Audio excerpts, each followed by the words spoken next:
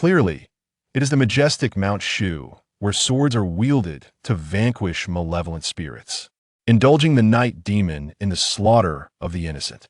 It is solely because the sect leader is a sworn brother of the demon lord, sharing a bond that transcends life and death, regardless of the astonishingly talented and infatuated elder brother.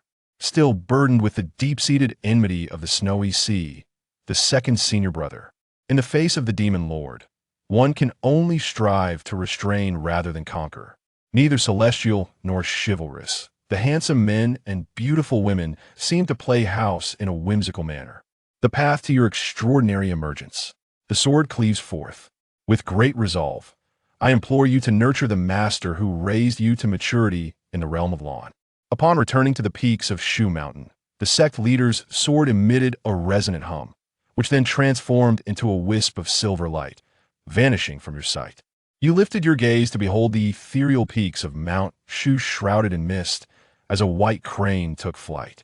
The white cranes of Mount Shu seldom venture beyond their familiar confines. Whenever they do take flight, it is often to escort the souls of departed disciples back to their realm. It is said that these ethereal birds possess the ability to guide the spirits of Mount Shu's disciples homeward. On this occasion, the number of white cranes soaring from Mount Shu is particularly abundant. The master of Mount Shu, that shameless old rogue, has returned. On the journey back, you had long been prepared, striding directly towards the main peak, amidst the bewildered and intricate gazes of the other disciples. Master Lingshu extended his broad, furry paw and gently patted your shoulder. You have performed admirably. The remaining 4 senior disciples also cast appreciative glances in your direction. The gazes of the 4 individuals momentarily converged upon you, their expressions a blend of uncertainty and contemplation. You had already steeled yourself for a return to Mount Shu, prepared to face the reproach of others and the disdain of your elders. After all, this could be regarded as your own farewell to the sect leader. It may differ from what one had envisioned. The master and several senior disciples continue to treat me as they always have, even displaying a hint of admiration in their eyes. Go and pay a visit to the master. After all, it was he who found you in the beginning. Now, as you accompany him on his final journey, this can be considered as fate. You nodded slightly, skillfully making your way into the western side of the main hall. Following the narrow path on the west, you proceeded towards the rear mountain.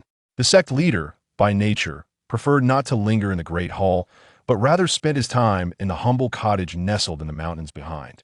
In the thatched cottage, the sect leader sits comfortably in his chair, his eyes closed as if he were in a deep slumber. The winds of Mount Shu seem to have softened and slowed to a gentle whisper. You suddenly recall the many years past, the 5th year of your extraordinary journey. From the initial thrill of discovering your transposition to the despair that has enveloped you over the years. There is no system, no external aid, no destined son of fortune, nor the support of a noble lineage. Deprived of all that modern society offers, even the basic sustenance becomes a luxury. Ultimately, you succumb to a serious illness, and in that moment, you can't help but feel like the unluckiest time traveler in history. The frigid days of winter are the most arduous to endure. Each year, countless individuals suffer from the biting cold. You should brace yourself for the challenges this winter brings. Then I encountered this rather unorthodox old man, the so-called master of Mount Shu, who claims to be the greatest in the world. This shameless old rogue saved me and deceitfully extracted me from my parents' grasp, all while maintaining a facade of righteousness, concealing ulterior motives within his seemingly innocent demeanor. Wandering the world with one's own spirit. Upon witnessing injustice, a resounding cry emerges, swiftly departing once the deed is done, engaging in furtive acts, galloping across the tumultuous plains, reclining atop the mountain, gazing at the myriad of stars, treading upon renowned mountains and vast rivers, seeking the origins of rivers. The white clouds shift and transform within the carousel of time. Your eyes suddenly sharpen as you draw your sword. The wind howls fiercely, and the snow falls even more relentlessly. This triad of swordsmanship, embodying heaven, earth, and humanity, you have diligently studied for many years. Since the day you encountered the old rogue, you have absorbed its essence as if it were your very breath. Yet, you remain grounded, never ascending to the realm of the heavens. The voice of the old rogue echoes in your ears, recalling that year by the lakeside, where the old rogue wielded a wooden staff, his sword energy slicing through the air, parting the mighty river. Remember, as a disciple of Mount Shu, it is our solemn duty to eradicate evil and uphold righteousness.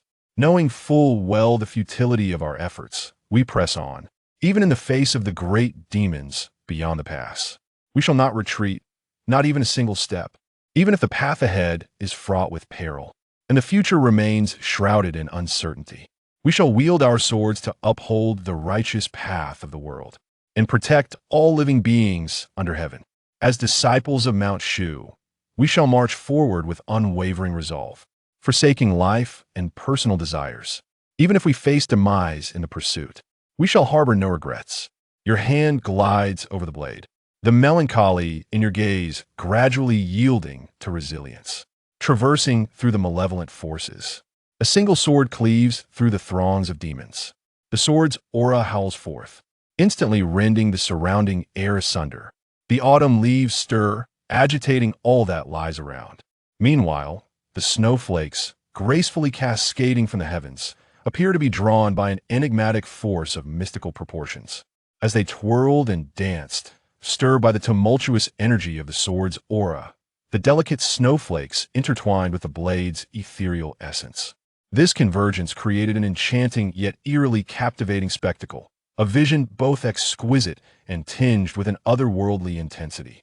Amidst the booming laughter, the old rogue, who was supposed to have departed, unexpectedly materialized before you. He reached out and playfully patted your head, sparing you from embarrassment. Upon hearing these words, you thrust your sword into the ground, kneeling on one knee, as the disciples of Mount Shu, with a heartfelt melody, bid farewell to their esteemed leader. Moments later, you departed from the back mountain along the narrow path. Upon raising your gaze, you beheld the silhouette of a figure perched upon a tree. It was the senior brother. Shuiyin sipped the wine and remarked softly, "The accomplishments I have failed to achieve, you have realized. You are indeed superior to me." You force a smile, albeit reluctantly. The Master Brother is a timeless marvel. Even the Seven-Night Demon Lord has openly acknowledged that. Had you existed in the same era as the Master Brother, you would undoubtedly have been overshadowed by his brilliance. The elder brother truly shines with a brilliance that is almost blinding. At times, his radiance makes one question whether he is, in fact, a prodigy from another realm, a favored child of fortune, while you remain merely a supporting character in this grand narrative. Although the old man is my biological father, I find it difficult to harbor any affection for him. As he spoke, he tossed a jade box to you, which was originally meant for me. Yet, I feel unworthy of it, so I bestow it upon you. Shuiyin sighed once more. The woman he cherished is to be wed. It is often said that the strong can alter fate. I possess strength, yet I could not save my father, nor reclaim the affections of the one I adore. Oh, pastoral song, do you not think I am a failure? If it were you, how would you win back your beloved? Upon hearing this, you fell into contemplation for a moment. I shall dedicate myself wholeheartedly to my cultivation and then strive to attain the path of immortality. Upon hearing these words, Shuiyin clenched his fists. I must reclaim her. Filled with fervor, Shuiyin leaped down from the tree. Indeed, Tai was right. Thank you, Mugu. I cannot be without her. Having said this, Shuiyin vanished from your sight. Master Brother, not really. You just entered the realm of the third level. The seventh day has yet to pass. Master Brother, are you feeling cold? You ride the sword and soar with the wind. Following the trace of Master Brother Shuiyin, you have pursued beyond Mount Shu. I have already lost my father. I cannot bear to lose her as well. The saying holds true. One only learns to cherish what they have after experiencing loss. This applies to my father, and it equally pertains to her. I shall not allow myself to regret any longer. Senior Brother, have you truly forgotten the original intention you held when you first embarked on the path of cultivation? You are absolutely right. I cherish her deeply. Upon hearing these words, you find yourself at a loss for words. It seems that your senior brother is utterly incapable of absorbing anything you say. His cultivation surpasses yours by a significant margin, and even if you were to exert all your efforts to accelerate, you would still be unable to catch up. Before long, you were cast aside by the other party. You found yourself halted amidst a dense thicket, letting out a sigh of resignation. The voice of the elder brother echoes from afar. If I were to lose her, what worth is it to gain the world? Oh, my infatuated senior brother, you have relinquished your pursuit of him, and are now preparing to report this matter to the sect. At that moment, a sudden cacophony of tumultuous sounds erupted from below. A figure was forcefully hurled downwards, hurtling directly towards you. Instinctively, you reached out your hand to catch it. The individual donned a cloak of profound black, complemented by a pair of delicate, fair hands and a visage of breathtaking beauty that could captivate one's very soul. This is quite a predicament. The plot is overly simplistic. It feels terribly clicked, with an uninspired formula. I am uncertain whether the woman's identity is virtuous or nefarious. To rescue her might invite unnecessary trouble, while refraining from doing so contradicts the ideals of a disciple of Shushan. At that moment, you observe the woman's injuries, which appeared to be the result of an assault by a practitioner of nefarious techniques. You narrowed your eyes slightly, hesitated for a brief moment, and then made your decision. Zhao Lu slowly opened her eyes. She gazed around in a state of confusion. A glance at her own body revealed that her clothing had been partially removed, and the wounds had been tended to. You have awakened. A clear and melodious voice resounds. Zhao Lu's heart fluttered slightly, and for a brief moment, a look of panic crossed her face. She turned her head and was momentarily taken aback. Who are you? Due to the prohibition of close relations between men and women, one is left with no choice but to resort to this desperate measure. Where are you? Zhao Lu glanced around. Aside from the paper figures, she failed to notice any signs of other individuals within the cave. I shall remain incognito. You may rest here in peace. I have already administered the purging pill to you. Do you know who is the one that has struck at your malevolent practices? Zhao Lu pondered for a moment. I am unaware of who they might be. As I traversed the midway, they suddenly ambushed me. Upon hearing this, you recall the bandaging you had just administered to the individual. Their attire, both inner and outer garments, was distinctly unlike that of ordinary folk. It is highly probable that they are offspring of royal lineage. Are there, perchance, 3 of them in total? Zhao Lu nodded at 7 o'clock. Please check if it is these 3 individuals. Please verify if it is this speaker. Zhao Lu followed the direction indicated by the paper figure and noticed 3 figures within the cave. It was them. Zhao Lu was momentarily taken aback. She believed her cultivation was among the finest of her generation otherwise. She would not have contemplated leaving the palace to wander the rivers and lakes. Who knows that upon stepping outside, one could be beset and struck without the slightest chance of retaliation. Now, it is evident that these 3 individuals have all succumbed to the prowess of their adversaries, thus illuminating the formidable strength of the opposition. Upon receiving a positive response, and after confirming that no threats remain, you gently speak. That is excellent. Now that the evildoers have been dealt with, my dear lady, you may rest and recuperate without concern. I shall take my leave. Wait a moment. The young hero extends a hand to rescue. Such immense kindness and grace cannot be repaid. If not in person, that would suffice. Yet, why is it that you refuse even to reveal your name or sect? I, for one, in the future, how shall I express my gratitude to the young hero? Do not concern yourself. It is merely a matter of vanquishing demons and dispelling malevolent spirits, a duty that falls within my purview. There is no need for you to dwell upon it. Having uttered these words, I did not wait for a response, but rather retreated into the distance. The paper effigy then ignited spontaneously before Zhao Lu, swiftly transforming into ashes that dispersed with the breeze, leaving no trace behind. Zhao Lu gazed at the scene before her, aware that the other party had departed. Suddenly, as if a thought had struck her, she hastily removed a purple crystal pendant that hung from her bag. This was a memory stone. The beauty of the purple crystal was truly exceptional. Even the most discerning cultivators would never mistake it for a mere trinket, such as a memory stone. Return to Mount Shu. You reported Master Brother's matter to Master Li Xuanxiao without omitting a single word. Upon hearing about the matters concerning the elder brother, Taoist Li Xuanxiao let out a deep sigh. He is indeed a person worthy of love. Let him be. Let be. The Master's orchid and the matters concerning Shui Yun have left Ling Su with a tinge of melancholy. Life is unpredictable. Sometimes when I reflect on it, I wonder why I must live so burdensomely. Had I not let go in the past, perhaps we would still be together. Upon hearing these words, you could not help but scoff inwardly. Master, your resolve is not as steadfast as it should be. After bidding farewell to your master, you return to the peak, burdened with worry. The most gifted and the foremost among the young generation of Shushan, the elder disciple, is now deeply ensnared in romantic entanglements. How shall he uphold the dignity of Shushan in the days to come? Let us revisit the esteemed Master Li Xuanxiao, who has assumed the mantle of leadership. He is none other than my own mentor. His Tao heart, though seemingly tranquil, remains steadfast and resolute. It is the best of times, a path to transcendence, an aspiration for eternal life, a dream cherished by countless souls.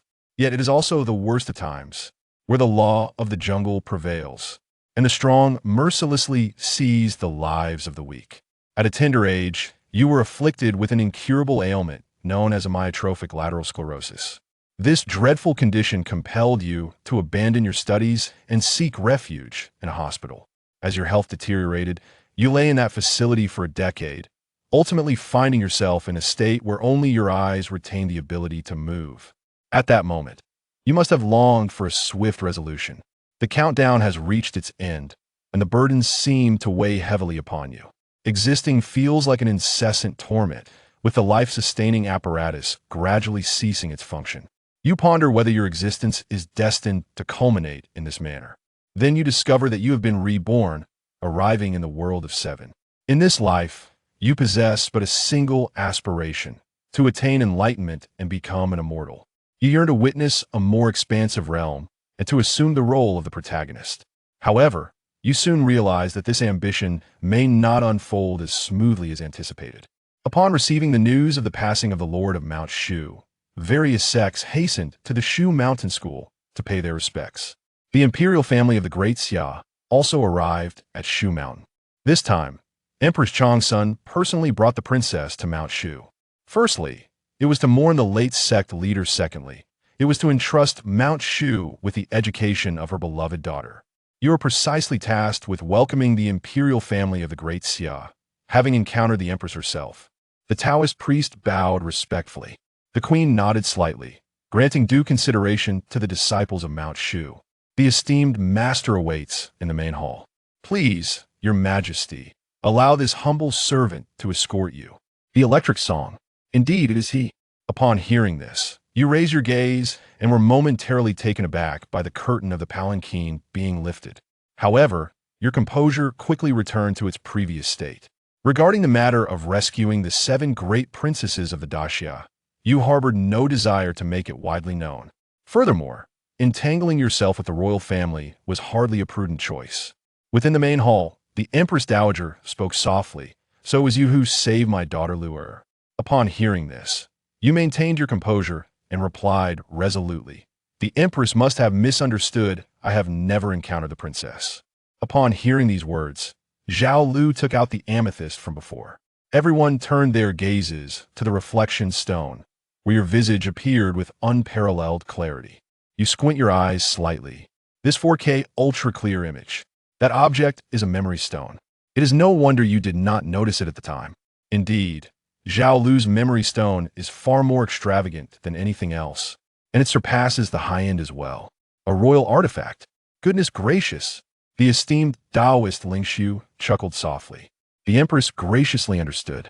My family's pastoral song embodies such serene indifference to fame and fortune. Wherever that may be, I must sincerely express my gratitude to him. If it were not for his presence, I fear my precious daughter will be separated from me in this world and the next. He is indeed the savior of my beloved child. You wear a smile that is neither awkward nor forced. Noticing the princess Zhao Lu across from you, who occasionally cast her gaze in your direction. Yet, when you glance over, Zhao Lu promptly lowers her head. In that instant, an unsettling premonition stirs within you. A few days later, the master's funeral concluded, and you returned directly to the 7 Mountain sect to resume your diligent cultivation. The 4th senior sister arrives with her sword, bearing a piece of unfortunate news. The master has consented to the queen's request to take Princess Zhao Lu as a disciple. I must say, that princess is truly beautiful. You, my friend, are indeed fortunate. Upon hearing this, you let out a helpless sigh. It is merely an empty vessel. The fourth senior sister, one, exchanged a few words with you before departing. Her real name is Su Wan, embodying the quintessential image of a pure and innocent maiden, akin to the leading lady in a fantastical romance or ancient drama. She is charmingly naive. Several senior brothers and junior disciples have shown her considerable affection and care, developing a fondness for her. This has caused displeasure among several female disciples, who occasionally create trouble for the fourth senior sister.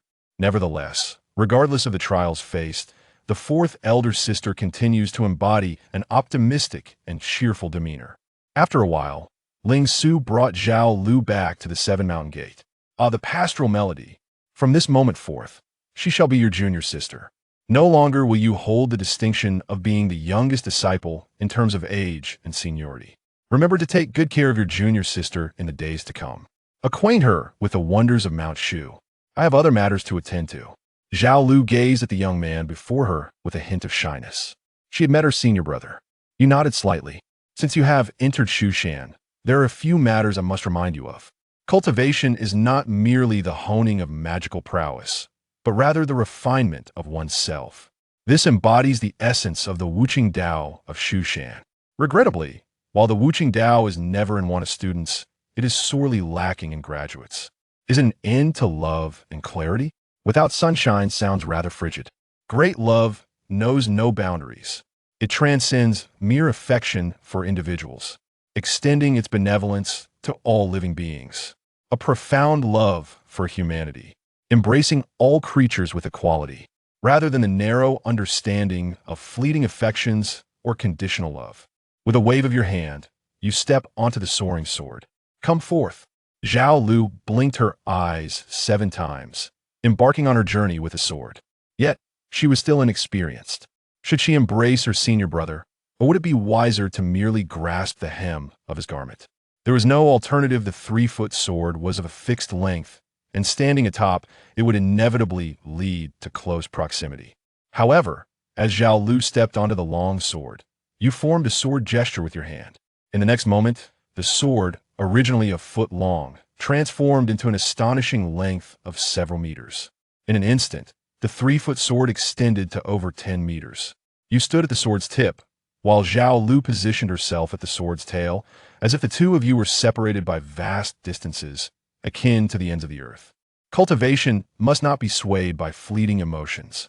Once you have resolved to embark on this path, you must be prepared. Now, imagine a powerful practitioner who has fallen in love with you, willing to oppose the world for your sake, causing untold suffering to countless beings. What are your thoughts on him? Such individuals truly exist. I find him rather infatuated. Imagine, then, that you are an ordinary citizen leading a life of simplicity each day. Though wealth and opulence elude you, contentment graces your humble existence. Your parents have arranged a splendid match for you.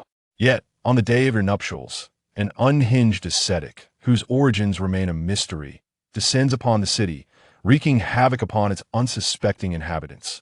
By a stroke of fortune, you manage to survive, only to behold the lifeless forms of your family and your betrothed, still adorned in resplendent crimson attire. At this, Zhao Lu fell into an immediate silence. Remember, this is not love. Behind it lies the snow and tears of countless souls, the heart-wrenching separation of families, and the accumulation of bleached bones. The celestial beings stir, while the world of mortals remains in turmoil. Understand. At this moment, please close your eyes. In your mind, conjure a vivid image, a tall and poised man, possessing striking features, as if he has stepped forth from the very fabric of a painting. This handsome figure will emerge in a moment of peril, to rescue you from impending danger. At that moment, time seemed to stand still. The surrounding clamor and chaos were entirely hushed. Only his resolute and powerful figure remained, indelibly etched in the depths of your heart. Since that breathtaking encounter, the threads of your destinies began to intertwine. Every inadvertent exchange of glances ignites like a flash of lightning, stirring ripples within the heart. Each soft whisper shared resembles a gentle breeze, bringing forth a sense of tranquility and delight. Gradually, An ineffable sensation of clarity and warmth begins to quietly spread between you. Your voice, imbued with magnetic charm, resonates like a celestial melody, gently enveloping Zhao Lu and effortlessly guiding her into that dreamlike realm of serenity. Zhao Lu cannot help but be reminded of her elder brother, who rescued her from the clutches of a languid existence. At this moment, your tone shifts dramatically. But one day, you uncover that he is a member of the demonic sect, an adversary of righteousness. The innocent lives in his grasp, along with the bodies of virtuous individuals, could tower into mountains. What course of action should you pursue? Zhao Lu is facing great difficulties. It is of no consequence. Please express your genuine thoughts. Zhao Lu took a deep breath. I should have confronted him. Indeed, this is the answer that my senior brother desires. I must not present myself before him as if I were a pure, innocent girl enamored with love. I should let him go, severing all ties with him.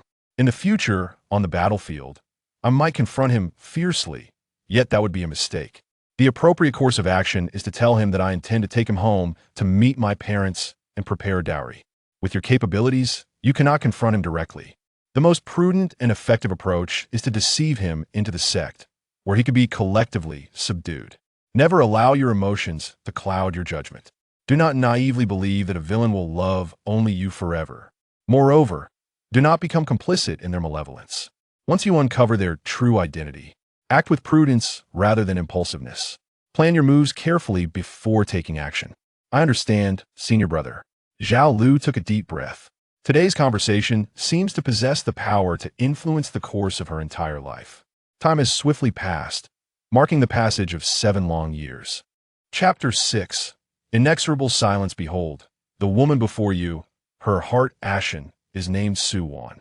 At this moment, she kneels in the main hall, wrongfully accused. Fourth Senior Sister, I know not what grievance you hold against me, that you would wield such venomous intent.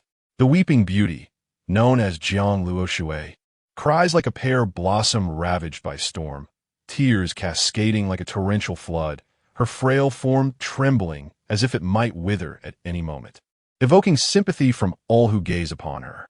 In stark contrast, Su Wan's countenance is frigid. She regards Jiang Luoshui with disdain, weary of the incessant accusations hurled her way. The Elder of Law observes both Jiang Luoshui and Su Wan, declaring, Su Wan, the wounds upon Jiang Luoshui bear the distinct mark of your sword. What is your explanation? All eyes turn toward Su Wan, who casts a hopeful glance at her senior brother, Murong Mo, yearning for him to speak on her behalf. Yet, Murong Mo remains silent, and despair washes over Su Wan.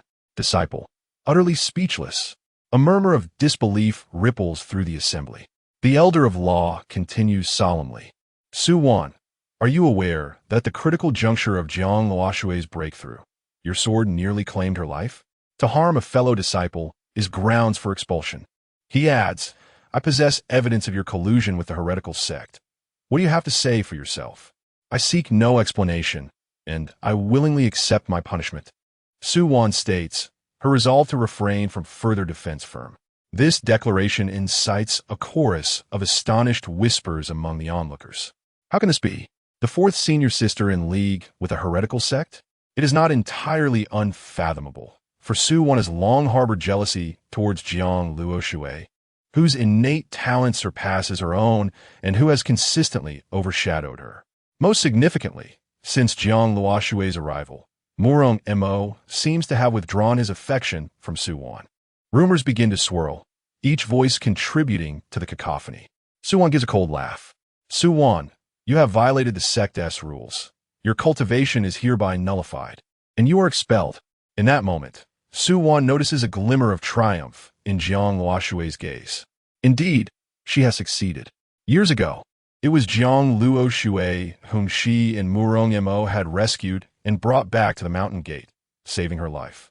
Su Wan had been her savior during her initiation, providing her with the finest resources for cultivation and even venturing down the mountain to procure life-saving medicine, sustaining severe injuries in the process.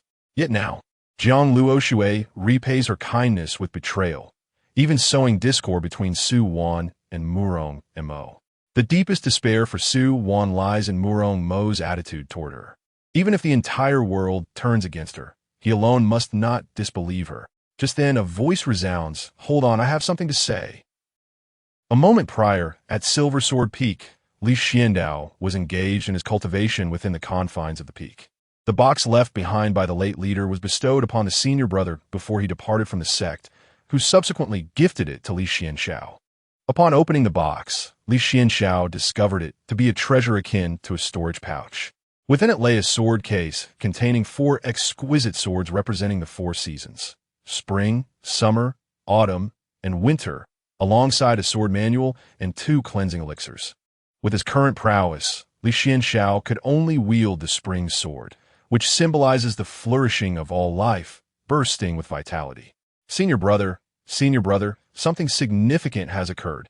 A breathtakingly beautiful visage intruded upon Li Xuanxiao's field of vision. This countenance was akin to a meticulously carved jade, with delicate and smooth skin emitting a subtle luster, reminiscent of warm, white jade. Her brows arched like distant mountains cloaked in mist, her eyes sparkling like autumn waters, and her nose was petite yet perfectly formed. Zhao Lu reached out to tug at Li Xuanxiao's sleeve, but he effortlessly brushed her aside. "Let us discuss the matter at hand. Senior brother, the 4th sister is in trouble." "When is she not in trouble?" Li Xuanxiao replied with a hint of exasperation. As the sect's most naive and innocent flower, she had long ago brought Jiang Luo Shui to the mountain gate, and Li Xuanxiao had discerned her nefarious intentions early on, having subtly cautioned 4th sister Su on multiple times. Yet to no avail. Li Xuanxiao couldn't help but recall the female-centric novels he had read previously. According to the narrative, the next sequence of events should involve the junior sister framing the senior sister, leading to the latter being subjected to public scorn and blame. She would be stripped of her cultivation, have her roots severed, and endure countless tortures executed by her beloved Murong Xixiao. Subsequently, the senior sister would despairingly leave Shushan, only to experience a rebirth from despair, reversing her fate. Convinced that the world had forsaken her, she would question the significance of adhering to the righteous path, ultimately turning to the demonic sect. "Do you not suspect my collusion with the demonic sect? Then I shall truly conspire." The tale would culminate in the annihilation of all of Shushan, with Murong Xixiang emerging to halt the 4th sister, their relationship a tumultuous blend of love and enmity. As for Shushan and the innocents, they would likely have already transcended to a new life by then. When asked how Li Xuanxiao knew so much about these narratives, he simply replied, "It is merely familiarity."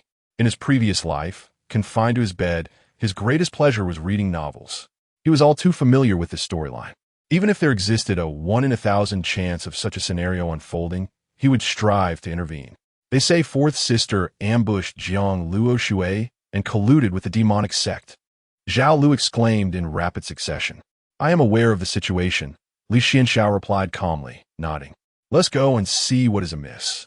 The sect truly offers no respite these days." He then proceeded with Zhao Lu towards Tongtian Peak. "I have something to say." Having listened intently, Li Xuanxiao now stood forth, drawing the attention of the crowd. 4th sister Su Wan, who had previously closed her eyes, now opened her autumn-like gaze, looking at the junior brother with confusion. Li Xuanxiao gently cleared his throat and inquired, "Sister Jiang, did you witness with your own eyes that it was Sister Su who attacked you?" "Indeed, I saw it firsthand, and the wounds on my body can attest to that," she affirmed. "I too witnessed the event." Another female disciple cautiously interjected. "When did this assault occur?" Li Xuanxiao pressed further. "At the hour of the tiger today. 4th sister was meditating in her cave and did not leave," Jiang Luo Shui replied.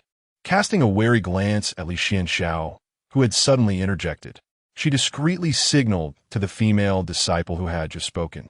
The disciple then remarked, "Can your solitary testimony confirm that she remained in the cave the entire time?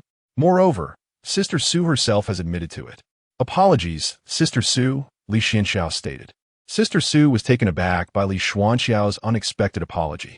He raised a twin-image recording stone and declared, "I have been monitoring Sister Su's every move in her cave for the past 5 years. Her actions have been under my scrutiny, and I can confirm that Sister Su did not leave during the hour of the tiger." Sister Su remained speechless, and Li Xuanxiao's words left everyone present in profound silence. Chapter 7. Why could it not be me? All present were taken aback. Surveillance. Initiated 5 years ago. Does that imply that everything Fourth Sister did in her secluded abode, including bathing and changing clothes, could it mean that another disgrace has emerged from Mount Shu? Fourth Sister, Su Wan, quickly sensed the awkwardness, her delicate face flushed with embarrassment as she shot an annoyed glance at Li Xuanxiao. Zhao Lu gazed at Li Xuanxiao in disappointment, her thoughts racing. Senior brother. Has he been taken away by someone else? Is he interested in women? Then why could it not be me? Before anyone could fully comprehend the situation, Li Xuanxiao continued. Ladies and gentlemen, please observe the entirety of Fourth Sister's activities today. He activated the recording stone, revealing its contents to the assembly. The scene displayed Su Wan preparing to loosen her garments. Li Xuanxiao maintained his composure, swiftly skipping over the provocative image. Some male disciples glared at him, muttering their discontent. Could you not be a bit slower? The footage indicated the time as the hour of Yin, showing Su Wan meditating in her cave residence, remaining there undisturbed until the hour of Chun. This, Jiang Luo Shui immediately protested, but I witnessed it with my own eyes, and how do you explain this wound on my body? Nearby, the female disciples echoed her sentiments. Exactly. I too saw it with my own eyes, I would not mistake it. Su Wan remained silent, merely casting a disappointed glance at Jiang Luo Shui. Li Xuanxiao felt utterly exasperated. It was as if one could not elicit a response from someone so utterly spineless. Why not speak up? You could offer an explanation. If someone wrongs you, you should clarify. Reluctantly, Li Xuanxiao asked, all right, then may I inquire why Fourth Sister would ambush you? In other words, why would she brazenly attack you without even attempting to disguise herself, wielding her own sword? If Fourth Sister truly harbored a deep-seated hatred towards you, do you believe she would employ such a foolish tactic? Even if successful, what benefit would it bring her? If she truly sought revenge, wouldn't it be far more effective to ensure you disappeared during tasks together? Jiang Luo Shui found herself at a loss for words. The other disciples, who had been merely spectators, nodded in contemplation, recognizing the validity of Li Xuanxiao's reasoning. Su Wan cast a complex glance towards him. Li Xuanxiao continued, therefore, based on this reasoning, the assailant cannot be Fourth Sister. Now, who do you propose it might be? Jiang Luo Shui, agitated, retorted. Perhaps someone is secretly attempting to frame Fourth Sister. Li Xuanxiao remained unfazed, asserting that this matter required thorough investigation by the sect. Consider the timing of the evidence linking Fourth Sister to the demonic cult. It is evident that someone is orchestrating a trap for her. The elder enforcer nodded, recognizing that it was not entirely his fault for being misled. Primarily, Jiang Luo Shui had laid all the evidence before him. Meanwhile, Su Wan, in response to any inquiry, wore a cold expression, as if the entire world owed her something. It is not so. In conclusion, one might say, there is no way to defend oneself. It is utterly unacceptable that someone seeks to incite discord among the disciples of our sect. This matter must not be swept under the rug. Su Wan has unjustly suffered today. Jiang Luo Shui, rest assured, the sect will unearth the true perpetrator behind the attack on you. It appears that you have misunderstood your fourth senior sister. Jiang Luo Shui bit her lip, harboring intense resentment towards the unexpected intrusion of Li Xuanxiao. She wondered whence he had emerged.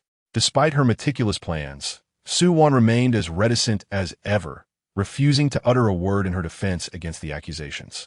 According to her scheme, Su Wan should have already been stripped of her foundation and expelled from the sect. Jiang Luo Shui would ascend smoothly and win the affections of Brother Muro. Who would have anticipated this?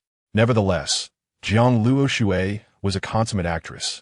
No matter how deep her hatred ran, she managed to force a smile and said to Su Wan, fourth senior sister, it was Luo Shui who misunderstood you. Please do not hold it against me. The mastermind behind this is exceedingly cunning, but fortunately, Brother Xuanxiao is here to vouch for you. In truth, Luo Shui also believes in your character. If blame is to be assigned, it should fall upon the malicious schemer behind it all. Su Wan cast a cold glance at Jiang Luo Shui before turning to depart. Jiang Luo Shui, feeling aggrieved, let tears flow. What to do? It seemed her senior sister was indeed angry with her. The others in attendance offered their comfort. It's all right. Ultimately, this is not your fault. Indeed, little junior sister, you're also a victim in this affair. Brother Morong, you have always maintained a good relationship with fourth senior sister. I know she must be upset with me. Could you please help me apologize to her? Jiang Luo Shui looked at Murong Mo with imploring eyes. Murong Mo nodded reassuringly. Do not worry. Wanner is magnanimous and will not hold such trivial matters against you. I shall go and persuade her. Thank you, senior brother. You are the best. Witnessing this scene, Li Xuanxiao and the crowd expressed his exasperation. I merely wish to cultivate in peace. Must you all create such disturbances? The unfolding narrative undeniably mirrored the tropes of female-centric novels. Just as Li Xuanxiao was about to take his leave, a voice resonated. As for you, Li Xuanxiao, the voice belonged to the elder of law enforcement. You have spied on the senior sisters within the sect, and even installed twin viewing stones in their abodes. What punishment do you deserve? All eyes turned towards Li Xuanxiao. He shrugged nonchalantly. When he had covertly installed the viewing stones in Su Wan's abode 5 years prior, he had anticipated such a day. Thus, he was prepared to face the consequences. 5 years ago, Jiang Luo Shui had already engaged in various dubious tactics.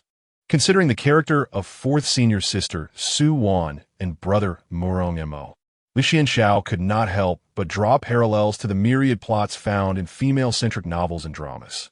Su Wan, wrongfully accused by Jiang Luo Shui, faced expulsion from the sect, only to turn dark and seek vengeance against Xu Shan.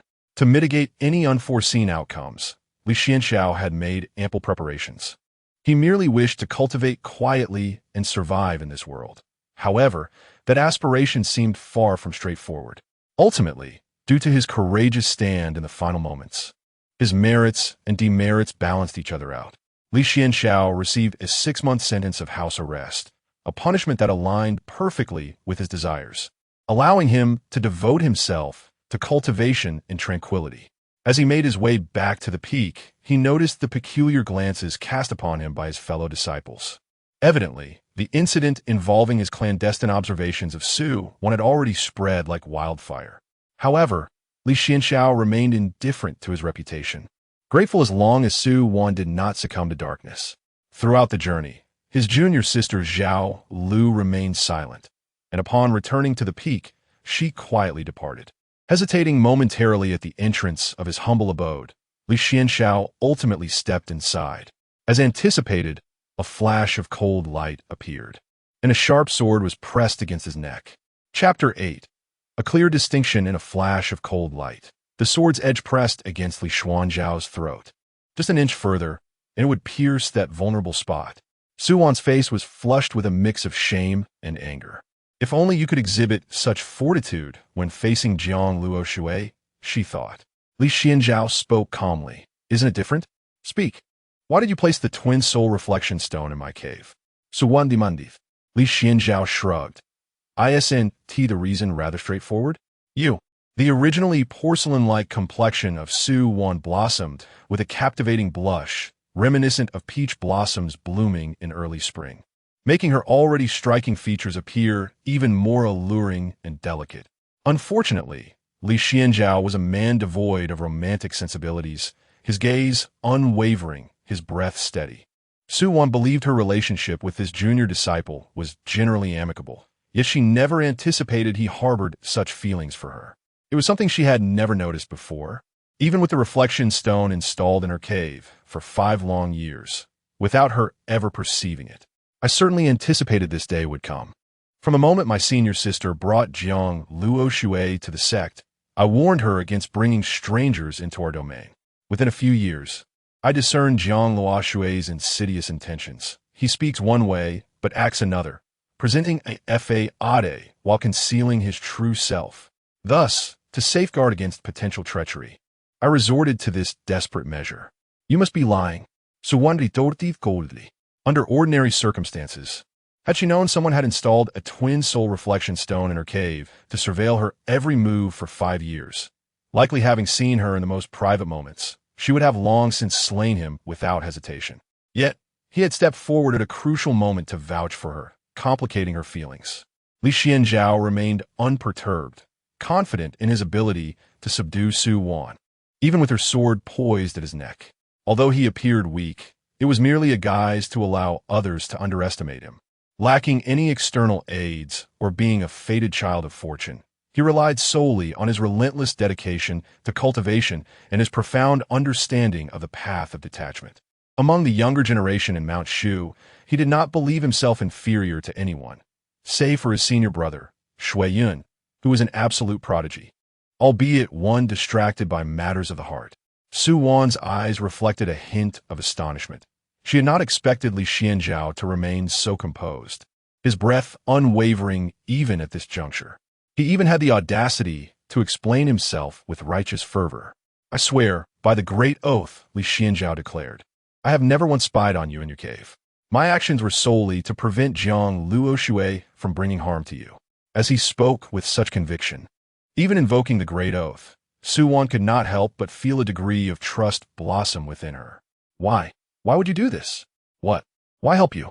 We are fellow disciples, supporting one another. Assisting you is tantamount to aiding Mount Shu and, ultimately, aiding myself." Su Wan's expression shifted slightly. "Merely a subtle change. I must remind you, Senior Sister, that in the future, when faced with such situations, do not merely regard others with a cold demeanor. Not everyone will comprehend your silent explanations. You must articulate your defense. Even the slightest opportunity should be seized to clarify matters. Otherwise, today, this incident may well recur." Su Wan set down her sword. Li Xuanxiao smiled faintly, saying, "Senior Sister, I hope you exercise greater caution in the future. Thank you for today. You're welcome. And do not install any more dual-image stones in my dwelling." "Understood." Su Wan departed from the cottage, while Li Xuanxiao shook his head with an amused smile. "For Senior Sister, Murong is not quite as you envision. Be careful." As Su Wan left the Silver Sword Peak, her heart was a tumult of emotions. Does Li Xuanxiao have feelings for me? Indeed, if he did not harbor affection, why would he go to such lengths for my sake? His plans had commenced 5 years ago. No, even earlier, when I brought Jiang Luoshui back to the sect. He had cautioned me then, though I had not paid it much heed. Reflecting now, however, from previous signs, there appeared to be no indication of his affection towards me. Li Xuanxiao was recognized throughout the sect as the diligent junior disciple, devoted solely to cultivation.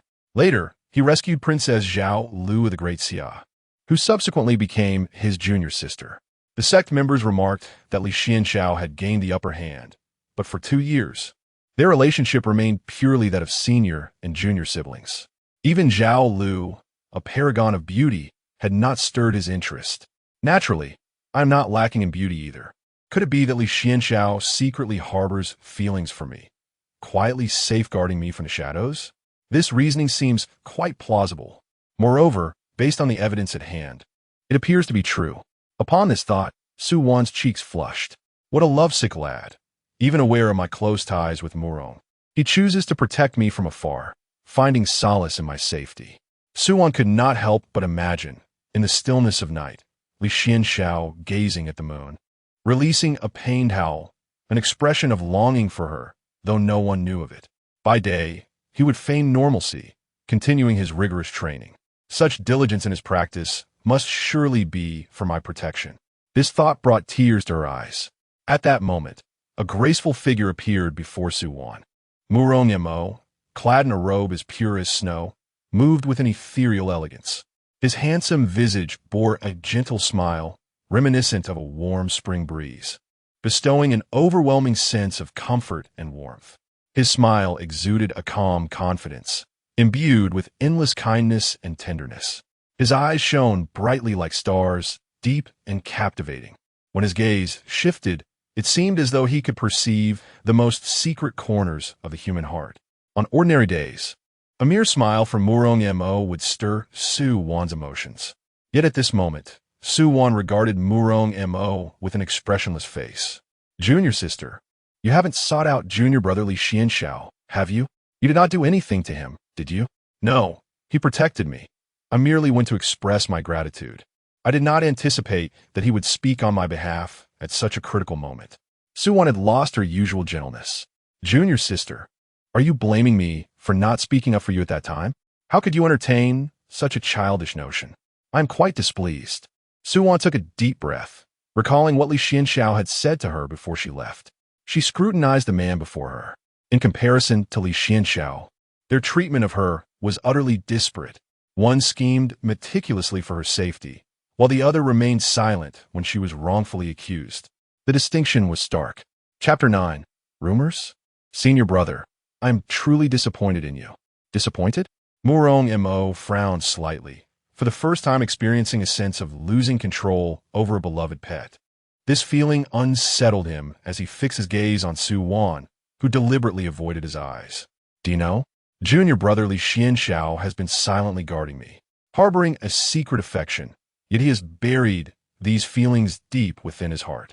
And you, senior brother, truly let me down. Li Xuanxiao, the one who placed the twin projection stone in your cave, he is not a pervert.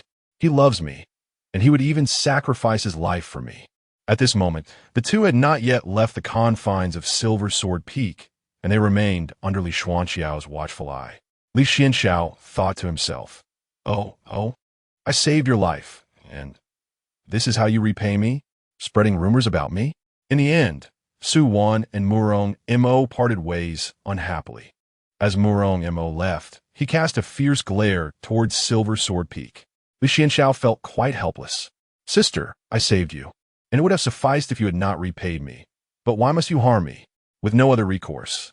Li Xuanxiao took out a small notebook and jotted down the date when Murong Mo first expressed dissatisfaction towards him.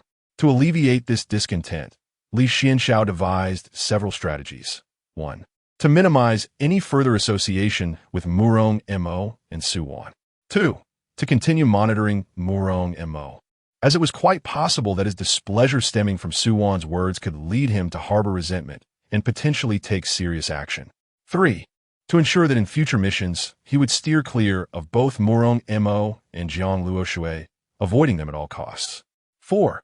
To gather information on Murong Mo and Jiang Luoshui's magical artifacts, cultivation levels, combat strategies, and so forth. Should the day come when confrontation was inevitable, he must ensure his own survival. As he wrote this, Li Xuanxiao couldn't help but shake his head. Indeed, he despised trouble the most. In an effort to prevent Sister Su Wan from possibly turning against him, he had inadvertently offended both Murong Mo and Jiang Luoshui. With a sigh, he resigned himself to the notion that he would face whatever challenges arose. The following evening, Li Xuanxiao returned to his humble abode. He had intended to take advantage of Murong Mo's absence to place another twin projection stone in his cave, but found no opportunity. Through indirect inquiries, he had learned of Murong Mo's two commonly used magical artifacts. As for Jiang Luoshui, although her cultivation was vastly inferior to Murong Mo's, caution was of utmost importance. Who could say if she possessed any hidden trump cards? Alchemists were known for their myriad tricks, and it was not uncommon for them to produce artifacts capable of leveling the playing field in combat. Li Xuanxiao pushed open the door to his abode. Upon entering, he was greeted by a breathtaking scene that quickened his heartbeat. The interior was lavishly adorned, with flickering candlelight casting a dreamlike glow throughout the room. The air was thick with a rich, enchanting fragrance that seemed to possess a magical quality, luring one into a state of blissful intoxication. In one corner of the room stood a beautifully crafted incense burner. The air within the room is filled with wisps of delicate smoke, rising like gossamer, adding an enigmatic hue to the already ambiguous atmosphere. Following the tendrils of smoke, one's gaze is drawn to a large, soft bed situated at the center of the room. Upon the bed lies a woman, reclining gracefully. Her figure is enchanting, her curves exquisite, draped only in a sheer, translucent veil that subtly conceals her jade-like skin, appearing especially alluring in the dim light. Through the fabric, her slender waist and elongated legs can be faintly discerned, along with the gentle rise and fall of her bosom, all so tantalizing, inviting endless imagination. The woman slightly turns her head, addressing him. Senior brother Li Xuanxiao remains unfazed, retorting, "Who invited you to my bed?" "Senior brother, I think I might be poisoned." "Poisoned?" Li Xuanxiao raises an eyebrow. "Yes, I feel dizzy, my vision is blurred, and my body is warm, Zhao Lu says, placing a hand on her forehead. Is there any other symptom? Li Xuanxiao inquiras, se atacalmly. As for the rest, I don't know, I feel so faint. Senior brother, come closer and check my pulse. With that, Zhao Lu collapses onto the bed as if she has fainted. Li Xuanxiao, composed, picks up a teapot and pours himself a cup of tea. Such fine acting, truly worthy of a young heartthrob. He muses, deftly flicking his fingers to send a black elixir precisely between Zhao Lu's lips. Senior brother, what is this? Did you not say you were poisoned? This is an antidote, Li Xuanxiao explains nonchalantly. It will help expel the toxins from your body. Zhao Lu's expression shifts dramatically.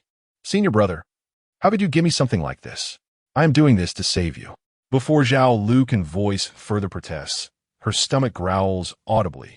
Clutching her abdomen, she exclaims, Yuval, senior brother, I shall never speak to you again. With that, she storms out of the hut.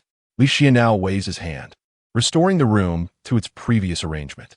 The substance he had given to his junior sister was not a purgative, but rather a beauty elixir. Li Xuanxiao was not oblivious to her affections. However, he knew that women could significantly distract from cultivation.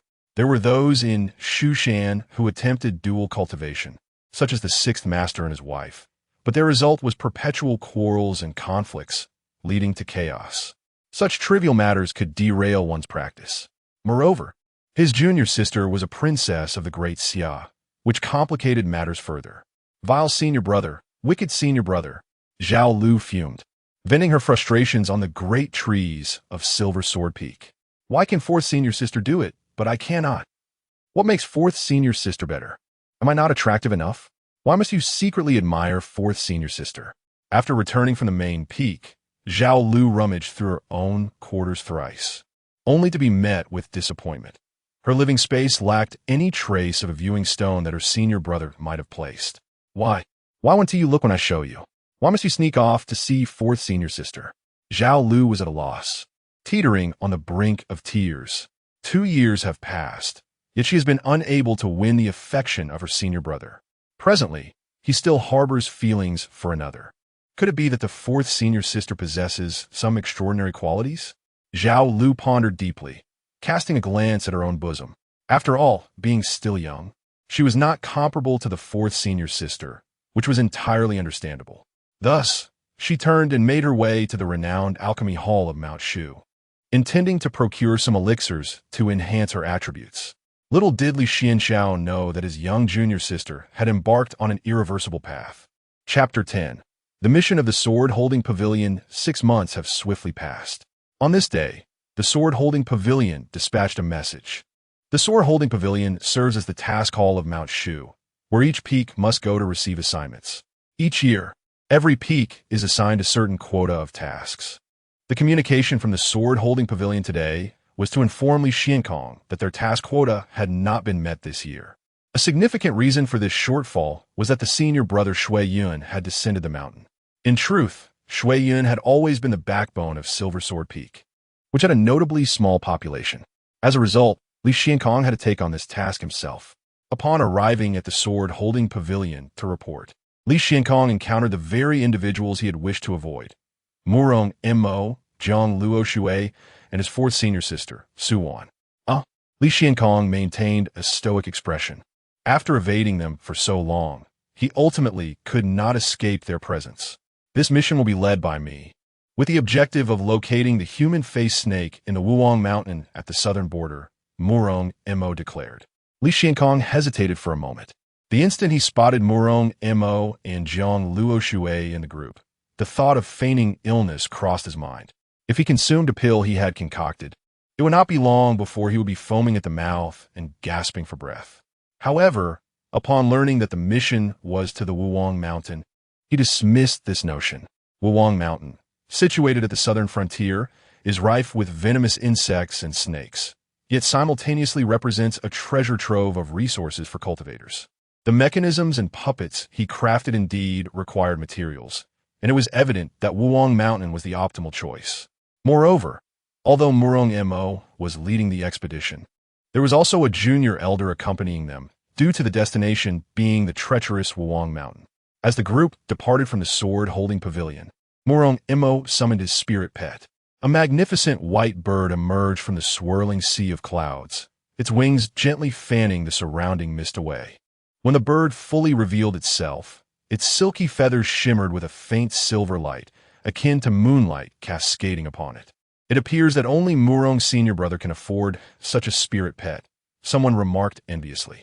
Murong Mo beckoned everyone to board the spirit pet.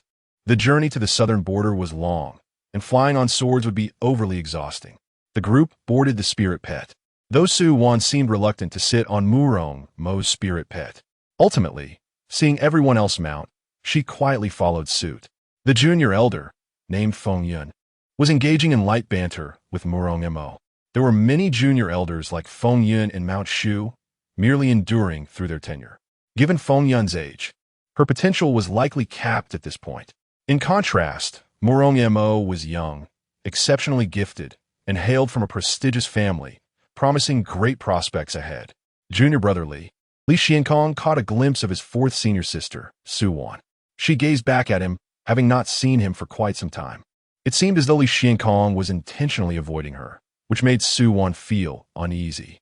She worried that perhaps her own matters had caused Li Xuanxiao to feel uncomfortable meeting her, leading him to retreat into avoidance. At this moment, Li Xuanxiao's expression remained composed as he gazed at her, devoid of the anticipated fluster. Su Wan couldn't help but ponder. Indeed, he still appeared indifferent on the surface. Yet internally, his heart raced almost to a halt at the mere fact that she had engaged him in conversation. Should Li Xuanxiao have been privy to Su Wan's thoughts? One could only wonder what his reaction would be. Senior sister, you certainly possess a vivid imagination, he mused inwardly. Li Shidi, if you require anything upon arriving in the southern wilderness, I shall assist you in your search, Su Wan offered. Thank you, senior sister. But these trivial matters need not trouble you. Li Xuanxiao politely declined her offer. He was still anxious, Su Wan noted to herself.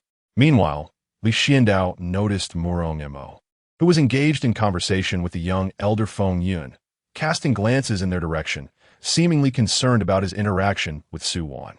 Senior sister, please refrain from inciting enmity on my behalf, he thought with a hint of helplessness. 3 days later, it arrived above Wuwang Mountain. The group disembarked from the Great Bird, landing on a narrow path through the woods. The southern wilderness was perpetually shrouded in toxic miasma. Although Wuwang Mountain lay on the periphery, it should not be underestimated. Young elder Feng Yin awaited them from above. Murong Mo briefly assigned positions, entrusting the task of clearing the path to Fan Jiu and 3 other disciples, including Li Xuanxiao. Due to the miasma, cultivators typically struggled to replenish their true essence within Wuwang Mountain. However, they would inevitably encounter various flora and fauna, poisonous insects, and serpents obstructing their way, necessitating someone to forge ahead. With the highest cultivation, Murong Mo was the primary force against the man-faced serpent. Thus, conserving his true essence was paramount. Xiandao, do take care, Murong Mo said, patting his shoulder and offering a gentle smile. Li Xiandao responded with a nonchalant nod. Brother, my cultivation is weak. You must protect me well, Jiang Luo Shui playfully implored Murong Mo, who affectionately ruffled her hair. Witnessing this scene, Su Wan scoffed softly. She turned to Li Xuanxiao. Li Shidi, allow me to take over the task of clearing the path. Though Su Wan meant well, Li Xuanxiao felt an inexplicable discomfort. Am I not part of your endeavor? He shook his head, choosing to decline her kind offer. The group swiftly pressed onward, with Li Xuanxiao leading at the forefront. After a short while, they encountered their first obstacle, a venomous snake, its body a striking shade of emerald green. It suddenly emerged, catching Li Xuanxiao off guard. Be careful. Fortunately, a disciple behind him reacted swiftly, drawing his sword and cleaving the serpent in two. Are you unharmed? I am fine, thank you. As the others observed this, a sense of disdain inevitably arose within them. The green serpent was of low cultivation, having concealed itself among the trees, something they had all noticed. But Li Xuanxiao had moved too swiftly. Su Wan stepped in front of Li Xuanxiao, assuming the responsibility of clearing the path. I shall lead now, she declared. Murong Mo watched the unfolding scene with a cold gaze. The team pressed onward, soon encountering an attack from a spider with a modicum of prowess. However, through their seamless cooperation, They swiftly overcame the foe with remarkable efficiency.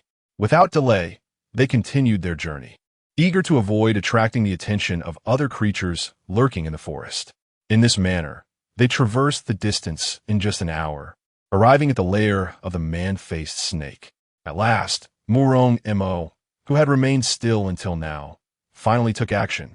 With a flick of his wrist, the renowned thunder sword in his hand transformed into a dazzling array of light, reminiscent of a brilliant lightning bolt streaking across the night sky. In an instant, the thunderous light surged forth, akin to a tumultuous tide, rushing towards the man-faced snake. Yet, the creature was no ordinary adversary. It nimbly dodged Murong Mo's ferocious initial strike. However, it barely had time to breathe a sigh of relief before it found itself ensnared in a far more perilous predicament. Murong Mo had already established a cage of sword energy, eagerly awaiting the creature to ensnare itself within. At this moment, Murong Mo gripped the thunder sword firmly in his right hand, each swing releasing a cascade of radiant lightning. Meanwhile, his left hand deftly wove intricate spells, sending forth mysterious runes that merged with the surrounding sword energy, enhancing the cage's formidable power. Before the others could intervene, the man-faced snake collapsed to the ground under the weight of Murong Mo's assault. The group erupted in exclamations of admiration. Truly, Murong Xixiang is remarkable. His prowess is unparalleled. We are but shadows in his presence. It seems our role is merely to accompany Murong Xixiang on this excursion.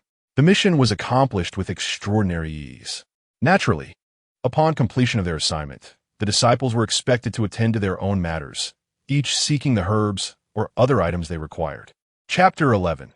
Hunting and anti-hunting. I intend to seek a rare herb and venture deeper into the southern wilderness, Murong Mo declared. This was customary.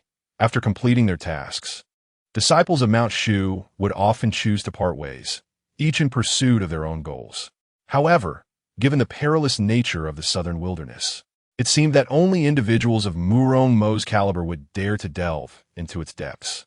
Jiang Luoshui had originally wished to follow her senior brother Murong without fail, but upon hearing his intention to venture further into the treacherous terrain, she abandoned that notion.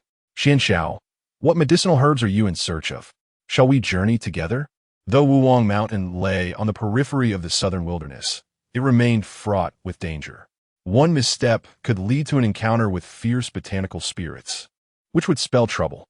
Thank you for your kindness, Senior Sister, but I prefer to hone my skills alone. Li Xuanxiao politely declined Su Wan's offer once more.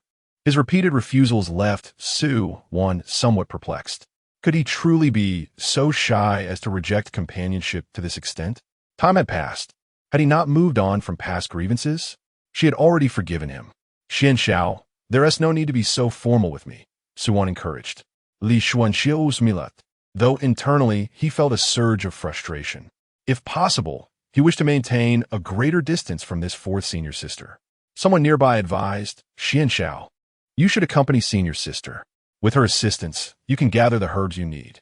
Acquiring herbs is secondary. The primary goal is my own training. You need not worry, my fellow seniors. I simply wish to proceed with caution. With that, Li Xuanxiao took his leave, soaring eastward on his sword, not pausing for further discussion. In the southern wilderness, soaring at great heights was impractical, so he advanced close to the ground, disappearing in the blink of an eye, leaving Su Wan frowning in his wake. What is the matter with him? Su Wan Pandith, Fan Jiyu, overwhelmed with envy, expressed disbelief that Li Xuanxiao would refuse to travel alongside Senior Sister Su. Indeed, Senior Sister, do not take offense. Perhaps Li Xuanxiao harbors some unspoken concerns. Jiang Luoshui remarked playfully, implying that Su Wan's warm advances had been met with cold indifference, igniting her indignation. Su Wan cast a cold glance at Jiang Luoshui, but chose not to respond. Murong Mo suggested, Junior Sister Su, why not accompany me into the depths of the southern wilderness? Feigning ignorance, Su Wan observed that Li Xuanxiao was resolutely unwilling to accompany her, and thus she relinquished the idea of pursuing him. After a moment's hesitation, she chose a different path on her own. Murong Mo glanced deeply in the direction Su Wan had taken and murmured, This was the final opportunity one offered. He then departed as well, while Jiang Luoshui formed a small party with the remaining two, continuing their journey. Li Xuanxiao advanced swiftly, weaving through the forest. Sighing softly, he covered over 30 miles in a single breath. Is it truly so? He fervently hoped he was merely overthinking the situation, but it seemed otherwise. After resting for a brief moment, he pressed onward. After such a day, Li Xuanxiao created a rudimentary magical array at the spot. With his sword, he inscribed a circle upon the earth, then seated himself within it, closing his eyes to regulate his breathing. The bright moon hung overhead, resembling a silver disk casting its cool luminescence, illuminating the tranquil yet shadowy forest. In this enveloping darkness, Li Xuanxiao, who had kept his eyes tightly shut as if in slumber, suddenly opened them without warning. His gaze sparkled with a fierce brilliance, as if capable of unraveling the secrets concealed within the night. In an instant, a cold light surged toward him like lightning from behind, moving with such speed that it was nearly imperceptible. This cold light was an exceptionally sharp, flying sword, piercing through Li Xuanxiao's body at an extraordinarily cunning angle. Remarkably, despite the sword's tremendous power, the emitted sword energy was not only astoundingly sharp, but also exceedingly precise. It did not provoke violent disturbances in the surrounding air, nor did it wreak havoc upon the environment. The flying sword effortlessly pierced through the fallen leaves on the ground, as if traversing a mere layer of thin paper. Subsequently, it vanished silently into the sturdy trunk of a tree not far ahead, leaving behind a minuscule, nearly imperceptible hole. Throughout this breathtaking assault, not a hint of breath escaped. Not even the slightest sound was made, as if the assailant was exceedingly cautious, fearing that even the faintest noise might betray the anomaly occurring here. The attacker gradually revealed himself. Murong Mo gazed at Li Xuanxiao's lifeless form with indifference. Yet, in the next moment, the corpse erupted into a cloud of poisonous mist. Murong Mo raised an eyebrow, hands clasped behind his back, displaying no sign of anxiety. An impressive illusion, indeed. What a pity your cultivation is too feeble. The poisonous mist did not affect Murong Mo in the slightest, lingering just outside his protective aura. Li Xuanxiao reappeared. Senior brother, is it truly necessary to resort to such lethal measures? You repugnant wretch. There are matters in which you ought not to interfere, yet you insist on meddling and stealing my woman. Are you not courting death? Moreover, you possess the marrow-cleansing pill left by the sect leader. Hand it over to me. At that moment, Murong Mo had entirely shed the amiable demeanor he had previously exhibited on Mount Shu. To his fellow disciples, he was a gentleman of refined manners, humble, courteous, and kind, even towards the disciples of the most menial peaks. Yet, the Murong Mo before them was a stark contrast, almost unrecognizable. What is mine I may relinquish, but you cannot seize it. You certainly cannot take it by force. Such domineering declarations echoed in Li Xuanxiao's mind, eliciting a silent scoff. Initially, he had wished for a swifter demise for Murong Mo, but alas, he had proven to be quite the nuisance. Murong Mo was acutely aware of Li Xuanxiao's capabilities. Just recently, he had witnessed Li Xuanxiao in action and could only describe it as utterly unremarkable, even against an opponent of equal cultivation. Murong Mo held absolute confidence in his ability to defeat him. Moreover, he stood a full realm above his adversary. Your fate is to perish here. From the moment you accepted the mission from the Sword Exchange Pavilion, you have unwittingly stepped into my trap. I shall not elucidate further, for I fear you will remain in the dark until your last breath. Murong Mo remarked with a hint of indifference. You are courting death yourself. Had you chosen to accompany junior sister Su Wan, I would have found it challenging to strike. Yet, you have opted to venture alone. I have offered you more than one opportunity, but alas, it seems fate is not in your favor. Li Xuanxiao smiled faintly, providing no further explanation. He reached behind him to unfasten the sword box. Spring. The sound of sword echoed. A blade glimmering with cold light surged forth from the box. Brother, perhaps you have misunderstood. I am by no means inferior to you. Li Xuanxiao no longer restrained his cultivation. Murong Mo's expression shifted slightly. Foundation establishment. The aura emanating from him had even reached the late stages of foundation establishment. How could this be possible? Murong Mo attempted to summon his treasured sword. Too late.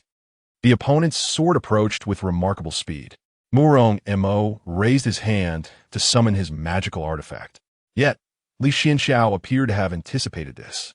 In the thicket behind Murong Mo lay traps meticulously laid by Li Xuanxiao. Two scorpion puppets launched their venomous needles. Chapter 12. The true strong ones before him. A flying sword, and behind him lay two puppeteered scorpions, poised to unleash their venomous stingers. At this moment, Murong Mo remained oblivious to the gravity of the situation. He had just been astounded by Li Xuanxiao's cultivation levels. Qi refinement, foundation establishment, golden core, nascent soul, spirit transformation, body integration, tribulation crossing, and great ascension. A practitioner with a Qi refinement level above the third tier possesses sufficient spiritual energy to wield low-tier spiritual artifacts and talismans.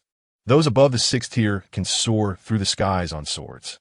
Foundation establishment is further categorized into early, mid, late stages, and full completion. Once a practitioner reaches foundation establishment, their lifespan can extend to 2 or 3 centuries. Though their appearance may age, elixirs can be employed to maintain youth. Transcending one's physical form, absorbing spiritual energy to transcend the need for sustenance. Practitioners can generate spiritual consciousness, a sea of consciousness, enabling them to perceive their surroundings and manipulate objects. They can already wield mid-tier artifacts and talismans, and even utilize high-tier artifacts and talismans that require less spiritual energy. This signifies a qualitative transformation from Qi refinement to foundation establishment. While it is conceivable that an ordinary martial artist could, under certain circumstances, slay a Qi refiner, they stand no chance against a practitioner in the foundation establishment phase. At this moment, Murong Mo sensed the aura of his adversary, which was only slightly weaker than his own. Concealed prowess. His opponent must be wearing a treasure that obscures their cultivation. Otherwise, he would have detected it. Just as he prepared to summon his own artifact, the venomous stinger struck him from behind. How swift! It was faster than the flying sword. As Murong Mo attempted to channel his true essence, his right hand fell limply. The toxin had sealed 3 crucial acupoints in his right arm: liquid gate, central pivot, and yang pool. These acupoints aligned precisely with the flow of true essence he needed to activate his artifact. If one were to liken the meridians of a person to river channels, the acupoints would be akin to checkpoints. They await the surge of true essence to activate the corresponding magical power. Yet at this moment, Murong Mo's vital checkpoints were temporarily blocked, preventing the flow of true essence. Panic finally struck him. His opponent had come prepared. Little did Murong Mo know that he had hastily devised a plan to eliminate Li Xuanxiao in the desolate mountains of Nanjing upon learning that the disciples of Silver Sword Peak had failed to meet their mission quotas. He had been self-satisfied, believing himself to be the hunter, unaware that the true hunter had been on guard against him since their relationship with Su Wan had soured more than half a year ago. With a mere glance towards Silver Sword Peak, he had unwittingly set Li Xuanxiao on high alert. Over the course of these months, through various means, Li Xuanxiao had gathered intimate knowledge of Murong Mo, from his culinary preferences to the color of his undergarments, not to mention his commonly used artifacts.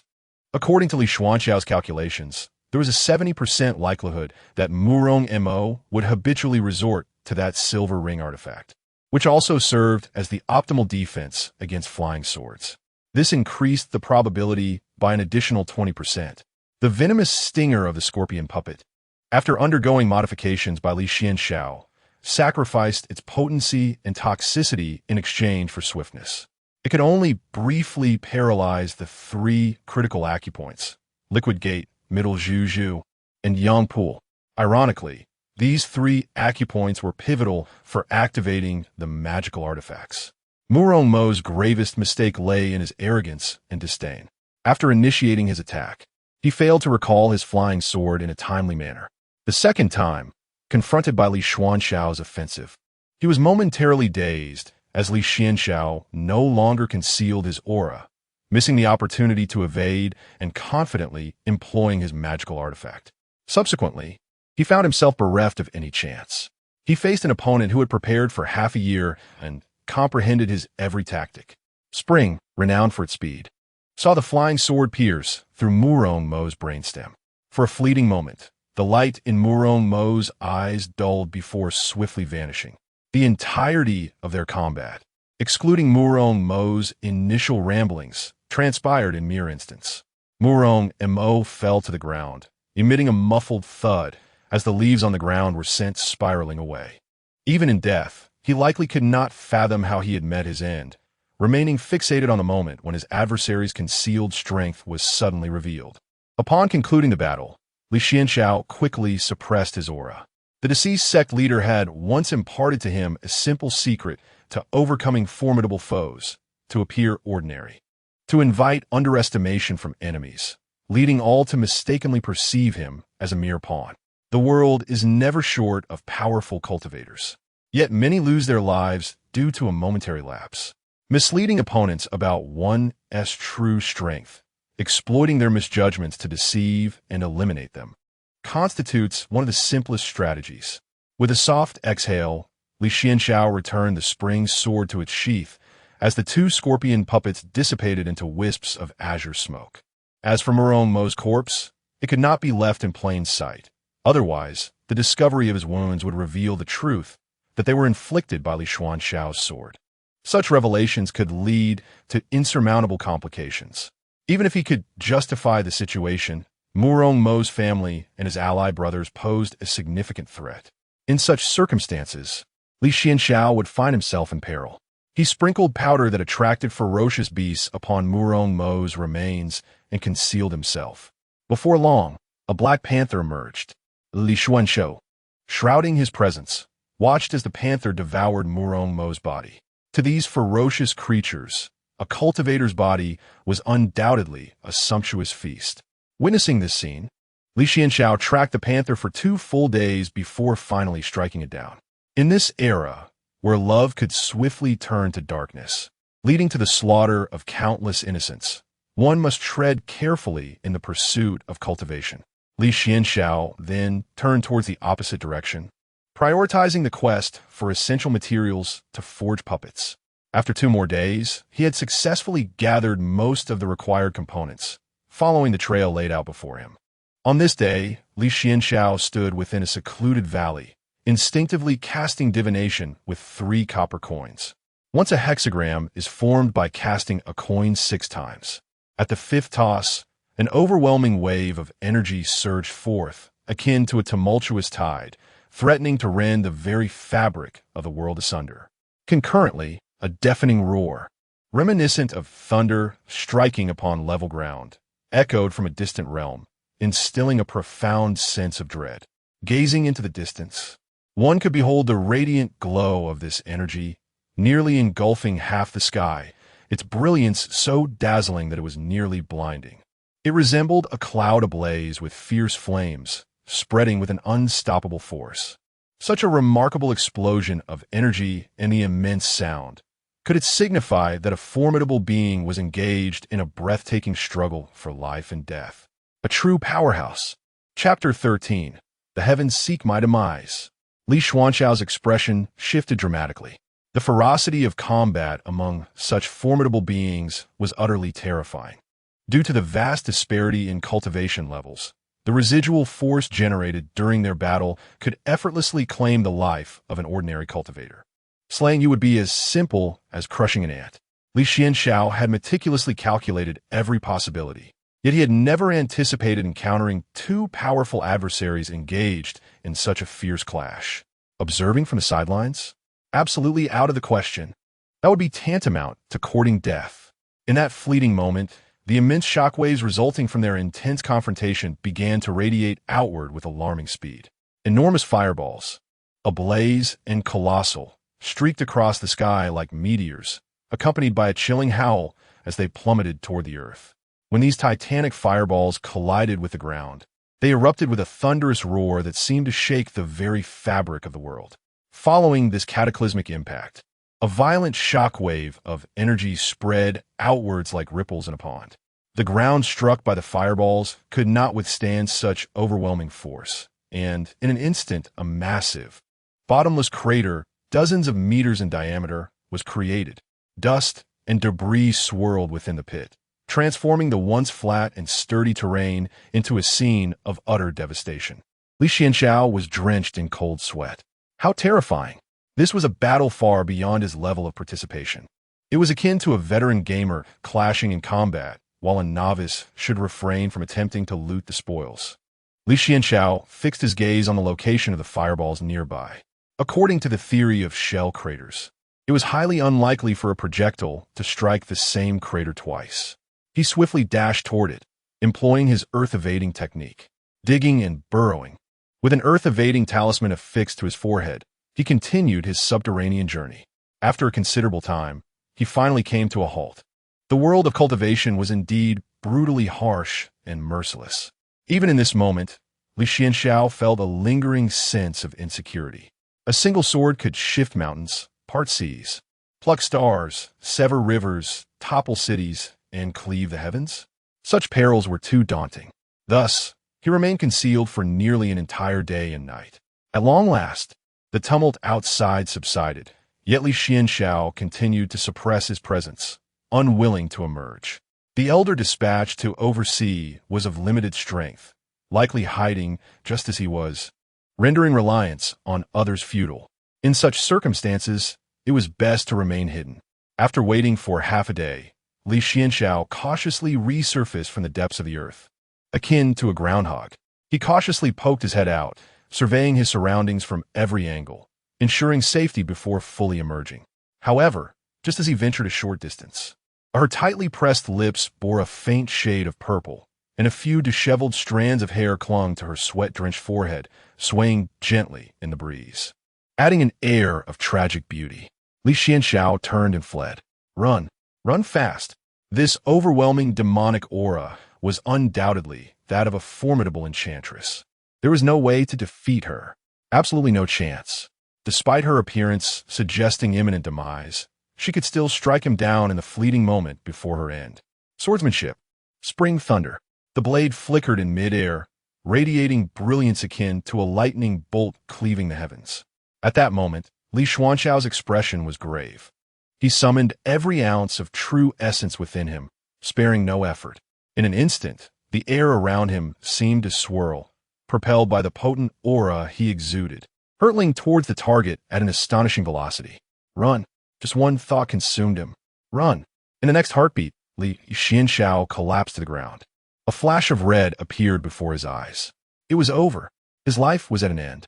The woman in red fixed her gaze upon the sword box behind Li Xuanxiao. The box trembled, emitting a low hum. A disciple of the Shushan sect? Are you the student of that old codger? Li Xuanxiao felt a jolt of shock. Merely the sound of her voice, laced with a trace of energy, was enough to overwhelm him. The disparity was insurmountable, a chasm too wide to bridge. This was not something that could be remedied by flying swords or puppet poison needles. He hadn't even left the novice village, and had already encountered a major boss. Lying on the ground, Li Xuanxiao suddenly sensed the oppressive aura dissipate. The red-clad enchantress lunged towards him like a kite severed from its string, crashing heavily against his chest. After that fall, she lost consciousness, evidently due to her severe injuries. Li Xuanxiao was immediately engulfed by a scent that mingled faint floral notes with a strong metallic tang of blood, a unique aroma flooding his nostrils. Simultaneously, he distinctly felt the softness of the woman in his arms, her warmth seeping through the thin fabric, causing his heart to flutter. Huh? Li Xuanxiao paused momentarily, perplexed by the situation. She had fainted. In the next instant, he sprang to his feet. Enchantress, meet your end. Li Xuanxiao drew his sword and aimed a strike at her neck. Compassion for the fair? Who knew what vile visage lay beneath such a fade? With that overwhelming demonic presence, Sage Li Xuanxiao's lips twitched slightly before he finally ceased his flight on the sword. Out of the corner of his eye, he caught a glimpse of a figure behind him. She has awakened. Surely she does not intend to drain me dry. Take me to a safe place. A voice emanated from behind. Understood. Li Xuanxiao responded without hesitation. At this moment, to utter a single word of dissent would be tantamount to inviting one's own demise. In a concealed cave, the woman clad in red discarded her inner armor and instructed him to tend to her wounds. Very well. Li Xuanxiao retrieved a collection of vividly colored medicine vials, each adorned with labels. He picked up one labeled hemostasis powder, aware that its application would sting. Spare me the chatter. Li Xuanxiao pressed his lips together. The substance labeled as hemostasis powder was, in truth, a deadly poison. The reason for the misleading label was to prevent anyone who might stumble upon his storage ring from freely utilizing his possessions. Chapter 14. You are quite resilient. Li Xuanxiao poured the 5 poisons powder over the wounds of the woman before him and tenderly inquired, "Does it hurt?" The woman in red responded to his question with silence. Li Xuanxiao then picked up a bottle of disinfectant, the corrosive liquid sizzling as it made contact. The woman in red shivered slightly. Is it effective? He wondered aloud as he began to remove the inner armor from her back, feeling the lingering warmth and formidable aura it emanated. Her bare back was fully exposed to his gaze. If one disregarded the wounds, the contours of her back were exquisitely elegant, each inch of her skin radiating an alluring sheen, delicate enough to evoke an irresistible desire to touch. Yet one hesitated, fearing to tarnish such beauty. From her slender neck to her waist, which could be encircled by a single hand, the curvature was perfectly proportioned. Yet, Li Xuanxiao had no time for admiration. He was focused on applying a small green vial of anesthetic powder onto the wounds. Just a pinch could incapacitate an elephant.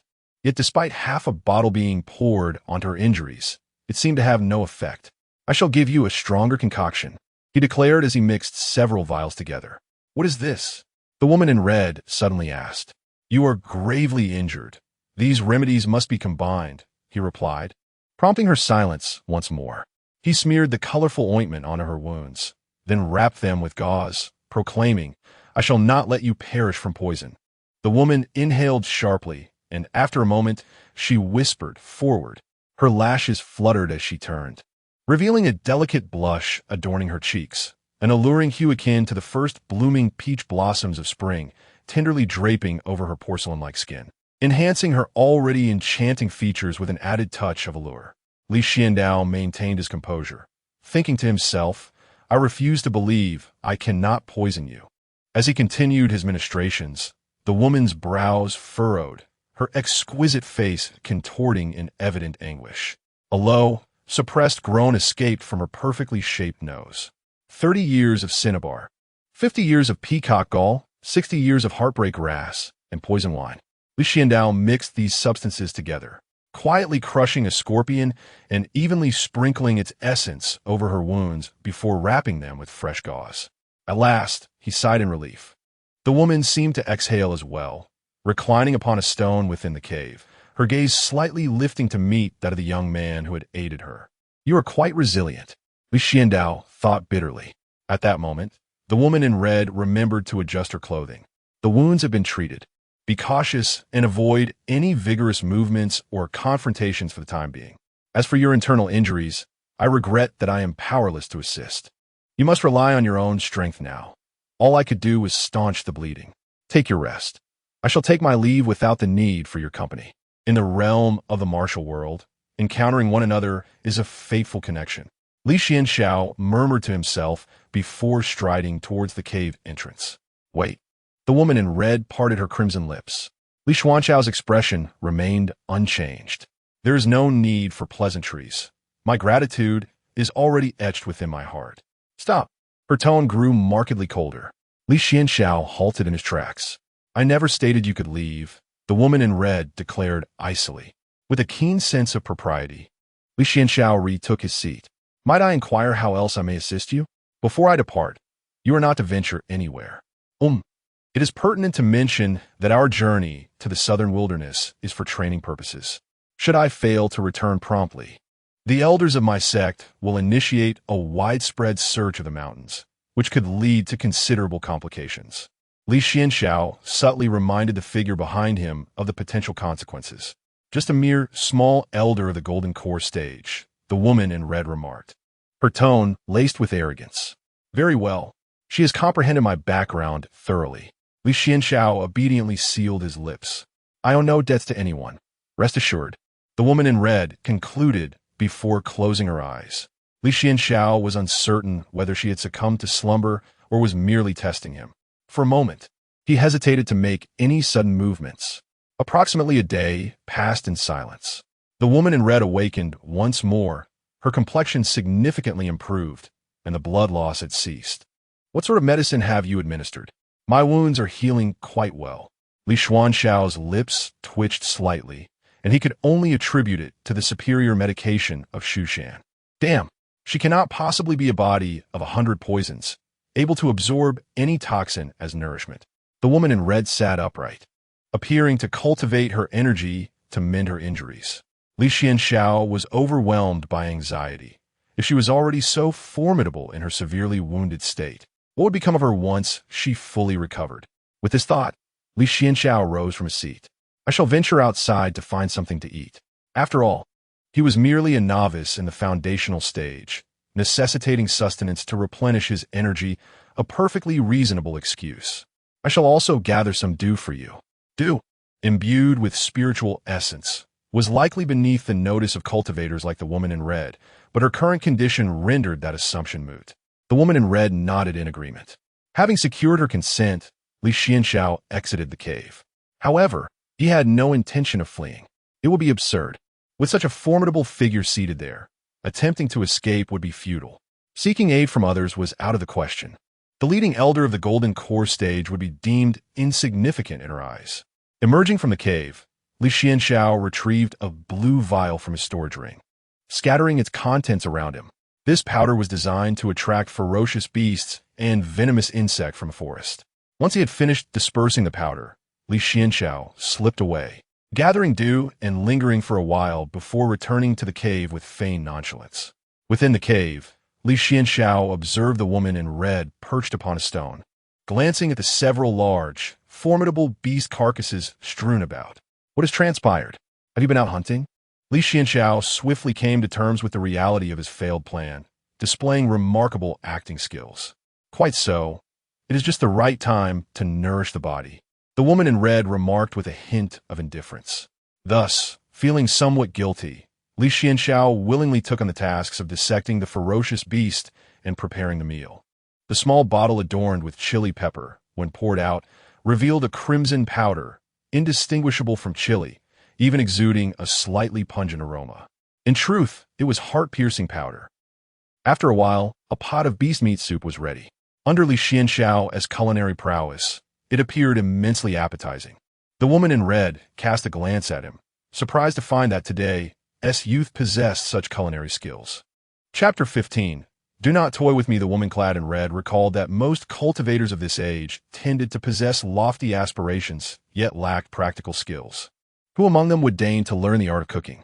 As her gaze returned to the pot of meat soup before her, an enchanting aroma wafted through the air, seemingly infused with a certain magic that could instantly awaken the dormant taste buds of anyone nearby.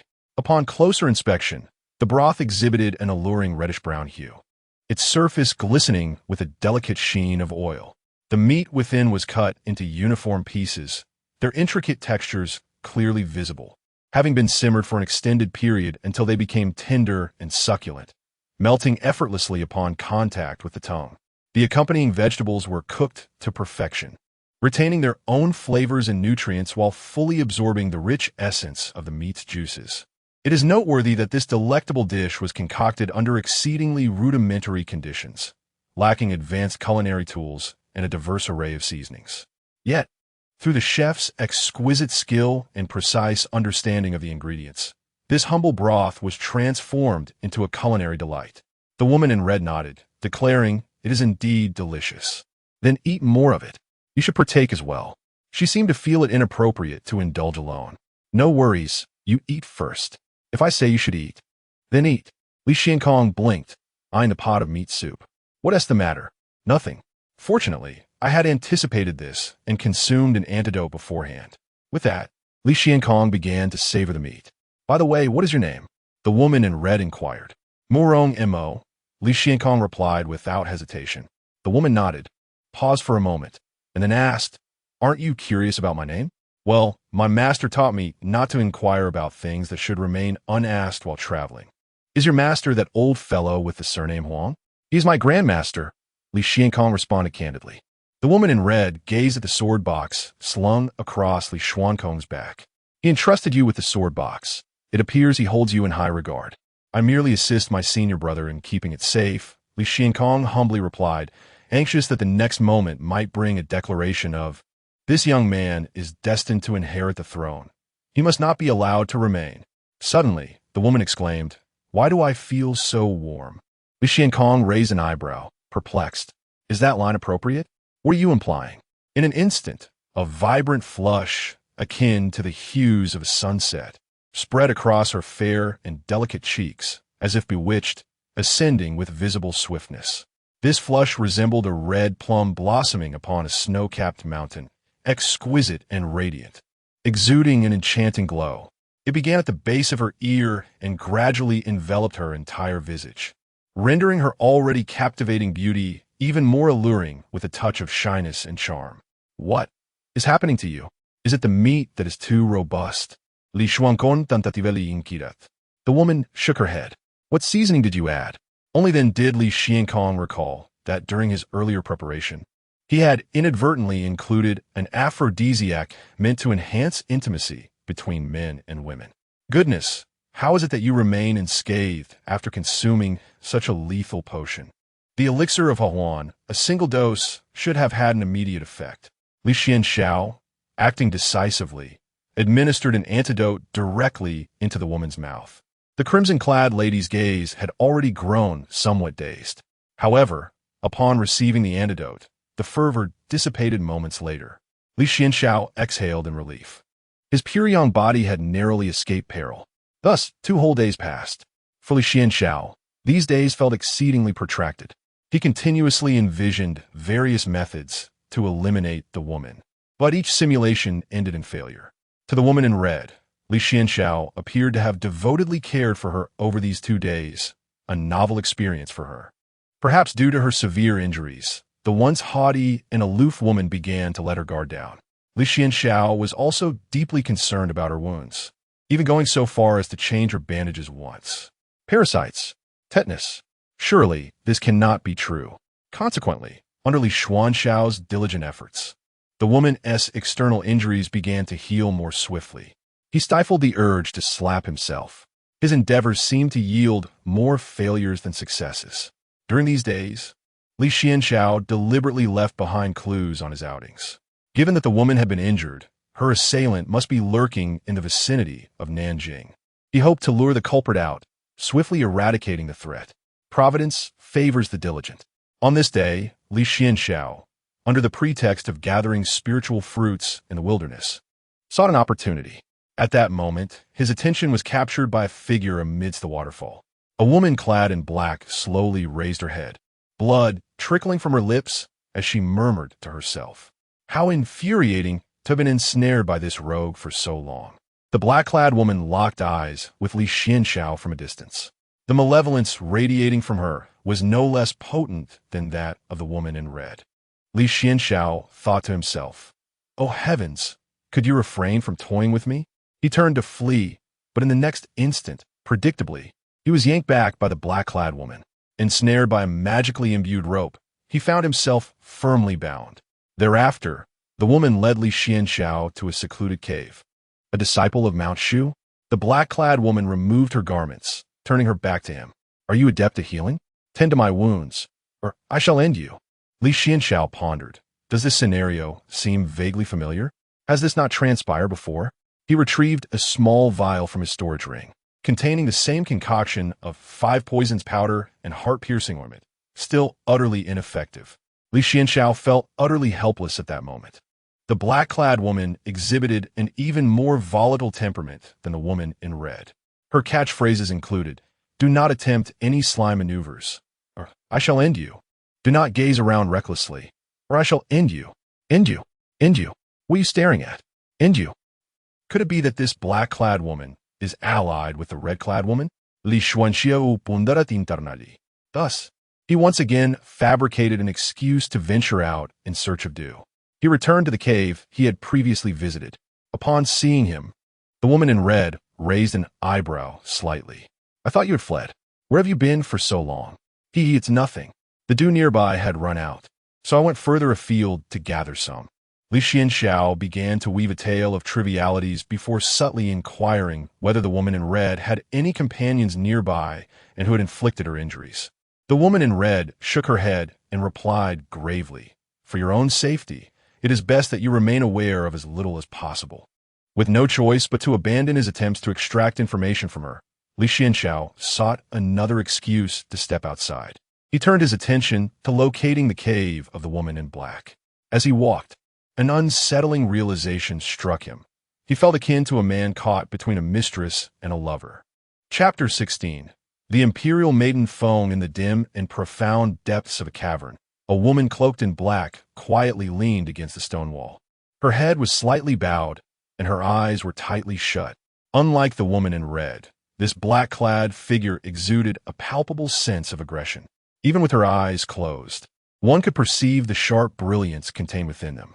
Beneath her prominent nose, her lips appeared somewhat thin, yet their contours were strikingly defined, with the corners subtly upturned, as if perpetually graced by an elusive smirk.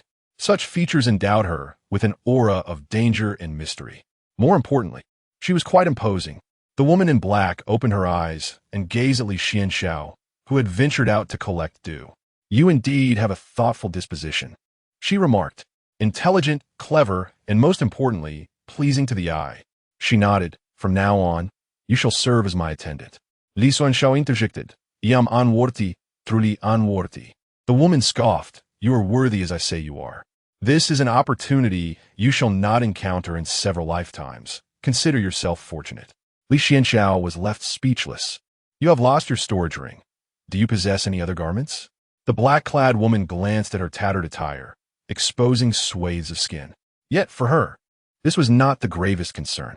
The true issue lay in the bloodstains, mud, and unpleasant odors that sullied her clothing, an affront she found intolerable. Li Xuanxiao lamented that had he known this would occur, he would have brought additional garments. His outerwear had already been given to the woman in red. The black-clad figure fixed her gaze upon him. "Give me your clothes, you wretched servant." With reluctance, Li Xuanxiao complied and removed his inner layer, revealing a vest of his own design. The woman regarded it with a hiss. "You, a lowly servant, possess quite the taste. Now remove it." After a moment's hesitation, he took off the vest as well. "Alas, I have encountered a female rogue, and a formidable one at that." The woman divested herself of her black robe and donned Li Xuanxiao as a vest. Rather decent," she mused, surveying herself from side to side. "By the way, what is your name, servant?" "Murong Mo," Li Xuanxiao replied without hesitation. "What a despicable name. I am called the Imperial Maiden Feng. In gratitude for your assistance, I shall permit you to nuzzle my feet with your head." Li Xuanxiao was taken aback. Is the demonic sect indulging in such perversions now? Is that insufficient? The Imperial Maiden Feng rested her chin on her hand, scoffing. "How greedy you are! Very well, I shall grant you a little more. I will tread upon your head with my foot. Does that suffice? Of course, I must tread lightly lest I crush that little head of yours. That would be quite messy." Li Xuanxiao hastily declined. "There is no need for such. Merely serving you is honor enough." The Empress Feng nodded slightly, raising her chin with evident joy illuminating her face. Li Xuanxiao observed that this enchantress was quite easy to please. A few flattering words were enough to send her into a euphoric state. Empress Feng, Li Xuanxiao, as a disciple of Mount Shu, was well aware of this illustrious name. She was the master of the Hall of Heavenly Calamity, one of the 4 great demonic sects in Central Continent, alongside the 9 Nether Mountain, the Shura Hall, and the Crimson Blood Mansion. Empress Feng, the sovereign of the Hall of Heavenly Calamity, was said to possess unfathomable powers. The righteous individuals who had perished at her hands could form a mountain of corpses, and the bloodshed could fill a river. Li Xuanxiao could not help but reflect on his own fortune. Having stayed indoors for so long, he had now encountered a being of such formidable caliber as Empress Feng. To be candid, he had long heard of her renown, and never did he anticipate meeting her here. He felt it was a stroke of incredible luck. as if his ancestors were smiling upon him from beyond. "Oh, did you not expect me to be so renowned?" Empress Feng's lips curled in a smile that was difficult to suppress, indicating that she truly relished such compliments. Li Xuanxiao internally assessed her character. Indeed, she was ample in form, yet lacking in intellect, far easier to deal with than the woman in red, fiery-tempered and stubborn. With her arms crossed, Empress Feng huffed, her gaze growing increasingly fond of the young man before her, especially since he had aided her. She lightly snapped her fingers, causing a pill to fall directly into Li Xuanxiao's mouth. He wore a perplexed expression as she clarified, "This is the life and death pill I concocted. Upon consumption, your cultivation will significantly increase, yet you will also fall under my control. You shall need to obtain the antidote from me every year, lest you meet your demise." Li Xuanxiao swallowed hard. Indeed, this was the nature of a demoness. Even if you had assisted her, she would not hesitate to strike when the moment called for it. One should not fantasize about forging a deeper connection. A moment's carelessness could lead to irrevocable ruin. This situation was troublesome. Yet, Li Xuanxiao maintained his composure, his smile still radiant. "You ought to change your name. I find the name Murong Mo unappealing. From now on, you shall be called Wealthy Fortune." "Wealthy Fortune? That is a name befitting a dog," she retorted. "Fear not. Following me will ensure your comfort, far better than your time in Mount Shu," Li Xuanxiao replied, swiftly accepting his new moniker. Empress Feng nodded approvingly, feeling quite satisfied. Wealthy Fortune boldly inquired, "May I ask who harmed you, Your Highness? Why do you wish to know?" Empress Feng responded coldly, clearly touched upon a sore spot. Li Xuanxiao quickly clarified, "I simply wish to identify the audacious individual who dared to injure the E, however. Legends are merely legends." Li Xuanxiao's mind raced as he tentatively inquired, "Could it be the enchanting Lu Qiushui, renowned for her resplendent crimson attire, regardless of time or place?" Upon hearing this, Princess Feng became agitated, leaping to her feet. "More stunning than me? How could she possibly compare? Just look at her visage. And now, behold my figure." Princess Feng straightened her posture, declaring, "Examine my legs and my waist." As she spoke, she began to disrobe, determined to demonstrate her superiority to Li Xuanxiao. "In what way is she more beautiful than I? Speak." Li Xuanxiao hurriedly intervened to stop her. Chapter 17. No new tricks? After successfully placating the imperial Princess Feng with a slew of disparaging remarks about Lu Qiushui, Li Xuanxiao hastily sought out Lu Qiushui once more.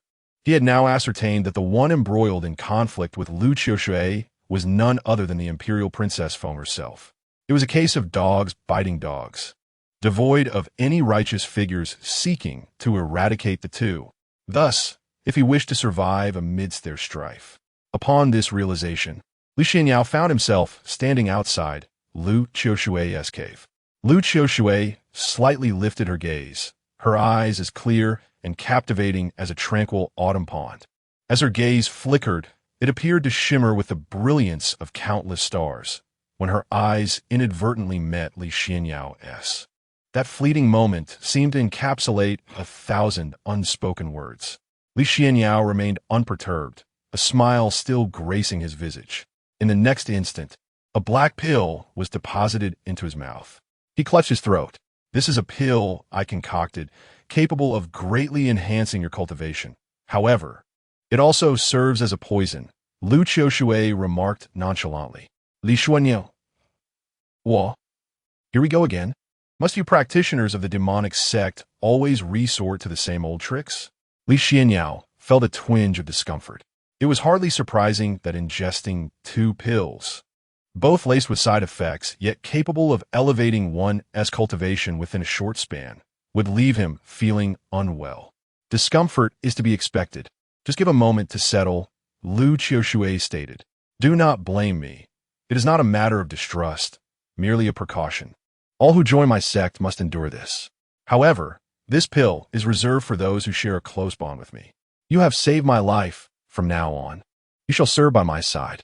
At this moment, Li Xuanxiao lay sprawled on the ground, acutely aware of the 2 pills, one from Lu Qiushui and the other from the imperial Princess Feng, detonating within him like ignited explosives. These two formidable and enigmatic energies clashed in a fierce contest for dominance within the confines of his body, akin to well-trained, heavily equipped armies waging a battle on a narrow battlefield. They intertwined, collided, and gnawed at one another, each encounter sending tremors coursing through him. One force burned like fire, threatening to incinerate everything in its path, while the other was as frigid as frost, instantly freezing whatever it touched into ice. The two energies countered each other, refusing to yield, resulting in a stalemate. They rampaged through his meridians and acupoints, wreaking havoc on the once harmonious flow of his vital energy. Li Xuanxiao felt as though his internal organs were being mercilessly tugged, and his bones seemed on the verge of disintegration. "I am doomed." Li Xuanxiao could scarcely muster the strength to speak. "Help! Help! Help me! Is this it?" Li Xuanxiao opened his eyes, his small pupils wide with bewilderment. What is happening? He sensed the once tumultuous power within him swiftly subsiding. His cultivation was rapidly ascending. However, the side effects brought about by the elixir, namely the toxins, appeared to have mutually negated each other. Oh! Li Xuanxiao was filled with indescribable joy. The heavens had not forsaken him. Not only had the two elixirs enhanced his cultivation, akin to forcibly infusing him with a significant amount of internal energy, but they had also thoughtfully eliminated the adverse effects. Even someone of Li Xuanxiao's temperament could not help but smile at this moment. Nevertheless, he realized that while he had gained considerable cultivation, he would still require time to assimilate this newfound power within his body.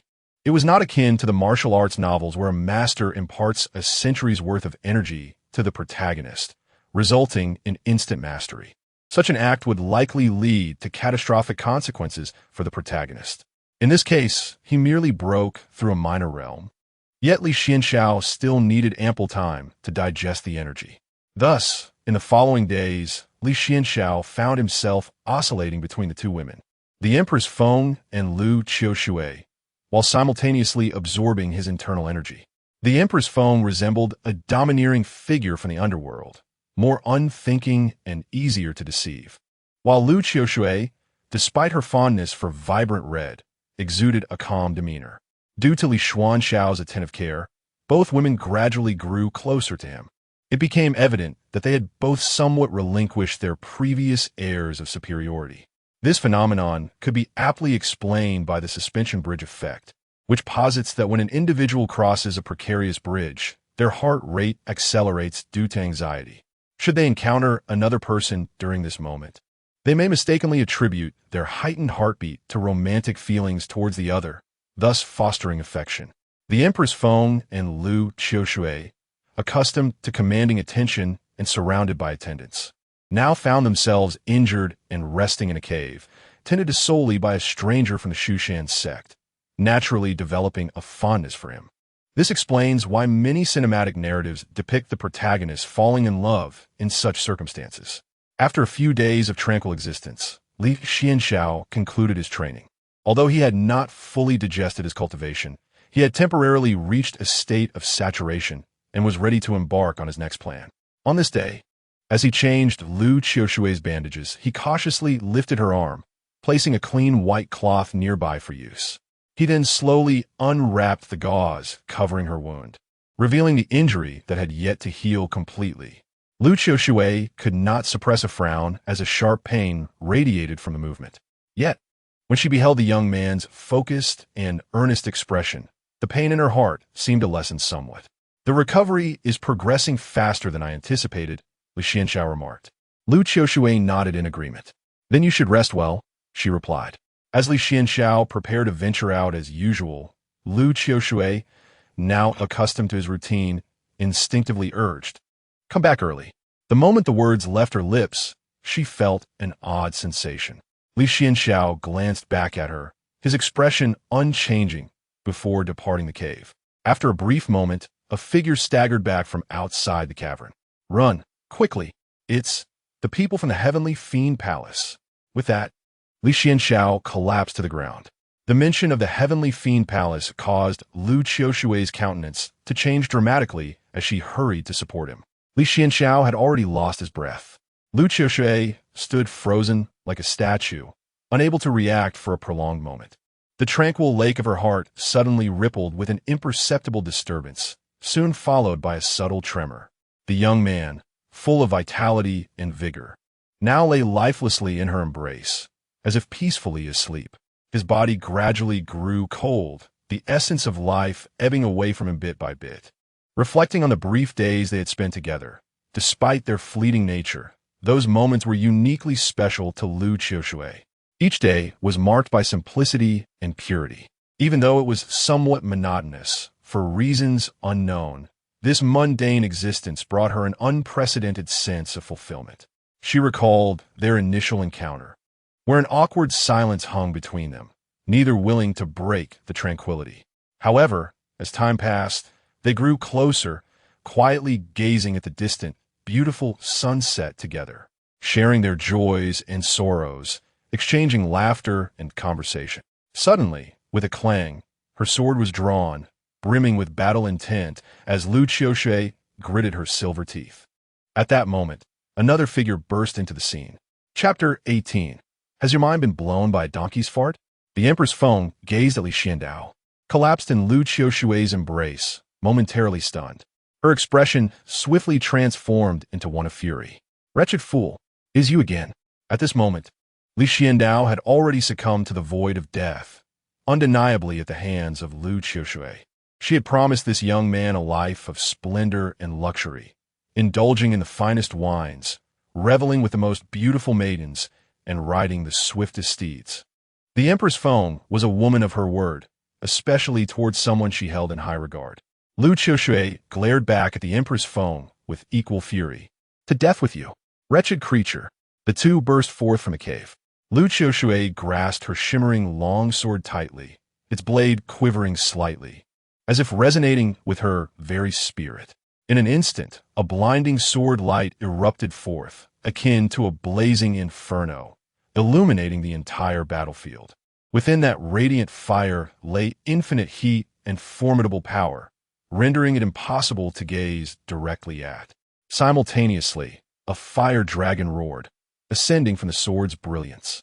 It opened its gaping maw, revealing its sharp, menacing fangs, and wielded its powerful claws with thunderous might, lunging towards the Empress Feng. This fire dragon was enveloped in flames, its momentum overwhelming, distorting the air in its wake. Yet, the Empress Feng faced this fierce onslaught without trepidation. With a gentle flutter of her resplendent wings, she soared gracefully into the air, clutching a lotus lantern that radiated a soft glow. The lantern blossomed with vibrant hues, accentuating the Empress Feng's noble elegance, rendering her otherworldly. This was not their first encounter. Past grievances surged to the forefront, intensifying the ferocity of the battle. Both were determined to exert their utmost strength, vowing to determine life or death.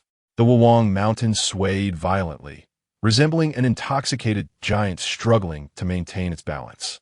With each tremor, colossal rocks cascaded down the steep slopes, colliding with a thunderous roar. In an instant, debris soared through the air, and dust enveloped the surroundings. The creatures that inhabited the mountains, birds, venomous insects, and fierce beasts, scattered in search of refuge. In the midst of their fierce struggle, neither noticed that the once-deceased Li Xuanxiao had vanished. Quietly employing his earth-escaping technique, he swiftly fled towards the horizon. Let them battle on. Ideally, they will both suffer. Li Xuanxiao hastened towards the prearranged meeting point. He ran tirelessly for 3 days and nights, finally escaping the confines of Wuwang Mountain. It begins anew. Su Wan gazed anxiously at the distant Wuwang Mountain. The other disciples of Shushan exchanged worried glances. Could they truly be fighting to the death? Might they inadvertently wipe us out as well? The absence of Li Xuanxiao and Brother Murong weighed heavily on their minds. Surely they haven't no. You mustn't speak such nonsense. Jiang Luo Shui pouted, her cheeks puffed in indignation. The disciple who spoke wrongly hastily slapped himself, exclaiming, "Ba ba! Senior Brother Murong and Junior Brother Li are surely favored by fortune and will be fine." As he spoke, a figure suddenly darted across the ground nearby. Junior Brother Li? Su Wan's eyes brightened. The young elder Feng Yun felt a sense of relief upon seeing Li Xuanxiao. But her heart sank again when she noticed that Murong Mo was nowhere in sight behind him. Murong Mo is not with you? Li Xuanxiao shook his head. I did not see Senior Brother Murong. It was the Imperial Maiden Feng and Li Xuanxiao. What? Upon hearing these names, the expressions of several disciples from Shushan, including the young elder Feng Yun, changed dramatically. The Imperial Maiden Feng from the Heavenly Fiend Palace and Li Xuanxiao from the Shura Palace. Both were notorious fiends, renowned not only within the Central Plains, but also beyond. The young elder Feng Yun decisively sent a message via flying sword to Shushan, urging them to swiftly surround the two formidable foes. 3 days later, the chief of the 3 peaks of Shushan, along with 5 elders and 36 disciples, arrived at Mount Wuang. However, by the time they reached their destination, the battle between the Imperial Maiden Feng and Li Xuanxiao had already concluded. The outcome of their clash remained uncertain, as both figures had vanished from Mount Wuang. Undeterred, the chiefs conducted further searches in the southern region. Yet even the peak leaders hesitated to delve deeper into the heart of the southern wilderness, ultimately leaving the matter unresolved. As for Murong Mo, despite exhaustive searches of Mount Wuang, his presence was nowhere to be found. It was likely that he had perished within those mountains. Of course, the blame lay squarely on the shoulders of the Imperial Maiden Feng and Li Xuanxiao. Given Murong Mo's prowess and the fact that he possessed a distress talisman, it was improbable that he could have been silenced without a trace. Therefore, it was highly likely that either the Imperial Maiden Feng or Li Xuanxiao had struck the fatal blow. Shushan recorded this blood debt, with the two now responsible for the life of a Shushan disciple. Amidst the cries of Jiang Luoshui, the group concluded their ill-fated expedition to Mount Wuang and returned to Shushan. Throughout the journey, Jiang Luoshui wept incessantly. Su Wan gazed silently into the distance, her heart a tumult of emotions. This man had once been the one she loved deeply. Yet now, they had become strangers to one another. Nevertheless, upon hearing the news of his demise, her heart ached with an unshakable sorrow. Memories flooded her mind like a tide, and those sweet and tender recollections felt as if they had occurred just yesterday. They had strolled under the moonlight and blossoms, sharing their innermost thoughts. They had spent countless joyful moments together, experiencing the highs and lows of life side by side. Each smile and every embrace was indelibly etched in Su Wan's memory, impossible to erase. Yet now, everything had changed. The past was irretrievable. Su Wan let out a long, weary sigh, her breath laden with endless resignation and sadness. Perhaps this was the design of fate. Those who were destined to meet, yet lacked the fortune to be together, ultimately become mere footnotes in the story of life. Despite the lingering affection in her heart, she could only silently bury it deep within, allowing time to gradually soothe the pain of the past. Su Wan gazed at Li Xuanxiao and approached him. Please grant me a little time. Li Xuanxiao turned his head, looking at her in bewilderment. Give me a little time. After all, I once had a history with him. Although those are merely tales of the past, I still find it difficult to bear. Allow me some time to heal my wounds, and then I will consider the feelings between us. Li Xuanxiao, what? May I boldly inquire, has your mind been befuddled? Chapter 19. You frighten me a little, fourth senior sister. Have you perhaps misunderstood something? Li Xuanxiao could no longer restrain himself from inquiring. Su Wan looked at him in confusion, as if pondering a troubling thought. Indeed, Li Xuanxiao believed that Su Wan comprehended his meaning. You are a bit too self-absorbed. Did you kill Senior Brother Murong just to possess me? Su Wan exclaimed in shock. Upon hearing this, Li Xuanxiao was utterly astounded. Although all of Su Wan's deductions were erroneous, the conclusion was regrettably accurate. How could she presume that he would slay Murong Mo for her? Yet, inexplicably, she had guessed correctly. It was indeed he who had taken Murong Mo's life. Li Xuanxiao felt a sense of internal collapse. This was utterly insane.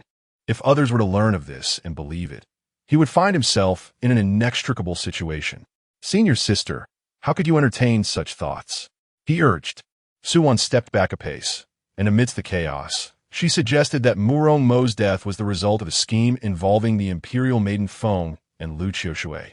With my abilities, how could I possibly contend with Senior Brother Murong? As realization dawned upon Su Wan, she pondered aloud. Could it be that you lured the Imperial Maiden Feng and Li Xuanxiao to eliminate Murong Mo using their hands?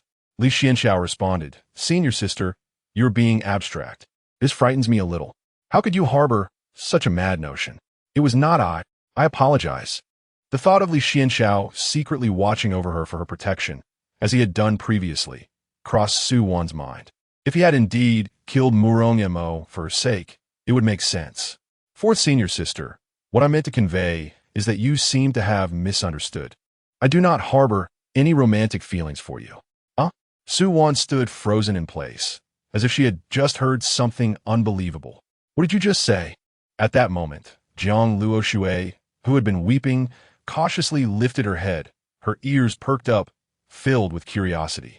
Li Xuanxiao continued, Senior Sister, I have no ulterior motives towards you. My intention in placing the dual image stone in your cave was solely for your protection. For you, how should I put it?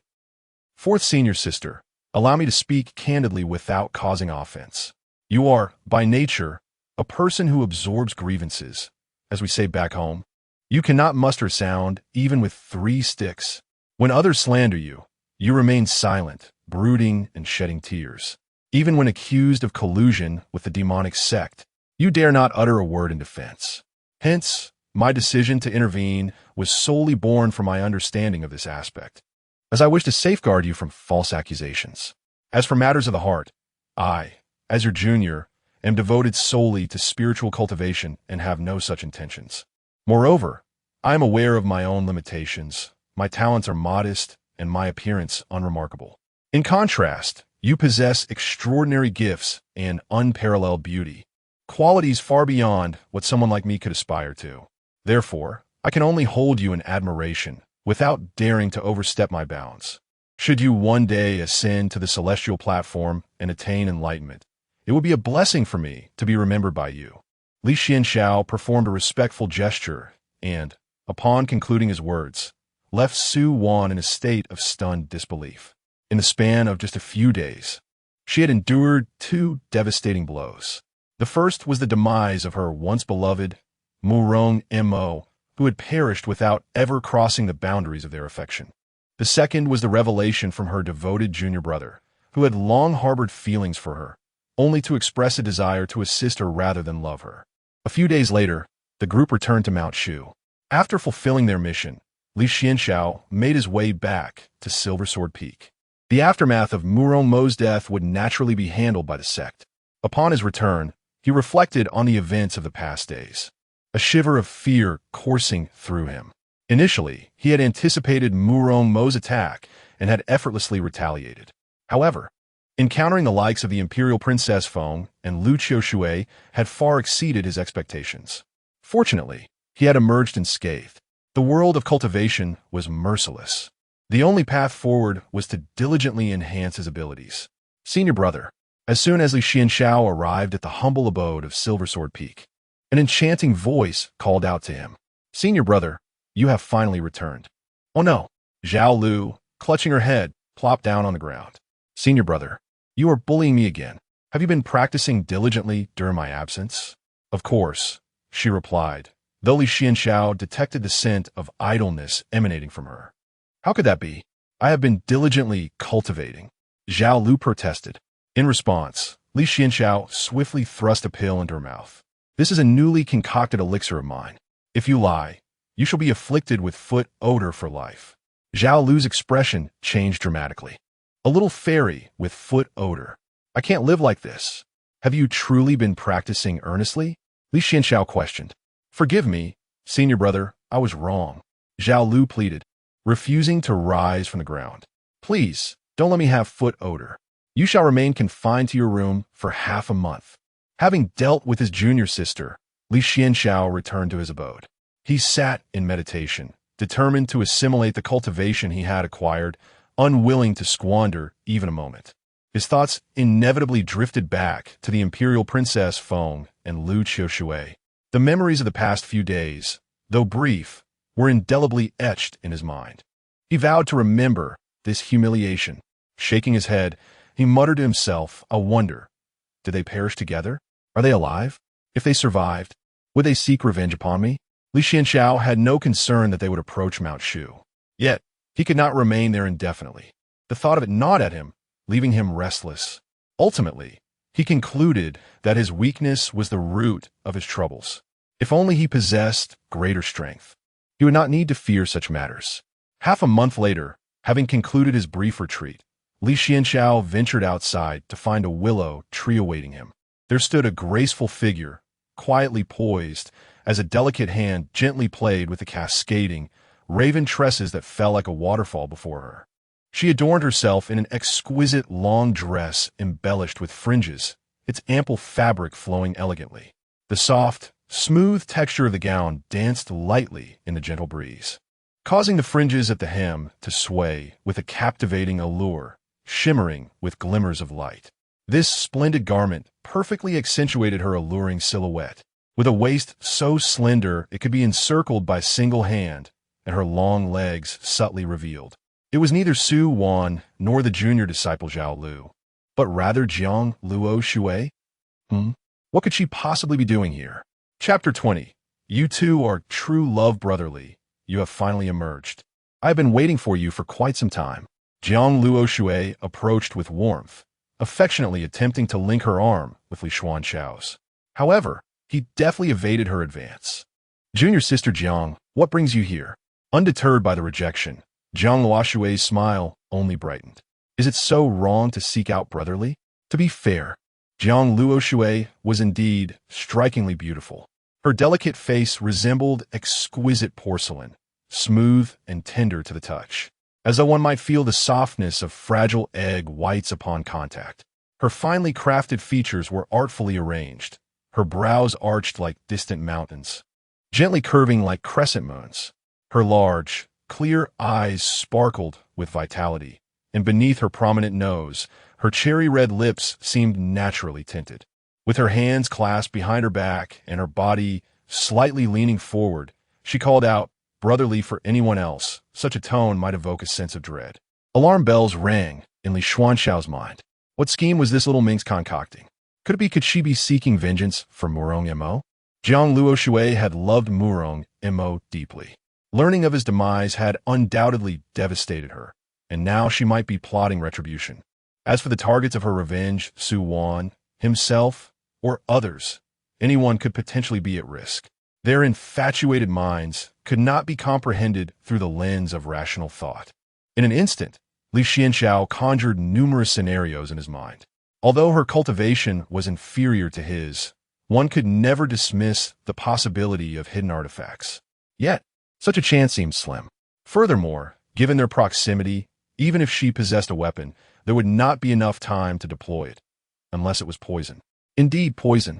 Li Xuanxiao narrowed his eyes, a solemn expression overtaking his features as he held his breath. His hands, concealed within his voluminous sleeves, began to move with utmost caution and silence. His fingers danced with agility, akin to a nimble creature exploring its surroundings. He successfully retrieved a seemingly unremarkable poison barrier talisman that emitted a faint glow. While it appeared modest, once activated, it could swiftly erect a transient yet formidable protective shield within a 3-foot radius around him. This barrier was specifically designed to counter various toxic gases, effectively warding off lethal fumes and granting him precious moments of safety. Junior Sister, what is it that you truly seek? Li Xuanxiao's tone grew more forceful. Oh, nothing much. I simply wish to have a chat with you, she replied innocently. Sha? Is that what you call it while plotting against me? Li Xuanxiao retreated a step. I would like to dine with you, brotherly. Jiang Luo Shui blinked her lovely eyes. So she plans to poison me during our meal, seeking revenge for Murong Mo. Li Xuanxiao discreetly stepped back once more. The mouth of the bamboo viper, the stinger of the wasp, both are perilous, yet the most toxic of all is a woman's heart. Brotherly, with Murong gone, I have no one left to converse with. Therefore, you want me to accompany Murong Mo? Li Xuanxiao's eyes widened like brass bells, ready to spring into action at any moment. Just then, Jiang Luo Shui whispered, Li Xiao, may I ask you something without being too forward? What is your relationship with Sister Su Wan? Li Xuanxiao thought to himself. Is she suspecting that I conspired with Sister Su Wan to kill Murong Mo? Upon reflection, this logic seemed plausible. Jiang Luo Shui had intruded upon the relationship between Murong Mo and Su Wan. To outsiders, it appeared as though I was defending Su Wan, which might indicate that I harbored feelings for her, even silently protecting her from the shadows. Therefore, to punish Murong Mo, it could be construed that Su Wan and I had united to eliminate him. At this point, Li Xuanxiao was increasingly convinced of her intentions. You and Sister Su Wan don't have any special relationship, do you? The question left Li Xuanxiao momentarily stunned, but he quickly replied with conviction, no. Oh, I see. Jiang Luo Shui chuckled lightly. Then I can rest easy. I thought you had a crush on Sister Su Wan. What? With a sly smile, she continued. That would be wonderful. Sister Su Wan has been telling us that you have always liked her. It seems Sister Su Wan has misunderstood truly. I must clarify this matter with them, or else it will cause you great distress. In truth, you don't harbor any feelings for Sister Su Wan, do you? Oh dear, I must inform everyone. Sister Su Wan is quite something, going around claiming that Shi Xiang likes her. She's rather self-absorbed, isn't she? This must be quite troubling for you. Li Xuanxiao. Li Xiang, I shall visit you another day. Since we are all fellow disciples, you could just call me Luo Shui to sound more intimate. No need to address me as Jiang Shimi anymore. Before long, Jiang Luo Shui left Silver Sword Peak cheerfully, leaving Li Xuanxiao in a state of bewilderment. Li Xuanxiao quickly analyzed the current situation. It appeared that Jiang Luo Shui was not there to seek revenge for Murong Mo, or perhaps she had already cast him aside. The reason for her visit was her suspicion that Su Wan had feelings for him, and thus she came to entice him. Li Xuanxiao frona deeply. Su Wan was enamored with Murong Mo, and Jiang Luo Shui was trying to provoke Su Wan by flirting with him. Now, suspecting that Su Wan liked him, Jiang Luo Shui endeavored to attract him to annoy Su Wan. Could it be that Jiang Luo Shui had feelings for Su Wan? It seemed that your true affection lies with Su Wan. Are Murong Mo and I'm merely pawns in your game? This world is turned upside down. Li Xuanxiao resolved to retreat for another half-month of seclusion. However, it was evident that this matter was far from over. Upon returning, Jiang Luo Shui began to spread embellished tales. Indeed, it was Sister Su Wan who was willingly pursuing him. Yes, she clung to Li Xiang relentlessly. Indeed, Su Van lak Li Xiong, but Li Xiong preferred Luos Hui Shimi. Oh, so that's how it is. No wonder Sister Su Wan has been looking at Jiang Luo Shui with such disdain. This is jealousy. These are the remarks of bystanders, along with the fervent supporters of Jiang Luo Shui and Su Wan. Li Xuanxiao, comme fort. Li Xuanxiao, Barish. He is utterly unworthy of Junior Sister Luo Shui. Li Xuanxiao does not deserve Senior Sister Su Wan. Who is this Li Xuanxiao? I seek him for a duel. As a disciple of Mount Shu, why should he enjoy such favoritism, embracing two at once? It is unjust. Let's go find Li Xuanxiao. I must not behold him. At this very moment, Li Xuanxiao on Silver Sword Peak is perplexed, utterly baffled. He cannot fathom the situation. Where has it all gone awry? Rumors have spread that he and Su Wan have a child, and an even more scandalous tale suggests he has an illegitimate child with Jiang Luo Shui. Can I not avoid this trouble? Consequently, Li Xuanxiao decisively abandoned his hut and temporarily retreated to the back mountain of Silver Sword Peak, preparing to remain hidden until the storm subsides and the matter is forgotten. Thus, 3 months passed, with Li Xuanxiao diligently cultivating in the back mountain, simultaneously enhancing the scorpion puppets with materials he had gathered during his expedition to the Hopeless Mountain. Chapter 21. The Mountain of the Tiger Spirits 3 months later. Within a cave on the back mountain of Silver Sword Peak, Li Xuanxiao inhaled deeply, gazing at the 3 puppet scorpions before him. Under the impetus of his magical powers, the puppet scorpions sprang into swift action. The primary issue with these scorpion puppets was their lack of agility and speed. The poison he had recently concocted was potent enough to harm cultivators at the pinnacle of the Foundation establishment stage. However, the challenge lay in delivering this poison to those formidable practitioners, as not everyone was as oblivious as Murong Mo. A large question mark loomed over Li Xuanxiao's plan. Turning to reflect on his swordsmanship, he found himself stuck at the 4th level of the Shushan Sword Classic for the past 6 months, with no signs of progress. Was he indeed becoming complacent?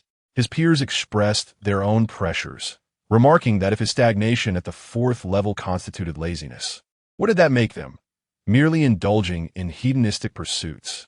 Suddenly, Li Xuanxiao sensed an intruder in the formation he had set. In the next moment, he vanished from the cave, appearing outside the maze. "Potato, potato, I am a sweet potato," came the voice of his junior sister from within the formation. Li Xuanxiao dispelled the maze. "Senior brother, as per your instructions, I have procured a task for you." Zhao Lu shook her hand, revealing a jade tablet in her palm. Li Xuanxiao nodded and accepted the tablet, which bore an inscription detailing the task: to exterminate the tiger demon on Tiger Mountain, complete with a comprehensive route map. "Very well, I understand. Please report the latest developments within the sect," he instructed. Zhao Lu bit her lip and pulled out her notebook. "Recent news from the sect. Senior brother Shui Yun has been located. It is said he was spotted in Yunzhou, drinking alone. Additionally, the gossip surrounding you has diminished since Senior Sister Su Wan entered seclusion, leading to Jiang Luoshui's reduced obsession with finding you." Li Xuanxiao nodded, increasingly convinced that Jiang Luoshui harbored feelings for Su Wan, unable to bear the sight of her favoring another. However, he believed that once he had a candid conversation with Su Wan, Jiang Luoshui would cease his pursuit, and the rumors would soon fade into obscurity. Zhao Lu continued, "There is one more matter. 3rd Senior Sister has returned from her travels, but she has brought someone back with her. Who is this person? I do not know. Even 3rd Senior Sister is unaware of his true identity. It is said he suffers from amnesia." "Amnesia? A man?" Zhao Lu nodded, adding that he was quite handsome, although not as dashing as senior brother. Li Xuanxiao chose to disregard her latter remark. An unfamiliar man with amnesia sounded rather suspicious, especially since it was rumored that his memory loss was somehow related to 3rd Senior Sister, which was why she had brought him back to Shushan. Li Xuanxiao's eyes flickered thoughtfully as he offered Zhao Lu a few more instructions before departing from the back mountain of Silver Sword Peak. He made his way directly to seek out 3rd Senior Sister, eager to glimpse the so-called amnesiac man for himself. The amnesiac, handsome man with an uncertain identity, left Li Xuanxiao feeling somewhat uneasy. Upon arriving at the residence of the 3rd Senior Sister of the Silver Sword Peak, he discovered that she had been summoned by the sect leader. As night fell, and still no sign of her appeared, Li Xuanxiao, reluctant to encounter other disciples at Tongtian Peak and risk hearing gossip, resolved to complete his current task before seeking her out for further clarification. Thus, he departed Silver Sword Peak alone. Weihu Mountain loomed steep and majestic, shrouded in swirling mists. It is said that within this mountainous terrain lurked 2 formidable tiger demons, who had evolved into powerful beings. Once mere wild beasts in the mountains, these 2 tigers fortuitously encountered a passing immortal. Recognizing their latent intelligence, the immortal bestowed upon them the methods of cultivation and the path to enlightenment. Initially, the tiger demons expressed gratitude, diligently adhering to the teachings of the immortal, striving to suppress their primal instincts and desires, with a singular focus on achieving their ultimate transformation. However, as time passed, their power grew, and so too did their ambitions and cravings, flourishing like rampant weeds. Gradually, they became increasingly reckless. Presently, Weihu Mountain has transformed into a forbidden zone. Any unfortunate merchants or travelers who inadvertently trespass into this territory are likely to meet a grim fate. The 2 tiger demons viciously regard these innocent souls as mere delicacies, reveling in the thrill of slaughter. A deafening thunderclap echoed through the sky as torrential raindrops cascaded from the densely clouded heavens. This rendered the already treacherous mountain path even more perilous. Rainwater streamed down the slopes, coalescing into swift, turbulent streams that relentlessly battered the legs of passers-by. "Brother, let us take refuge from the rain in that mountain god temple. This path is too difficult to navigate," suggested the woman in green. The tall man was named Zhou Yan, while the woman was called by Shui. Both were disciples of the Xiantian sword sect. Although the Xiantian sword sect may lack the profound heritage of Mount Shu, it is by no means inferior in strength. Their purpose for this journey was to slay the tiger demons. Upon entering the dilapidated mountain god temple, They found it already occupied by two young monks seeking shelter from the rain. The monks introduced themselves. One was known as Qing Feng, and the other as Qing Ming, hailing from Fahua Temple. In this secluded forest, where tales of demons and spirits abound, their midnight visit was certainly not for sightseeing. A brief exchange revealed that they all shared the same objective. Since they were all there for the task at hand, there was no need for rivalry. More allies would only provide greater assurance. Thus, the four settled down, engaging in lively conversation, while outside the storm raged on, unnoticed by anyone within the crumbling temple. The lifeless clay statue of the deity silently observed them with its eyes. Li Xuanxiao, disguised as the clay idol, felt a subtle stir within. Through the conversations of the few individuals, he had gleaned their identities and the purpose of their visit. As for Li Xuanxiao's concealment in this place, it was only natural, for he was the first to arrive at the mountain deity temple.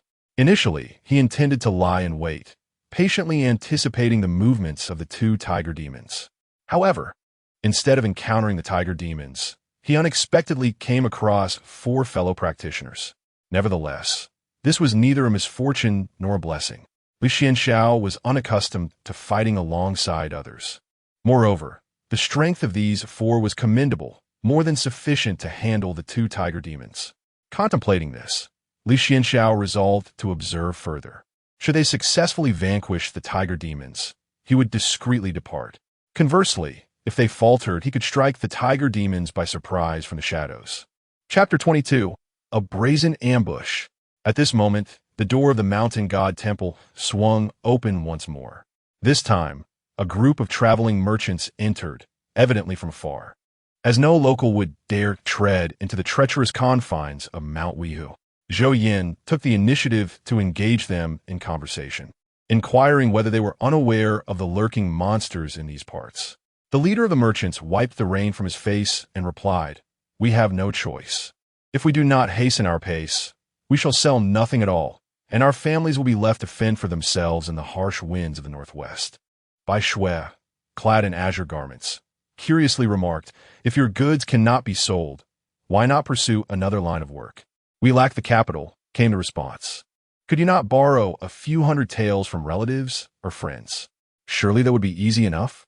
The merchants exchanged glances, taken aback by the beauty of this young girl. Concealed within the shrine, Li Xuanxiao cast a glance at Bai Shui, pondering the impracticality of her suggestion. Zhou Yin shot Bai Shui a meaningful look and offered an apologetic smile to the merchants. "My young junior sister is quite naive to the ways of the world. I hope you will not take offense." The merchant waved his hand dismissively. Zhou Yin continued, "A few hundred taels will not suffice. If you must borrow, it should be in the thousands to sustain a business. Otherwise, you might consider renting out your home and fields to others for cultivation, collecting rent instead. That is how my family operates." The merchants were left speechless. Li Xuanxiao added, "You need not address my brother as elder brother when you're so clearly younger than he." The merchant leader chuckled awkwardly, about to respond when a low, thunderous roar erupted from outside. The sound seemed to resonate from ancient times, cutting through the storm and directly into their ears. Amidst the raging winds and torrential rain, this roar was startlingly clear, akin to a sword slicing through the firmament. The merchants were taken aback. What fate is this? Have we truly encountered the tiger demon? Zhou Yin, Bai Shui, Qing Feng, and Qing Ming remained remarkably composed, even exhibiting a hint of delight, for they had come precisely in search of this tiger demon. They had anticipated a lengthy endeavor, yet here it was, presenting itself so readily. The already dilapidated door of the mountain god temple, appearing precarious and crumbling, was torn asunder by the force of the gale. A chilling wind, mingled with rain and the scent of earth, surged into the temple, sending shivers down the spines of all present. All eyes were drawn to the entrance, where, through the deluge, an enormous tiger head emerged from the shadows. Its massive form loomed like a moving hill. Above its formidable head, eyes glimmering like bronze bells shone with a menacing light. As brilliant flashes of lightning intermittently illuminated the inky sky, the surrounding area was aglow as if it were midday. With each flash, the tiger's fur reflected a dazzling brilliance, rendering it even more fearsome and terrifying. The merchants were already pale with fear, having never before encountered such a formidable tiger. The creature suddenly paused, a glint of disdain flashing in its eyes. Another overconfident cultivator, Zhou Yin, snorted lightly, stepping forward to shield the merchants, challenging the audacity of their bravado. With hands clasped together, Qing Feng implored, "Tiger Master, the sea of suffering is boundless. Turning back is salvation. Lay down your blade and attain Buddhahood, Amit Ba." The white tiger roared, "Enough with the prattle. Prepare to pay with your life." For figures surged forth from the temple, engaging in a fierce battle with the tiger demon. The flurry of sword techniques appeared exceedingly formidable, but upon closer inspection, numerous flaws became apparent. While the movements were indeed agile, the transitions between strikes seemed somewhat hasty and lacked composure, especially when executing more complex sword forms. The weaknesses of shallow cultivation and unstable foundations were glaringly exposed. The essence of the Xuanxiao sword sect's techniques lies in their fluidity and stability, yet the sword play displayed before them, though somewhat reminiscent, failed to grasp the intricacies involved. Li Xuanxiao observed the fierce combat while scrutinizing Zhou Yan, the most adept swordsman among them. The reputation of the Fahua Temple's palm techniques was indeed well-deserved. Under the righteous onslaught of the four, the white tiger began to falter. In a fit of rage, the white tiger let out a thunderous roar. Clouds follow the dragon, winds obey the tiger. A tempest swept through the surroundings. Li Xuanxiao's Kunxiosnas Stirat. Two tiger demons from Weihu Mountain had emerged, and now another had appeared. This new tiger demon exuded an undeniable aura of strength, leaving everyone present in awe. Its coat was a pristine white, resembling a thick blanket of snow, devoid of any blemish, shimmering subtly with a cold light. Compared to the previous tiger demon, this one was enormous, easily twice its size. "Which petty villain dares to harm my husband?" The scene quickly escalated into a 2-against-4 confrontation. Zhou Yan's expression shifted slightly. The situation was amiss. Reports indicated both tiger demons were at the mid-foundation stage. Yet, this female tiger had already reached the pinnacle of the foundation stage, a half-step into the golden core. This female tiger was even more vicious, relying on her formidable physique to launch unrestrained attacks, and her combat intelligence far surpassed that of her male counterpart. Feigning a strike, she lunged toward the weakest among the four, Bai Shui. "Sister, be careful." Zhou Yan attempted to turn back to save her, but it was too late. Bai Shui brandished her sword, fiercely thrusting it towards the ferocious female tiger. However, the female tiger reacted with astonishing speed, swinging her massive claws and striking the blade with tremendous force. Bai Shui's sword was sent flying like a mere feather. In that critical moment, a brilliant white sword light suddenly shot forth like a bolt of lightning. This sword light, imbued with an unparalleled momentum, surged directly toward the female tiger. From the statue, Li Xuanxiao burst forth with remarkable vigor. The beam of sword light surged forth with astonishing speed, leaving the maternal tigress no time to evade. It pierced through her chest, sending her flying backward. Li Xuanxiao's strike was characterized by a philosophy of precision. When he chose to act, he did so with unwavering accuracy and ferocity. In a brazen act of ambush, he seized his opportunity with a single decisive stroke, uttering not a word of superfluous dialogue. In his hand, a talisman brimming with latent energy soared forth effortlessly, ensnaring the caged bird. The talisman formed a prison, trapping the maternal tigress, while simultaneously, another sword thrust was unleashed. At that moment, a thunderous roar reverberated through the air. "Do not harm my lady." A figure, that of the male tiger, positioned itself before the tip of Li Xuanxiao's sword. The blade penetrated its body. Chapter 23. Why are you so indifferent? Li Xuanxiao was taken aback by the loyalty displayed by the male tiger. Nevertheless, his movements did not falter as he forcefully kicked the male tiger aside. The prowess of the female tiger vastly surpassed that of the male. First, eliminate the female tiger. "Do not harm my beloved wife. Take my life instead." The male tiger bellowed. "Fear not. It is but a trifling task. None shall escape." Li Xuanxiao, undeterred, formed a sword gesture with his hand. The tip of his sword pointed menacingly at the female tiger trapped within the cage. At that moment, a sword lunged from the side, clashing against Li Xuanxiao's blade. Wait! Li Xuanxiao furrowed his brow slightly. Standing before him was Zhou Yan. My good sir, please show mercy and hear my words. Li Xuanxiao presumed the man intended to personally slay the female tiger, thus facilitating his own obligations. He had no inclination to contest this. For as long as the female tiger perished, his mission would be deemed accomplished. Therefore, he swiftly replied, "Then do as you wish." Meanwhile, the male tiger had already lunged toward the cage. However, with its current capabilities, it could not breach the confines. The female tiger within was grievously wounded from Li Xuanxiao's earlier strike. Beloved, beloved, my dear, are you all right? Please, tell me you are unscathed. My beloved husband, flee quickly. These individuals are formidable. Do not concern yourself with me. No, no. My beloved, I shall not abandon you. It turned, furiously glaring at Li Xuanxiao and the others. If you wish to slay me, then spare my wife. Amitabha, the heavens have their laws, and the immortals adhere to their own principles.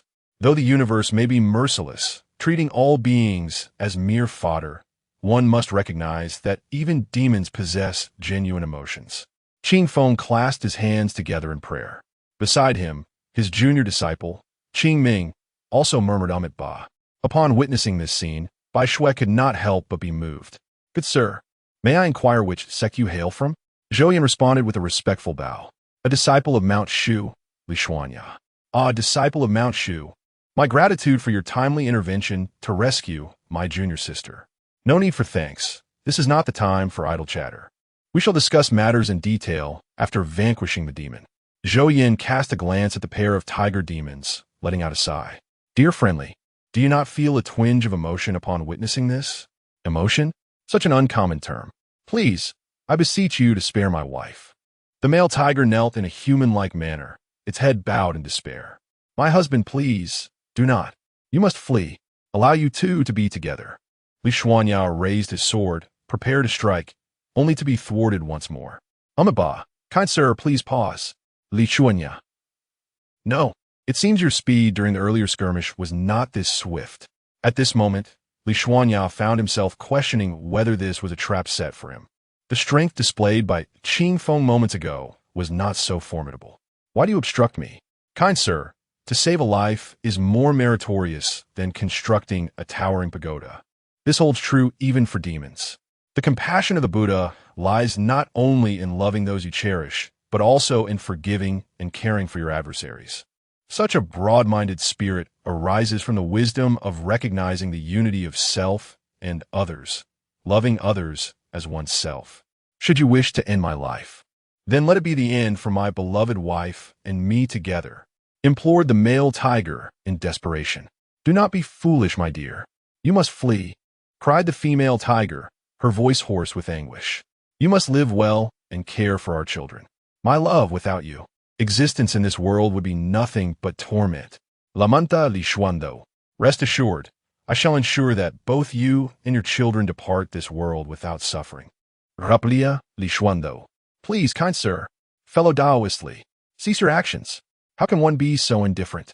Questioned Li Xuanxiao, blinking in surprise. Indifferent? Is that truly how you perceive me? He asked, casting his gaze upon the speaker, Bai Shui. Bai Shui wiped away the tears that had streamed down her face due to her emotions. Do you not see their plight? With such a scene before you, can you truly bring yourself to act against them?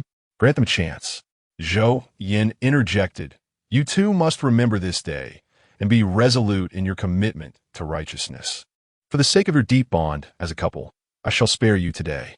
Thank you, esteemed master. Thank you, esteemed master. The tiger couple bowed deeply. Sincerity etched upon their faces.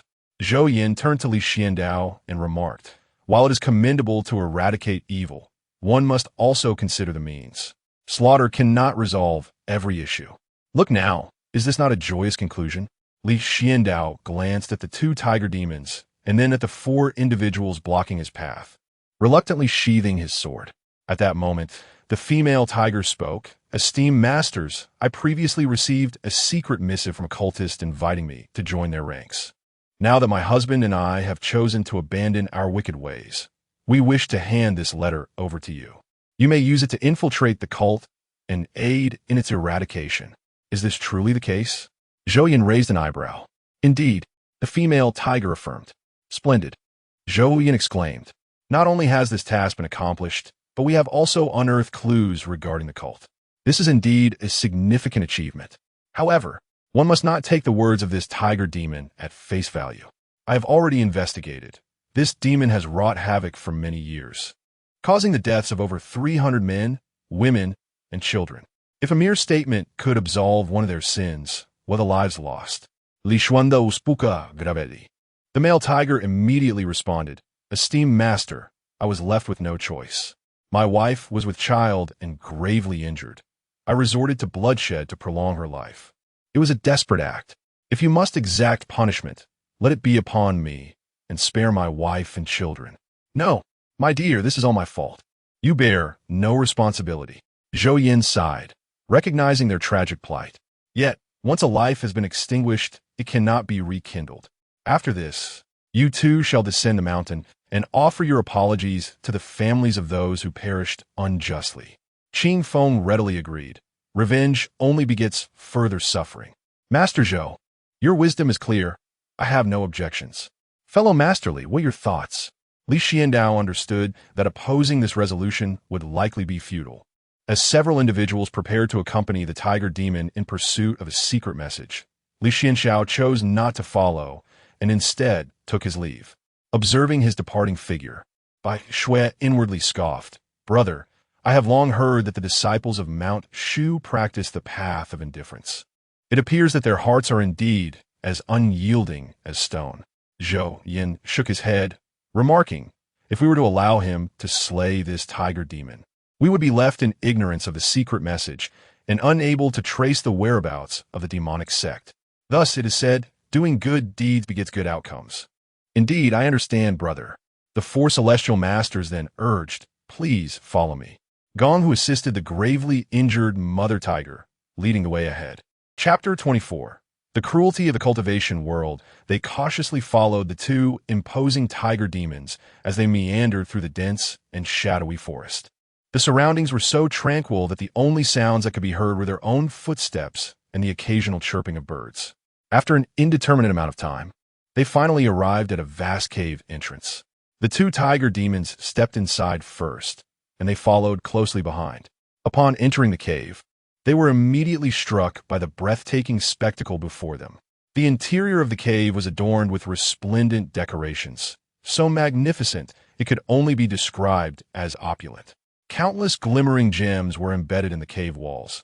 The floor was covered with soft, luxurious carpets, and exquisite crystal chandeliers hung from above, illuminating the entire space as brightly as day.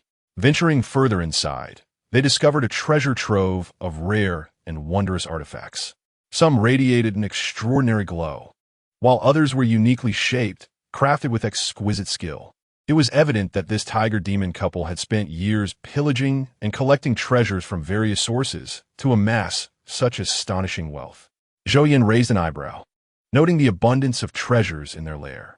The male tiger quickly exclaimed, My wife and I are willing to present the treasures within this cave to the four esteemed immortals as a means of atoning for our past transgressions.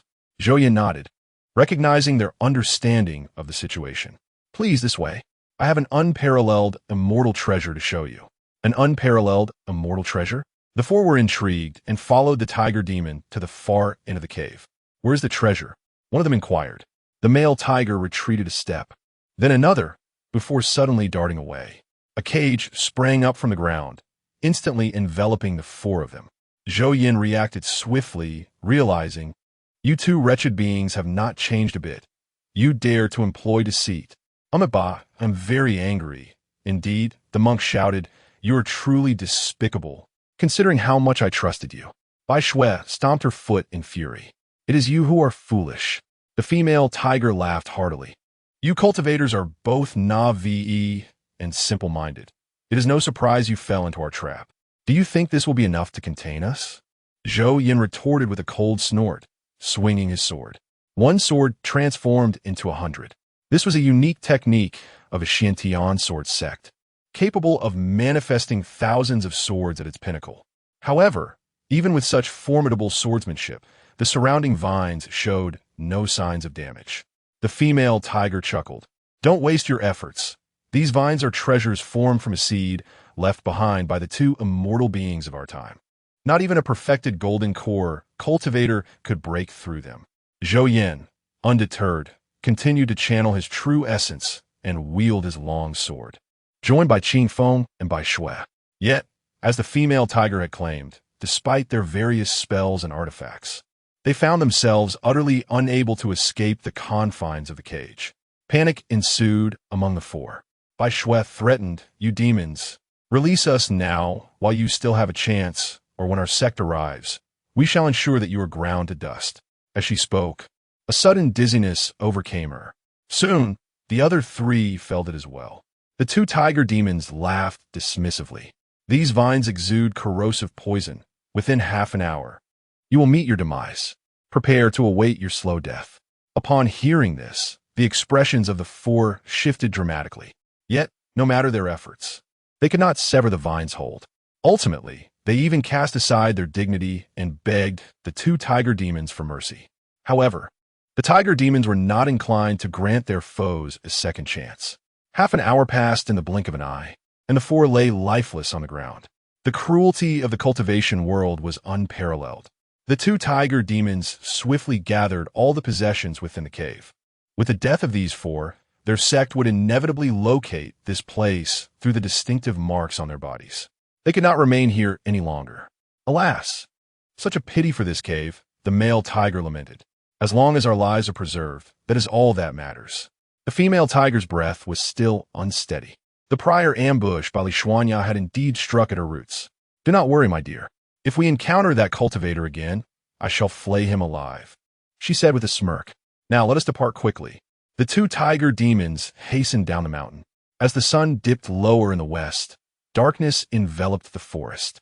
The two tiger demons raced along the mountain path when, suddenly, a silvery beam of light appeared, piercing through the male tiger's body and pinning him against an ancient tree.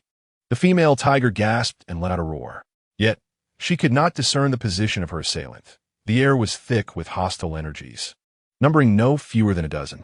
A fierce wind surged forth, unlike any ordinary breeze. It was a tempest of unparalleled ferocity. The fur of the female tiger whipped wildly in the gale. Mastering the wind was an essential skill for a tiger that had attained sentience. With a cataclysmic roar, the entire space seemed to tremble. The hurricane, centered around the female tiger, swept outwards like an unstoppable tide. Wherever it passed, sand and stones flew, roots were uprooted, and even the earth was upturned, leaving a barren expanse in its wake, devoid of life, save for the swirling dust and the remnants of torn puppets. The female tiger's countenance shifted, but there was no time to react. Twin beams of sword light struck her, and she fell to the ground, wailing in agony. Li Xuanxiao emerged from the shadows. "Wait, immortal master, you promised to spare our lives." The male tiger cried out in despair. "It was you who made that promise." "Not me," Li Xuanxiao replied calmly. "We have already conferred with those four immortals and are preparing to leave the mountain to atone for our sins. If the immortal master truly intends to slay us, at the very least, grant us the mercy to atone for our sins before you strike." The public tiger implored. "Your means of atonement is to perish swiftly in this place," Li Xuanxiao declared, brandishing his sword. "Wait, hold on." The mother tiger panicked. For this man harbored only the desire to extinguish their lives, revealing no trace of compassion. "In our cave, countless treasures await, along with the artifacts left by immortals. Should the immortal master choose to spare us, we would gladly offer these gifts." Li Xuanxiao's sword fell in a decisive arc foolish. "Even if I were to slay you, those treasures would still belong to me." The mother tiger gasped in disbelief. Is this the conduct of a righteous sect? The sword descended once more, and the mother tiger's breath ceased entirely. The public tiger's eyes widened in anguish. "My dear, you scoundrel, I will end you. Do not be hasty. Your turn shall come soon," Li Xuanxiao retorted without further ado, releasing his flying sword. It pierced the public tiger's skull, and with a slight tilt of his head, he swiftly succumbed to death. After eliminating the 2 tiger demons, Li Xuanxiao collected the storage rings they bore and then proceeded along the path they had taken. Chapter 25. No more tiger demons. At Weihu Mountain, following the trail left by the 2 tiger demons, Li Xuanxiao discovered the lair of the tigers. Upon entering the cave, he found a plethora of treasures that the 2 demons had been unable to carry away. After a cursory glance, he proceeded to the end of the cavern, his brow furrowing slightly. There, at the cave's terminus, lay 4 desiccated skeletons. Not a trace of flesh remained, as if they had been ravaged by the relentless passage of time, ultimately reducing them to mere bones. These were Zhou Yin, Bai Shui, Qing Feng, and Qing Ming. Li Xuanxiao was perplexed. He had assumed that the 4 had long since departed. To his astonishment, the 2 tiger demons had brutally slain them here. Logically, even at their peak, those demons would have had little chance against these 4. It was unthinkable, especially given their current state of injury. He began to search meticulously for any hidden traps or magical formations, soon discovering a concealed vine artifact amongst the detritus. This artifact was imbued with a protective formation. A sharp intake of breath escaped Li Xuanxiao as he realized that even cultivators of the Golden Core stage would struggle to breach its defenses. No wonder the 4 had met their demise. He shook his head, feeling a pang of sympathy for these 4 righteous individuals. They had likely been naive, overly trusting in human nature, oblivious to the treachery that lurked in the shadows, particularly that of demons. This was yet another stark reminder of the ruthless reality of the cultivation world, where a moment's inattention could lead to irrevocable ruin, leaving no room for regret. The vine artifact had been left behind by the tiger demons, likely because they could not wield it. Only those with a heart full of righteous energy could harness its power. The bloodthirsty demons were naturally incapable of doing so. Li Xuanxiao carefully stowed the vine seed artifact away, setting a trap that would serve as an additional tool for his protection. Casting one last glance at the skeletal remains, he shook his head again. It would not be long before the disciples from Fahua Temple and Xuanxian's sect would arrive to collect the bodies, and he wished to prevent the remains from being devoured by wild beasts. Thus, he scattered a powder to repel animals outside the cave. Taiping County, a name that upon first hearing evokes images of tranquility and harmony, stands in stark contrast to the reality it harbors. This place is not merely unsettled. It is rife with peril and instability. One contributing factor to this disarray is its proximity to the notorious Weihu Mountain. Each year, the lives of no fewer than 100 souls are mercilessly claimed, falling victim to the scourge of the tigers. These unfortunate individuals often encounter their doom while laboring in the forests, unwittingly ambushed by ferocious tigers. Others meet their fate while hunting or gathering firewood. Even more harrowing are the tales of women toiling at home with their children, only to find the remnants of their loved ones upon their husband's return. It is a truly devastating reality. What is particularly chilling is the understanding that the legendary Weihu Mountain is far from being merely inhabited by ordinary tigers. According to the words of some local elders, it appears that 2 enormous and exceptionally fierce tiger demons are concealed within the mountains. Their size is said to surpass that of ordinary horses. One can only imagine the terrifying sight of such colossal creatures wandering through the forest. As dawn broke today, the town crier, yawning and holding a gong, stepped out of the county office. Something ahead caught his attention, prompting him to rub his eyes. Good heavens! The crier fell to the ground in fright, gazing ahead in horror. There lay 2 tigers. No, rather the skins of 2 tigers. Soon, news spread rapidly. People from nearby counties rushed over, all drawn by the terrifying sight of the tiger demon's pelts. However, after that day, the Tiger Mountain was never again plagued by the demons. Yet, the mystery remains. Who vanquished these tiger demons, and who placed their skins in that very spot? Taiping County became a true Taiping County. Years passed, and as the tides of time shifted, dynasties rose and fell. From Taiping County emerged a peasant rebel who ultimately ascended to the throne.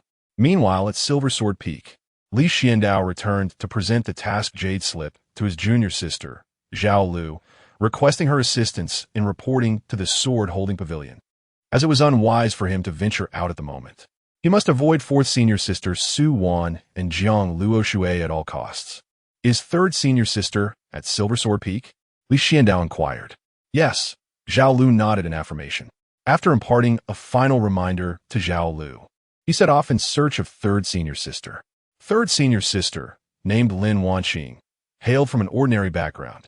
Yet from the fragments of conversation he had overheard from their master, Li Xuanxiao sensed that she was no ordinary individual. He suspected she might be the reincarnation of an ancient celestial being. Of course, such thoughts were mere conjecture without any evidence to substantiate them. Soon, Li Xuanxiao located third senior sister Lin Wanqing, who was playing the zither in a bamboo grove. He chose not to approach directly, but instead observed her from a distance. Before long, a striking young man appeared. His features bore a captivating allure, almost enchanting enough to ensnare the heart. His skin was as pale as snow, delicate like mutton fat jade, shimmering softly under the sunlight. He donned a deep indigo robe, the collar and cuffs adorned with meticulously embroidered silver-threaded cloud patterns. This trim resembled flowing clouds, cinched at the waist with a broad azure belt, intricately embroidered with exquisite designs that complemented the robe and enhanced its opulence. Moreover, his long, lustrous black hair was tied up high, crowned with a small silver tiara embedded with jade, accentuating his remarkable handsomeness. What a beautiful man! Li Xuanxiao Fronat. The young man called out, bounding towards Lin Wanqing. Sister, I've caught a butterfly. Lin Wanqing smiled and replied, Yes, the butterfly is lovely. Shall we let it go?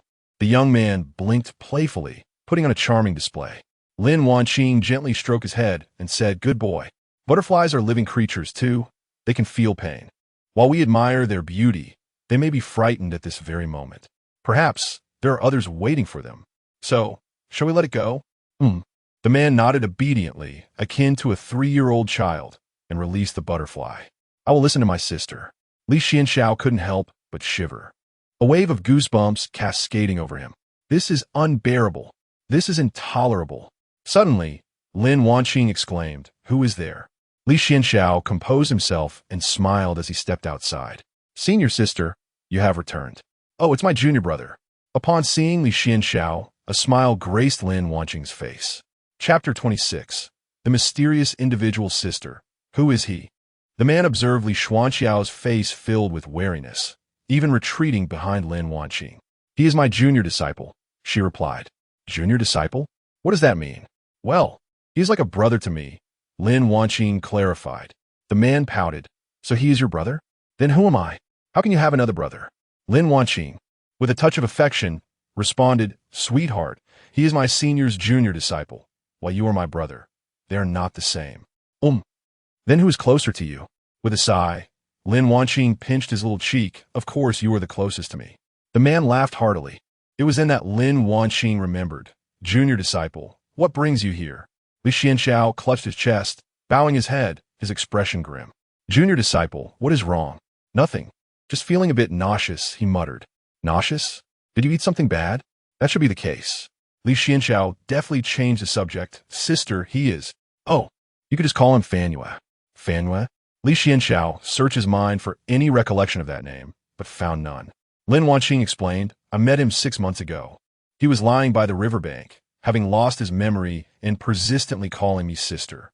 Reluctantly, I brought him along, hoping to return to Shushan and see if I could help him regain his memory. Is he also a cultivator? Li Xuanxiao inquired, posing a crucial question. Lin Wanqing shook her head, then nodded. He is a cultivator, but his cultivation is very low. It is nearly imperceptible, and his meridians seem blocked. He must have suffered some form of sealing technique. Oh, Li Xuanxiao raised an eyebrow, unable to suppress his inner musings. An individual of unknown origins and identity. Certainly not an ordinary character by appearance. The presence of a sealing technique. How could one casually bring such a person into the sect? What did Master say?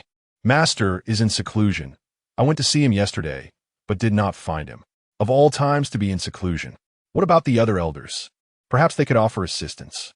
Most of the other elders are also occupied. Isn't that a bit too coincidental? Li Xuanxiao hesitated for a moment. Sister, I happen to know a bit about spiritual techniques. Perhaps I could attempt to help him recover his memory. Lin Wanqing nodded, not surprised by her junior disciple's knowledge.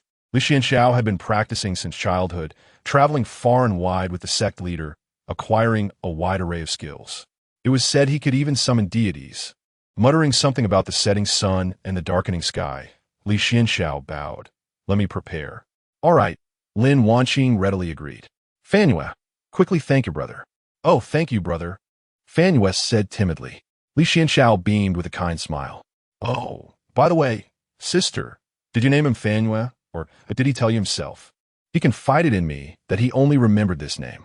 Li Xuanxiao nodded once more and retrieved a wooden eagle from his storage ring. Adopting a tone suited for conversing with a child, he said, "Would you like a toy from your big brother?" "What is this?"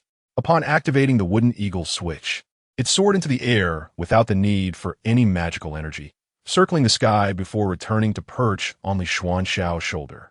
A glimmer of excitement sparkled in Fan Yu's eyes. "Do you want it?" "Yes. Come and take it. Your big brother is giving it to you." After a moment's hesitation, Fan Yu glanced at Lin Wanqing and then at Li Xuanxiao, and upon seeing Lin Wanqing nodding with a smile, he dashed over to accept the wooden eagle. "Thank you, big brother." Li Xuanxiao smiled and affectionately ruffled his hair before taking his leave. Upon returning to his humble abode on Silver Sword Peak, the smile on Li Xuanxiao's face faded. He raised his hand to reveal 2 strands of Fan Yu's hair.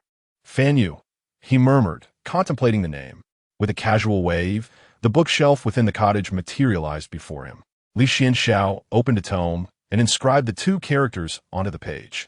Once completed, his pen continued to dance upon the paper, swiftly sketching Fan Yu's likeness. He then enclosed the 2 strands of hair within the book. As the incantation flowed from his lips, the page ignited spontaneously, consumed by flames without the presence of fire. This spell was linked to the comprehensive records of Shushan, akin to an encyclopedia that encompassed a vast array of information and accounts from across the realm of Jiuzhou. If Shushan had ever documented an individual, this remarkable spell would effortlessly retrieve their information. The depth of Shushan's heritage was profound, rendering it nearly impossible to find an individual or event that remained unrecorded. Li Xuanxiao furrowed his brow tightly, his eyelids quivering slightly as he infused his consciousness into the expansive realm of spells. In an instant, a tidal wave of thick tomes surged forth in the depths of his mind, accumulating like a mountain. Some of these books were old and yellowed, exuding an ancient aura, while others were pristine and new, shimmering with a faint ethereal glow. The books began to whirl simultaneously, as if a vast data system was in search of something.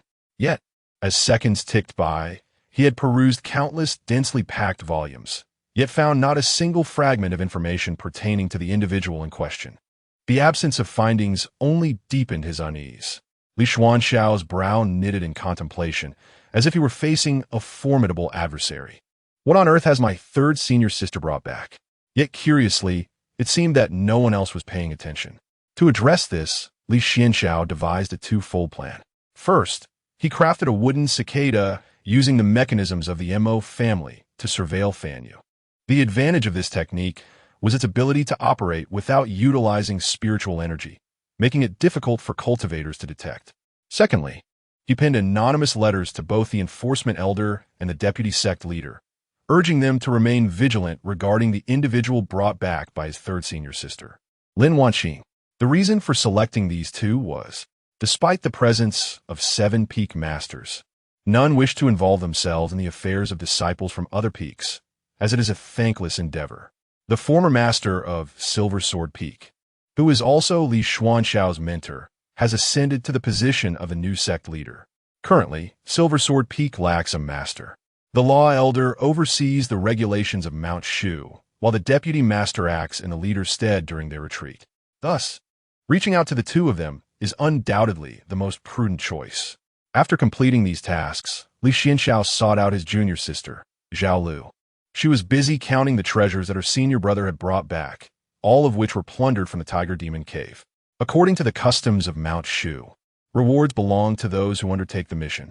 Li Xuanxiao selected some suitable supplements and 2 magical artifacts for Zhao Lu. He entrusted her with a crucial task, to feign an accidental encounter with the 3rd senior sister, and, in a seemingly casual manner, inquire about the circumstances of her meeting with Fanhua. If Li Xuanxiao were to probe too deeply himself, it would raise suspicions. However, entrusting this to Zhao Lu would yield different results, as conversations between young women tend to flow more freely. Zhao Lu accepted this assignment. Having grown accustomed to her senior brother's peculiar actions over the years, even eagerly joining his clandestine endeavors. Chapter 27. Zhang Tianxin at the Law Enforcement Hall. The disciples of law enforcement retrieved letters from mailbox. These letters were submitted anonymously by disciples from various peaks, allowing them to express their grievances freely about the irregularities at Mount Shu. Of course, anonymity was merely a facade. Each day, the disciples would present these letters to the elder in charge of law enforcement. Today was no exception. After sipping his morning tea, the elder opened the reports of the day. Someone defecated at the back mountain of Shaoqiong Peak, and a passing disciple stepped on it. The elder set down his pastry and continued reading. Reports of disciples exceeding speed limits while flying on swords, deliberately destroying their own planted flowers. And inappropriate relationships among disciples filled the pages, along with whispers of slander. Most of these issues were trivial matters. As he continued, he came across a report concerning Li Xuanxiao, a disciple from Silver Sword Peak, who brought an unidentified person back to Mount Shu, requesting a thorough investigation. The elder had already encountered Fan Yu before. Could this person pose a problem? He was strikingly handsome, evoking a sense of intrigue. The elder cleared his throat and gently patted his fair cheek. Was it love at first sight? Perhaps not, yet there was indeed something captivating, especially in those soulful peach blossom eyes. The way he called her sister stirred one's heart.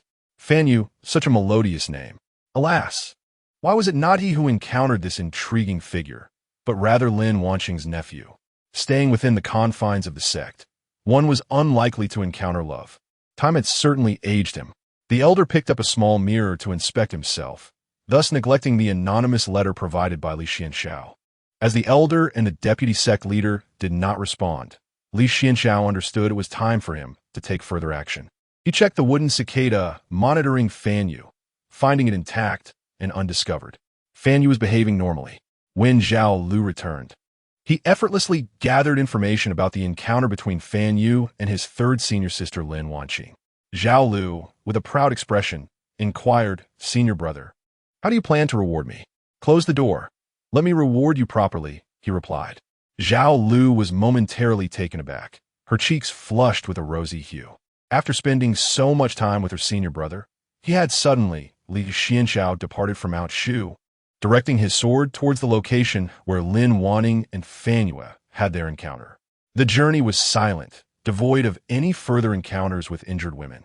Instead, he fortuitously rescued a merchant caravan that had fallen prey to mountain bandits. Days later, Li Xuanxiao arrived at the riverside where the two had met. He employed the water avoidance technique and submerged himself into the river, attempting to locate the river deity. However, he quickly discovered that not only was there no river deity present, but even the slightest semblance of sentient beings had vanished from waters. Li Xuanxiao then sought the mountain god or the earth deity, yet they too were absent. He stamped his foot, preparing to invoke a spell to summon the sentient beings within a radius of several dozen miles for inquiry. At that moment, three figures suddenly fell within Li Xuanxiao's perception. One was at the early golden core stage, while the other two had reached the consummate foundation establishment stage. Evil spirits. The trio concealed themselves well. Yet the sword box behind Li Xuanxiao, containing the treasured sword left by the former sect leader, sensed the demonic aura and buzzed ominously. 3 against 1. With one at the golden core level, direct confrontation was ill-advised. Li Xuanxiao immediately concealed his presence. He did not flee at once, as he sensed that these suddenly appeared sinister cultivators were not as simple as they seemed. This was indeed the place. The golden core cultivator glanced around. The signposts indicated this spot, which was also the last trace of the monarch's lingering aura. How could this be? The hall master had instructed us to search for the monarch, yet the aura vanished here. The monarch? Could be Fan Yu.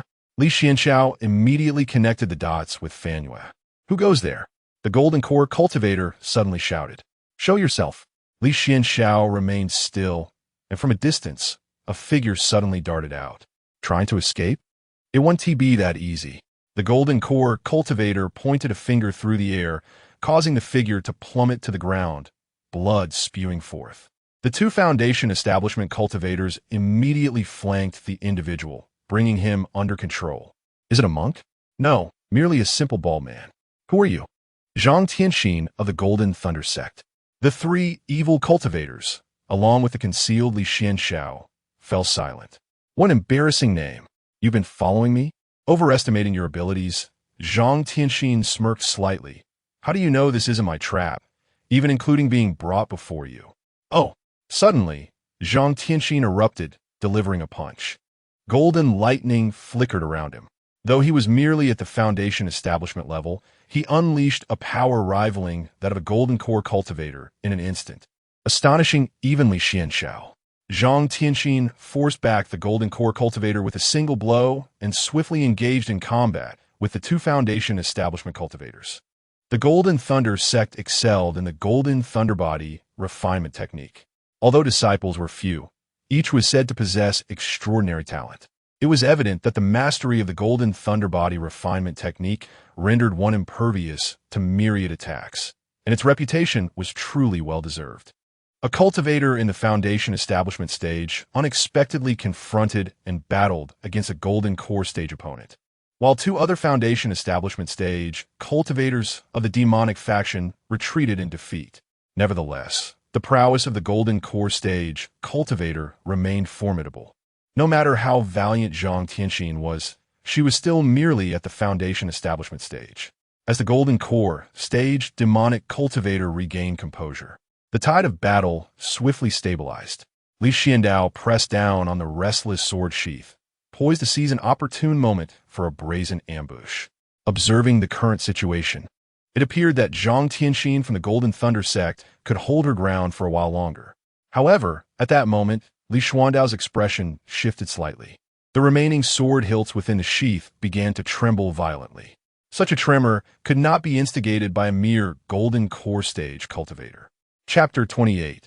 The Cataclysm Descends? Three Golden Core perfectionists, along with seemingly an old demon of a nascent soul. Cold sweat erupted on Li Xuanxiao's back. If there was one Golden Core cultivator and two Foundation establishment practitioners, despite being in the Foundation establishment stage himself, he held complete confidence in his ability to retreat unscathed. He might even eliminate one of the Foundation establishment cultivators. However, with the addition of these three Golden Core perfectionists and the nascent soul-old demon, his chances of survival dwindled to nothing. His shielding talisman was only effective against Golden Core practitioners at best. If the nascent soul-old demon utilized his divine sense, he would effortlessly detect Li Xuanxiao's presence. Zhang Tianxin clearly sensed the dreadful aura as his expression shifted dramatically. Resolute, he retrieved a golden pill from his storage ring and consumed it. This was a life-saving elixir given to him by his master during his descent from mountain. It could forcibly elevate his cultivation to the Golden Core stage for a brief period, but the side effects were severe. For an ordinary cultivator, the repercussions could damage their foundation, potentially halting their progress in cultivation for a lifetime. Upon swallowing the pill, Zhang Tianxin's cultivation surged. The nascent soul-old demon, a white-haired elder, merely cast a cursory glance at Zhang Tianxin. Just that single glance caused the once confident Zhang Tianxin to lose all capacity for resistance. The chasm between the Golden Core and nascent soul stages, though merely one realm apart, was an insurmountable gulf. Is the aura of the sovereign found? The old demon inquired. Disregarding him further, the sovereign's presence has vanished from this location. Why are these two individuals here? The Golden Core rogue cultivator was taken aback. 2. The nascent soul-old demon snorted disdainfully. After all these years of cultivation, have you truly been feeding your brain to the dogs? He turned to another Golden Core perfectionist and commanded, "Tell him where the other person is." The perfectionist blinked, pointing at Zhang Tianxin. "I understand now. He is pregnant. Hence there are two individuals." The Golden Core cultivator suddenly grasped the situation. "Have you donated your brain?" With a swift motion, the old demon struck him. "Will you emerge, or shall I assist you in doing so?" As soon as the words left his lips, Li Xuanxiao's figure erupted from the ground, and without a moment's hesitation, he took flight on his sword. He seeks to escape. The golden core cultivator, enraged from the earlier slap, immediately pursued him. His speed was remarkable, yet Li Xuanxiao was not slow either. Stop! The golden core cultivator's expression hardened as he raised a hand and gently clenched it. In an instant, the formerly still trees flanking them appeared animated, twisting violently as if imbued with life, their branches swiftly elongating and thickening, resembling serpents. They lunged toward Li Xuanxiao with astonishing speed. In the blink of an eye, these robust branches ensnared Li Xuanxiao, binding him tightly and rendering him utterly immobile. The immense force felt as though it would crush him, making even breathing a strenuous endeavor. The golden core cultivator approached the old nascent soul demon with an air of accomplishment, declaring, "I brought him back." Slap! The old nascent soul demon retaliated with a swift strike. "Why do you hit me again?" The golden core cultivator protested, disheartened. "Fool! You've captured a mere imitation." With a dismissive wave of his hand, the captured Li Xuanxiao transformed into a paper effigy, which erupted into a cloud of toxic mist. Beware! The real Li Xuanxiao, hidden in the shadows, fled in desperation. Had only these 4 golden core cultivators been present, he might have escaped. However, the presence of the old nascent soul demon rendered his efforts futile. To the demon, even the most cunning of ants posed no threat. Thus, Li Xuanxiao was effortlessly dragged from the depths, bound alongside Zhang Tianxin. The aura of the monarch inexplicably vanished in this place. These 2 youngsters might possess vital information to deliver to the esteemed master. The golden core cultivator inquired, "Isn't this trivial matter something we can handle ourselves? Why trouble the master?" "Foolish. If you fail to extract information and lose the monarch's trail, the master will deem us incompetent. Hand these 2 over to the master. If they yield clues, we rejoice. If not, it bears no consequence for us. In one's career, one must discern duties that warrant action from those that do not." The golden core cultivator, enlightened, asked, "Uncle, what precisely should we do or not do?" "I've told you countless times, be diligent in your responsibilities at work." The other 4 golden core cultivators gazed expectantly at the old nascent soul demon, who elaborated, "In the demonic sect, one avoids that which cannot be learned. If one cannot do it, what is the point? Urgent matters must not be approached hastily, lest mistakes arise. Trivial matters need not be rushed. What is the urgency in that?" Li Xuanxiao could not help but applaud. "Oh no, he is gleaning true wisdom." At the Golden Thunder sect, Zhang Tianxin and Li Xuanxiao, bound and captured, struck up a conversation. "Brother, it seems our situation is dire," Zhang Tianxin remarked. Li Xuanxiao sighed in resignation. The likelihood of encountering a nascent soul cultivator, especially one from the demonic sect, is slimmer than being struck by lightning. "Pray tell, how did you come to track these demons?" Zhang Tianxin hesitated, then confessed. "During my travels down the mountain, I chanced upon an old fortune-teller who spoke of an impending calamity. Following his guidance, I found myself here, where I encountered them." "Calamity descending?"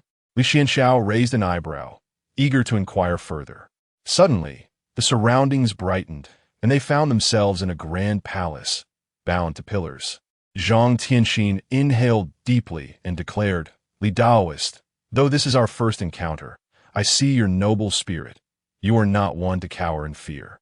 Even when faced with the myriad tortures of these vile entities, we must grit our teeth and endure.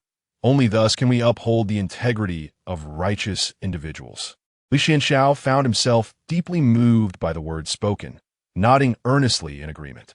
Just then, a thick, ominous aura surged around them, gathering like a billowing cloud of black smoke. In the blink of an eye, this malevolent energy rushed towards their location, ultimately coalescing above a chair before them. As the aura continued to swirl and condense, a humanoid figure gradually emerged. This figure was strikingly elegant, with long, delicate legs and a porcelain complexion. At that moment, she languidly crossed her legs, one slender hand delicately cradling her cheek, exuding an air of utter relaxation. Eventually, the figure fully materialized. She tilted her head slightly, her enchanting eyes slowly opening, revealing a hint of weariness and indifference. As if just roused from slumber, she gazed lazily at the two individuals before her. "Is that Muong Montak?" exclaimed the imperial princess Feng in astonishment. "You are still alive?" Li Xuanxiao was taken aback, feeling as though the worst-case scenario had materialized, falling into the hands of the demon sect's leader, the very leader he had once schemed against. Chapter 29. Inhumane Muong Montak. "You, how could you still be alive?" The imperial daughter Feng gazed incredulously at Li Xuanxiao before her. Li Xuanxiao blinked in surprise, never anticipating that he would encounter the imperial daughter Feng in such a manner. Indeed, she had not perished alongside Li Xuanxiao on that fateful day at Wuwang Mountain. After witnessing Li Xuanxiao's death at Li Xuanxiao's hands, the imperial daughter Feng engaged in a chaotic battle with Li Xuanxiao, exacerbating their already grievous injuries.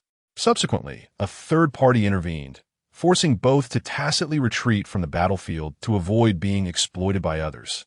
Upon her return, the imperial daughter Feng even erected a ceremonial tomb for Li Xuanxiao.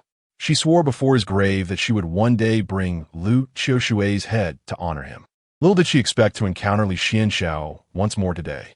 Li Xuanxiao managed a forced smile, saying, "Actually, I'm still alive." The imperial daughter Feng raised an eyebrow, glancing at the nascent soul old demon who had brought Li Xuanxiao and Zhang Tianxin back. The nascent soul old demon hurriedly explained, "Your Highness, these two are connected to the disappearance of His Majesty. I suspect they have taken him captive." The imperial daughter Feng nodded thoughtfully, then turned her attention back to Li Xuanxiao. "You are alive, yet why did you not seek me out? Oh, you returned to Mount Shu and have gone back on your promise to be my little brother. I despise those who are disloyal." The imperial daughter Feng placed her hands on her hips, rising from her seat and pacing back and forth. "How ungrateful of you. After I even honored you with a ceremonial tomb and allowed offerings to be made for you, you have obeyed Mount Shu's orders and taken our emperor away. Haven to you? Speak, or remain silent." Li Xuanxiao forced a smile and asked, "Boss, may I inquire who this emperor is?" A question posed with full awareness. The imperial daughter Feng retorted coldly. A red whip appeared in her hand. Crack! The whip lashed out, followed by a piercing scream. "Speak! Speak! Speak! I shall make you confess." "Ah!" Li Xuanxiao blinked, casting a sidelong glance at the battered Zhang Tianxin. Zhang Tianxin's lips twitched as he glared. Are you not mistaken? Why strike me? If he won't speak, then hit him. Stubborn as a dead duck, isn't he?" The red whip seemed infused with magical energy, as evidenced by Zhang Tianxin's increasingly aged Zhang Tianxin was cast upon the damp ground, gasping in pain. "Zhang Daoist, are you all right?" came the voice of Li Xuanxiao from the opposite cell. Zhang Tianxin replied, "Do you believe I am fine?" Li Xuanxiao expressed his admiration. "Zhang Daoist, you truly embody the essence of a righteous sect. Even in such a dire state, you utter not a word of complaint. I am in awe." Zhang Tianxin's lips twitched. She thought to herself, "She never even asked me. It was all about her suffering. I would like to speak, but did she inquire?" It was relentless torment. Zhang Tianxin cast a resentful glance at Li Xuanxiao. "Who is that woman?" Li Xuanxiao replied slowly, "It is the imperial maiden Feng." "The imperial maiden Feng?" Zhang Tianxin's expression changed dramatically. "Is it that Feng from the heavenly calamity palace?" "Indeed," Li Xuanxiao nodded. "It seems there is no escape for us. I have heard that the imperial maiden Feng is merciless, relishing in the torment of righteous disciples until they beg for mercy, only to offer them fleeting hope before plunging them into despair." Zhang Tianxin glanced at her wounds, realizing this was merely an appetizer for what was to come. "By the way, it seems you're acquainted with the imperial maiden Feng." "To some extent, yes. We have a history." "A history? No wonder she only targeted you today. This must be a psychological tactic to instill fear in you, leaving you in a constant state of anxiety about when your turn will come. This is far more terrifying than the pain itself. It is akin to a slap to the face compared to the dread of an impending blow." Having come to this realization, Zhang Tianxin turned to look at Li Xuanxiao in the opposite cell, just as she was about to offer some words of comfort. She was taken aback. In Li Xuanxiao's cell, the spacious and well-lit area contained a plush, comfortable bed, adorned with a thick velvet blanket. Nearby stood an exquisitely crafted table, its surface polished to a mirror-like sheen, with intricately carved legs resembling fine art. Above hung a magnificent chandelier, its dazzling crystal pendants shimmering brilliantly. To her astonishment, there was even a vanity in one corner. Zhang Tianxin glanced back at her own cell, the only implement being a bucket for her excrement. Zhang Tianxin exclaimed in disbelief. You must be a spy for the demonic sect. Li Xuanxiao calmly explained, Zhang Daoist. This is a ploy by the demonic sect to sow discord between us. Do not fall for their tricks. Zhang Tianxin nodded thoughtfully, realizing the insidious nature of the demonic sect. Time for a meal, announced the demonic sect disciple as he tossed a bowl of food into Zhang Tianxin's cell. As a foundation-level cultivator, she still required sustenance to survive. Zhang Tianxin examined her meal. It contained both meat and vegetables, not overly lavish but adequate. She then glanced at Li Xuanxiao. He had no food, and the disciple of the demonic sect simply walked away. At this moment, Zhang Tianxin became even more convinced of Li Xuanxiao's earlier words. The other party was indeed attempting to sow discord between them. Daoistly, you should eat something as well.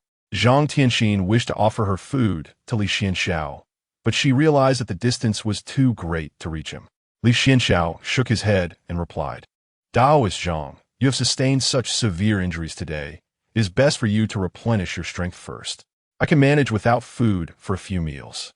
Zhang Tianxin nodded, no longer refusing, and began to eat heartily. As the food entered her stomach, she indeed felt somewhat better. At that moment, the disciple of the demonic sect returned, pushing a small food cart toward them. Here, this is your food. Chapter 30. Vowing to follow the leader to the death on the dining car, an array of delectable dishes dazzled the eyes. Various exotic meats from menacing beasts, either roasted to a golden crisp, exuded an irresistible aroma, or meticulously stewed to a tender, juicy perfection. There were also crystal-clear, gelatinous liquids, elegantly contained in exquisite glass cups, shimmering with captivating brilliance as they gently swayed.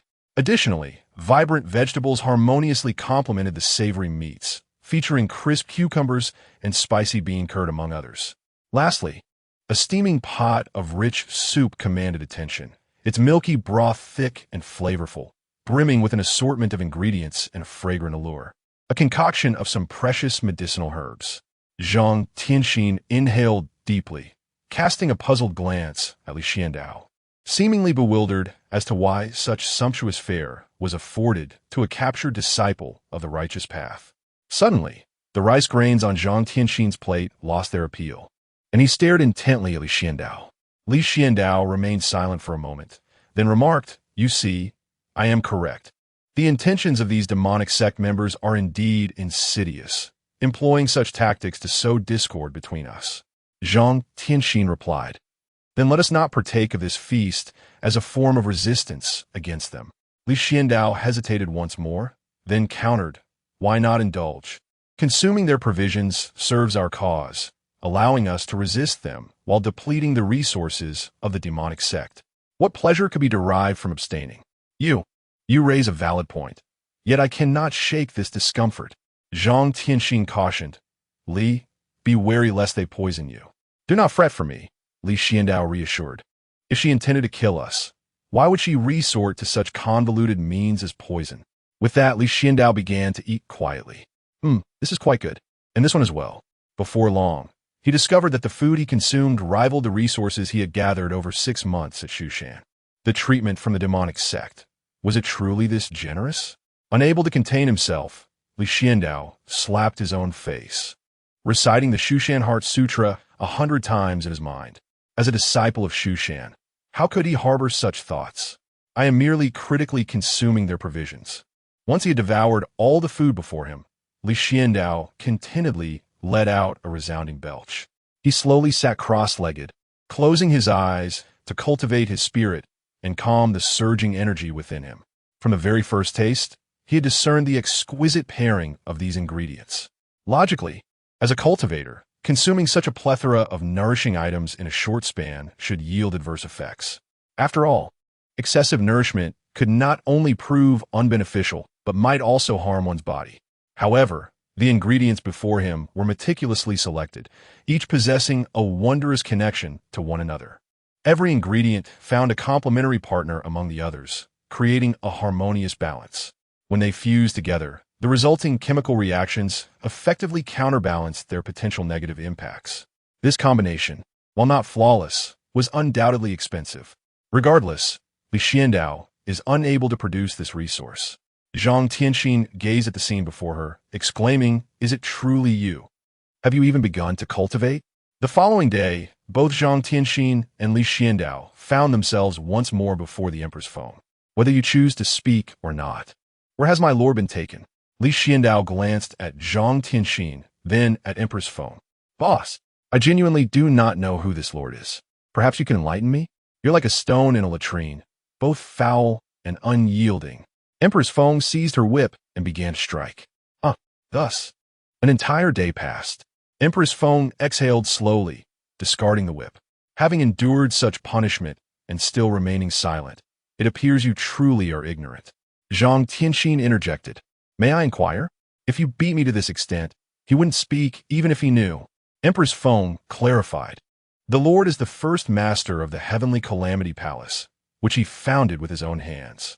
However, he has been deceased for millennia, and this time he has reincarnated, only to mysteriously vanish." Li Xuanxiao's small eyes brimmed with profound bewilderment. Such confidential information can be divulged? Clearly, Empress Feng's intellect was lacking. It seemed that the missing lord was none other than the celestial being Van Yu, taken back to Mount Shu by the third senior sister, Lin Wanxing. Li Xuanxiao contemplata silently. He never imagined he was the first master of the Heavenly Calamity Palace, a being from a bygone era. A sense of crisis enveloped him. However, a far greater predicament lay in the present situation. Empress Feng fixed her gaze upon Li Xuanxiao, as if attempting to penetrate his very soul. "You truly do not know my lord's whereabouts?" "Boss, I'm utterly unaware," he replied. Empress Feng casually gestured, releasing Li Xuanxiao from his bindings. She then approached Zhang Tianxin. "And you? Do you know anything about my lord?" "I know nothing," Zhang Tianxin exclaimed in desperation. He had been inexplicably captured and thrust into an association with the Heavenly Calamity Palace, encountering a legendary female demon. Even his forebear would likely be no match for this formidable foe. Empress Feng scoffed. "Do you think me so easily deceived? Take him away and continue the beating." Zhang Tianxin struggled vehemently. "Whoa, I truly do not know." Li Xuanxiao cast a sympathetic glance at Zhang Tianxin as he was dragged away, silently praying for him. As for rescuing him in front of Empress Feng, he presumed his master would be capable of such a feat. "Boss, since I have no further involvement, may I take my leave?" Li Xuanxiao dimitli inquiret. "Leave?" Empress Feng shot him an appraising glance. "You have saved me and witnessed my most vulnerable side. You have but two paths ahead of you. One is to follow me, and the other is also to follow me." Li Xuanxiao pointed out, "Boss, both options lead to the same destination." Empress Feng fell silent. Li Xuanxiao remained quiet as well.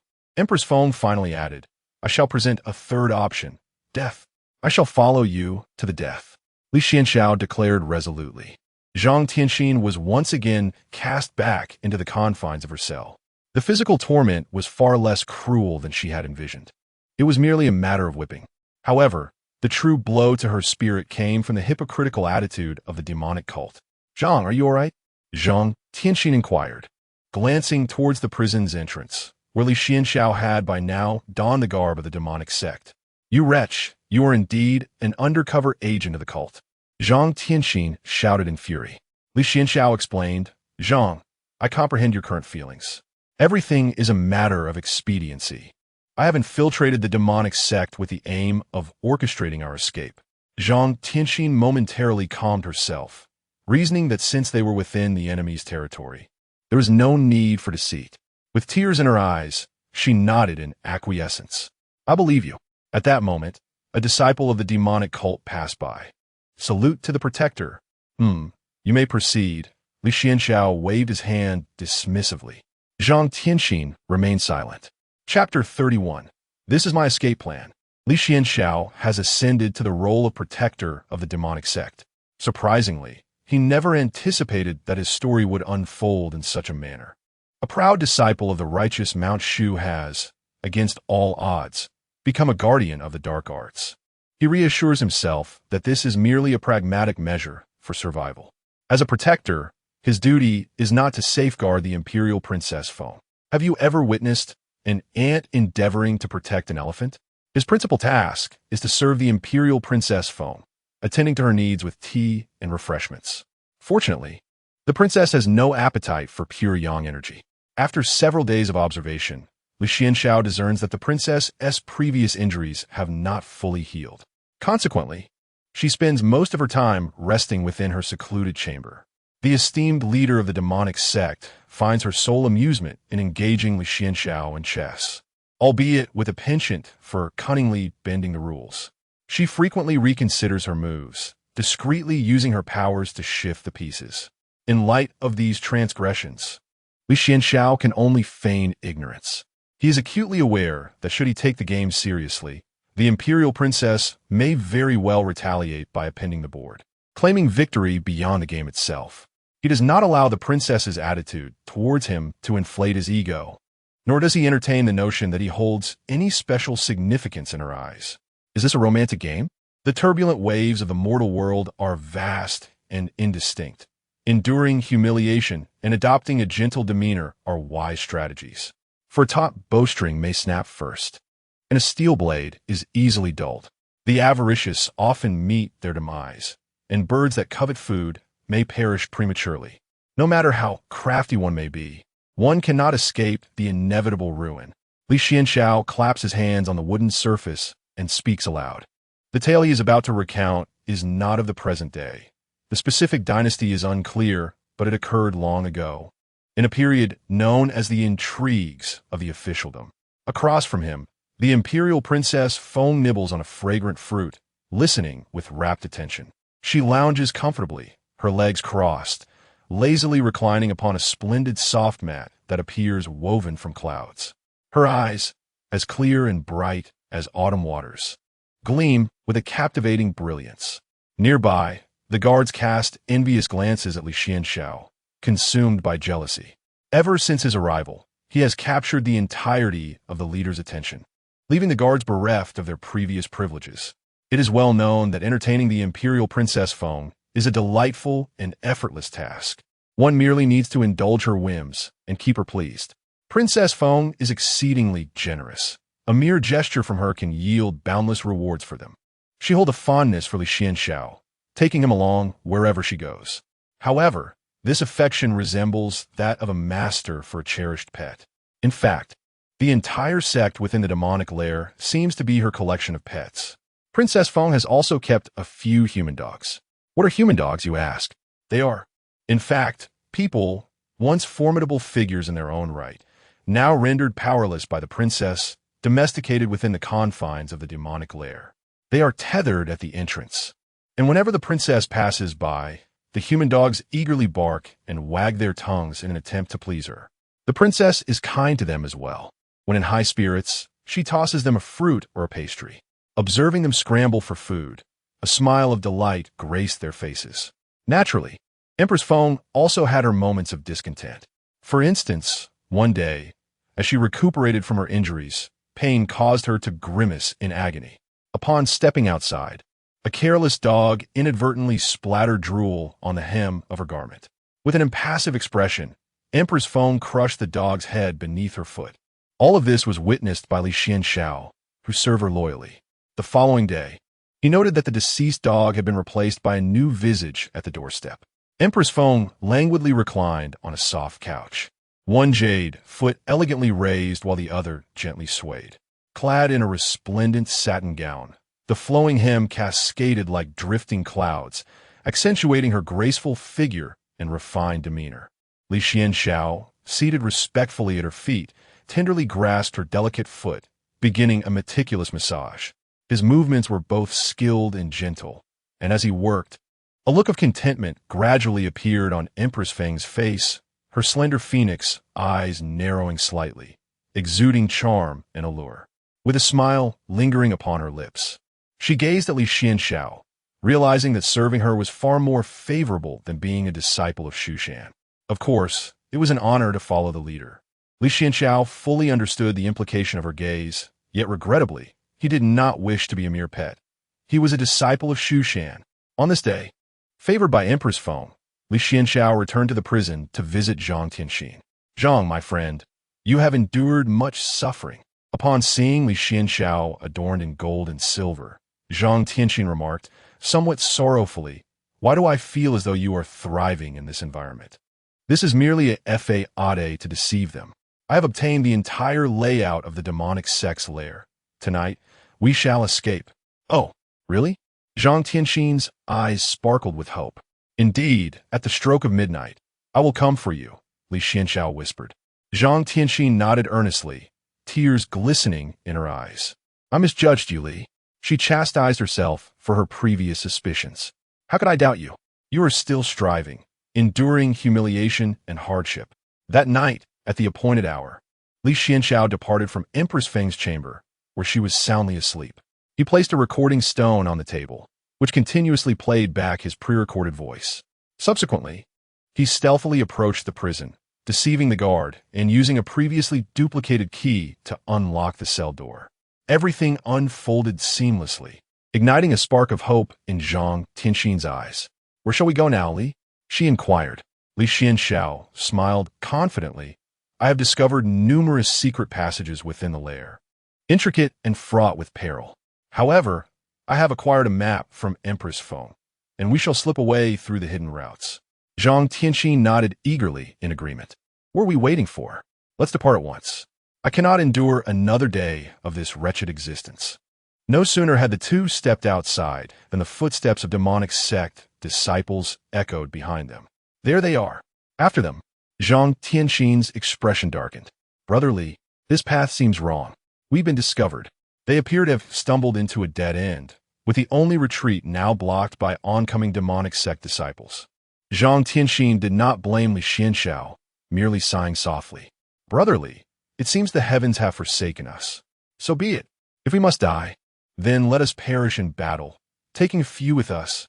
With that, Zhang Tianxin tore away his robes, revealing a physique chiseled like sculpted marble, broad shoulders, powerful arms, and taut abdominal muscles, each contour a testament to his formidable strength. Brother Li, we shall meet again in the underworld. His gaze, filled with unyielding resolve, locked onto the charging demonic sect disciples. I, Zhang Tianxin of the Golden Thunder sect, shall face you in a battle to the death this very day. The next moment, Li Xuanxiao delivered a mighty kick, sending Zhang Tianxin crashing into the wall, followed by a merciless barrage of blows. You wretched prisoner, daring to escape even now? Brothers, beat him senseless. The pursuing disciples wasted no time, descending upon Zhang Tianxin with relentless kicks. Once the beating subsided, Li Xuanxiao raised a hand to halt them. A golden core disciple snarled, "Take him to the celestial prison. Let him experience true suffering. See if he dares flee again." Yes. Immediately, the disciples dragged Zhang Tianxin, now battered beyond recognition, toward the celestial prison. Through swollen eyes, Zhang Tianxin managed to glare at Li Xuanxiao, his lips trembling with muffled curses. MMPH. All your mother. Li Xuanxiao wiped a spatter of blood from his brow. Did I just hear someone insult my mother? Celestial prison. Zhang Tianxin lay half dead upon the cold floor. Compared to the torments of this place, his previous interrogations had been child's play. Here, he endured the most excruciating agonies known to man, enough to dredge up memories from past lives. Though Empress Phoenix might seem foolish, her cruelty toward enemies was unmatched. It was no wonder the heavenly execution hall stood as the most feared demonic sect in the Central Plains. Then, Li Xuanxiao appeared once more. Brother Zhang, are you all right? Zhang Tianxin. What do you think? Brother Zhang, our plan is halfway to success, Li Xuanxiao declared. Chapter 32. Breaching defenses. Zhang Tianxin rose, her visage resembling that of a pig, gazing intently at Li Xuanxiao. What? Li Xuanxiao replied. In truth, this is my genuine plan. While there are numerous entrances to the secret passage, to my knowledge, we can only ensure our escape through the entrance of the Tianzi cell. He opened the cell and pulled Zhang Tianxin out, leading her to a corner within the cell. He silently recited the incantation, the imperial phoenix, the fairest in the world. With the most ample bosom, Li Xuanxiao of Ashura Hall is a despicable scoundrel, a wretched creature. Upon completing the incantation, the entrance to the secret passage gradually revealed itself. Zhang Tianxin was momentarily taken aback. Li Xuanxiao presented her with a spiritual fruit. Eagerly, Zhang Tianxin seized the fruit and took a hearty bite. The delectable juice instantly flooded her mouth. In no time, the fruit was entirely consumed. Even the pit was left behind. As she swallowed the last morsel, a refreshing sensation surged from her abdomen, swiftly coursing through her meridians. The spiritual energy, once slightly diminished from overexertion, began to surge with vigor, akin to a long-awaited rain after a drought. As the spiritual energy flowed within her, Zhang Tianxin felt her strength gradually returning. "Follow me." Zhang Tianxin nodded vigorously, casting aside all doubts regarding Li Xuanxiao. She swiftly followed him through the secret passage, her heart racing with tension. Without understanding the crucial elements within, even those at the nascent soul stage could falter in the passage. After what felt like an eternity, Zhang Tianxin seemed to hear the sound of crashing waves. Advancing further, the surroundings suddenly brightened. Before them lay the vast expanse of the ocean, and the cavern's entrance was wide and open, affording a panoramic view of the sea. "Li Daoyu, let us hasten," Zhang Tianxin exclaimed, her excitement palpable as they neared escape from the infernal lair. However, Li Xuanxiao halted her. "This is the fabled Dead Sea." "The Dead Sea?" Zhang Tianxin gazed toward the enigmatic waters not far off. The Dead Sea, it was said, was a place where not even birds could soar above. Throughout history, chilling legends surrounding this expanse had circulated widely. Cultivators capable of aerial flight, upon nearing the Dead Sea, would fall under its peculiar influence, losing control over their bodies and plummeting uncontrollably toward the surface, regardless of their spells or divine abilities. These practitioners struggled to resist the overwhelming and mysterious allure of the Dead Sea. Li Xuanxiao retrieved the sword box from his back, addressing Zhang Tianxin. "I will soon unleash a flying sword that will carry us away, but it may be somewhat challenging to control. Be prepared, Zhang Daoyu." Zhang Tianxin nodded in understanding. Li Xuanxiao swiftly formed the sword seal with his hands. In that instant, a mysterious and potent force seemed to resonate with the sword seal in his grasp. Suddenly, the sword box, previously resting quietly, erupted with a thunderous roar. The sound was like the clap of thunder, echoing through the heavens. Meanwhile, a sharp and piercing shriek suddenly reverberated through the air. In an instant, countless streams of formidable sword energy erupted from the sword sheath, rampaging forth like an overwhelming torrent. These sword energies intertwined and collided, giving rise to a dazzling ocean of radiant light. Zhang Tianxin was taken aback and hastily evaded. He noticed that even Li Xuanxiao was injured by the sword energy he had summoned. Among them, one particular sword energy was exceptionally brilliant, resembling a white rainbow that pierced the heavens with an unstoppable force. Wherever this sword energy passed, the air was torn asunder, leaving behind distinct and visible trails. A gleaming sword, shimmering with cold light, shot forth from the sheath, akin to lightning streaking across the night sky, its speed breathtakingly swift. Blood spurted from Li Xuanxiao's mouth. It must be said that the extensive recuperation he had undergone within the demonic sect had greatly enhanced his physique. Li Xuanxiao stretched out his hand, narrowly grasping the flying sword, yet the fierce sword energy seemed intent on shattering his meridians. He refused to relinquish his hold, while his other hand seized Zhang Tianxin. The flying sword sped away into the distance, utterly disregarding the stagnant water's influence. Had they fled? The imperial princess Feng, awakened by the commotion of Li Xuanxiao's flying sword, initially believed that the righteous sect's old-timers had come to attack. It was only upon receiving a report from her subordinates that she learned it was her protector, Li Xuanxiao, who had absconded with Zhang Tianxin. The expressionless imperial princess clenched her fist, the veins on the back of her hand swelling as if they might burst through the skin. A trembling subordinate cautiously produced a letter stating, "This is a letter left for you by that traitor." The imperial princess Feng waved her hand, and the letter appeared in her grasp. Since childhood, I have cultivated my skills, taught by my master to aid the world, vanquish evil, and uphold justice. Since ancient times, righteousness and wickedness cannot coexist. Thus, we part ways here, hoping never to meet again. Lastly, allow me to mention that Li Xuanxiao is far more beautiful than you. The final sentence from Li Xuanxiao shattered the imperial princess Fang's composure. You scoundrel! I shall slay you. Li Xuanxiao, I shall contend with you.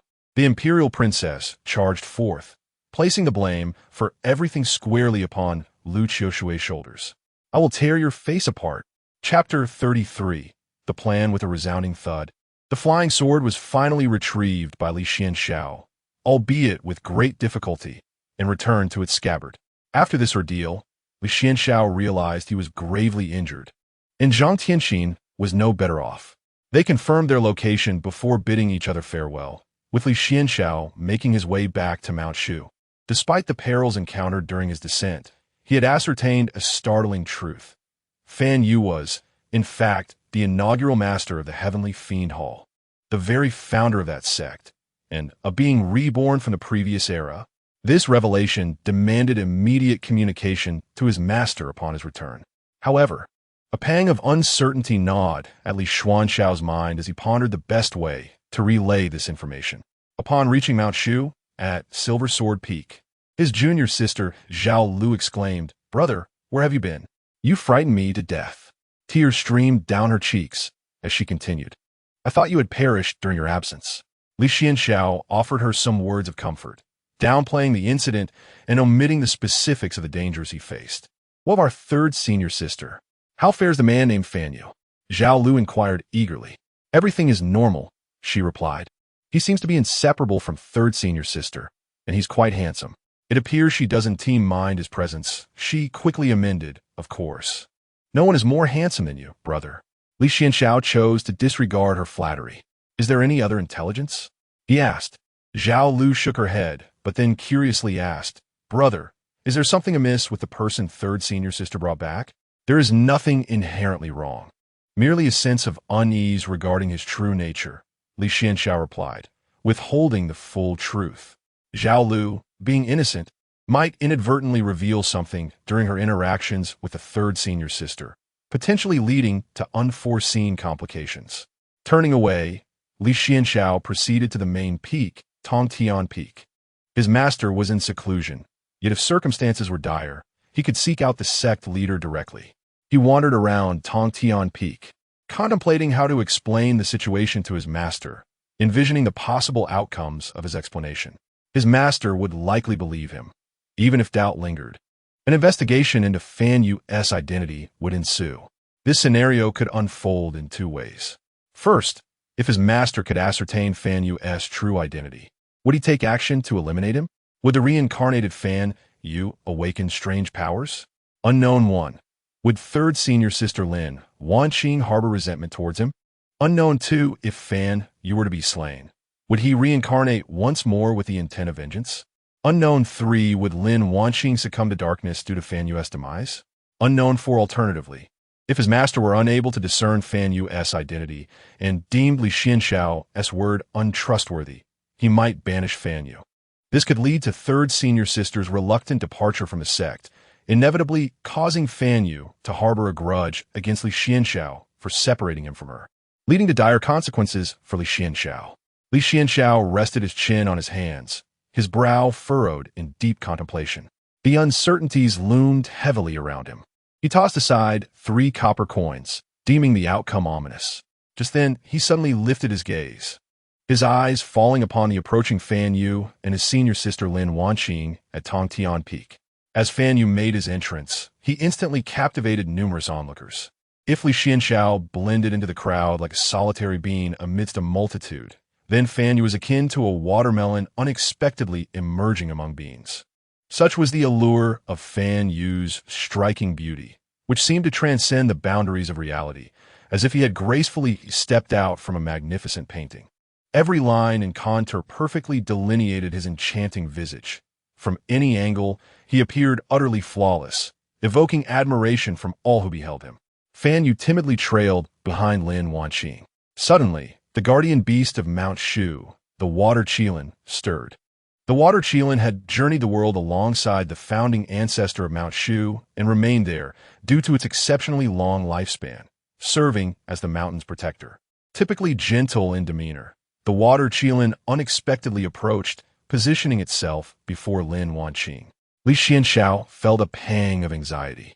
Could it be that the water Qilin had sensed something amiss? As a divine beast, it was entirely plausible that it might recognize Fan Yu's true nature. Under such circumstances, Li Xuanxiao furrowed his brow. Li Xuanxiao reached out to stroke the water Qilin's large nose. It was well known among the people of Mount Shu that the water Qilin was usually docile, unbothered even when disciples capture its likeness with a recording stone. However, in this moment, the water Qilin bore a serious expression, circling Fan Yu twice before scratching its head with a paw, its long whiskers twitching. Subsequently, it settled down to resume its slumber. To onlookers, this behavior signified the water Qilin's vigilance towards outsiders. The absence of any unusual findings indicated that Fan Yu harbored no ill intentions. Li Xuanxiao turned to Fan Yu with a smile, the slightest trace of suspicion vanishing from her heart. Fan Yu returned the gesture with a radiant smile. "Sister," he exclaimed. Li Xuanxiao, stretching slightly, affectionately ruffled his hair. Fan Yu lowered his head, his face aglow with joy. "Sister, play with me." "Be good, wait for sister to finish her business first." Witnessing this scene, Li Xuanxiao completely abandoned the idea of reporting to his sect.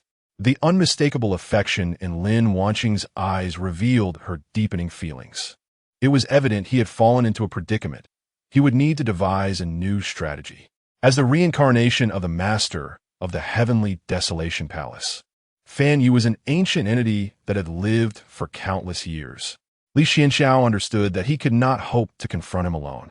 In Mount Shu, the only force capable of suppressing all malevolence was the renowned Shu Mountain Sword Formation. The Shushan Sword Array is centered around the Shushan Sword, with the 7 peaks of Shushan as its main framework, constructing an immense sword formation. The power of the outer layer of the array is deemed insufficient, necessitating the activation of the innermost core of the Shushan Sword Array. "Sister," a voice echoed softly as Zhao Lu stealthily peered into her elder brother's chamber, clutching the latest purchase of mesmerizing powder, intending to sprinkle it beneath his pillow. This way, when he drifted into slumber, he would remain blissfully unaware. Just then, her brother's voice unexpectedly resonated, startling Zhao Lu, who hurriedly concealed her hands behind her back and straightened her posture. "Brother, I was merely intending to make your bed. Nothing more. Do you want to disregard it had a inclination? I shall likely enter seclusion for a period. During this time, focus on your cultivation. Avoid wandering and causing trouble. Do you understand? Brother, must you enter seclusion again?" Zhao Lu's delicate brows furrowed slightly. "Indeed, if anyone inquires about my whereabouts, simply inform them that I am in seclusion." "Understood, brother. Do ensure you emerge from seclusion soon." Chapter 34. Even if the world turns against you, time slipped by, and 2 months had passed. Fan Yu had adapted to life on Mount Shu, for wherever his sister was, there he would be. In this world, only his sister treated him with kindness. He remembered how cold every winter was, yet as long as he was by her side, there was nothing to fear. As long as she was present. Fan Yu clutched his head, jolted awake from a nightmare. The pain. It was excruciating. It felt as though something within him was awakening. "I will annihilate everyone. I shall bring ruin to the 9 provinces. This is my path to immortality." The scene before him was terrifying, as if the entire world had plunged into an abyss of despair. The earth had crumbled completely, with enormous fissures resembling the gaping maws of ferocious beasts, mercilessly devouring all that lay in their wake. Raging flames swept through like a wild inferno, igniting the sky and painting it a deep crimson. On this land, engulfed by fire and rubble, mountains of corpses lay strewn about. Some bodies were dismembered, others bore grotesque expressions, and blood stained the earth beneath, forming pools of horror. Countless lives perished in this cataclysm, their agonizing screams and cries intertwining like a mournful elegy, echoing in the silence of this desolation. Yet amid this hellish tableau, one figure stood out starkly. Fan Yu was at the center of the inferno, laughing maniacally, his laughter akin to the shrill call of an owl, sharp and piercing, brimming with madness and delirium. His gaze was hollow, as if he had lost his very soul, consumed only by his obsession with destruction and ecstasy. No. Fan Yu reopened his eyes, gasping for breath. He realized he had returned to Mount Shu, back to his sister's side. He wept as he rushed into her embrace. Li Xuanxiao's face flushed slightly, but the color faded almost instantly, as though she were accustomed to such physical closeness. What's wrong? Did you have another nightmare? Fan Yu nodded through his tears. Don't worry, it's all right. I'm here, Li Xuanxiao reassured him. Sister, I dreamed that I killed many people. What should I do? Am I a bad person? Not at all. Fan Yu is the kindest person in the world. If you were to kill, it would surely be the wicked ones. But what if I hurt innocent people? What if they come to seek vengeance against me? Everyone would bully me, and they would all despise me. Would you still love me, sister? Li Xuanxiao paused for a moment, then affectionately pinched Fan Yu's nose. Even if the whole world turns against you, I will always stand by your side. I love you the most, sister. Fan Yu hugged Li Xuanxiao even tighter. My sister will protect you with her life, Li Xuanxiao promised. As long as Fan Yu is present, no one shall harm my sister. Should anyone dare to lay a finger on her, Fan Yu would annihilate the world to avenge her. Li Xuanxiao smiled, reassured that her sister's affection was not in vain. All right, let us sleep now. The bond between Li Xuanxiao and Fan Yu grew ever stronger. Concerned that Fan Yu might feel bored during her cultivation, Li Xuanxiao often sought out small trinkets in Mount Shu to bring her. On this occasion, she had procured a mechanical dog crafted by the Mo family. The disciples of Mount Shu often gathered at a market selling various knickknacks, where many students would sell items they no longer required. This particular mechanical dog was created by a disciple from the Little Qiong Peak, who had taken up the study of Mo family mechanisms out of passion years ago. Over the years, he had produced numerous small inventions and frequently set up a stall to sell them. The easiest item to sell was this little dog, which he had made in abundance. Unbeknownst to him, among the many dogs he had created, one had been mixed in that was subtly different from the rest. On a day blessed with gentle breezes and radiant sunshine, Fan Yu played alone with a mechanical dog atop Silver Sword Peak. Suddenly, the dog began to run uncontrollably. Fan Yu, startled, rushed to chase after it, but the mechanical dog sped away with increasing velocity. As the distance between them widened, she quickened her pace. Don't run away. Stop.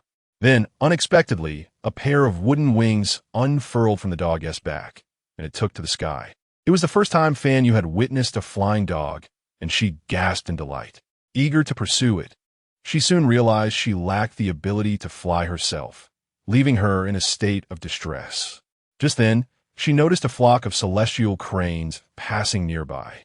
These cranes were domesticated by Mount Shu and often flew around the mountain at this time.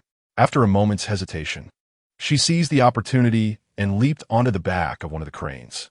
The crane did not resist. Disciples in the Qi refining stage often engaged in such antics. Some would fall from the cranes, only for the birds to swoop down and retrieve them. Fan Yu had seen an older brother named Li Xuanxiao do this before, and thus she had learned the trick. The white crane soared with Fan Yu, ascending through the ethereal mists. Standing atop the crane's back, she watched as the peaks of the mountains passed beneath her. Today marked the annual day of tranquility at Mount Shu, a tradition passed down from earlier times. Although few adhered to it now, most disciples refrained from wandering far from their gates to avoid attracting the attention of the law enforcement hall. Consequently, Fan Yu encountered no other disciples along her journey, nor did she spot the mechanical dog, which made her anxious. Just then, a glimmer of hope caught her eye. She leapt from a crane and landed atop a mountain peak. Thank you, she called out to the crane, which responded with a resounding call of its own. The mechanical dog, having arrived at this location, seemed to have exhausted all its energy and fell gently to the ground. Fan Yu hastily picked it up, inspecting it for any signs of damage. Only upon confirming that the mechanism of the little dog was intact did a smile grace his face. He lifted his gaze, finally taking note of his surroundings. Where was this place? A thick mist enveloped everything, rendering it impossible to discern one location from another. The back mountain of Tontian Peak was shrouded in dense fog every year when a specific season arrived. This mist rose from the depths of the earth, engulfing the entire rear mountain. Within this vast fog, all sensations seemed to be completely obscured. The gentle mountain breeze, the breath of the trees, and the traces of birds and beasts all vanished without a trace. More than once, disciples had lost their way in the back mountain, unable to find an exit, and were forced to linger within. It was only after several months, when the fog finally dispersed, that they could leave. Thus, during the season, Shushan would station guardians at this location to prevent disciples from wandering in. Guarding the mountain was an exceedingly dull task, so the sentinels often indulged in sneaking away for a drink. Fanua scratched his head. Just then, a sudden sound of a flute resonated through the air, as if guiding the lost souls towards the right path. Following the melody of the flute, Fanua set off in pursuit. Chapter 35. Why did love bound by ties rush forth? The sound of the flute resonated, seemingly imbued with a penetrating enchantment. Fanua followed the melody until he encountered the flutist. No, it was not a person, but rather an ethereal spirit. Who are you? Fanua inquired cautiously. The spirit beckoned. Come with me. Your sister, Lin Xuanxiao, sent me to find you. At the mention of Lin Xuanxiao, Fanua's eyes sparkled, and he stepped forward. Did my sister send you to find me? Suddenly, he misstepped, not realizing that the ground beneath him had vanished, enveloped in mist that obscured his path. Believing there was a way forward, due to the presence of another, he fell into an abyss. After an indeterminate time of descent, he landed heavily on the ground. After a brief moment of recovery, he lifted his head and surveyed his surroundings. Where's this place? Before him stood a colossal jade gate, which was currently ajar. Only the current master of Mount Shu could open this gate, for only the masters of you knew the incantations to manipulate the sword formation of Mount Shu. Of course, this knowledge was exclusive to the deceased former masters. The legendary Li Xuanxiao, who had once traveled the realms with the late master, was also privy to these incantations. But this was a secret known only to the late master. Curiosity drew Fanua into the entrance. In the center of a vast expanse, a gigantic sword stood erect, akin to a towering mountain, thrust into the earth. The blade shimmered with a chilling luminescence, as if it could rend the very fabric of reality. Surrounding this colossal sword was a multitude of various blades, densely clustered. These swords varied in length and width. Some had hilts embedded with resplendent gems, while others bore intricate and mysterious runes etched into their blades. The scene resembled a sacred repository for swords, with each blade radiating its own unique aura and power. Since the establishment of Mount Shu, every renowned sword and every blade wielded by those who perished in the pursuit of the martial path had been gathered here. Over countless years of accumulation and sedimentation, this sword pool had become a remarkable spectacle. The air was thick with the essence of swords, intertwining and exuding a formidable presence, akin to a boundless galaxy stretching across the heavens. Suddenly, a memory struck Fanua. He grasped his head in pain, collapsing to the ground. A blurred figure materialized before him, stepping forth as if traversing the river of time, shimmering with golden light. Why must you tear us apart? Fanua cried out. I had resolved to retreat into the depths of the forest, to live a simple life of tilling the land with her. Indeed, he had decided to forsake the demonic sect, to abandon the blade and attain enlightenment, to turn back towards the shore. The righteous had promised to overlook the past, yet this relentless swordsman had pursued him for 3 days and nights. Fanua, your sins are profound. In your quest for powerful artifacts, you slaughtered 6,000 miles and sacrificed countless innocents. Have you ever considered those individuals who are fathers, mothers, wives, sons? Now you dare to speak so arrogantly. Prepare to meet your demise. The golden radiance of the sword severed all. Gazing at the Shushan sword, Fanua gradually recollected everything. Mushin, no, it is Chao Xue. It is Lin Xuanxiao. In 3 lifetimes, I have come to find you. They're all you, they're all you. He clutched his head, yearning to flee this place. Confronted by the very Shushan sword that had once claimed his life, he felt an innate terror welling up within him. The jade door was tightly shut, The formation that had originally confined the sword pool began to show signs of loosening. No, no. Behind the silver sword peak, Li Xuanxiao's lips began to move rapidly, and with each motion, a series of obscure characters flowed from his mouth incessantly. These characters glimmered like faintly glowing fireflies, drifting softly through the air. Although he was physically atop the silver sword peak, this did not hinder him from activating the deepest sword formation of Shushan. Old man, grant me your assistance one last time. Li Xuanxiao produced a talisman.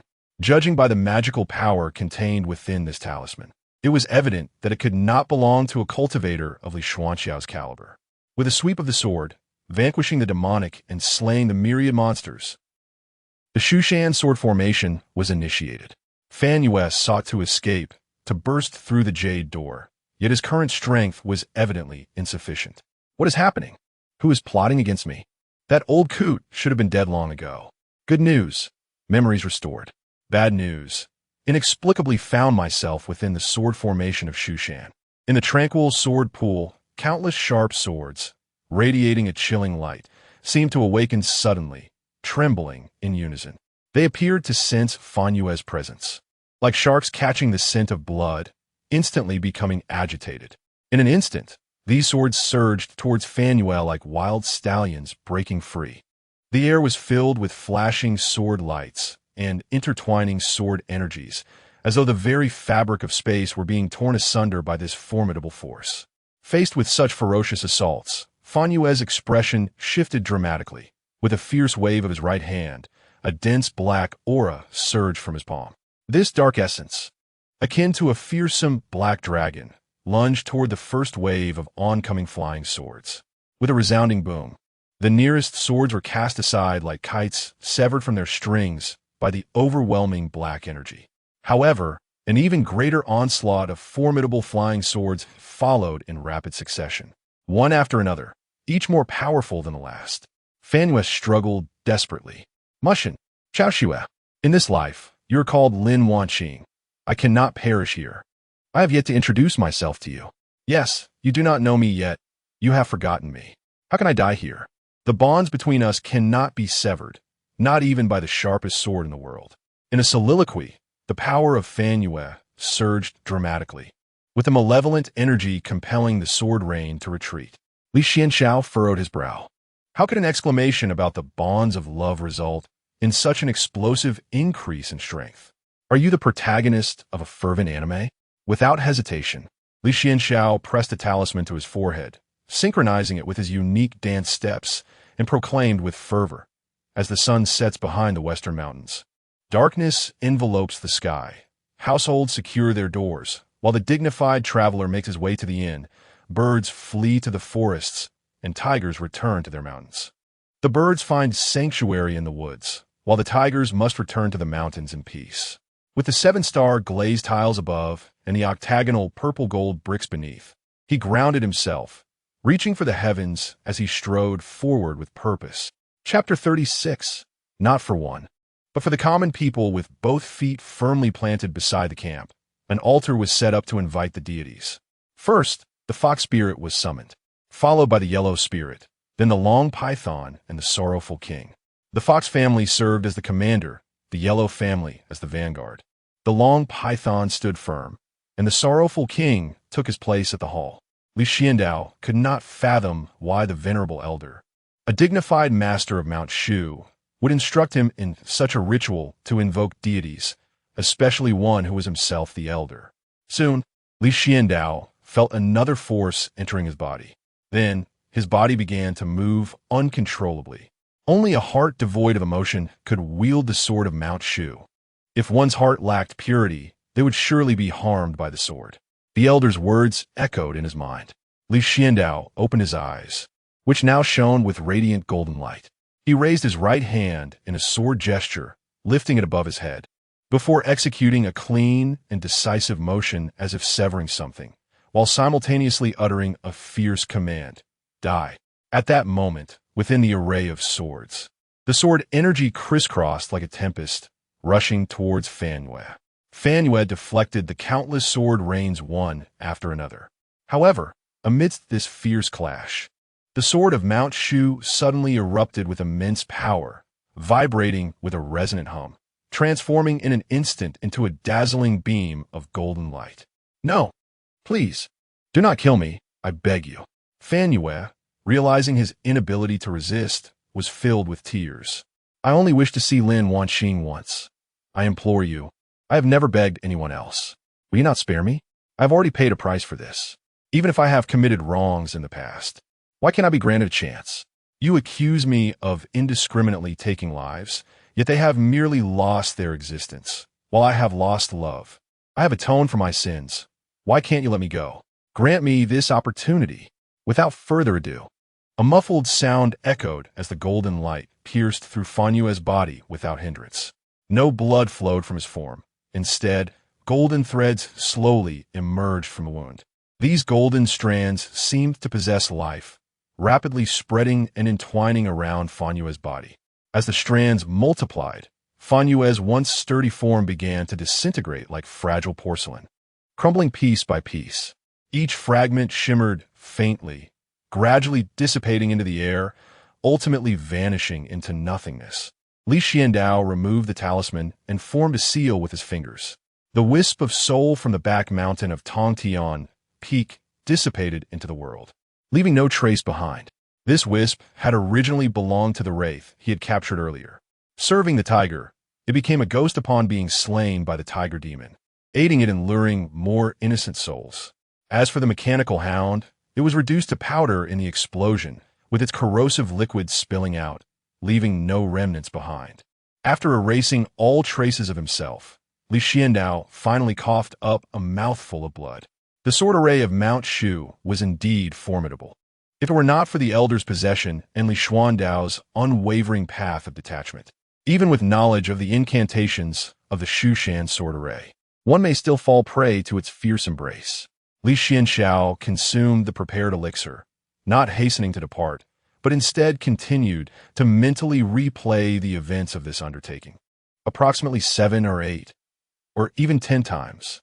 Yes, it should pose no issues. The smooth execution of this plan surpassed Li Xuanxiao's expectations. Originally, he had devised 5 contingency plans and simulated hundreds of unforeseen circumstances. After all, not all matters unfold as intended.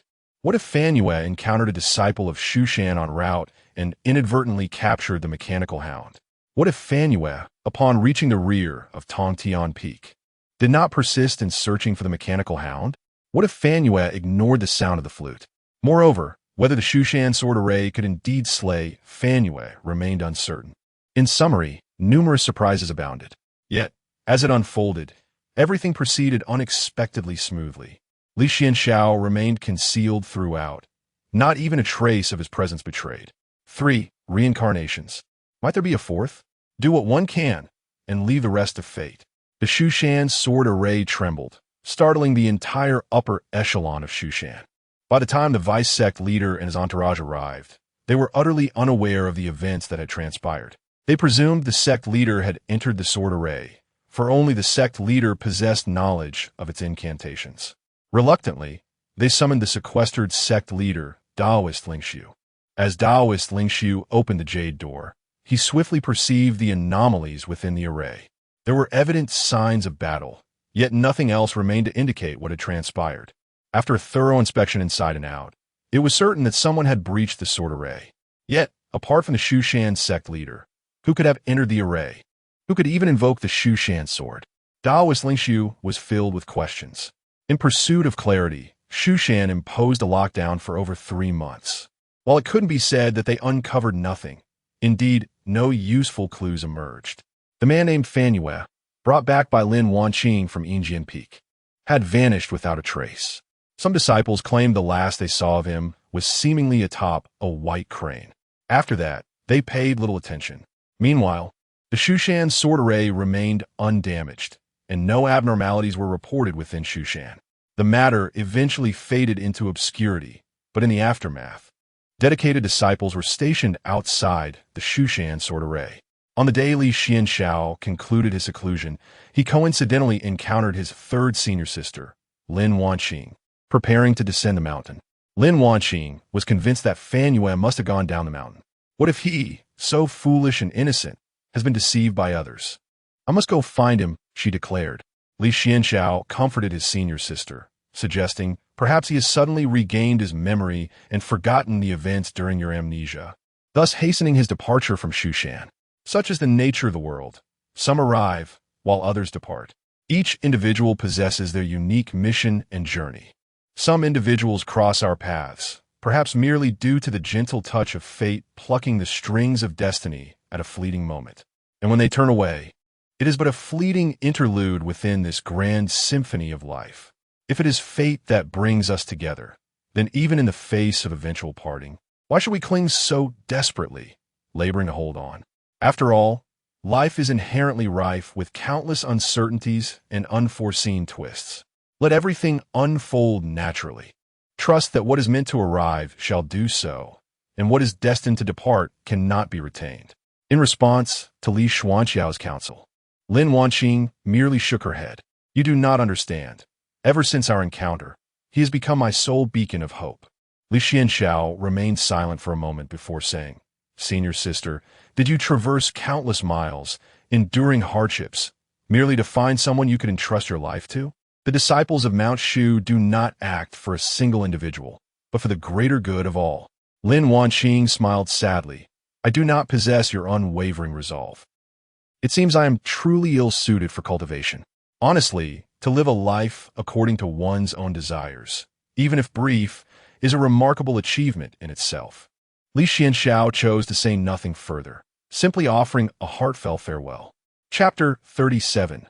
The Golden and Silver Blood Serpent. On Mount Shu, within a library, Li Xuanxiao was diligently searching for texts pertaining to reincarnation. It was said that only those cultivators who had survived the tribulations and attained the great ascension stage could possess such divine abilities. Reflecting on the words spoken by Fan Yu before his demise, he recalled the countless lives he had sought for Lin Wanqing.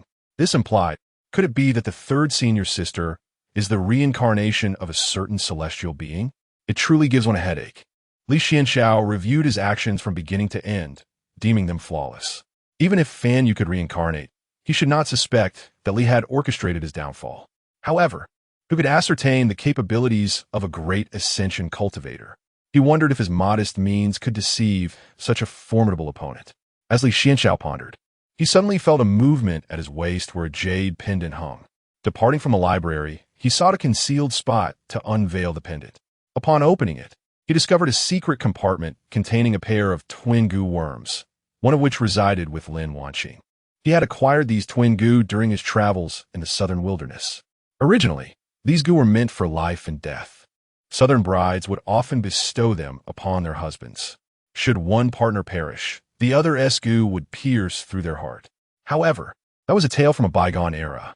In the present day, the twin goo had been refined to become more benign, resembling a remote sensing device that could constantly perceive the state of its counterpart.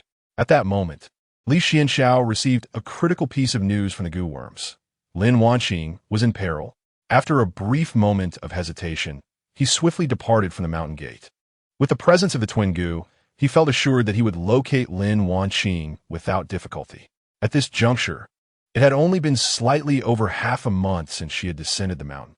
In the desolate forest, concealed within the gnarled embrace of an ancient tree, Li Xuanxiao observed Lin Wanqing from a distance. She was still alive, and he felt confident of this, though her aura was faint. Her body bore no visible wounds, yet she seemed to have succumbed to poison. Had she been ambushed? Or perhaps, had her discovery of the goo worms led to a treacherous plot against her?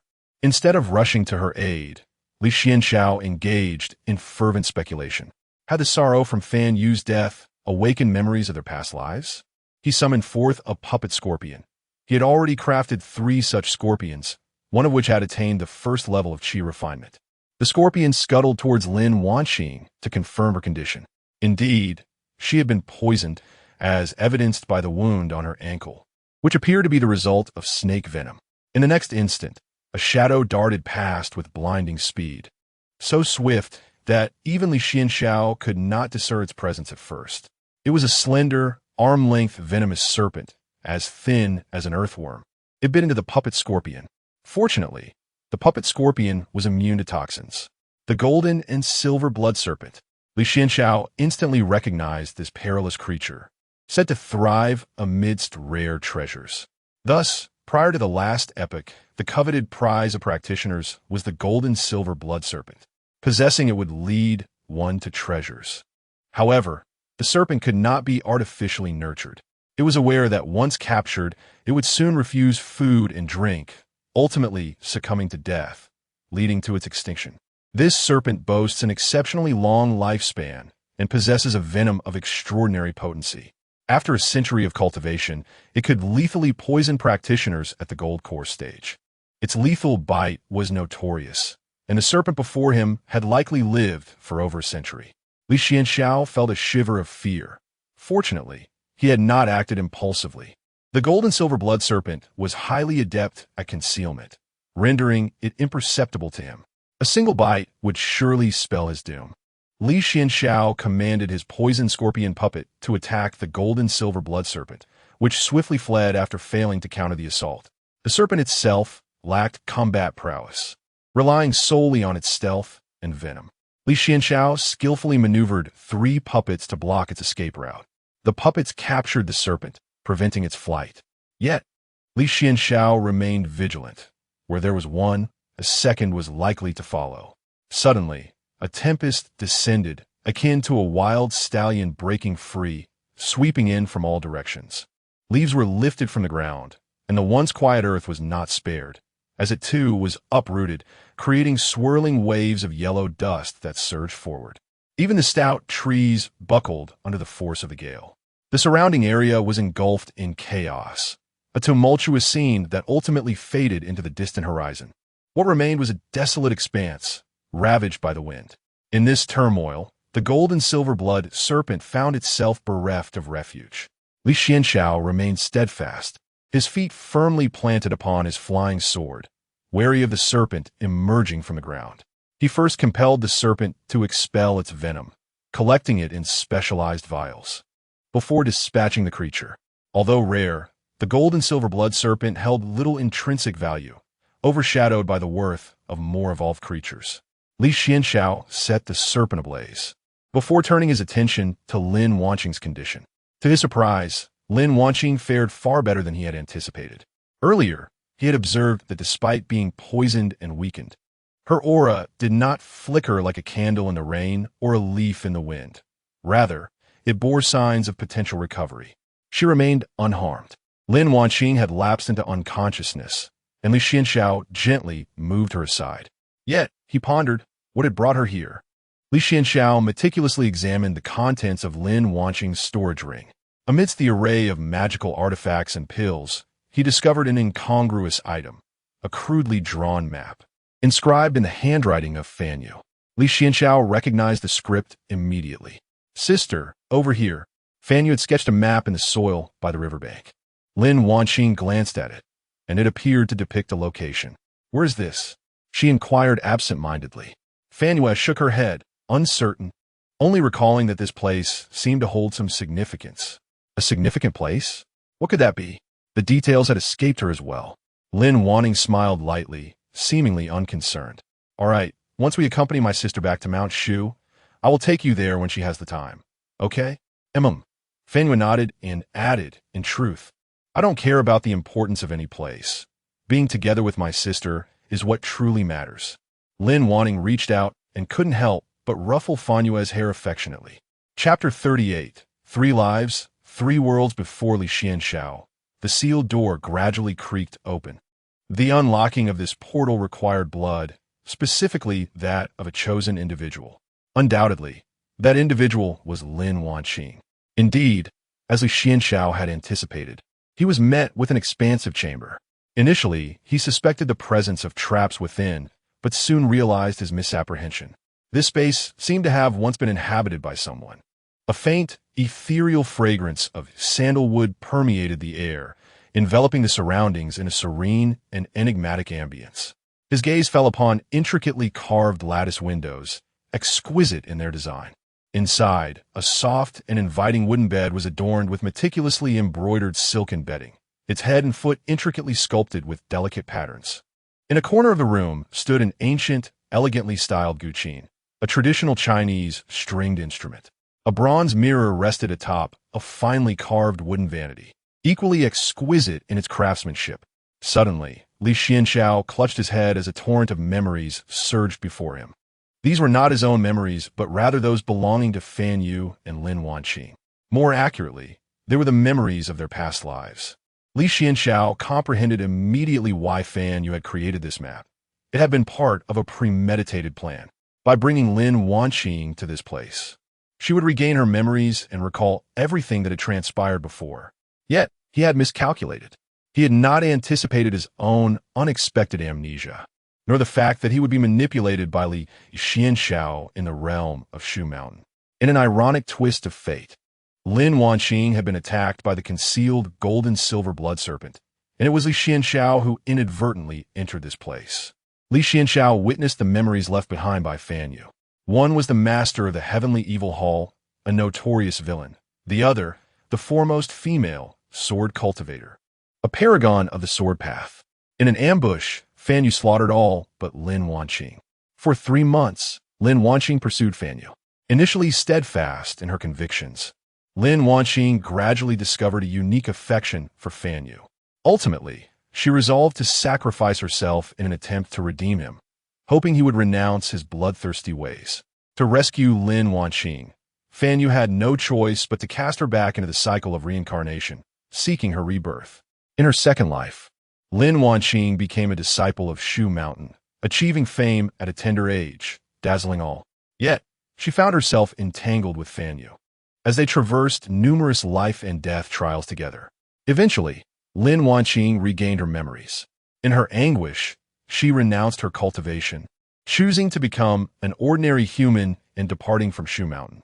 Fan Yu promised her that he would cease his malevolent ways, and together they retreated into the depths of the forest. However, the first master of Shu Mountain pursued them relentlessly, brandishing the Shu Mountain sword. In a tragic turn of events, to protect Fan Yu, Lin Wanqing met her demise beneath the blade of the Shu Mountain sword. Witnessing the death of his most esteemed disciple at his own hands, the master did not hesitate. He swiftly executed Fan Yu. In the aftermath, to preserve the honor of Shu Mountain, the master obliterated all records pertaining to Fan Yu and Lin Wanqing. Having absorbed the entirety of these memories, Li Xuanxiao paused momentarily, exhaling softly. So this was the complete tale. It is truly incomprehensible why a paragon of excellence, a master of the sword, would fall in love with a ruthless demon. Li Xuanxiao shook his head. Apart from leaving memories within the room, Fan Yu had also bequeathed 3 magical artifacts, which is precisely why the gold and silver blood serpent was drawn to this place. Everything seems to be predestined. There are various classifications of spiritual and magical artifacts: inferior, middle grade, superior, and exceptional. Spiritual treasures are divided into acquired and innate categories. Acquired treasures can be imbued with specific attributes and functions according to the creator's intentions. However, due to their artificial crafting, acquired treasures often require continuous nurturing and upgrading to unleash their full potential. In contrast, innate treasures are unparalleled gems that have existed since the dawn of time. They possess inherent spirituality and power, evolving miraculous capabilities without any human intervention. The 3 magical artifacts left by Fan Yu were all meant for Lin Wanqing. The first is an acquired treasure crafted by Fan Yu himself, the armor of the Flood Dragon, a silvery white suit of armor. It can be worn regardless of one's cultivation level. Even Li Xuanxiao had to admit its thoughtfulness, truly considerate, when donned. This armor significantly enhances the absorption of spiritual energy and aids in the recovery of true essence. Its formidable defensive capabilities ensure survival in battle, provided one's head is not shattered by other cultivators. The second artifact is the Wind Chariot. Compact in form, it can be summoned from a storage ring and transforms into a carriage.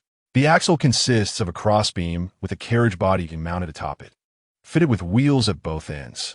The ends of the axle protrude beyond the hubs, with a 3 to 4 inch pin inserted.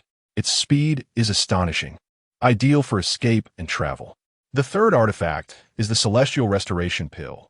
Once consumed, It gradually enhances the practitioner's physique, allowing for remarkable advancements in cultivation. It can compensate for impure spiritual roots and refine innate roots. There are no cultivation restrictions. Even those in the nascent soul stage can take it, as can those in the foundation establishment stage.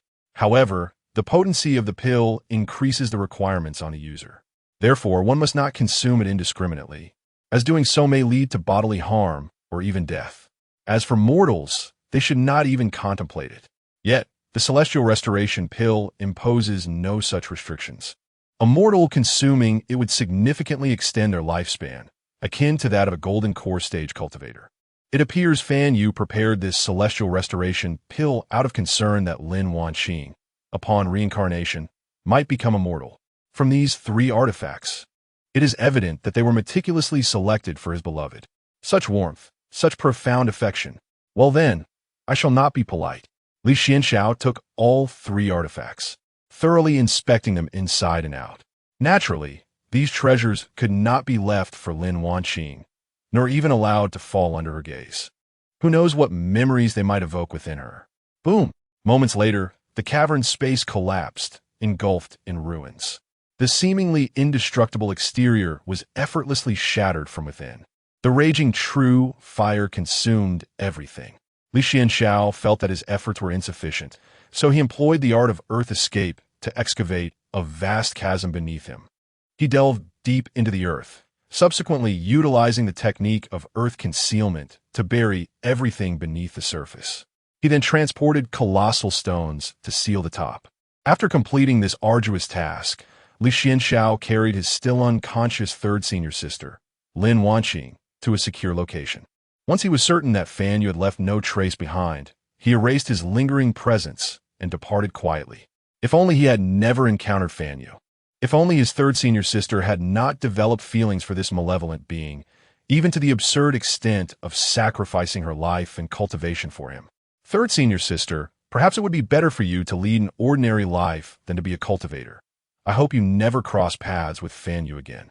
After Li Xuanxiao's departure, Li Xuanxiao gradually regained consciousness, yet the lingering toxins still clouded her mind, leaving her in a state of disorientation. She was unaware of how she had ended up in this place, and had spent several days recuperating in the cave. Upon finally venturing outside, she followed the map to the location Fan Yu had designated for her. However, upon arrival, she found nothing remained. With a soft sigh, Li Xuanxiao set forth alone, journeying into the distance. Chapter 39. Preparations for the tribulation. After experiencing a series of events, tranquility has finally returned to life. For Li Xuanxiao, a joyful, ordinary, and fulfilling cultivation life is already sufficient. 3 months later, he resolved to break through to the foundation establishment stage. He had previously suppressed his own realm twice. Once twice, but no more than thrice. Initially, it was the 2 poisonous pills consumed from the Imperial Concubine Foam and Li Xuanxiao. Subsequently, he ingested numerous nourishing substances from the Imperial Concubine Foam. Now, he had taken the Heavenly Restoration pill meticulously prepared by Fan Yu for Li Xuanxiao. With such extensive supplementation, Li Xuanxiao found it impossible to resist the urge to break through. Naturally, the breakthrough could not occur within the confines of the sect. He had long sought a secure location for the tribulation. Before departing, he reminded his junior sister once more. "Brother, are you finally going to become a foundation establishment cultivator?" In the eyes of Zhao Lu and the other disciples within the sect, Li Xuanxiao had always been at the pinnacle of the qi refinement stage. "Brother, I can provide you protection." Li Xuanxiao resolutely declined, stating, "Your current task is to cultivate diligently and strive to reach the 7th layer of qi refinement this year. Do not cause trouble during my seclusion, do not leave Mount Shu, and certainly do not bring strangers back, especially men." "Understood, brother." Zhao Lu blinked playfully. "Brother, are you worried that I might be taken away by another man?" After advising his junior sister, Li Xuanxiao proceeded to meet his second senior brother. Currently, Silver Sword Peak had no peak master. The eldest brother had left the sect and remained unaccounted for. Thus, the affairs of Silver Sword Peak were temporarily overseen by the second senior brother. "Ouch! It hurts too much. Ha ha ha." Let me tell you a joke. I once believed in love. The second senior brother was drunkenly alone in his chamber. Seeing him in such a state, Li Xuanxiao quietly withdrew, instructing Zhao Lu to inform the second senior brother when she had the chance that he was descending the mountain to undergo his tribulation. The second senior brother had broken up again. This had become a norm. It would pass in due time. In Li Xuanxiao's view, the second senior brother posed the least danger. His romances came swiftly and departed just as quickly. New loves and old flames always coexisted. It was said that wherever he went within a 50-mile radius, at least one of his ex-girlfriends would be found. Yet, he always claimed to be a pure-hearted lover. Return, my soul, return. In the temple of heavenly calamity, the imperial concubine Feng was calling upon Fan Yu once more. Under the heavens, I chant your true name. The imperial concubine Feng had sensed that Fan Yu had perished, though the manner of his demise eluded her understanding. Would Fan Yu experience a fourth reincarnation? This thought troubled the imperial concubine Feng, prompting her to hasten the destruction of the threat, lest her true self remain in perpetual apprehension. Hurry back, your majesty. I shall continue to follow you. The imperial concubine Feng seemed to engage in a devout conversation across an endless river of time with Fan Yu. Fan Yu remained silent, merely fleeing. First, put down the soul-destroying artifact in your hand, and then we shall speak. Fan Yu severed the connection with the imperial concubine Feng. The imperial maiden Feng let out a soft sigh, lamenting the obstinacy of the remnants of a bygone era. Fan Yu reassembled his soul, wandering the world like a lost spirit. His true essence no longer permitted him to reincarnate. The third attempt, resulting in the complete loss of all memories, served as undeniable evidence.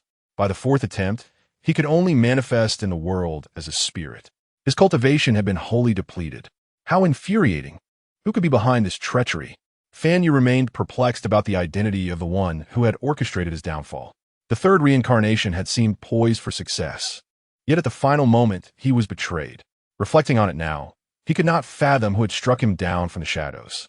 Spirits cannot linger long in the world, and the great Tao was repelling him. He needed to find a suitable vessel, but where could he search at this moment? Li Xuanxiao departed from Mount Shu, fleeing down a winding path. He did not head directly to his designated tribulation site, but deliberately took a circuitous route to ensure that no one was tailing him. Only then did he plunge into the mountains, making his way to the location he had previously prepared for his tribulation. Within the enormous cavern, the first level appeared to be an ordinary dwelling. Surrounding it were placed precious elixirs. However, anyone attempting to touch these items would find themselves in grave peril, for each was ensconced with hidden mechanisms. For instance, the seemingly innocuous elixir meant for cultivating essence would explode with a mere touch, releasing a dense cloud of toxic mist. Moreover, the spirit stone was intricately linked to the mechanisms of the MO family. A slight movement would unleash poison needles. Li Xuanxiao descended to the second level of the cavern. There, he encountered a figure identical to himself. This was a paper effigy, crafted from materials nurtured by the great scholars of the Confucian and Taoist traditions, imbued with inherent laws. However, it was but a single creation. Li Xuanxiao possessed many such treasures. Some were acquired during his travels with the old master, while others were collected over the years on his own. The third level housed the true site of Li Xuanxiao's tribulation. Additionally, there were arrays above, first designed to obscure his aura from prying eyes, and subsequently, a grand formation to annihilate the souls of others. This was a precaution against being seized by another during his most vulnerable moments of tribulation. Furthermore, at the pinnacle of his cultivation, the golden core stage awaited him. The spiritual energy within his body would coalesce into a golden core, the quality of which would greatly influence the potential of a cultivator's future. If issues arose with the golden core, it could result in severe injuries or a fall in cultivation rank, potentially rendering future advancement impossible. In the worst-case scenario, it could lead to total loss of power and threaten his very life. The golden core is classified from 5 grades to 1, with the first grade being the most coveted. Achieving a first-grade golden core necessitates more materials and presents greater challenges. Initially, Li Xuanxiao had aimed to form a second-grade golden core, having amassed materials over a considerable period. However, After acquiring the treasures left behind by Fan Yu, he reconsidered his aspirations. The exquisite golden elixir is certainly worth a try. Below is a brief lesson on transcending tribulations. I encourage everyone to take careful notes. Those who have successfully navigated through tribulations are well aware of the significance of timing. This moment must not coincide with your own birthday, nor with that of your parents. It is imperative to avoid the 1st and 15th days of the lunar month, as well as the sacred birthdays of various deities. After steering clear of these dates, one may proceed to divine the omens. When determining the auspicious hour for transcending tribulations, one must consider the position of the life gate in accordance with the clock's face. The power of the thunderbolts in heavenly tribulations is not to be underestimated. However, the more insidious challenge lies within the heart's demons.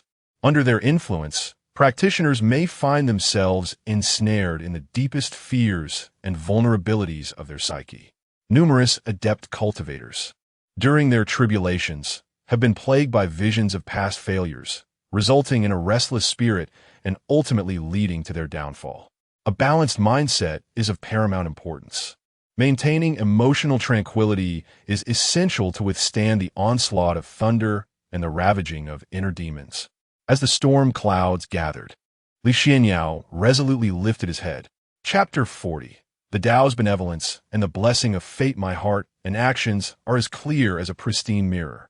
This heart is like a sword, severing all obstacles. This heart is like a mirror, reflecting the sun and moon. My thoughts and deeds embody justice.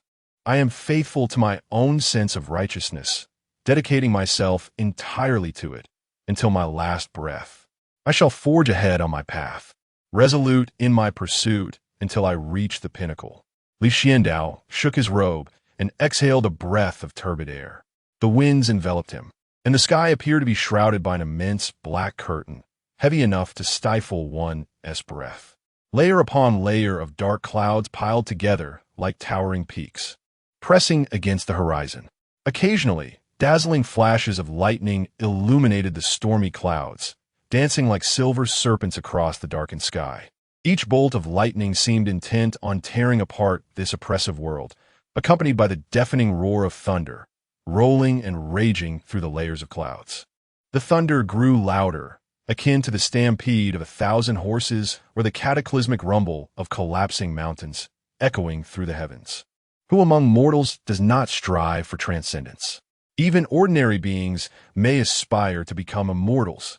Li Xuanxiao was thoroughly prepared, exercising utmost caution. Yet at the critical moment, he embraced a sense of openness. With a golden elixir consumed, he realized that his fate is not dictated by the heavens. Boom! At that instant, the first bolt of lightning plunged down from the inky clouds. Li Xuanxiao's expression turned grave. He dared not let his guard down, as the vast power within him surged like a torrential river, beginning to flow wildly. The first lightning strike descended, followed closely by the second and third, almost simultaneously. After the thunderstorm, Li Xuanxiao's eyes gleamed with brilliance. He attuned himself to the fierce clash and collision between every strand of his power and the recently descended tribulation. The sensation was akin to tumultuous waves crashing against rocky shores, as well as the searing heat of a blazing fire forging steel. Following this baptism of thunder, the feeling became increasingly pronounced. He understood that the 3 lightning strikes were merely an appetizer. The true test was yet to come. Li Xuanxiao formed hand seals and proclaimed aloud, "With my true energy, I unite with the creation of heaven and earth. May the Lord of Thunder assist me. Which fellow cultivator is undergoing tribulation here?" A voice called out, yet received no response. The speaker, a fellow cultivator, had not expected an answer. His curiosity simply compelled him. Other passing cultivators paused to observe this spectacle from afar. Such a thunderstorm naturally deterred them from approaching. Yet, there are those with ulterior motives and audacity, such as Fan Yu. Approaching the lightning tribulation indeed unsettled Fan Yu's spirit. However, he quickly perceived it as an opportunity. During tribulation, a cultivator is at their most vulnerable, an ideal moment for seizing their essence. Foundation establishment breaking into golden elixir, Was this a tribulation for a first-grade golden elixir? Was it not a perfect vessel prepared for himself? The fourth, fifth, and sixth bolts of lightning fell in succession. Fan Yu's eyes widened in disbelief as he stared intently at the one undergoing tribulation, not astonished by the person's strength, but rather. It seems that in this world, there is no one he can regard as a true strongman, let alone a foundational cultivator. To Fan Yu, the distinction between the foundation establishment and the golden core stages is akin to that between a smaller ant and a larger one. However, he had never encountered anyone who could refine their cultivation foundation to such a flawless perfection as this individual. This body appeared not to have been forged by a mere mortal, but rather to be a peerless masterpiece birthed from the meticulous craftsmanship of countless masters. Fan Yu smiled, feeling the divine protection of the heavens. This body is mine. With the heavens aiding me, I shall face the tribulation without a guardian by my side.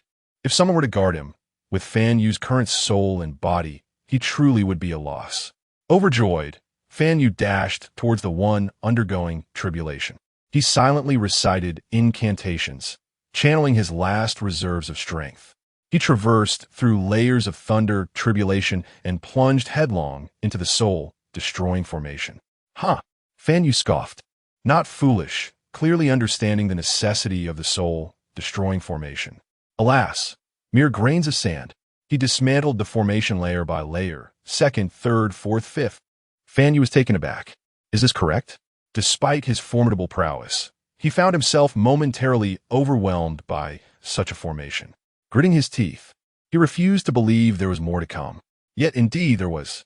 Clenching his jaw, he summoned every ounce of his strength and finally broke through a staggering 12 layers of the soul-destroying formation. Just as he thought he could finally breathe a sigh of relief, he was met with the blazing flames of true fire. The searing heat instantly enveloped him, a manifestation of the true fire from the Shu Mountain alchemical chamber. Fan Yu felt as if he were ensconced within a colossal furnace. After much struggle, he broke free from the furnace, only to experience a sudden drop in temperature as exquisite, translucent ice lotuses began to bloom around him. These ice lotuses emitted a bone-chilling cold, piercing towards Fan Yu like countless icy arrows. In an instant, he felt as though he had plunged into an unfathomable ice cavern, the cold seeping into his very bones.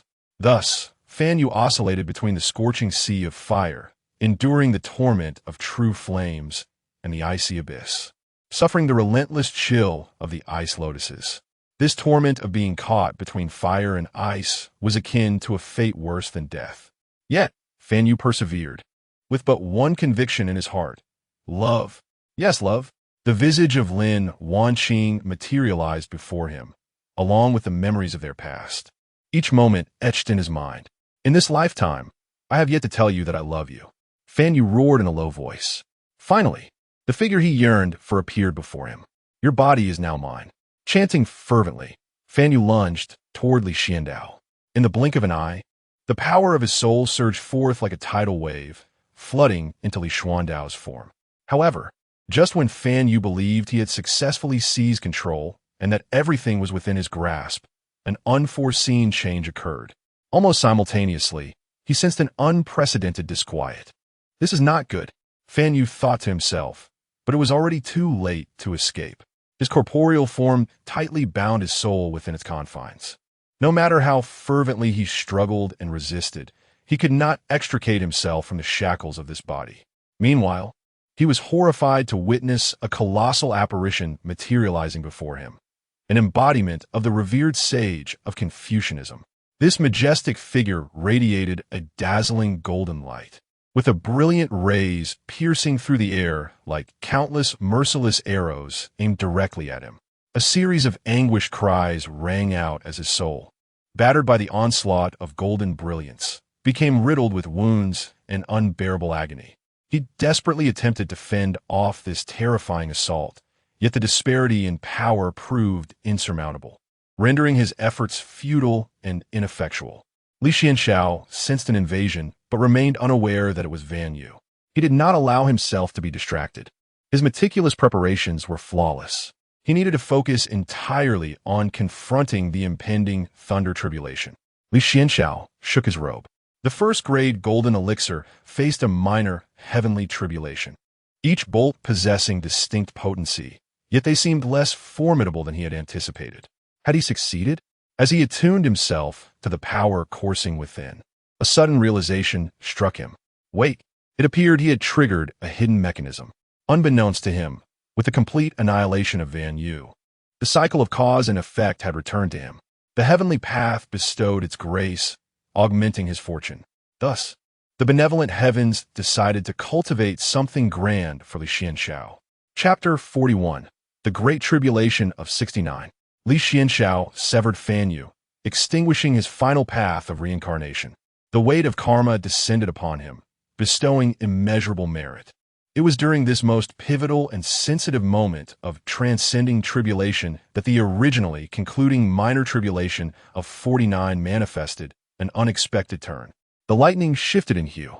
The Great Tribulation of 69, a trial typically faced by cultivators during the emergence of their nascent soul, was comprised of 6 distinct lightning strikes, each more formidable than the minor tribulation of 49. Li Xuanxiao observed this scene with a furrowed brow, sensing that events were growing increasingly intriguing. His extensive preparations had not been in vain. The materials he had meticulously compiled for this tribulation could fill several volumes. 5 years of foundation, 3 years of golden core, essential knowledge for golden core cultivators, a flurry of minor issues, and more. Although the occurrences of this day were the result of countless coincidences colliding, Li Xuanxiao had already anticipated the worst-case scenario, thus keeping everything within a manageable scope. He consumed a pill, revealing another robe beneath the tattered outer garment, 3 robes in total. His shirt was crafted from rubber tree fibers, infused with spiritual energy, and aged over 2 centuries, effectively resisting the onslaught of the tribulation. Beneath the shirt lay a vest, also a mystical artifact, and beneath that, yet another vest, followed by the armor of the dragon. Li Xuanxiao arranged his treasures methodically. He caressed a jade pendant rumored to enhance fortune and pinched a peace talisman from the Taoist gate. He then picked up a spray bottle, dispersing a few mists around him. Do not be mistaken. This was not perfume, but a medicinal powder that accelerated the gathering of spiritual energy in the vicinity. Boom! A thunderous roar erupted, shaking the very fabric of the world. The long-anticipated lightning tribulation descended like an enraged purple dragon, hurtling towards Li Xuanxiao below. In an instant, brilliant purple lightning enveloped his figure entirely. The violent force of the lightning surged like a torrential flood, rampaging through everything around it. The very space appeared to warp under this tremendous energy, emitting a disconcerting hum. Alas! Retreat quickly. What is happening? Has the tribulation not yet concluded? The distant cultivators, who had initially gathered merely to spectate, now stood as if frozen in time, their eyes wide in disbelief as they gazed at the sky. They had never anticipated that what should have dissipated into nothingness would, at this moment, undergo such astonishing transformation. Above, the lightning, which had begun to wane and nearly vanish, was suddenly reinvigorated by an incomprehensible force, transforming into a tempestuous fury. Foundation building leads to golden core formation, with the golden cores classified into 5 grades. Those endowed with extraordinary talent all aspire to attain the first-grade golden elixir. Yet, beyond this pinnacle, few are aware of the existence of the transcendent golden elixir. At this moment, an elderly man murmured to himself, drawing the instinctive gaze of the surrounding cultivators. Upon seeing him, they were immediately taken aback. The old man limped on one leg, leaning on a cane, with only a few wisps of hair fluttering in the wind. The nearby cultivators were either missing an arm or lacked eyes. They were indeed remnants of heaven and earth. This was a notorious evil cultivator from the Jiangbei region, rumored to be pursued by the Jiangbei Alliance. To their astonishment, he had managed to flee all the way here. Let us distance ourselves from them, one cultivator warned, but his words were barely out before he let out a blood-curdling scream, having lost both his eyes. Feng Sanyang flashed a charming smile as she regarded her fellow cultivator. He hesitated briefly before turning on his heel and fleeing. Feng Sanyang clicked her tongue. reflecting on the coldness of human hearts. What kind of brotherhood was this, to abandon one in times of peril? The limping elder spoke solemnly. It is the transcendent golden elixir. This person is unprotected. When the heavenly tribulation concludes, he will be at his most vulnerable, an opportune moment for taking his life and seizing his elixir. Indeed, echoed several subordinates in unison. Thunderous tribulations continued to rain down. At this moment, the robes and inner garments of Li Xuanxiao had turned to ash. Only the Jiaolong armor remained steadfast upon him. This postnatal spiritual treasure proved exceptionally useful. Fan Yu had truly outdone himself this time. He entered the fray, first providing Li Xuanxiao with the Jiaolong armor, and then willingly sacrificing himself during the tribulation to assist Li Xuanxiao in acquiring boundless merit. Who, upon witnessing this, will not exclaim, "To forge friendships, one must cultivate a bond with Fan Yu. This should be the final strike," Li Xuanxiao mused, gazing upward. He inhaled deeply and raised his hands. As he moved them, they traced smooth arcs in the air, gradually intertwining to form a perfect circular trajectory. Suddenly, from within his hands, a dazzling golden light erupted, coalescing into a vividly visible golden character, Dao. It hovered serenely around him, engaging in a delicate interplay with the surrounding air. Cough, cough, cough. As Li Xuanxiao expelled a copious amount of blood, silver needles launched from the scorpion puppet behind him, piercing various acupoints across his body. These needles had been pre-soaked in medicinal herbs. Again, he could sense the golden elixir within him. It was merely a final push away from perfection. The last bolt of heavenly tribulation crashed down from the heavens. In this suffocating brilliance, everything was engulfed, leaving no trace behind. Mountains, rivers, forests, and even all living beings lost their original hues beneath the terrifying radiance of the lightning. The intense currents in the air wove into an intricate web of electricity, triggering landslides and upheavals wherever they struck. This is bad, Li Xuanxiao thought to himself. He had meticulously chosen this desolate locale for his tribulation, far from the throngs of humanity, to prevent collateral damage to innocent lives and avoid entangling himself in karmic retribution. Yet now, amidst the current turmoil, one cannot fathom the multitude of spirits and flora that dwell within these mountains. Innocence may suffer collateral damage, and one might still become entangled in the web of causality. Upon this reflection, Li Xuanxiao swiftly departed from his place of tribulation, redirecting the thunderous wrath to the skies above. Brother, why did he suddenly charge into the tribulation? Feng Sanyang inquired, perplexed. The hobbled elder scoffed disdainfully, remarking that these righteous cultivators, harboring compassion, could not bear to witness the suffering of others caused by their own tribulation, thus recklessly wagering their own chances of success. Feng Sanyang raised an eyebrow, thinking to herself, what a paragon of virtue. I excel at dealing with such individuals. Brother, I have a splendid plan.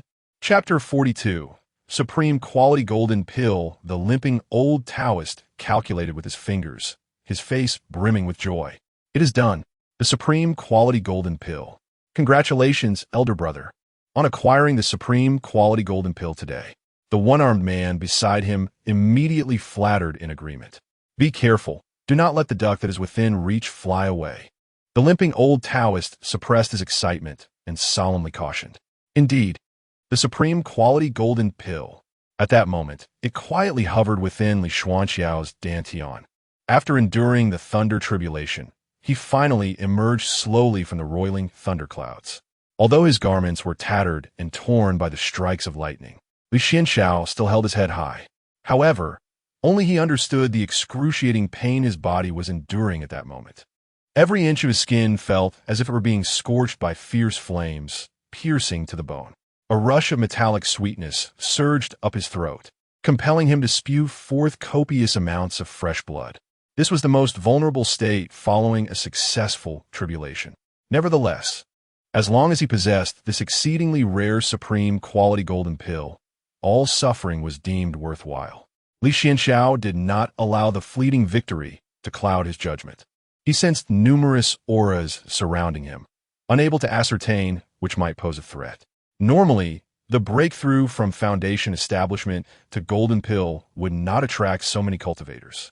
However, the commotion caused by Li Xuanxiao's supreme quality golden pill was indeed tremendous. Even the city lord from the nearby town had swiftly sent people hurrying this way. When faced with uncertainty, retreat was the prudent course of action.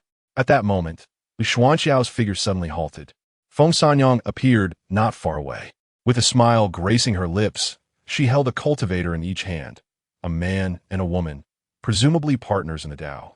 Both have been blinded and rendered powerless by Feng Sanyang. Little Taoist, look at how pitiable they are, reduced to this state because of you. I'm about to toss them away. To Feng Sanyang's left was a green python, and to her right, a black python. If she were to cast them down, they would be devoured by the respective pythons. Feng Sanyang feigned a look of innocence. As a disciple of a prestigious sect, you follow the righteous path. In such a situation, whom would you choose to save first? She emphasized once more, they are so innocent.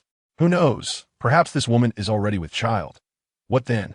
If it were not for you, little Taoist, undergoing tribulation here, we would not have been drawn to this place. Without that, this couple would not have encountered us and met such a fate. You must seize the last opportunity to rectify your mistake. Li Xuanxiao glanced at the couple in her grasp. One bite from my spiritual serpent S venom would ensure their demise. I hope little Taoist can act swiftly enough to save them with that. Feng Sanyang exerted a gentle force, throwing them in opposite directions. Simultaneously, the black and green pythons sprang into action, their speed remarkable. Feng Sanyang narrowed her eyes slightly, fixating on Li Xuanxiao. Her left sleeve bore a binding demon rope, while her right sleeve held a hairpin, which was equally a magical artifact, a deadly weapon. Should the opponent attempt to rescue the female cultivator, the binding rope would strike from behind. Conversely, if they sought to save the male cultivator, the hairpin would launch an attack. Regardless of the choice made, the adversary would need to save someone while contending with the onslaught of a venomous serpent and their own magical treasures. Feng Sanyang's tactic was not unfamiliar. Those of their ilk possessed no moral boundaries, while the opponents maintained a higher ethical standard. Thus, the righteous often found themselves at a loss against them. Although this stratagem appeared simplistic, it was invariably effective, relying on overt tactics. Countless righteous cultivators had fallen victim to this ploy. Li Xuanxiao's figure flickered. Feng Sanyang's brows twitched. Indeed, a majority would choose to save the female cultivator. Her earlier remark about the possibility of the female cultivator being pregnant had evidently struck a chord. Feng Sanyang smiled faintly, her right sleeve waving as she activated her artifact. Regret your choice. In the next instant, Feng Sanyang spat blood as Li Xuanxiao's single-handed sword gesture pierced through her skull. How swift? How could he appear here? Before she could comprehend the situation, her eyes glazed over, her consciousness rapidly dissipating. In her final moments, she could hardly fathom that he would charge at her without hesitation. Meanwhile, her ill-fated partner had already perished at the serpent's maw. Li Xuanxiao did not spare them a glance. A gentleman does not save. At the very least, I have avenged you. After slaying Feng Sanyang, he did not linger, swiftly retreating into the distance. Sanyang, scoundrel, do not flee. A loud shout echoed behind him, accompanied by the sound of slicing air.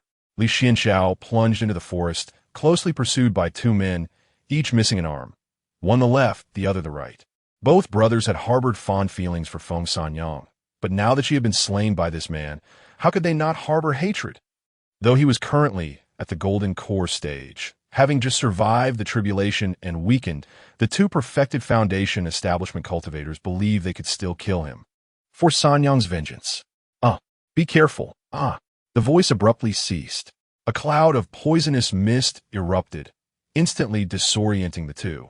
Following this, poisonous needles shot forth from all directions.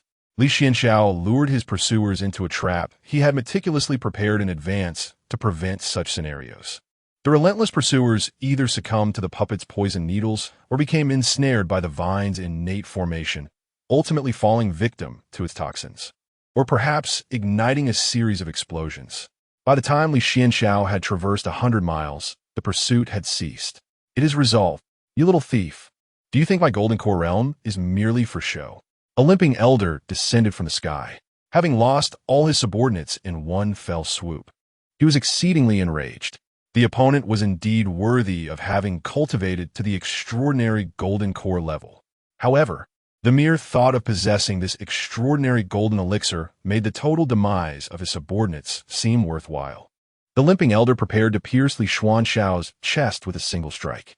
There exists a disparity even within the realm of golden elixirs, and given that the opponent had just completed his tribulation, he had yet to fully absorb the formidable power bestowed by the extraordinary golden elixir. A heavy thud resonated, yet the elder's strike did not penetrate the chest. Instead, he felt an inexplicable pull, as if his full force was being drawn in. A faint dragon's roar echoed, a sign that the latent treasure had awakened. The limping elder was taken aback, filled with both astonishment and elation.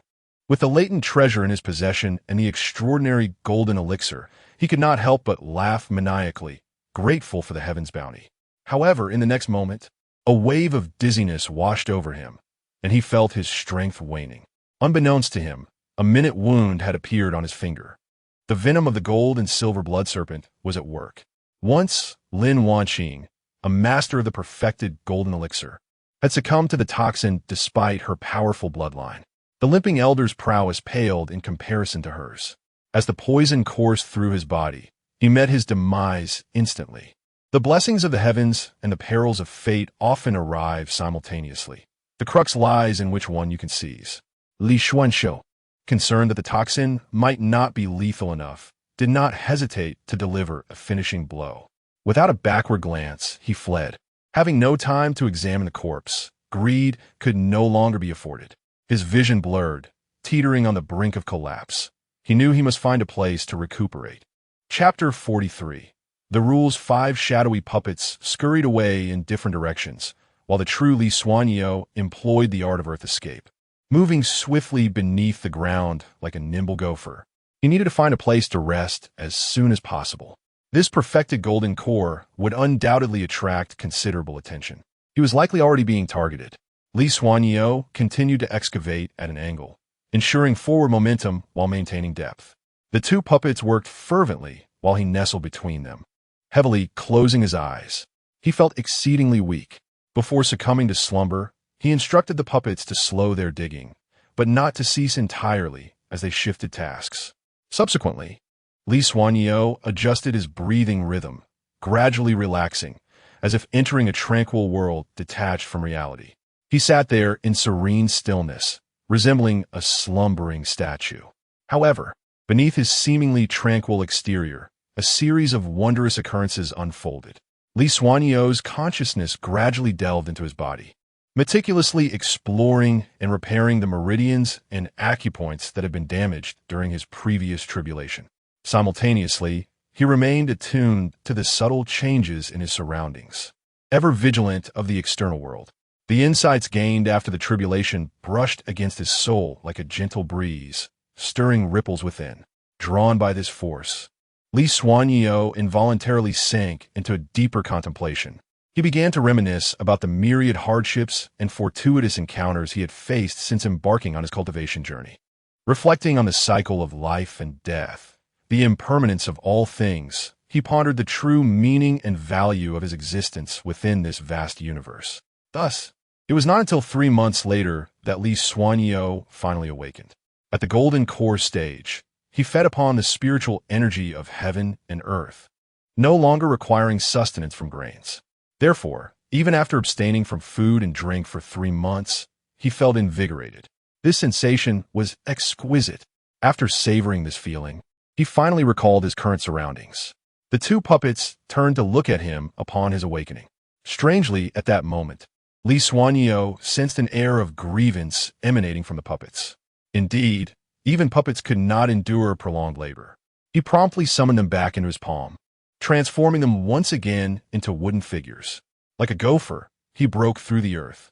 However, as soon as he poked his head above ground, he immediately sensed something was amiss. His spiritual power was inoperative. What could be the matter? He hastily attempted to burrow underground again, but it was futile. Even extricating his body from the ground proved exceedingly arduous. Sweat beaded on his forehead as he exerted immense effort to emerge from the earth. Finally breaking free from the neck down, he surveyed his surroundings, prepared for an ambush. Yet, after a prolonged wait, there was no sign of an attack. It seemed he was situated in a quaint little town. Just as Li Xuanxiao pondered this anomaly, lines of text materialized before him out of thin air. Rules of Luoshui Town. Rule 1. Entry is permitted, but exit is forbidden. One must not leave the town casually. Rule 2. A candle must be kept nearby at night, and it must not be extinguished. Rule 3. Attire in red is strictly prohibited within Luoshui Town. Rule 4. Within 7 days, one must find a suitable partner and hold a grand wedding in the presence of witnesses.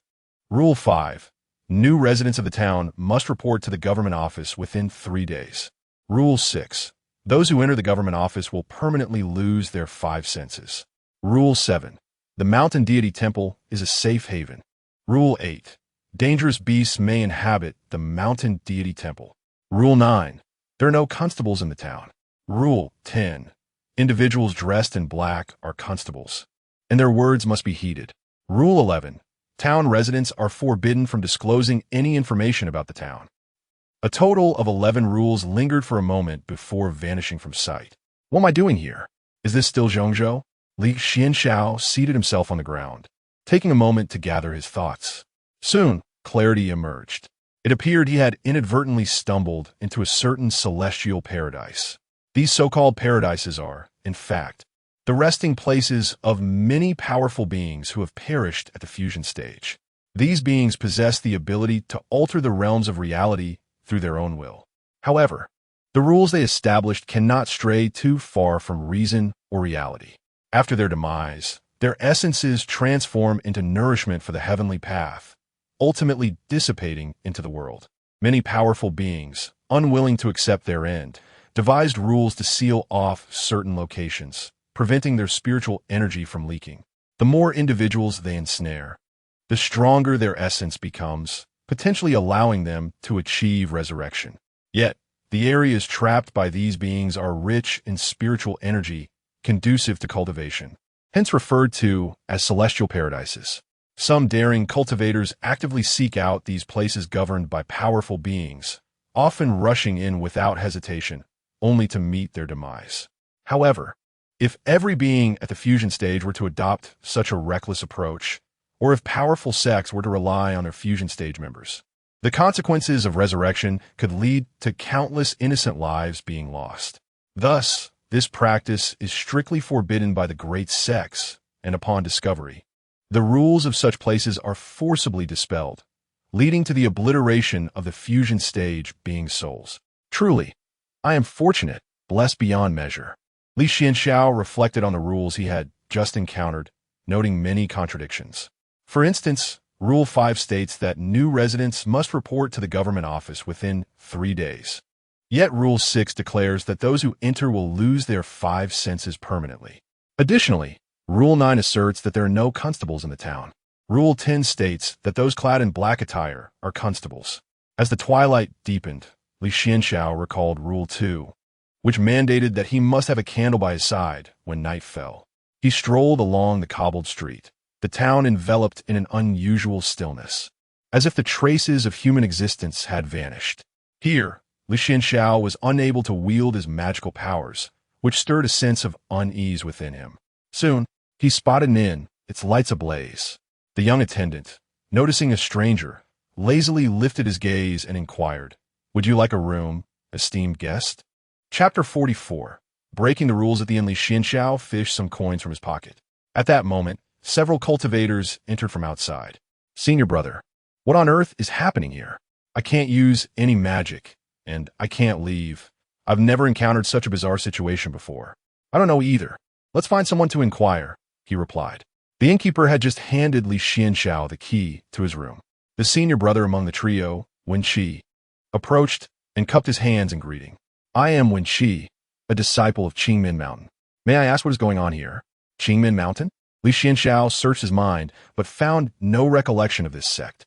It was likely a small, obscure sect. The highest cultivation level among the three was merely the 4th layer of qi refinement. They probably had no idea that those in the integration stage could establish rules, nor did they have any means of knowing. Li Xuanxiao proceeded to explain the situation to them. The trio appeared astonished, as if they had heard something utterly unbelievable. After offering some additional cautions, Li Xuanxiao advised them to exercise caution. When she quickly responded, "Thank you for your guidance, fellow cultivator. Since we have all inadvertently entered this place, we can look out for one another moving forward." Li Xuanxiao nodded in agreement, not wishing to decline their offer. He did not believe that strength in numbers would be particularly effective in this situation, but seeing that the three were also inexperienced and passionate young heroes, he felt compelled to lend a hand. It was a fundamental principle among righteous individuals to help one another, and it was not in their nature to ignore someone in peril, unless faced with extraordinary circumstances. Li Xuanxiao entered his room. Upon checking into the inn, he received 2 candles complimentary. The candles were shielded by a lamp to protect them from the wind. He lit the candles and, with no time to rest, quickly began to formulate a strategy. The other rules were not urgent, but Rule 5 mandated that new residents of the town must report to the authorities within 3 days. Rule 6 stated that anyone entering the authorities would permanently lose their 5 senses. If he failed to report, he would violate Rule 5 and likely face immediate annihilation. Although he had refined a superior-grade golden elixir, the gap to the integration stage was insurmountable. If he reported to the authorities, he would lose his sight, hearing, smell, taste, and touch forever. Just then, a familiar conversation drifted from the next room. Zhang Tianxin's voice rang clear. "My pure young body is about to be broken today." She continued, "It cannot be helped. We have come to this place and must love each other. If it is fate, then I shall not hold back. Please feel free to ravage me." 5 seconds later, she asked, "What do you think is the meaning of life?" Li Xuanxiao pressed his ear to the wall, confirming that it was indeed Zhang Tianxin before knocking on her door. After a brief delay, she finally opened the door, and upon seeing Li Xuanxiao, her face lit up with joy. Without further ado, the three gathered around the candle in Li Xuanxiao's room. According to Zhang Tianxin, after he escaped from the hands of the Imperial Maiden Phone of the Shura Palace alongside Li Xuanxiao, he initially intended to return to his sect. However, fearing retribution from the Imperial Maiden Phone, knowing he lacked the formidable backing that Li Xuanxiao possessed, he chose to conceal himself. Unintentionally, he learned of numerous disappearances in this area and thus came to investigate, only to find himself ensnared in this predicament. The female cultivator by his side is a disciple of the Xiantian sword sect who accompanied him. Both recalled the stipulation that they must find a partner and complete a marriage within 7 days. Consequently, Li Xuanxiao discerned Zhang Tianxin's flaw at a glance. He relied too heavily on theory and favored training matches, rendering him ineffective in real combat. However, this was not the time for such discussions. Had they not reported to the authorities yet? Zhang Tianxin and Han Yao nodded in unison. Han Yao remarqued, "That rule is simply inhumane." Zhang Tianxin responded, "Many residents of this town have already lost their 5 senses, yet numerous others have retained them. It seems there must be a way to cope, but they refuse to disclose any information when I inquire." Li Xuanxiao nodded. Recalling Rule 11, the townsfolk are prohibited from divulging information about the town, particularly the rules, thus leaving them to devise their own strategies. Han Eo Saihid, visible discertened, stalkning. Tomorrow is the final day. Who knows how many have stumbled into this place, meeting their demise here. The graves in this town are countless, and only a fraction have managed to decipher the rules. A night passed in silence. The following day, Li Xuanxiao, Zhang Tianxin, Han Yao, and when she arrived at the entrance of the government office, they were not alone. Over a dozen others who had similarly wandered into this place accompanied them.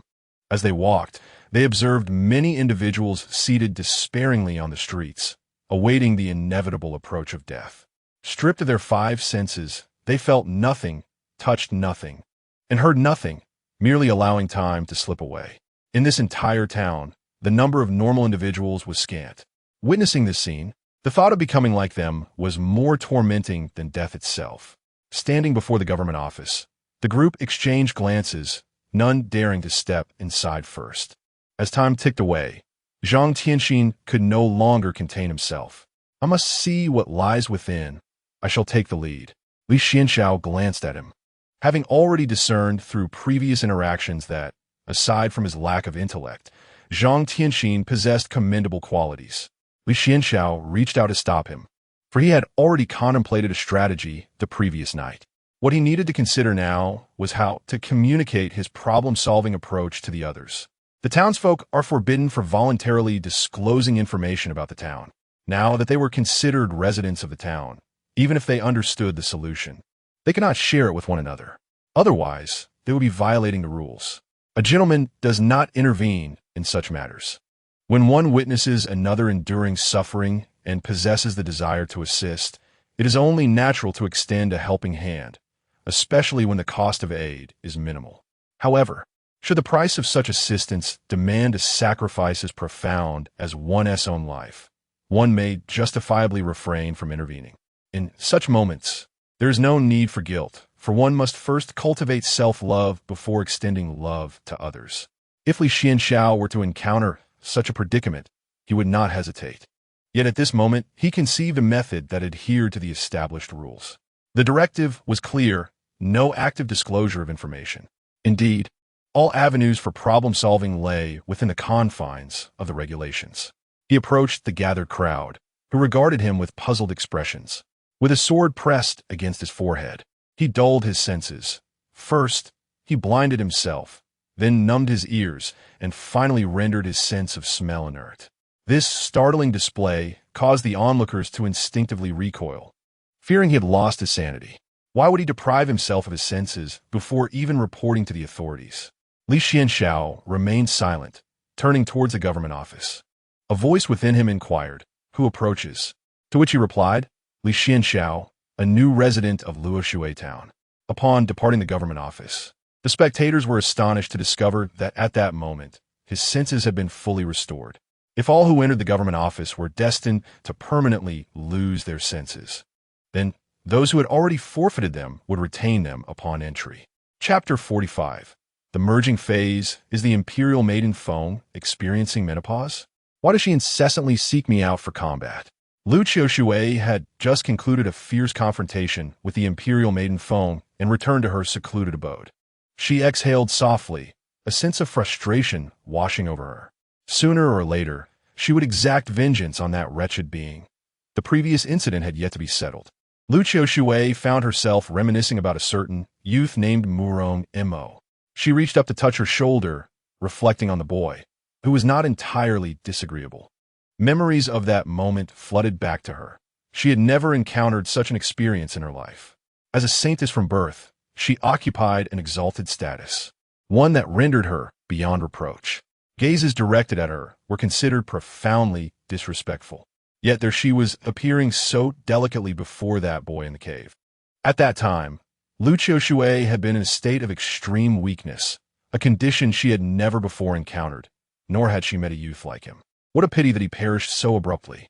No, the mere thought ignited a blaze of fury within her eyes once more.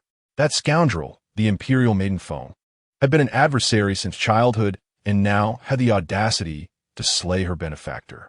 Just as Li Xuanxiao was about to stride out, a subordinate delivered news. Another elder of the merging phase from the Heavenly Calamity Palace was to be resurrected. Li Xuanxiao glanced at the name inscribed on the token, Elder Sikong. She recalled that Elder Sikong had likely perished 5 centuries prior. Following his demise, he had established restrictions around his vicinity, which had been concealed by the members of the Heavenly Calamity Palace to prevent discovery by the righteous factions. Now, after all these years, it seemed he was finally able to return. Li Xuanxiao nodded. It appeared that the combat prowess of the merging phase would once again be augmented by another formidable figure. After a moment's hesitation, she resolved to seek out Elder Sikong. Where was he located? In Luoshui town. In Luoshui town. The onlookers were left astonished as Li Xuanxiao severed his 5 senses and entered the government office. However, when he emerged, senses restored, comprehension dawned upon them regarding his actions. A loophole within the rules. They quickly emulated Li Xuanxiao's method, renouncing their own 5 senses. Truth be told, few possessed the resolve to undertake such drastic measures. Yet, facing imminent peril, They had no choice but to steel themselves. Consequently, the air outside the government office was filled with the wails of despair. Senior brother, I am afraid. I do not wish to live. If only I can endure just a little longer. Back at the inn, Lu Jing pondered Rule 4. Find a suitable partner within 7 days and unite in matrimony before witnesses. Why must this compel others to seek companionship? What peculiar obsession does the powerful of the merging phase possess? Do they derive pleasure from witnessing love and affection? Zhang Tianxin reassured Lu Jing, stating that he need not worry about this matter. He would procure a female cultivator. Li Xuanxiao did not refuse, though he was reluctant to comply. However, finding a suitable partner has become a prudent measure. Yet, Li Xuanxiao never entertained the thought of marriage. To wed would mean entangling oneself in the web of karma, which could hinder his cultivation. Should he ascend in the future, the ties of mundane life might shatter his dreams of immortality. In truth, if he could resolve the restrictions posed by the realm of integration within 7 days, he could exploit a loophole. Li Xuanxiao pundarat silanli. If no means of escape presented itself within the week, marriage could be postponed. Zhang Tianxin was indeed efficient in her tasks. Soon, she brought forth a female cultivator. The young woman appeared to be quite unassuming, with a timid demeanor. I am Li Mengyun, and I have no sect. I ran away from my family. Li Mengyun cast a cautious glance at her betrothed, who was to become her husband in 7 days. He was utterly ordinary, truly unremarkable, devoid of any distinguishing traits. Am I to wed such a person? Li Mengyun felt a wave of disappointment wash over her. This was far removed from the heroic adventures she had envisioned. She had dreamt of encountering a strikingly handsome and aloof master, powerful and unyielding, yet inexplicably drawn to her. But now, Li Mengyun sniffled, feeling a twinge of grievance. Li Xuanxiao, oblivious to her emotions, introduced himself briefly before retreating into his own thoughts. There was another matter he needed to verify. As he cast his gaze downward, he noticed 2 figures clad in black appearing on the street. Their eyes roamed over the gathering. Suddenly, one of the figures pointed at them and declared, "You lot must engage in mutual slaughter. Only the last one standing may survive." The group was taken aback. Rule 10. Those in black attire are enforcers. Their words must be heeded. They exchanged glances, uncertainty etched on their faces. The duo of enforcers stood with arms crossed, reminding them, time is not on your side. At last, under the threat of death, someone took the initiative. As one person made a move, the others followed suit, engaging in a brutal combat with the weapons at hand, unable to employ spells. Blood stained the ground. Ultimately, the sole survivor gasped for breath, standing amidst the crimson puddle. The 2 enforcers nodded in satisfaction and leisurely made their way into the inn. Witnessing the scene, the townsfolk recoiled in fear, while newcomers were left in shock. Li Mengyun felt a surge of terror. This was nothing like the world she had dreamt of. It was profoundly unsettling, and she longed to return home, abandoning any thoughts of meeting a cold, captivating master. "We must go," Li Xuanxiao declared as he rose to descend the stairs. Zhang Tianxin, alarmed, grasped his arm. "The enforcers are still downstairs. You mustn't be reckless." "It is precisely because the enforcers are present that I intend to go," Li Xuanxiao replied. Zhang Tianxin was bewildered. Li Xuanxiao freed himself from her grasp and proceeded downstairs alone. In the inn, all the patrons who had been present moments ago had fled, too terrified to remain in the same vicinity as the 2 enforcers, who indulged in their food and drink without restraint. A rather rotund constable wiped the grease from his lips, his gaze falling upon Li Mengyun, who was peering hesitantly from the top of the stairs. "You, come down and sing a tune," he commanded. Li Mengyun's body stiffened, her complexion drained of color, yet she dared not defy him. Trembling, she descended the steps. The portly constable squinted as he scrutinized her. "New here. Just heed the words of my partner and me, understood?" Li Mengyun nodded in compliance. The constable continued, "You seem obedient. Now, remove your garments and sing." Li Mengyun shuddered involuntarily. Chapter 46. Weighing pros and cons. The slender constable chuckled. "Time is of the essence. My little beauty, hasten to undress. It would be a pity if you were to perish shortly." Suddenly, a flash of silver streaked through the inn, cold and blinding. Li Xuanxiao wielded a long sword, the crimson line of blood transforming into droplets that cascaded down. Alongside the blood droplets fell the head of the slender constable. The stout constable was taken aback, utterly unprepared for the audacity of someone daring to strike against them. Li Mengyun, her vision blurred by tears, beheld the seemingly unremarkable figure launch into action. He was not particularly handsome, nor did he possess the captivating charm often depicted in novels, an ethereal presence that set him apart. Yet, there was a certain aura about him. Although one could not wield magical powers in this place, his martial prowess remained intact. Li Xuanxiao extended his arm, delivering a punch that shattered the stout constable's teeth. If one must heed the words of a constable, then silence would render those words unnecessary. As the stout constable attempted to speak, blood gushed forth from his mouth, rendering him voiceless. Li Xuanxiao denied him any opportunity to react. Seizing his plump head and forcefully smashing it against the floor, creating a dent in the wooden surface. With one hand gripping the sword, he thrust it towards the constable's neck. A muffled sound echoed as he brutally tore open the neck, blood splattering and flesh separating, ultimately severing the head entirely. Scalding blood poured forth, splattering across Li Xuanxiao's face. This was the first time Li Mengyun had witnessed such a gruesome scene. She gazed at Li Xuanxiao, oddly intrigued rather than frightened. In that moment, his otherwise unremarkable visage appeared more valiant and striking, enhanced by the sanguine stains. Li Xuanxiao turned, the sword tip directed at Li Mengyun. Undress. Li Mengyun was taken aback. With a swift stroke, Li Xuanxiao's blade sliced through the air, accurately tracing arcs that caused her upper garments to slip away. She gasped in shock. Li Xuanxiao tossed her his own clothing and then disregarded her, focusing instead on unfastening the stout constable's dark attire. Rule 9. There are no constables in the town. Rule 10. Those clad in black are constables. Their words must be heeded. In this town, one could become a constable merely by donning black clothing. The words of a constable were to be obeyed, and thus they could be slain, for they were not invincible. Rule 12. Constables may freely enter and exit Luoshui town. Enticing more than 1,000 individuals into the town grants them the opportunity to leave, along with the loss of all memories related to Luoshui town. The moment Li Xuanxiao donned the black clothing, an additional Rule 12 materialized before him, applicable solely to constables. Free entry and exit from Luoshui town. If he became a constable, he could leave the town and report the occurrences here to his sect, which seemed preferable. Yet, he swiftly dismissed this notion. Adhering to the rules to exit would likely entail maintaining silence about the town's affairs. Such rigor, Li Xuanxiao carefully stored away another black garment, lest someone might exploit it to end his life. Outside the town of Luoshui, Lu Qiushui fixed her gaze intently upon Luoshui town, or rather, upon Li Xuanxiao within it. Was he still alive? Murong Mo was indeed alive and had inadvertently entered the restrictions left by Elder Sikong.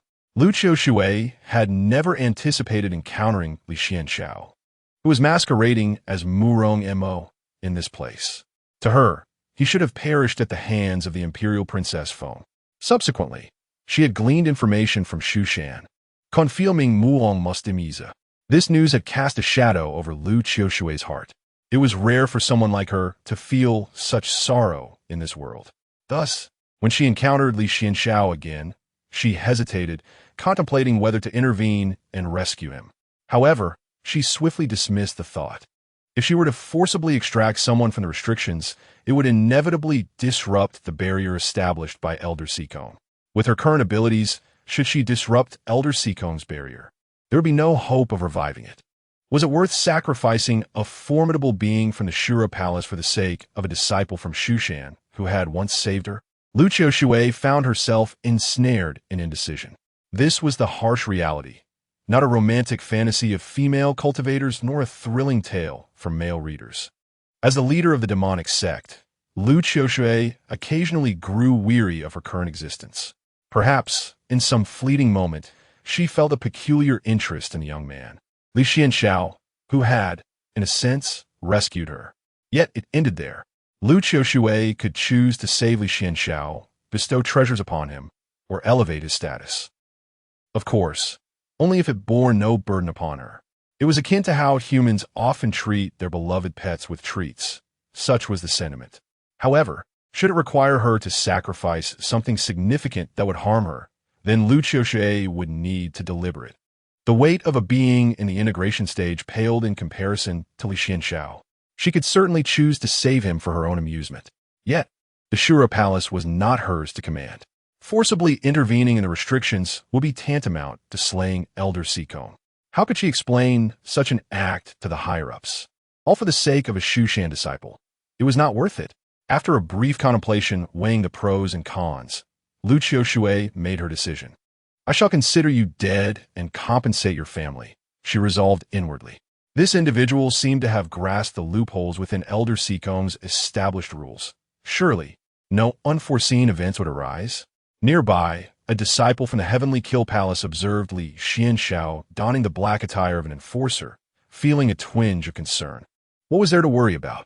Elder Sikong was a formidable being in the integration stage. Li Xuanxiao raised an eyebrow slightly. This possibility seemed rather remote. In the mountain god temple within Luoshui town, the rules stood as follows. Rule 7. The mountain god temple is a sanctuary. Rule 8. There are perilous beasts within the mountain god temple.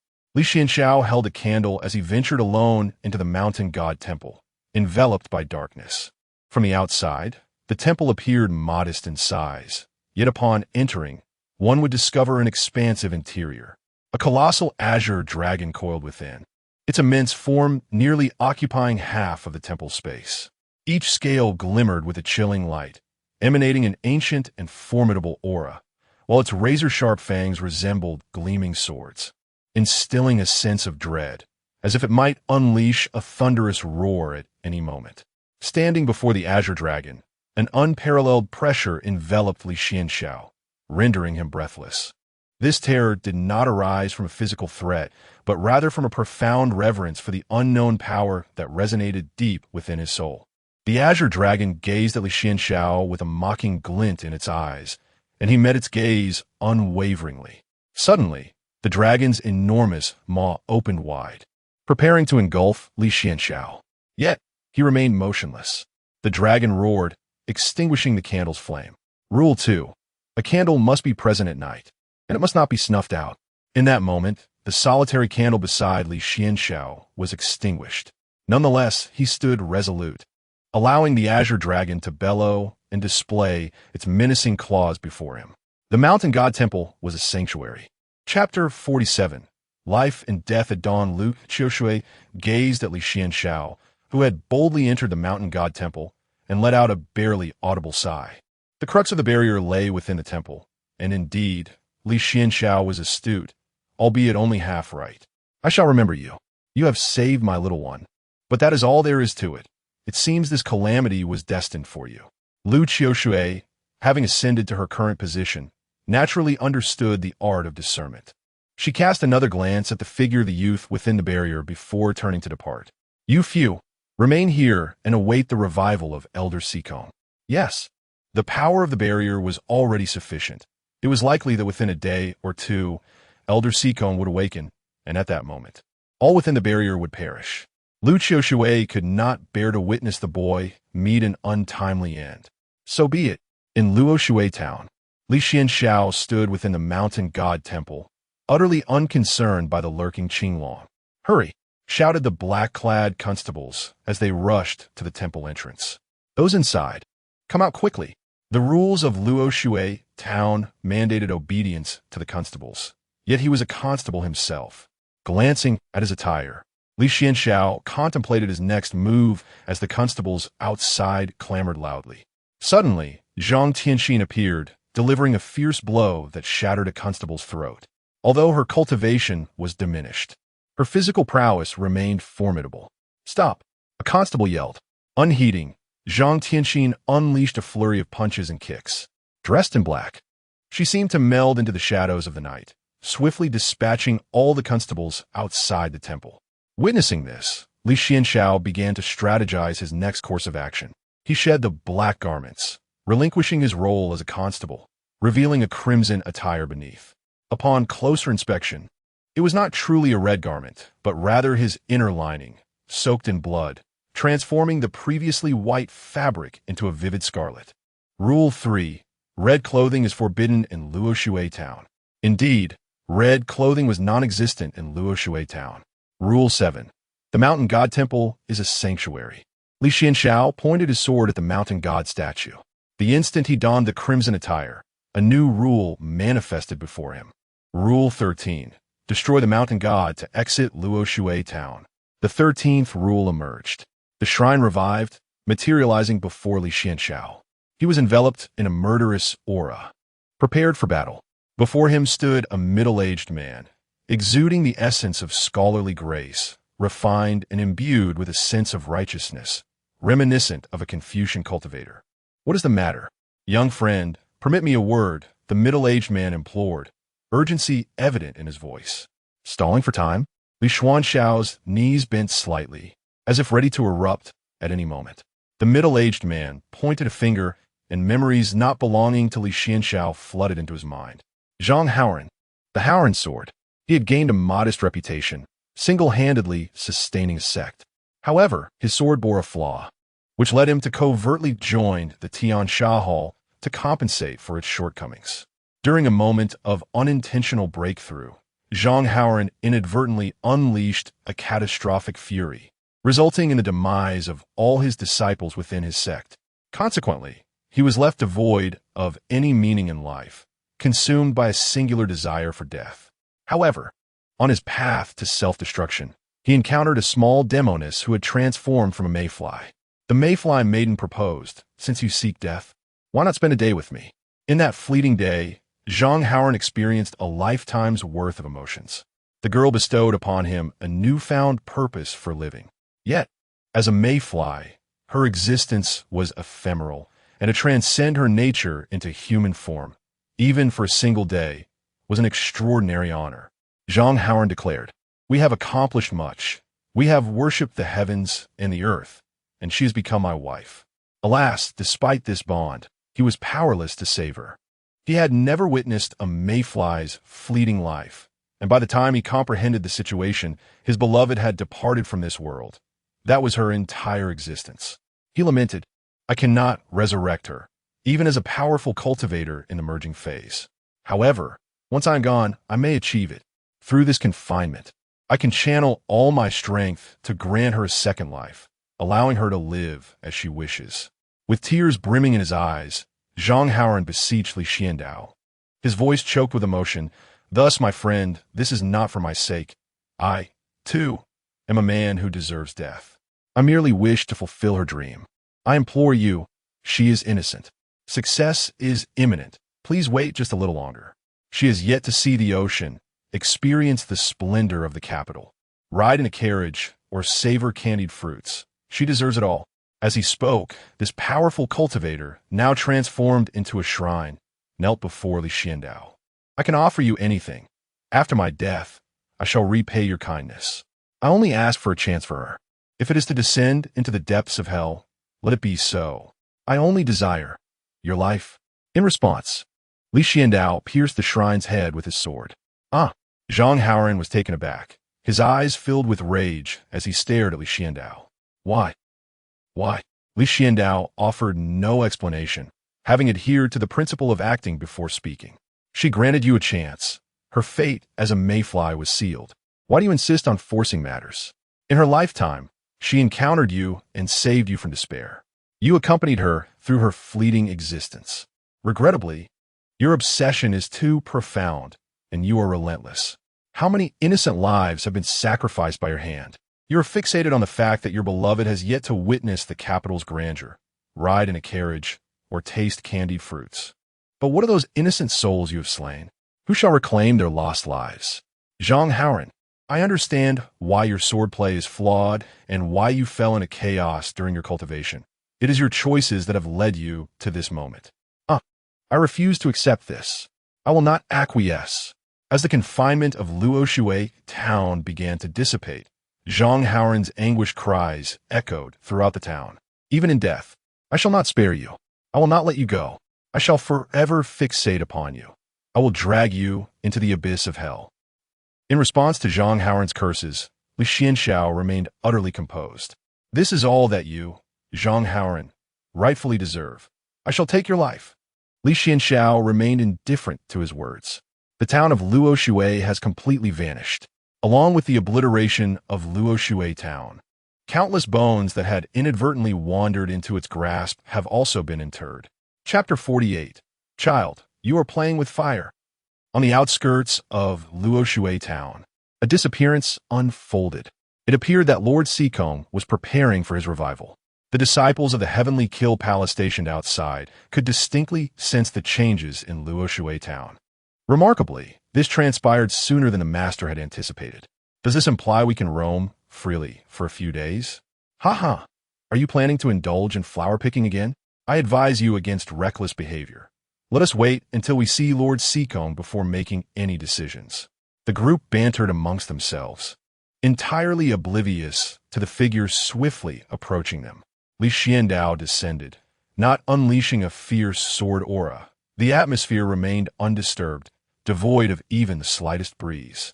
Yet, before the group could react, the sword moved with an almost imperceptible velocity among them. Each stroke of the blade precisely claimed the life of an adversary. The droplets of blood erupted only after Li Xuanxiao sheathed his sword. He swiftly retreated, ensuring that none of the sinister cultivators harbored explosive toxins within them. Then, he set fire to the remnants. Li Xuanxiao expanded his consciousness, confirming the absence of anyone nearby, and he finally let out a small sigh of relief. Had 2 days already passed? He examined himself internally. Although trapped within the confines of this mystical realm, the abundant spiritual energy had indeed been greatly beneficial to him. Even in this brief span of time, as the restrictions waned, all rules naturally dissipated. The individuals ensnared in this place did not flee. Instead, they stood numbly in the town, exchanging glances with one another. They seemed to have grown accustomed to life here. Meanwhile, those who had lost their senses remained nestled in corners, utterly oblivious to their surroundings. The rules may have vanished, yet their senses remained sealed. Zhang Tianxin placed her hands on her hips and laughed heartily, merely in the integration stage. With my brother Li, we are invincible. Then, she muttered to herself, it is such a remarkable fate for us to meet twice in this vast world, and both times in perilous situations. Could this be a sign from the heavens? Perhaps I should form a brotherhood with brother Li. Abandon that dangerous thought at once. Li Xuanxiao reflected, observing from the shadows. Li Mengyun, who had prepared a farewell letter, now felt utterly drained after surviving the ordeal, engulfed by an overwhelming sense of unreality. Is it truly over? The brief span of these days had felt interminable. She recalled the 2 occasions when Li Xuanxiao had saved her and scanned her surroundings. Where had he gone? Why was he no longer in sight? Li Mengyun couldn't help but reminisce about the scene not long ago. Just as she was about to face humiliation, that figure had appeared. His blood-streaked visage was so imposing. A faint blush crept across her cheeks. It seemed she had found her own hero, akin to those in romance novels. As she drifted into daydreams, Zhang Tianxin inadvertently discovered a letter left behind by Li Xuanxiao. He had departed ahead of them. What? Li Mengyun responded with tentative curiosity. Claiming to be bound by her master as orders and nursing an injury that required her to return for recuperation, Li Mengyun wore a face of disappointment. She then quietly remarked, he must be a disciple of Xu Shan. I ought to express my profound gratitude for such a significant favor. In the shadows, Li Xuanxiao thought to himself, Oh, girl, you are playing with fire. Zhang Tianxin unfolded note, which bore the 6 prominent characters. Fate will reunite us in the rivers and lakes. Li Mengyun's lips puffed out slightly. In the letter, Li Xuanxiao requested Zhang Tianxin to assist those in the town who had been sealed of their 5 senses if she found it convenient. Zhang Tianxin did not refuse and led these individuals towards their sect. As for Li Xuanxiao, after everyone departed, he set up a simple yet grand array around Luoshui town and began to chant the rebirth incantation, allowing the souls of those who perished there to return to dust. Subsequently, he discovered numerous letters among the corpses. Some were from wandering souls who had received family correspondence, having been away for a decade. Leaving their loved ones yearning for their return, unaware that they had strayed into this place. Others bore marriage contracts, suggesting a beloved awaited them somewhere. There were also letters penned by those who understood their fate was sealed, urging their brothers to care for their parents, while advising that their wives should remarry. Some letters were addressed to unborn children, wishing for their safety. The letters concluded with addresses and the names of family members, hoping that if someone stumbled upon them, they would deliver the letters to their families, alleviating their constant worry. Seated on the grass, Li Xuanxiao methodically opened each letter, carefully preserving them before swiftly making his exit. Months later, as the morning sun illuminated the village, a couple, early risers preparing for their agricultural chores, discovered a piece of stationery beside their door, accompanied by 5 taels of silver.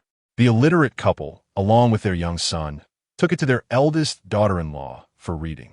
Having received some education, she read for quite some time before succumbing to uncontrollable tears. Her weeping was accompanied by a cascade of tears and snot, while the child, oblivious, gently patted his mother's face.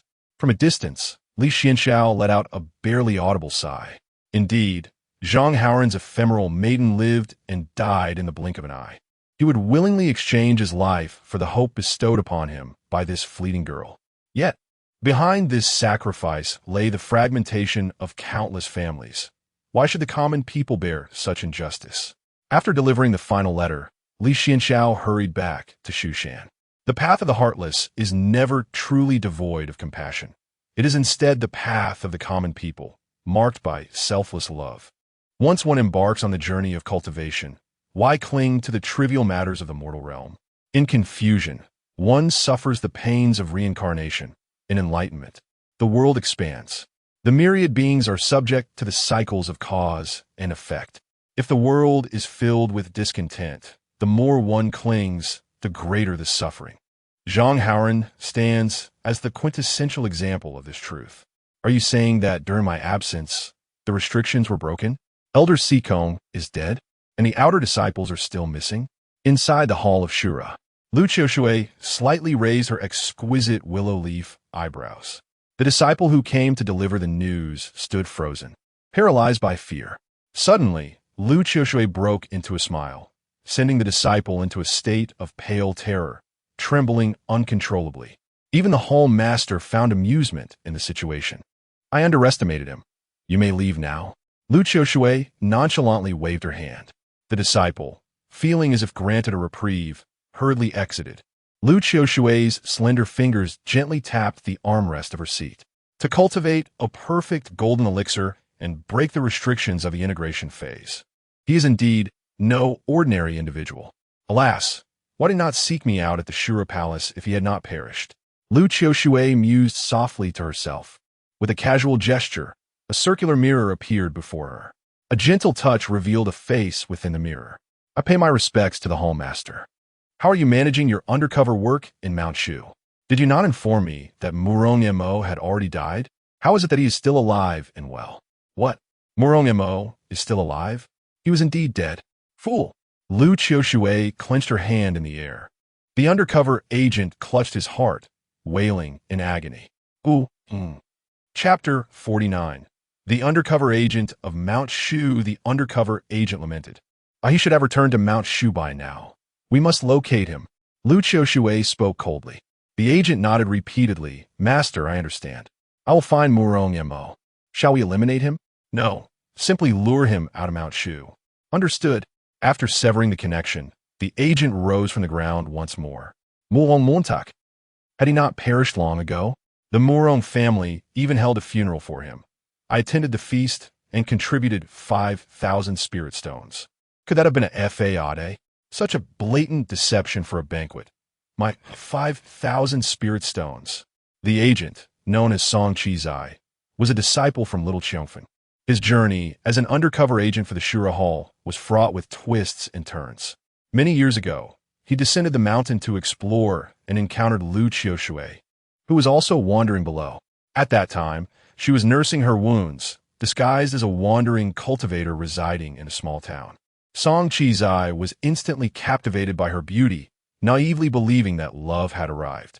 Upon discovering Li Xuanxiao's true identity, he could not help but cry out to the heavens.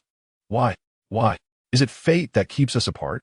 Li Xuanxiao initially had no intention of engaging with Song Qizai, as she did not wish to offend Mount Shu. However, she soon realized that he could be of use to her. Thus, Song Qizai was deceived into the Shura Hall, where he was coerced and enticed, ultimately becoming their undercover agent. Clutching his aching heart, he murmured, "Xiaoshui seems to have grown even more beautiful. Am I to find Murong Mo? Could it be that she wishes to see me? Has she missed me?" Leaving little Qiongfeng, Song Qizai crossed paths with Li Xuanxiao, a disciple from Silver Sword Peak. As he headed towards the Murong residence, Li Xuanxiao cast a curious glance at Song Qizai, wondering why he had just heard the name Murong Mo. Alarm bells rang in his mind. Li Xuanxiao had spent nearly half a year descending the mountain to undergo tribulation.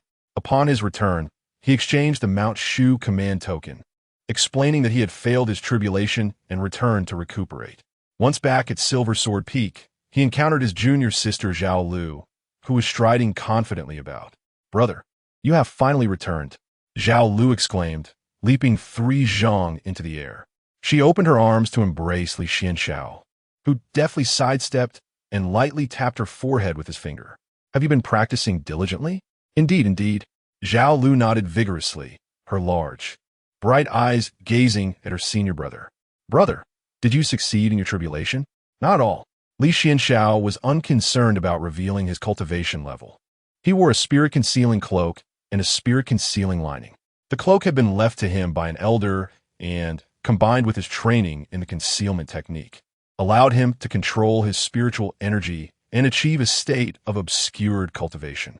Certainly, in the presence of such formidable figures as the imperial daughter Feng and Li Xuanxiao, any form of concealment is rendered futile.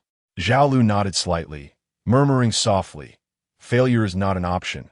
Given my senior brother's disposition, it must be deemed a success.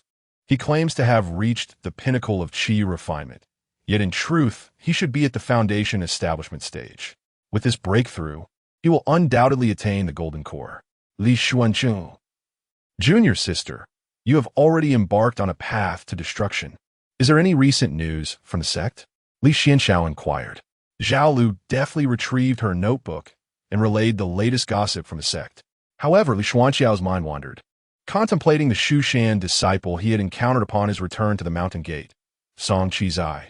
With over 10,000 disciples in the Shushan sect, and even more when considering the miscellaneous disciples, it is improbable that any disciple would know everyone within the sect. Of course, Li Xuanxiao was an exception. He was acquainted with even the elderly sweeper of the miscellaneous peak.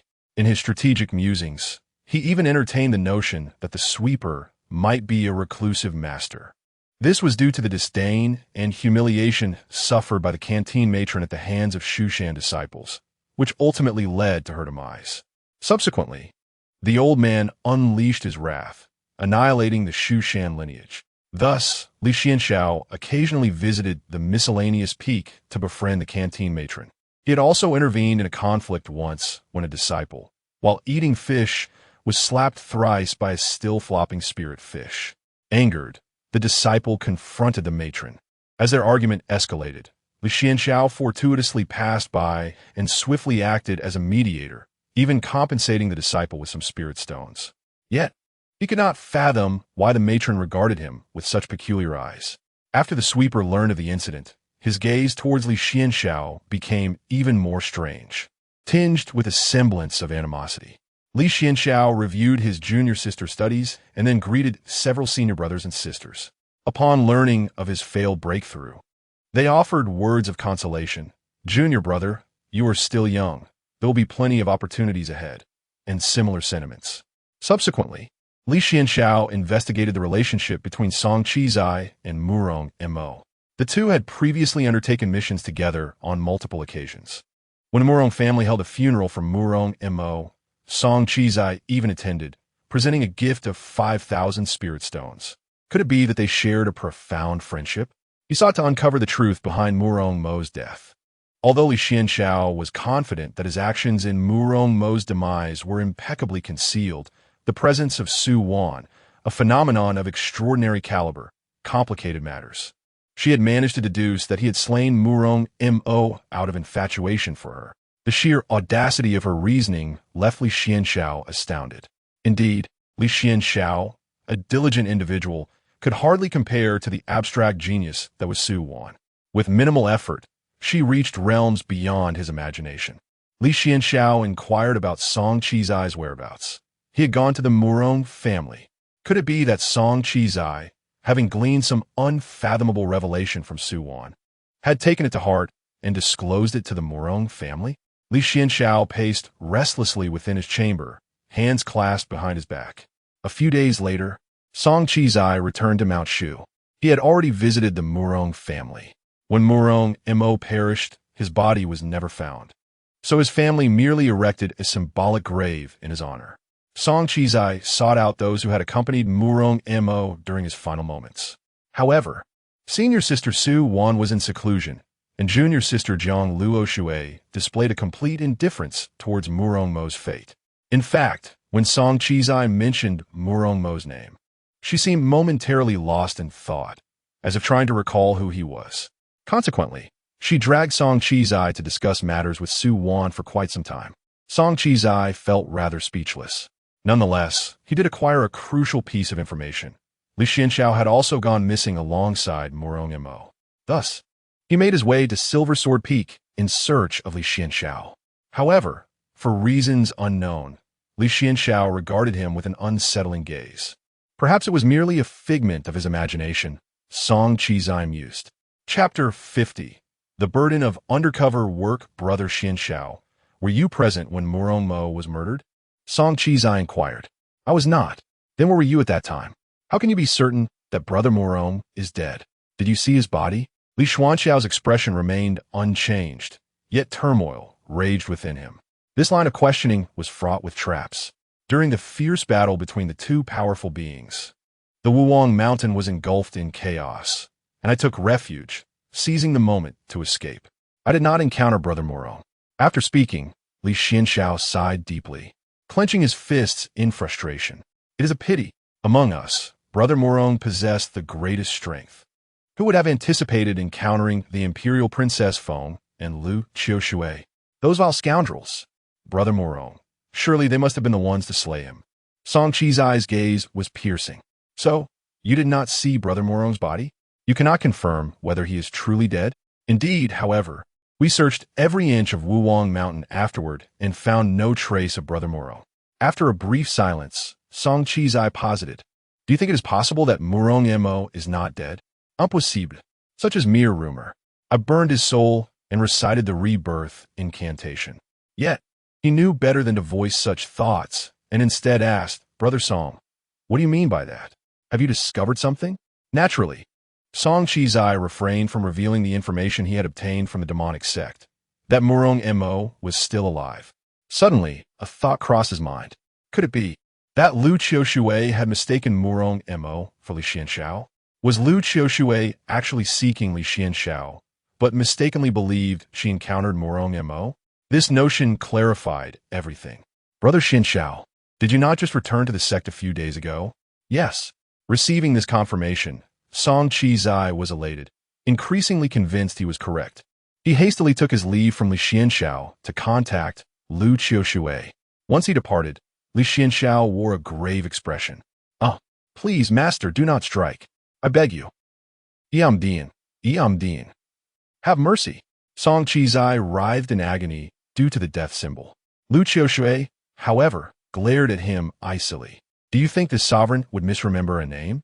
He would not deceive me. He is indeed named Murong Mo.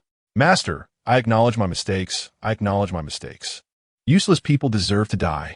You cannot even handle this trivial matter. I understand, master. I will strive to become a person of value to you. Days later, master, could you describe Murong Mo's appearance? After extensive inquiries, Song Qizai still believed Murong Mo to be dead. The person Li Xuanxiao sought was Li Xuanxiao. Uselessness is just that. Useless. How could this sovereign send such a fool as you to Shushan as an undercover operative? And you cannot even accomplish this simple task. Master, I was wrong. Days later, Song Qizai unfurled the portrait of Li Xuanxiao before Li Xuanxiao. Li Xuanxiao cast a cursory glance. Indeed, it was he. Master, this individual is Li Xuanxiao, not Morong Mo. Song Qizai's voice brimmed with grievance. Fool! You have known this all along. Why have you not taken action? Song Qizai writhed in agony once more. Lure him out of Mount Shu. There will be those to assist you. Understood. The following day, junior brother Xianxiao, let us descend the mountain together, Song Qizai implored, his expression steeped in melancholy. Li Xuanxiao replied, Brother, your intentions are glaringly evident. Do you not even provide a reason? I have discovered a tomb left by a Yuan cultivator at the foot of the mountain, filled with treasures. Li Xuanxiao regarded Song Qizai, finding the rationale utterly absurd. Moreover, our relationship is hardly close. Why seek me out? At the very least, conjure a more convincing excuse. Li Xuanxiao found himself ensnared in hesitation. For safety's sake, he ought to refuse. However, should he decline, Song Qizai would undoubtedly devise further schemes against him, orchestrating unforeseen machinations. Perhaps it would be prudent to play along and discern his true intentions. The pivotal question remained, what was his ulterior motive? Reinforcements from the Morong clan? With such thoughts in mind, Li Xuanxiao resolved to meet Song Qizai outside the mountain gate the following day. Song Qizai took it upon himself to remind him, Junior brother Xianxiao, treasure hunting is strictly prohibited within the mountain gate, so when we leave the sect, it would be wise for us to depart sequentially, each concocting a distinct purpose, and refrain from divulging this matter to others. Li Xuanxiao nodded in agreement. Clumsy, exceedingly clumsy. The next day, Song Qizai left the mountain gate early, arriving alone at the prearranged location with Li Xuanxiao. He mused in frustration over how Li Xuanxiao had offended Li Xuanxiao, prompting Lu to deploy a long-concealed undercover operative, risking exposure, to extract Li Xuanxiao. To assuage any concerns, the meeting place had been chosen by Li Xuanxiao himself. However, Li Xuanxiao had covertly arranged for 2 Yuan cultivators to lie in wait. Once Song Qizai led Li Xuanxiao there, the cultivators would swiftly intervene to abduct him, ensuring no awareness reached Mount Shu. Yuan cultivators could be sensed by the sword formation of Mount Shu, necessitating a quick resolution and a retreat from its extensive search radius. Thus, they were not stationed at the current location, as Li Xuanxiao had selected a spot within the range of the Mount Shu sword formation, where Yuan cultivators dared not tread. While Song Qizai idled in boredom, suddenly, a hand emerged from the ground. Song Qizai was abruptly yanked into the earth, followed by a fierce beating. He felt utterly powerless to retaliate. This was Li Xuanxiao's first confrontation since attaining the Golden Core stage. Certainly, the method of combat may be somewhat undignified, and the opponent is merely at the foundational stage. At this moment, Li Xuanxiao had undergone a transformation, donning a jade ring that concealed his aura and inserting a hairpin that altered his appearance. A sharp talismanic dagger pressed against Song Qizai's throat. Li Xuanxiao intoned gravely, Song Qizai, today's events are of your own making. Despite his words, he did not strike immediately. True to his nature, if he intended to kill, he would not waste words. Indeed, Song Qizai, struck by fear, panicked instantly. I am a disciple of Mount Shu. This is the territory of Mount Shu. Who are you? Li Xuanxiao chuckled. Are you unaware of your own actions? You are a disciple of the law enforcement hall? Song Qizai's face drained of color. You are astute. It's over. My undercover identity must have been discovered. Chapter 51. The Azure Lotus Banner. From the moment Song Qizai became an undercover agent, he anticipated this day would eventually arrive. Captured by the disciples of the enforcement hall, he feared he had reached a dead end. Song Qizai, it is not too late to confess now. I shall reveal nothing. If you think to make me betray the Lord, you are merely dreaming. The title Lord sounded oddly familiar to him. With a cold sneer, Song Qizai declared, since encountering the Lord, I have joined the Azure Hall. Have you ever heard of Li Xuanxiao? I have developed mutual feelings with her. Release me now, and I shall treat this as if nothing has occurred. Otherwise, mutual feelings? Li Xuanxiao? Li Xuanxiao shook his head. Li Xuanxiao was certainly not that kind of person. Though she might seem less unhinged than the imperial daughter Feng, she harbored a deeper cruelty, surpassing even that of Feng. The notion that Li Xuanxiao could have feelings for Song Qizai was absurd. Perhaps it was merely his delusion. Li Xuanxiao's gaza, shifta tu fudi. He recalled a mole located 3 inches beneath the left side of Li Xuanxiao's neck. You, how do you know? Song Qizai gasped, his expression shifting dramatically. This was a secret known only to him. Stop dreaming. Li Xuanxiao does not care for you. Allow me to enlighten you. She bears a red ghost flower on her back. Have you ever seen it? By the way, she prefers to use her left hand when eating with chopsticks. Stop. Who are you? I already told you. You are merely a fish in someone else's pond. Do not take it too seriously. Moments later, in despair, Song Qizai began to divulge the truth like a bamboo tube spilling beans. I was instructed by Li Xuanxiao to lure the disciple Li Xuanxiao of Silver Sword Peak out of the mountain. She forced my hand, issuing a life and death talisman for me to act as an undercover agent in Mount Shu. Li Xuanxiao's silence was deafening. Not related to Morong M.O. Undercover. Li Xuanxiao's heart surged tumultuously. Now, Li Xuanxiao of the Azura Hall and the Imperial Daughter Feng of the Heavenly Evil Hall both sought to act against him. He felt an overwhelming weight on his shoulders. However, it seemed that a splendid opportunity had presented itself. Wasn't it agreed that they would arrive today? Why is there still no sign of them? Originally scheduled for the day before yesterday, it has been postponed by 2 days. Surely, nothing has gone awry? We are merely responsible for the reception. There is no need to worry about anything else. After all, this is Mount Shu's territory, and the Shu Mountain Sword Array is no trivial matter. I have heard that it can now sense those at the nascent soul level. The 2 demonic cultivators were conversing in hushed tones when suddenly one exclaimed, "They are coming. Remember, the Lord specifically instructed us to capture them alive." Understood. On a desolate path, the undercover Song Qizai walked ahead, followed closely by a young man. The 2 nascent soul cultivators immediately leaped forth, delivering a flurry of blows to the young man. After subduing him, they bound him with ropes and swiftly retreated, without hesitation or unnecessary words.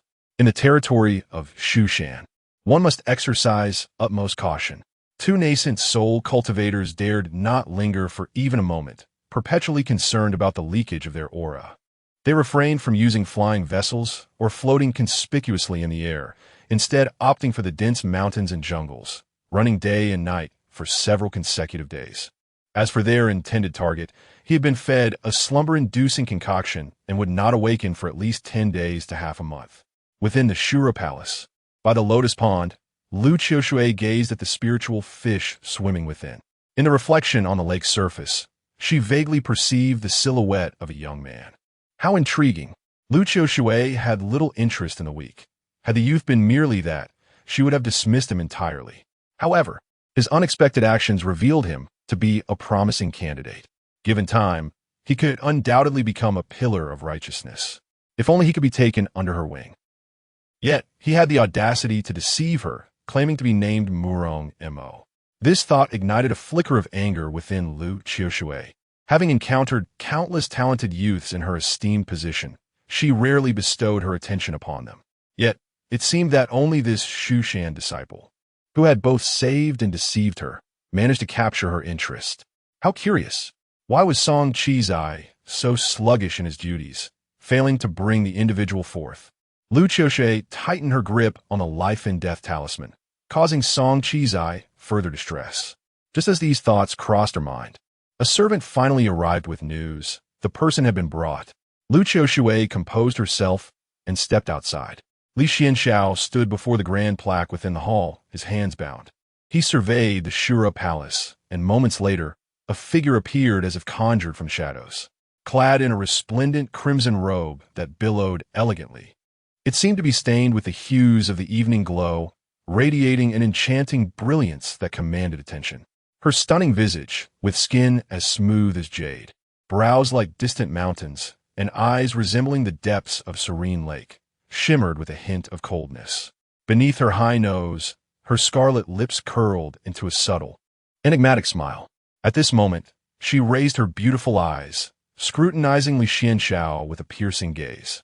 Mulong Montak, we meet again. She was already aware of his true name, and her tone dripped with irony. Li Xuanxiao remained silent. Suddenly, Li Xuanxiao's expression shifted, a glint of cold light flashing in her beautiful eyes as her alabaster arm rose. In an instant, a deafening roar erupted, and two colossal fire dragons, engulfed in raging flames, erupted from the ground like ancient beasts awakened from slumber. With immense power and searing heat, they surged forth. These fire dragons, with claws bared and bodies writhing, ignited the very air around them, creating a blazing inferno. They spewed forth thick smoke and scorching flames, barreling towards Li Xuanxiao, seemingly intent on devouring him whole and turning him to ash.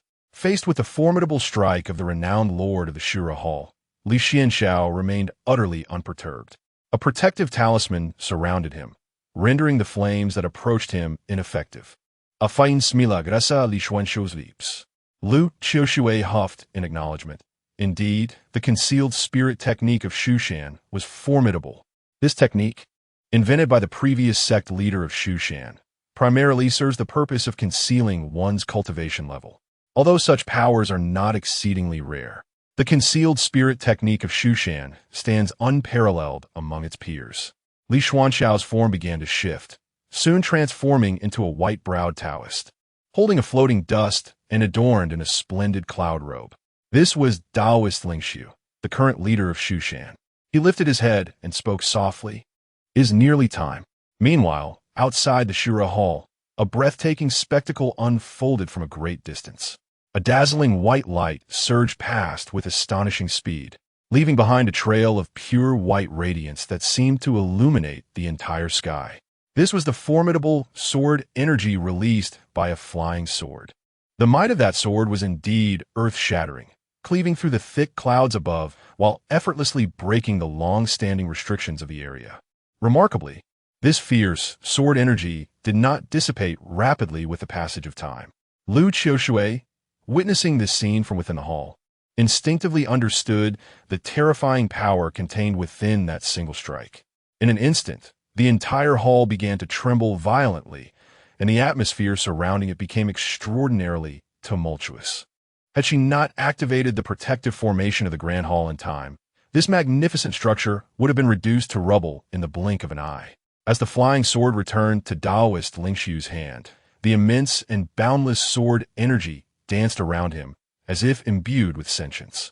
When the tainted energies within the hall attempted to draw near, they were obliterated in an instant before they could even brush against the hem of Lingxiu's robe, vanishing without a trace. It was akin to fragile droplets of water falling onto a scorching iron, evaporating in an eye blink. Li Xuanxiao, exuding an aura of murderous intent, declared, "Lingxiu, do you truly believe that you alone dare to invade my sacred hall?" With a flourish of her sleeve, she retracted the energy of her cave dwelling. Taoist Lingxiu smiled calmly. What fear can one person hold? Yet, I must confess, I do prefer the righteous chaos of a group fight. With that, he produced a grand banner from within his robe. The banner, autonomously waving without wind, was the innate spiritual treasure, the azure lotus banner. At this moment, within the defensive formation of Shushan, numerous elders and disciples stood ready, feeling the surge of the formation's power. In the blink of an eye, they were collectively transported into the Shura Hall. Chapter 52. Solidifying foundations and striving for excellence. This battle was nothing short of earth-shattering. On the battlefield, the cacophony of battle cries and the clash of weapons echoed relentlessly, creating a deafening symphony. The atmosphere within an 800-mile radius shifted dramatically. What was once a clear sky transformed into a dense curtain of clouds, accompanied by flashes of lightning and the roar of thunder. Lightning cut through the sky, followed closely by torrential rain that pelted the ground, sending up splashes of water. The mingling of rainwater and blood formed a crimson stream that flowed languidly. The harvest for Mount Shu was bountiful. The demonic sect was never a match for the righteous path, although the four major demonic sects united might have posed a challenge. This time, Mount Shu caught Li Xuanxiao off guard, penetrating deep into the enemy's sanctum. The Shura Temple suffered devastating losses, with most of its disciples either captured or slain on the spot. Numerous confidential documents and precious spiritual artifacts were left behind in the chaos. Li Xuanxiao, heavily injured, managed to break free from the encirclement. The news of this incident spread rapidly, bringing a wave of satisfaction among the righteous. The inability to completely eradicate the demonic sect was not due to their overwhelming power, but rather because they were deeply hidden, making it difficult to mobilize sufficient forces for a thorough extermination. This encounter served as a lesson for all the righteous paths. Li Xuanxiao never anticipated her downfall, nearly meeting her demise. To her, Li Xuanxiao was merely an intriguing toy, or perhaps a delectable morsel, something that piqued her interest, which was already a stroke of fortune for him. Thus, she had never considered him a potential threat, let alone that he could nearly cost her life. Weakness and ignorance may not claim your life, but arrogance certainly could. Upon receiving the news back at Mount Shu, on Silver Sword Peak, Li Xuanxiao felt no joy. Amidst the accolades of battle achievements, one phrase resonated in his mind. Li Xuanxiao, heavily injured, escaped the encirclement. However, he held little hope of directly eliminating Li Xuanxiao this time, as she had been a formidable force in the Central Plains for many years and undoubtedly possessed her own means of survival. Nevertheless, this setback should keep the Shura Temple quiet for a while. While the various branch temples had not faced direct attacks, the sanctum of the Shura Temple was akin to an enemy besieging a heavily fortified city, laying waste to the capital itself. This was far more than just a significant loss. Surely, the imperial daughter phone would not let this opportunity slip by. Li Xuanxiao nodded, acknowledging that he could now enjoy a period of respite. In the ensuing days, Mount Shu was bustling with activity. The spoils of the assault on the Shura Temple's sanctum were plentiful, with many captives taken and numerous locations of the branch temples uncovered. Consequently, the remaining 4 major sects of Mount Shu united to take joint action against the Shura Temple's branches. As for Li Xuanxiao, he refrained from participating in the battle, choosing instead to cultivate his skills in seclusion. By sheer luck, I obtained an extraordinary golden elixir, whereas my original aspiration was merely to secure a second-grade elixir. With a first-grade elixir being the utmost goal, a third-grade elixir would suffice, a fourth-grade elixir would be acceptable, and even a fifth-grade elixir would not be a loss. Unexpectedly, through a twist of fate, I ended up with an extraordinary golden elixir. Reflecting on this, Li Xuanxiao, seeing no one around, could not help but chuckle to himself. Then, in a hushed tone, he proclaimed, "Hee, I possess an extraordinary golden elixir." However, soon after, he adopted a grave expression and slapped himself, admonishing, "Do not become complacent. Quickly stabilize your cultivation. Striving for excellence and solidifying a robust foundation is paramount. Haste makes waste. At my age, having condensed a golden elixir is already several times, even dozens of times, beyond that of an average person. Thus, there is no need for me to rush." Li Xuanxiao sensed that since he had condensed the extraordinary golden elixir, the power it bestowed granted him the potential to break through a minor boundary. Yet, he firmly suppressed it within himself. For the breakthrough of the golden elixir, one must be resolute. It is akin to a blank canvas awaiting the stroke of a brush. This is the essence of the golden elixir defining the path. Cultivators must inscribe their true intentions upon the golden elixir, a process known as golden elixir artistry. Consequently, the golden elixir realm places immense significance on the heart of the Tao, while the Qi refining and foundation building stages largely overlook it. Each stroke in the golden elixir artistry is irrevocable, enhancing the elixir's roundness and solidity with every mark. To this end, Li Xuanxiao devised a 5-year plan for himself. Year 1. Identify and remedy deficiencies, solidify the foundation. Year 2. Identify and remedy deficiencies, solidify the foundation. Year 3. Repeat the same. Year 4. Continue the same. Year 5. Revisit everything from the beginning, striving for excellence. A good book does not fear being revisited. Revising for exams is never a disadvantage. After 2 months of seclusion, one day, Li Xuanxiao, as usual, consulted the divination. His expression immediately soured. The divination indicated that he was fated to encounter peach blossoms. Peach blossoms signify improper intentions, potential malice, threats to safety, and even intentions to kill. An enemy. Li Xuanxiao sprang to his feet.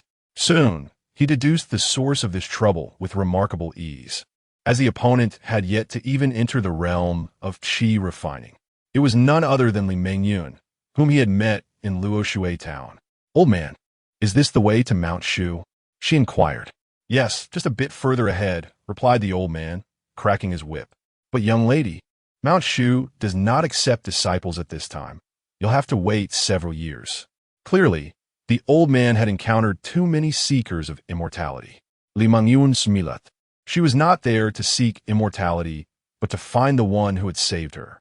These days, she had been haunted by thoughts of him, as if her soul had been ensnared. She simply wished to see him. With her backpack slung over her shoulder and leading a fine steed, she trod upon the official road. Having sneaked out from home, she had traveled for 2 months and had finally arrived. Unable to restrain herself, she stretched lazily, her face alight with joy. In the next moment, however, darkness enveloped her, and she collapsed. A figure swiftly lifted her and darted into the distance. Li Mengyun gradually awakenat. Blinking her eyes, as she surveyed the familiar surroundings, her gaze fell upon her father and mother standing by the bedside, their expressions dark and wielding a bamboo stick. Suddenly, a smile broke across Li Mengyun's face. "How foolish of me to frighten myself. I was merely dreaming again." The old man beside the bed raised the bamboo stick with a grin. Moments later, the room echoed with Li Mengyun's piercing scream. "I warned you against sneaking away. Do you have any idea how perilous it is outside?" Li Mengyun felt she must have encountered some unclean spirit. Undeterred, she attempted to escape once more 6 months later. This time, she found herself at the foot of Mount Shu, yet again losing consciousness without knowing when, only to awaken back home. On her 3rd attempt, she had climbed halfway up Mount Shu, only to be rendered unconscious once more, finding herself back in her own home. The 4th and 5th attempts followed suit. Li Mengyun displayed remarkable tenacity. Gradually, as she matured, the naivety of her youth faded. Lacking any innate talent for cultivation, even if she were to enter the immortal sect, she would likely remain at the bottom tier. Eventually, she forgot the disciple of Mount Shu, named Li Xuanxiao. She married her ideal husband and bore children. On an unintentional visit to the foot of Mount Shu with her child, Li Mengyun held her little one in her arms, a skewer of candied hawthorn in hand. At that moment, a familiar figure brushed past her. She turned to look, but the person had already blended into the crowd and vanished. Reflecting on her youthful escapades, Li Mengyun couldn't help but chuckle. She finally understood why she had fainted upon every arrival at Mount Shu, only to be sent back home. "Thank you," she suddenly exclaimed loudly. Amidst the bustling crowd, her voice was drowned out. Li Xuanxiao strode by, a gentle breeze caressing his face. Chapter 53. The fleeting years and enchanting sentiments a skilled artisan finds it challenging to create without resources. Recently, Li Xuanxiao has found himself ensnared in financial difficulties. This predicament arises from his unwavering dedication to honing his skills at the mountain gate. During this period, he refrained from leaving the mountain, fearing encounters with the imperial princess Feng and Li Xuanxiao, who were relentlessly searching for him. Thus, when he finally regained his awareness, he realized that his resources were nearly depleted. This predicament exemplifies one of the drawbacks of concealing one's true capabilities. The sect distributes resources monthly, yet, due to their belief that he remains at the qi refinement stage, Li Xuanxiao only received resources suitable for that level, which were of little use to him as a golden core cultivator. To remedy this situation, Li Xuanxiao devised a dual strategy. On one hand, he sought tasks that would be fitting for his abilities. On the other, he turned to alchemy. As a proficient alchemist, he secured a modest loan within the sect. He utilized this loan to purchase medicinal herbs, which he then transformed into elixirs. This venture allowed him to multiply the initial investment several times over. Unable to sell these potions within the sect, Li Xuanxiao planned to descend the mountain to various markets, where he could peddle his wares. He concocted a plausible excuse. He intended to visit his parents in the valley, as a letter from his elder brother informed him of their passing. Though the realms of mortals and immortals diverge, he felt compelled to pay his respects at their graves. Li Xuanxiao's memories of his parents were faint. He only recalled the softness of his mother's hands. Upon leaving Shushan, Li Xuanxiao did not venture far. After 2 days of travel, he arrived at a market named Qingshui, where he disguised himself and sold his elixirs in batches.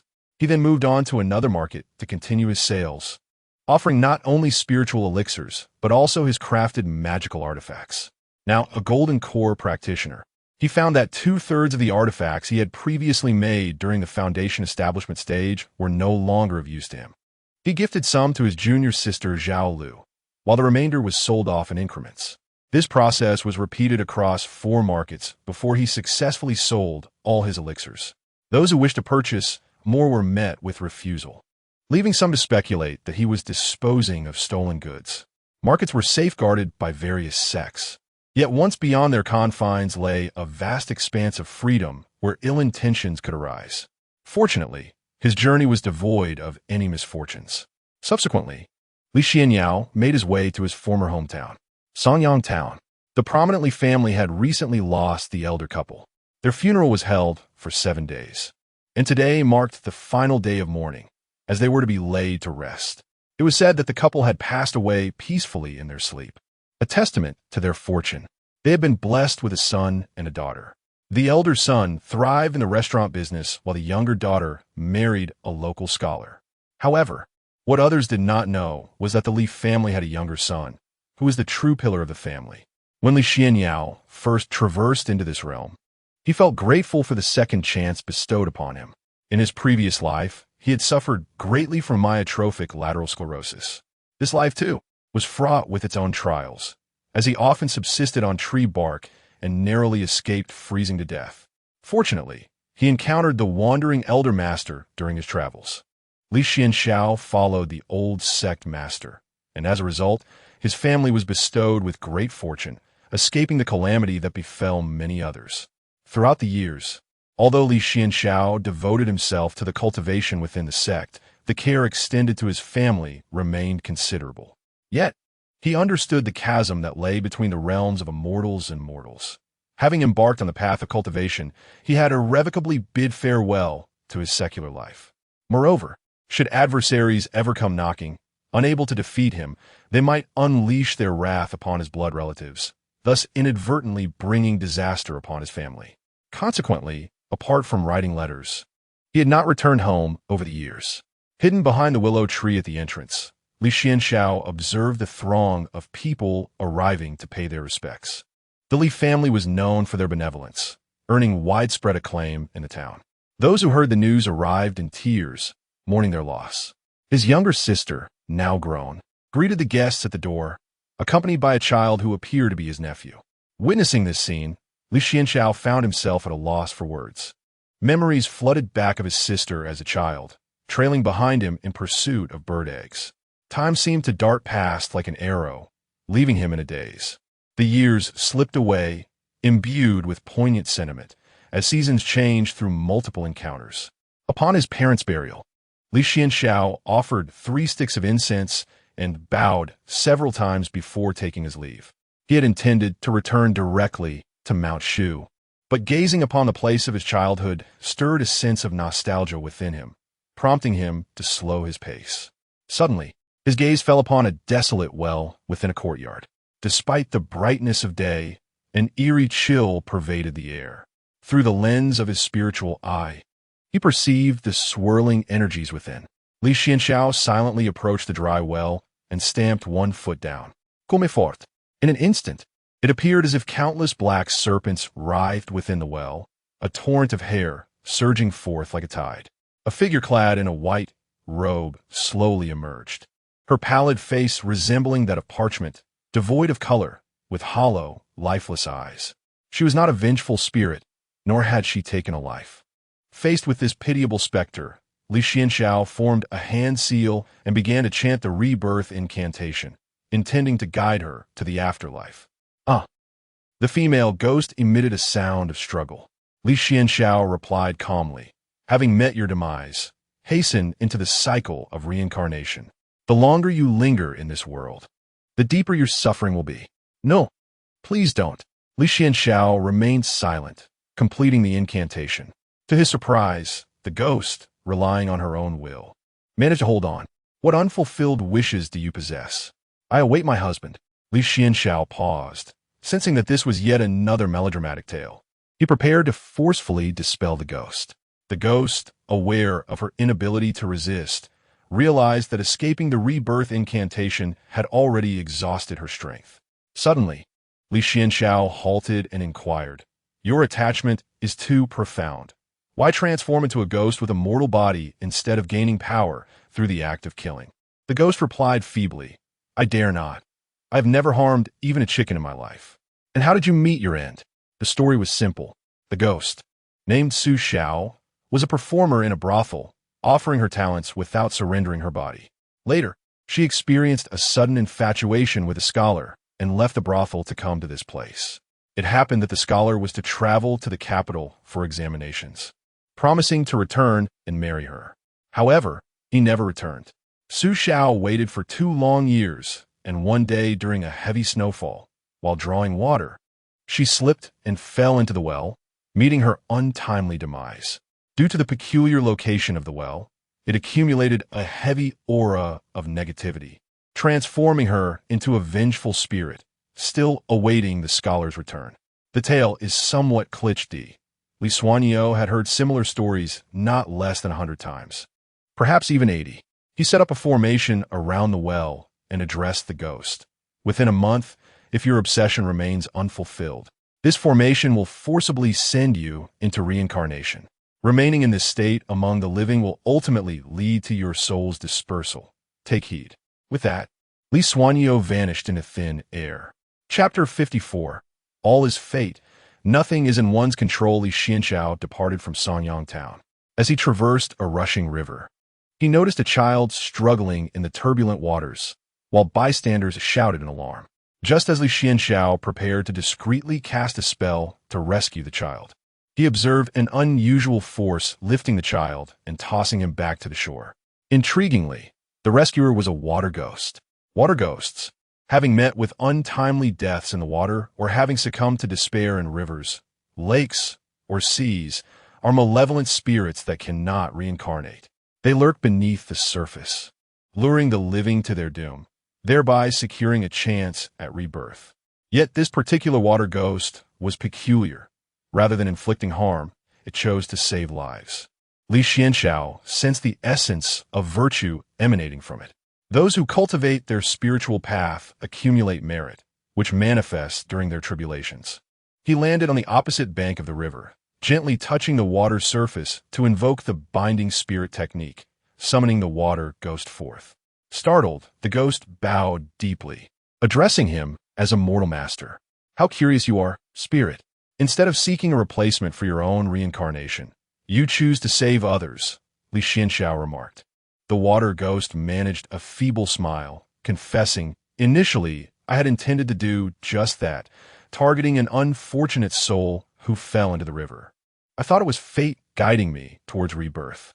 However, as I witnessed his daughter as desperate cries from the shore, I could not bring myself to let him perish." Li Xuanxiao nodded, inquiring about the ghost's demise.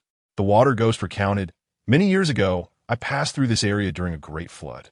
Unable to cross, I joined the villagers in their rescue efforts, only to be unexpectedly swept away by the currents.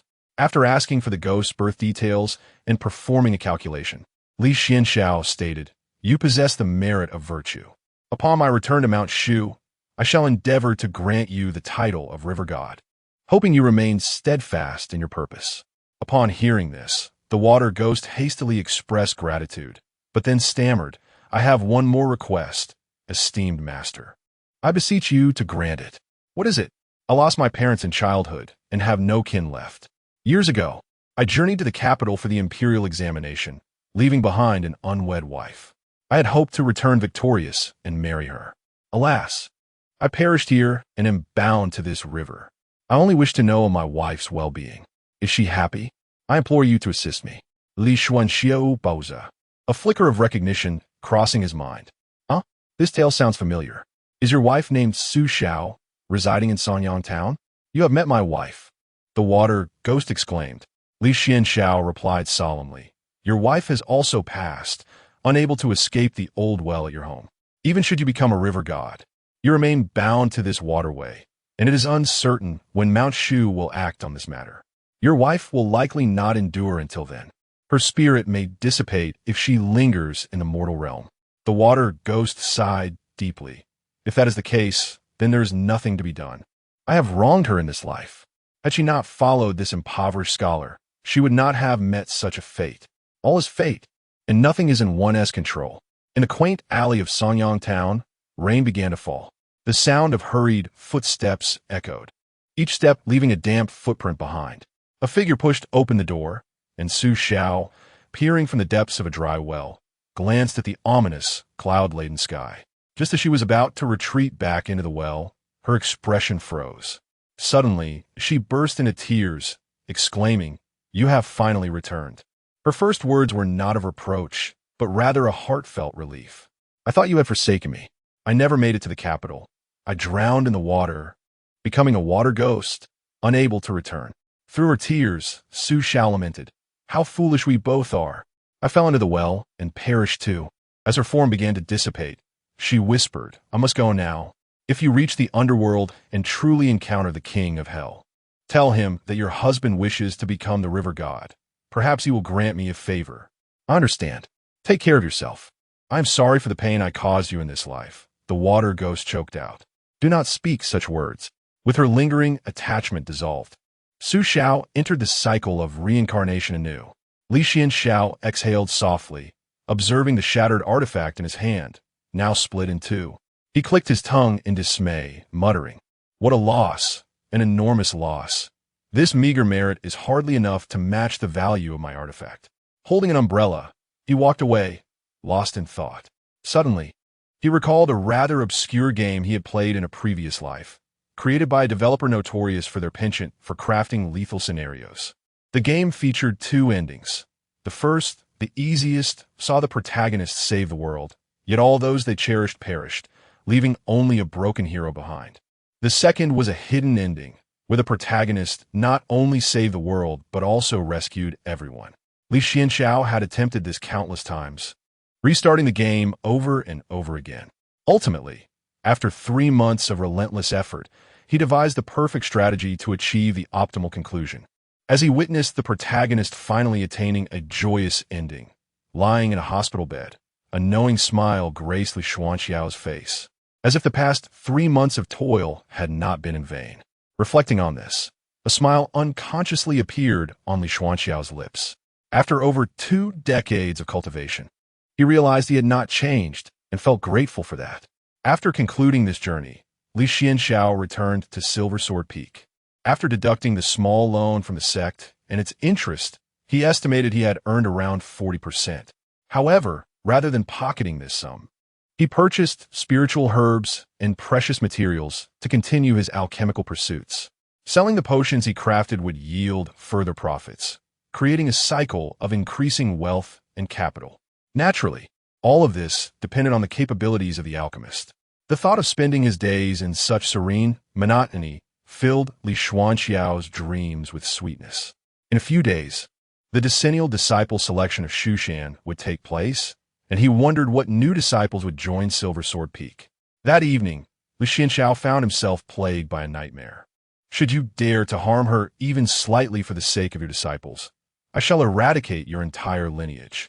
If you dare to wrong her in any manner for the sake of the world, I shall bring destruction upon all humanity." Chapter 55. I shall strike with utmost vigor. The Shushan sect recruits disciples every decade. Compared to other sects, this interval is relatively brief, underscoring Shushan's profound heritage and its ample resources and manpower to cultivate a multitude of new disciples. To date, Li Xuanxiao has experienced Shushan's grand recruitment only once. In retrospect, that occasion was solely exhausting. Fearing the entry of peculiar individuals into Shushan, Li Xuanxiao conducted comprehensive investigations into the backgrounds and temperaments of all new disciples. However, in those days he was still youthful, his methods and abilities somewhat naive, allowing numerous latent threats to infiltrate Shushan, thereby leaving hidden dangers. This time, I shall strike with utmost vigor.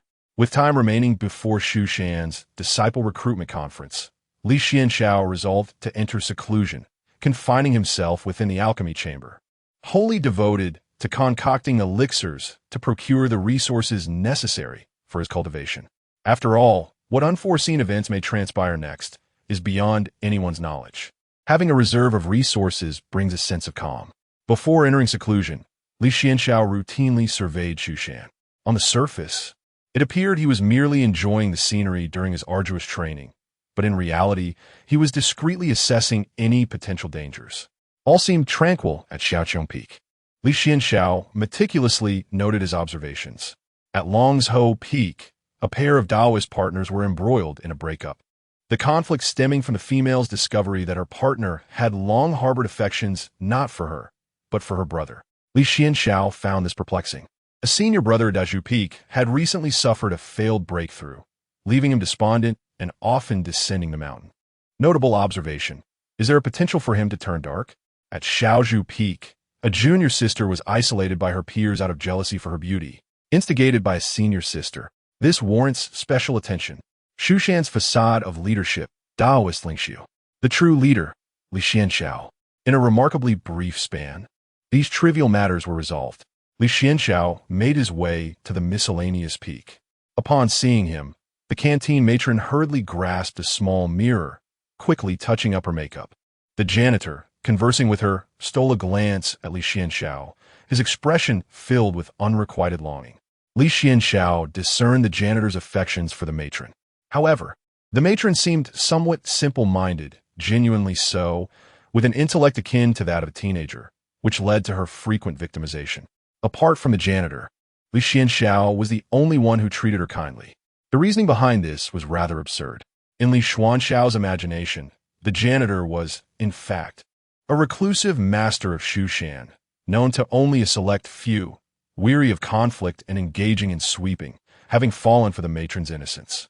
Yet due to her simplicity, she faced bullying and even the threat of harm. In a fit of rage, the janitor might annihilate Xuxian. This narrative seems quite plausible. After conversing with the matron and ensuring her well-being, Li Xuanxiao departed with a sense of reassurance. Visit the next focal point of attention. The elderly woman smiled shyly, her heart fluttering. The sweeping elder, in a fit of exasperation, exclaimed in frustration, "What has become of this era? Have the disciples of Mount Shu developed such peculiar tastes? Competing with me for a woman. Beasts, scoundrels, shameless wretches." Within a secluded cavern of Mount Shu, the sweeping elder, in a fit of rage, flattened a mountain with a single punch. Only those in the harmonization stage could possess such spatial abilities, yet the extent of his power suggested he far surpassed that level. After venting his anger, he returned to the cave, dejectedly sitting down. Was he the one with an ailment? No, it was the disciple, named Li Xuanxiao, who was undoubtedly afflicted, and gravely so. Among the many beautiful female cultivators in the sect, young and vibrant junior sisters, the cold yet passionate senior sisters, and the charmingly alluring junior uncles, he overlooked them all, fixating instead on the cafeteria lady. Day after day, he fussed over her. What a forbidden love this was! Initially, he was the only one to show her kindness, but now there was competition. This young man was not only younger, but more handsome than him, a fellow disciple of Mount Shu, while he was merely an inconspicuous sweeping elder. No, he could not allow this young man to remain idle. He must find him some tasks to occupy his time. With this thought, the sweeping elder settled into a meditative posture. That night, Li Xuanxiao once again found himself ensnared in a nightmare, a continuation of the previous one. Everything before him was shrouded in obscurity, yet he could faintly hear a voice resonating from the heavens. "If you dare harm her, I shall annihilate your entire sect. If you dare bring harm to her in the eyes of the world, I shall slay all who dwell upon this earth." Li Xuanxiao awoke with a start. Seated upon a meditation mat, his expression grave, it was improbable for him to experience the same dream twice without cause. Contemplating the source of his distress, he surmised that it must be related to the recent recruitment of disciples at Mount Shu. Perhaps it would be wise to pack his belongings and leave the mountain under the cover of night. He thought this, albeit with a hint of irony. The world outside was fraught with peril, and Mount Shu, being one of the 5 great sects, boasted a commendable safety record. Moreover, the elder had once saved his life. During his time at Mount Shu, his master had imparted invaluable teachings. He could not forget the debt of gratitude he owed. Now that he had unwittingly caused the elder's demise, he could not allow misfortune to befall Mount Shu. More critically, without the protection of Mount Shu, he imagined he would be ruthlessly hunted down by Li Xuanxiao and the Empress Phone. It seemed he had no choice but to adapt to circumstances when the time came for disciple recruitment. He needed to focus on alchemy and could not afford distractions. Li Xuanxiao quickly quelled his unease, reciting the heart purification incantation thrice. Supreme Star of the Ascendant, adapt without pause. Exorcise evil, bind spirits, safeguard life. Wisdom clear, heart tranquil. 2 months later, Li Xuanxiao emerged from the alchemical chamber, his face marked by vigilance. In exceptional circumstances, one must receive exceptional treatment. Time is of the essence. This time, he exerted no less than 50% of his effort in alchemy. It is well known that the process of alchemy is fraught with peril for the alchemist. Countless alchemists have fallen victim to treachery, stabbed in the back by unseen foes. Moreover, an excessive investment of energy during the alchemical process can lead to catastrophic explosions, endangering the alchemists themselves. Typically, Li Xuanxiao employs merely 30% of his strength, concealing 70% for safety. In the event of a furnace explosion during his alchemical endeavors, one must also contend with the demonic sect's incursions into Mount Shu. The emergence of a zombie crisis on Mount Shu, characterized by mutual slaughter, adds to the chaos. At such a juncture, the cataclysmic floods that occur once every 100,000 years and the earth-shattering upheaval that transpires every 200,000 years loom ominously. What could possibly be done? Yet on this occasion, he has committed a full 50% of his effort, retaining only 50% in reserve. There is no alternative. The urgency compels him to take this risk. No one can fathom the magnitude of Li Xuanxiao's determination in augmenting his effort by this additional 20%.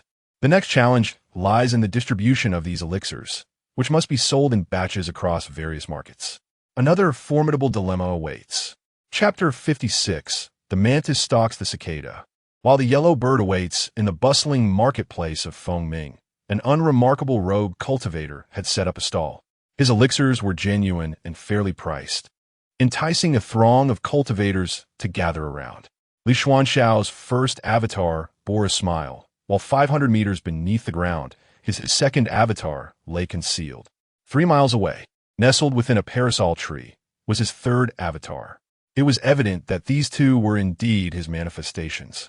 10 miles away, Li Xuanxiao sat by the river, engaged in fishing, revealing that the 3 individuals were all his avatars. This time, Li Xuanxiao had merely shifted to 3 different locations, successfully selling out his concocted elixirs. However, despite his meticulous caution, he still found himself being tracked upon leaving the marketplace. Sighing softly, he lamented the cruelty of the cultivation world. This was not the territory of Shushan.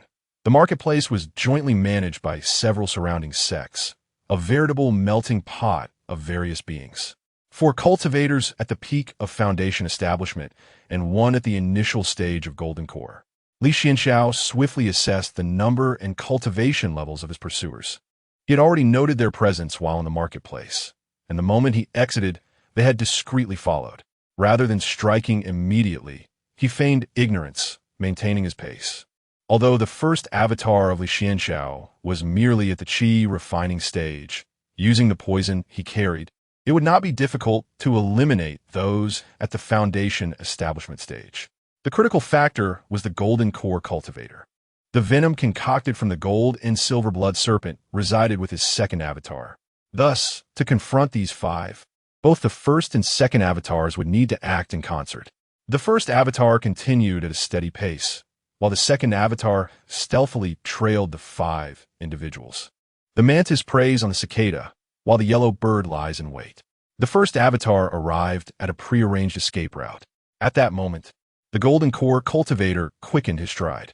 The first avatar abruptly halted and turned to face the golden core cultivator, who was treading upon a magical artifact. "Why do you follow me here?" Senior? He inquired. An innocent man bears the guilt of possessing treasure. A mere chi refining cultivator. Possessing so many elixirs, if you do not die, who will? The golden core cultivator uttered this final remark before meeting his demise. His body plummeted from the sky, a silver needle embedded in his neck, effortlessly piercing through his protective aura, eluding his spiritual senses. As the poison of the gold and silver blood serpent swiftly permeated his body, Li Xuanxiao possessed two personal magical artifacts. One was a sword box bequeathed by his master, yet to be fully refined. The other was the crane-top silver needle, of which he had refined 3 in total. As thin as a hair, it executed its lethal purpose without a sound, swift and merciless. Crafted from the red or acquired from a demonic cultivator, this treasure was formidable. The 4 Foundation establishment cultivators, trailing closely behind, were momentarily taken aback, completely unaware of the peril that loomed. After all, their adversary was merely a chi-refining cultivator. Could he truly annihilate them all? In that instant, the meticulously arranged 4 symbols formation was suddenly activated. The raging flames, reminiscent of hellfire, clawed menacingly at the trapped souls. Just as they narrowly evaded the inferno, a fierce gale, sharp as a blade, howled in their direction. Thunder rumbled like a silver serpent in chaotic dance, its deafening echoes resonating in the air. Torrential floods surged forth, roaring as they swept everything in their path. Within the span of a mere incense stick's burning time, the 5 had met their grim fate. The avatars, designated as 1 and 2, promptly commenced their grim task of scavenging the bodies, subsequently dusting them with a bone-eating powder. The corpses swiftly disintegrated before their eyes. As the 2 avatars proceeded with their meticulous actions, a figure appeared silently before Li Xuanxiao, 100 miles away. I must admit, your caution is commendable. Yet you have encountered me, the figure sneered. Li Xuanxiao raised his gaze to confront the individual, a bald cultivator, whose prowess eclipsed that of a mere early-stage golden core practitioner. More alarmingly, he had already slain Li Xuanxiao's 3rd avatar. The bald cultivator boasted, I noticed you in a marketplace. You divided yourself into 2 avatars. One peddles pills, another hides underground, while your true self remains far off, fishing. Each avatar possesses greater strength than the last, leading others to mistake the first for the real you.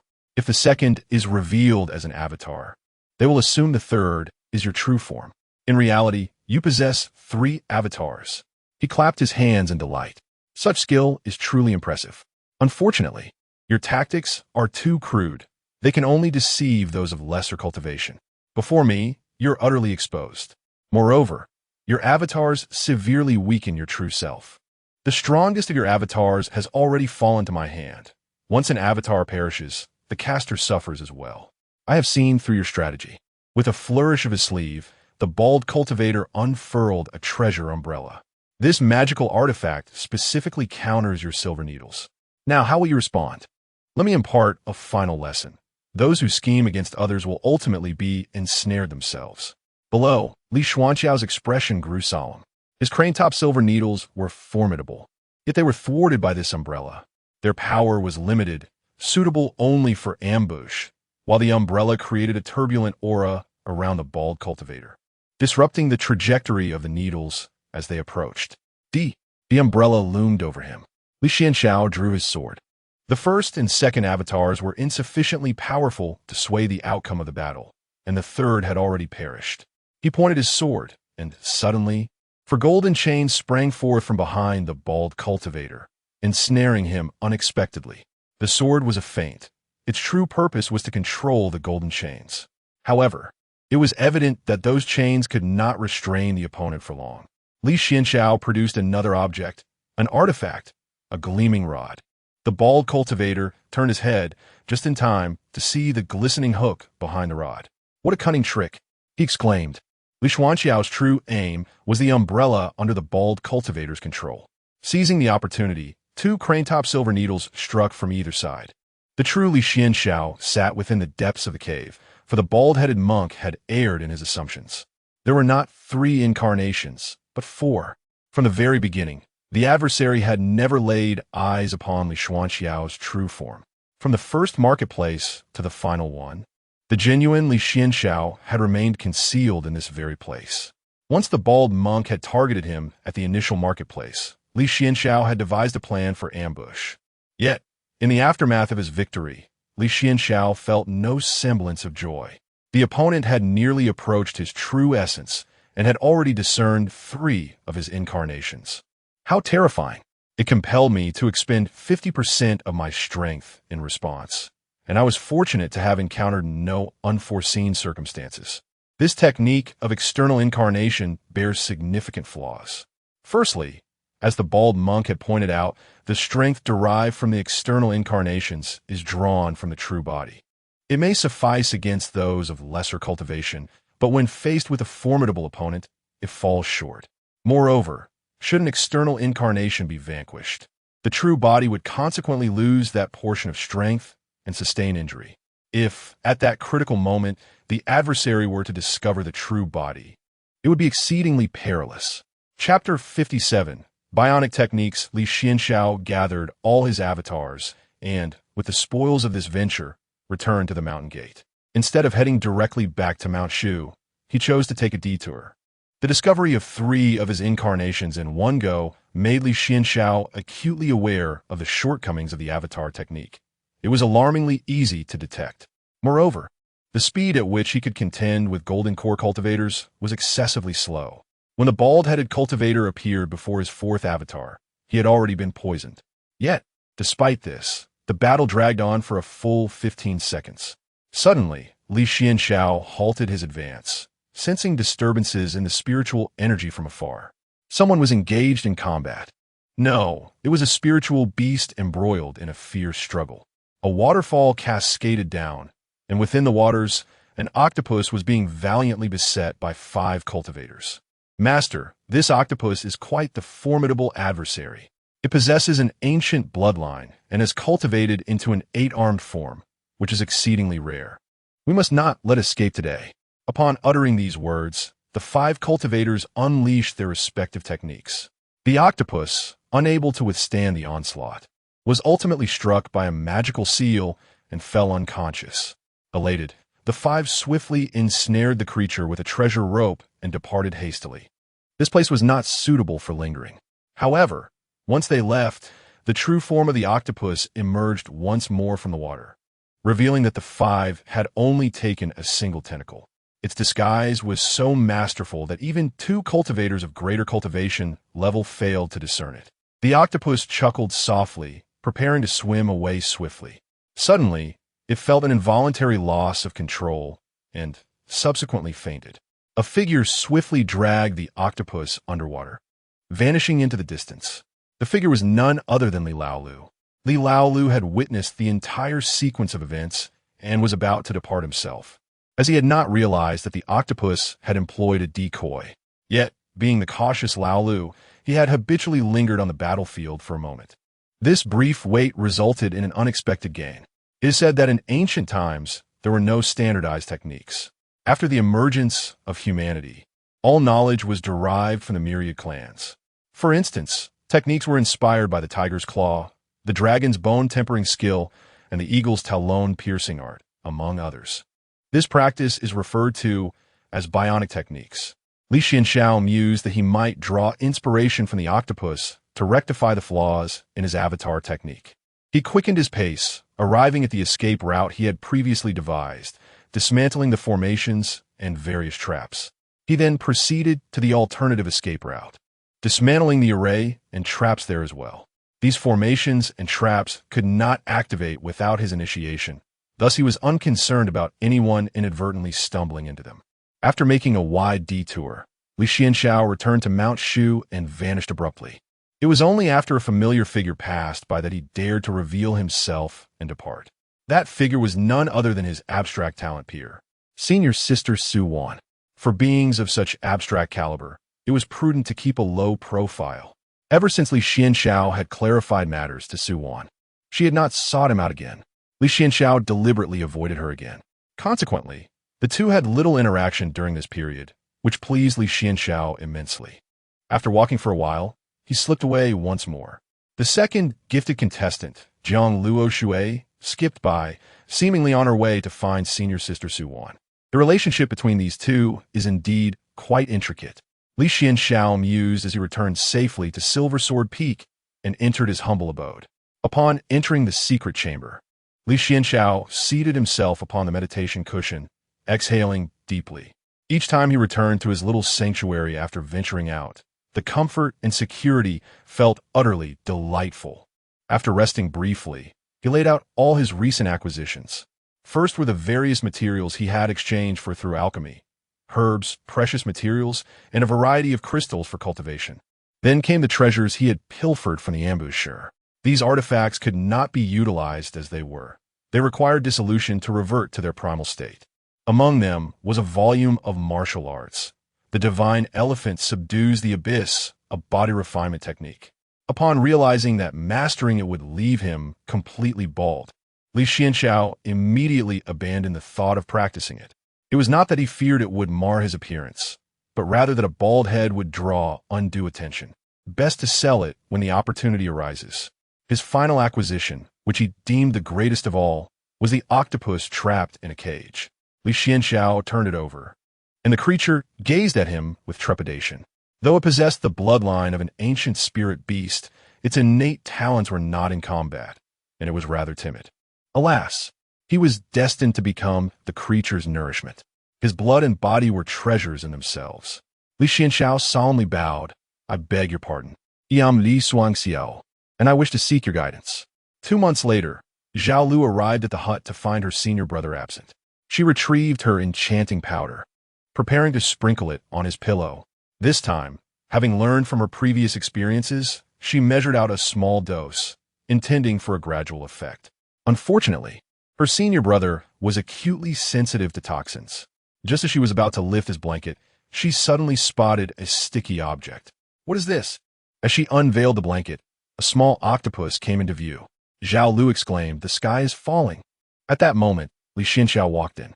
Wiping her tears, Zhao Lu lamented, "Senior brother, how could you be with an octopus? I misjudged you." Li Xuanxiao tapped her on the head. "Clear your mind of such impure thoughts. This is my spirit pet." Zhao Lu chuckled through her tears. "I knew it. Senior brother couldn't possibly have an affection for an octopus. It seems I misunderstood. Didn't you say you would be in seclusion for 3 months? Why seek me after only 2? Zhao Lu suddenly recalled the matter at hand. "Senior brother, I have heard that this year's enrollment will commence a month earlier, and preparations have already begun within the mountain gates." "Oh," Li Xuanxiao raised an eyebrow. "The road ahead is long and arduous. Furthermore, our Silver Sword Peak is to have a new peak master." Li Xuanxiao fell silent, feeling an unsettling chill at the convergence of these two matters. Chapter 58, Prosperity and Wealth on Silver Sword Peak. The former masterling Su Daozhong has taken over as the new master following the demise of the old leader at the hands of Li Xuanxiao. Conventionally, the position of master should have been bestowed upon the esteemed senior brother Shuiyun. However, Shuiyun chose to pursue love and departed from Mount Shu, leaving Silver Sword Peak without a suitable successor for the time being. At last, a worthy candidate has emerged. Lu Ziyin, the youngest nascent soul in the history of Mount Shu and the youngest to achieve the transformation stage. Nonetheless, this record was later surpassed by Shuiyun.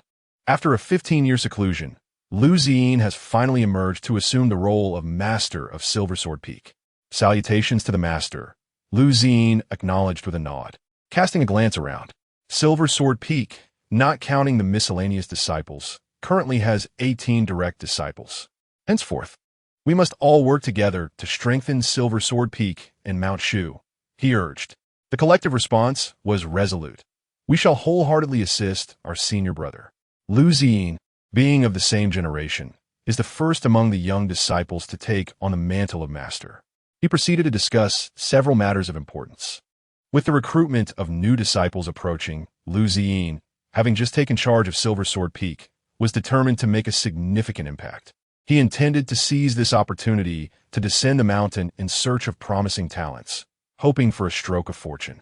Meanwhile, the other disciples would remain at the sect, seeking out potential among the new arrivals.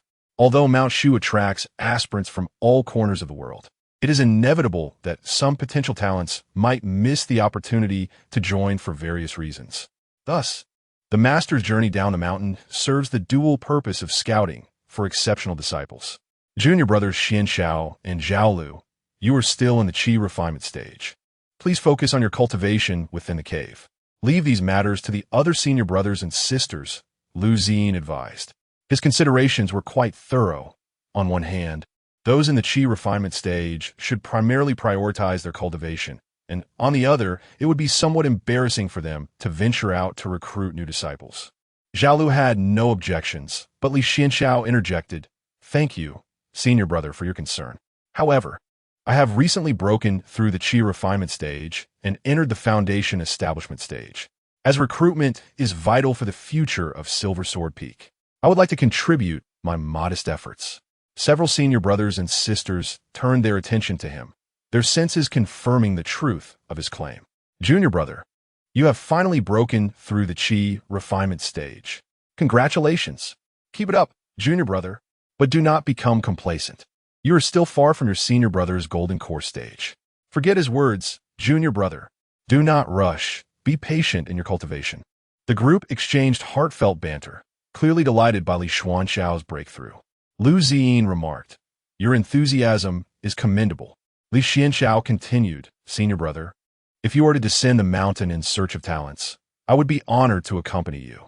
He was apprehensive that Lu Xin might decline his offer.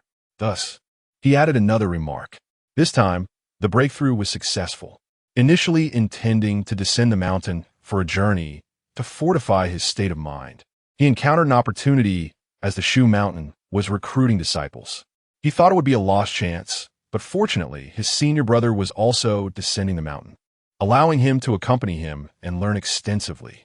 Indeed, after expressing this sentiment, Lu Xin swallowed his earlier intention to decline and instead said, "In that case, Xuanxiao shall accompany me on this journey." Li Xuanxiao's desire to follow Lu Xin was quite simple. His understanding of Lu Xin was limited, as the latter had been in seclusion for a full 15 years. He only knew that Lu Xin possessed a reserved demeanor, wholly devoted to his cultivation, and had achieved considerable mastery in the path of the heartless. Dressed in a long robe as white as snow, Lu Xin's appearance was nothing short of impeccable. There was an air of scholarly elegance about him, as if he were untouched by the mundane world. Every gesture emanated an extraordinary grace, combining a jade-like gentleness with a carefree charm. Such a figure was truly unparalleled in the world. Yet, such individuals are exceedingly perilous. They are the most susceptible to darkness. The following day, Li Xuanxiao descended the mountain alongside Lu Xin. They traveled westward towards Shu Mountain, a journey that lasted several days. Lu Xin wielded his sword with remarkable speed, and as they traversed the landscape, they paused to enjoy some tea along a country road. After several days of walking through various towns without finding suitable candidates, Lu Xin began to lose hope. However, one evening, as they passed through a village, they were met with the sight of flames soaring into the sky, a fierce beast wreaking havoc within. "Help!" cried a sweetly beautiful girl, clutching a tree branch in panic. The black wolf, unhurried, opened its gaping maw, waiting for her to fall. In that critical moment, a figure flashed by, catching the girl in his arms. She gazed wide-eyed at the man who had rescued her, his stunning visage etched into her memory. Lu Xin spun with the girl in his embrace, petals from the cherry blossoms cascading around them. Li Xuanxiao observed the scene, blinking in disbelief, feeling a strange sense of familiarity wash over him. "Be careful." The girl's pupils reflected the image of the wolf demon. In the next instant, the wolf demon knelt smoothly to the ground. "Woof, woof, woof." Lu Xin casually waved his hand, vanquishing the beast and setting the girl down. The girl stared intently at Lu Xin. At that moment, two young boys came running, crying out for their sister. She embraced them, saying, "These are my brothers, Fuwa and Wangkai. You must be an immortal. Thank you for saving me." "Eliminating the demonic is the duty of those who cultivate," Lu Xin replied. The girl's bright eyes sparkled. "My name is Feng Lioli. May I know your name?" Beside them, Li Xuanxiao exclaimed, "Wait, your two brothers are named Fuwa and Wangkai, and you're called Feng Lioli? How incredibly selfish of you. Can you not address her properly as Zuehua?" The name Feng Liuli is one that even the most minor characters would find hard to believe. Are you truly on the same level as the villagers here? May I inquire if the esteemed immortal is a disciple of Mount Shu? Feng Liuli asked with curiosity. Indeed, she is. My grandfather told me before he passed that upon turning 16, I must join the ranks of Mount Shu. Who was your grandfather? My grandfather was named Tai Zhu, and he served as the blacksmith of the village.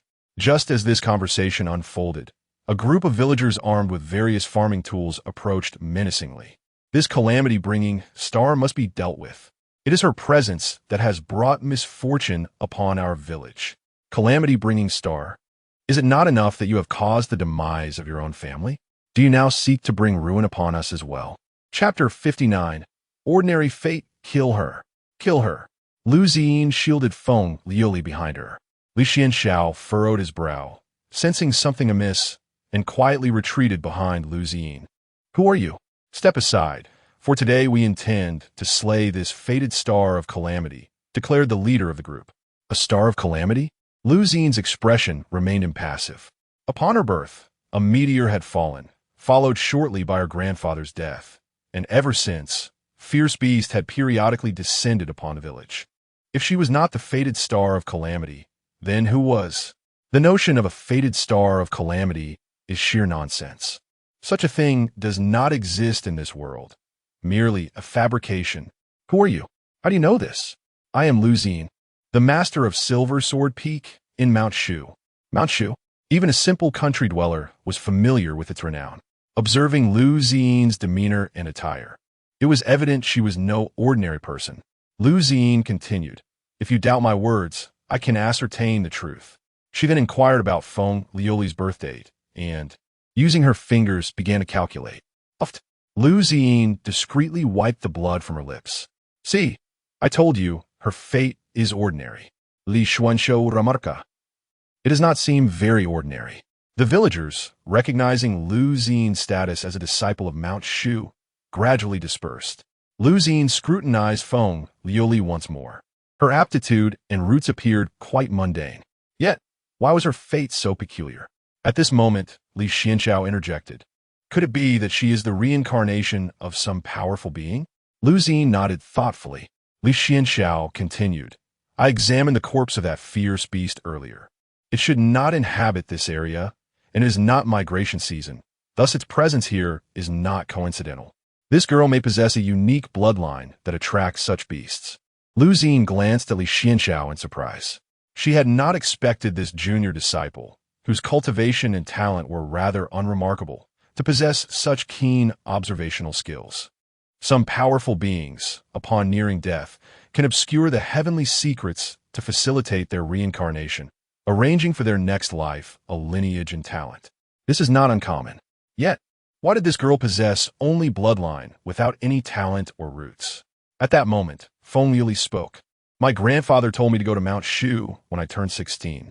Joining Mount Shu is not so simple. With your aptitude and roots, do not harbor such thoughts.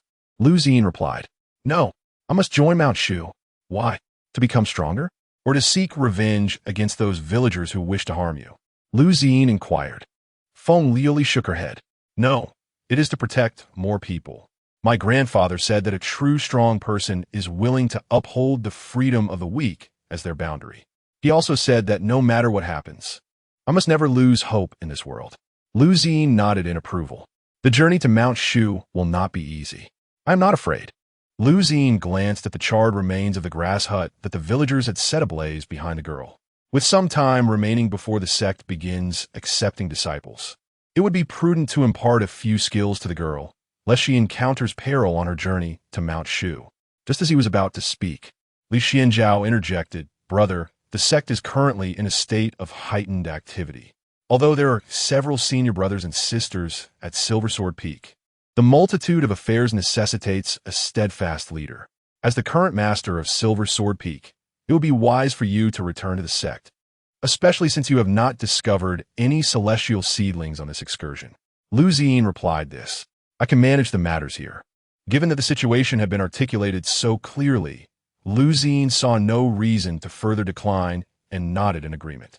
Having recently assumed the position of master at Silver Sword Peak, and with the sect actively recruiting disciples, he realized he could not afford to linger. Thus, he reluctantly abandoned his initial intention, offering a few simple instructions to Li Xuanxiao before departing. Feng Liuli gazed in the direction of Lu Xian's departure for a considerable time, before shifting her focus to the seemingly unremarkable Li Xuanxiao. In comparison to Lu Xian, Li Xuanxiao appeared as inconspicuous as an ordinary passerby. "Are you also a disciple of Mount Shu?" Feng Liuli, having hesitated to inquire earlier, assumed Li Xuanxiao was merely an attendant. "I am Li Xuanxiao, a disciple of Mount Shu," he replied with a respectful gesture. The distance to Mount Shu was not insignificant, and dangers could arise along the way.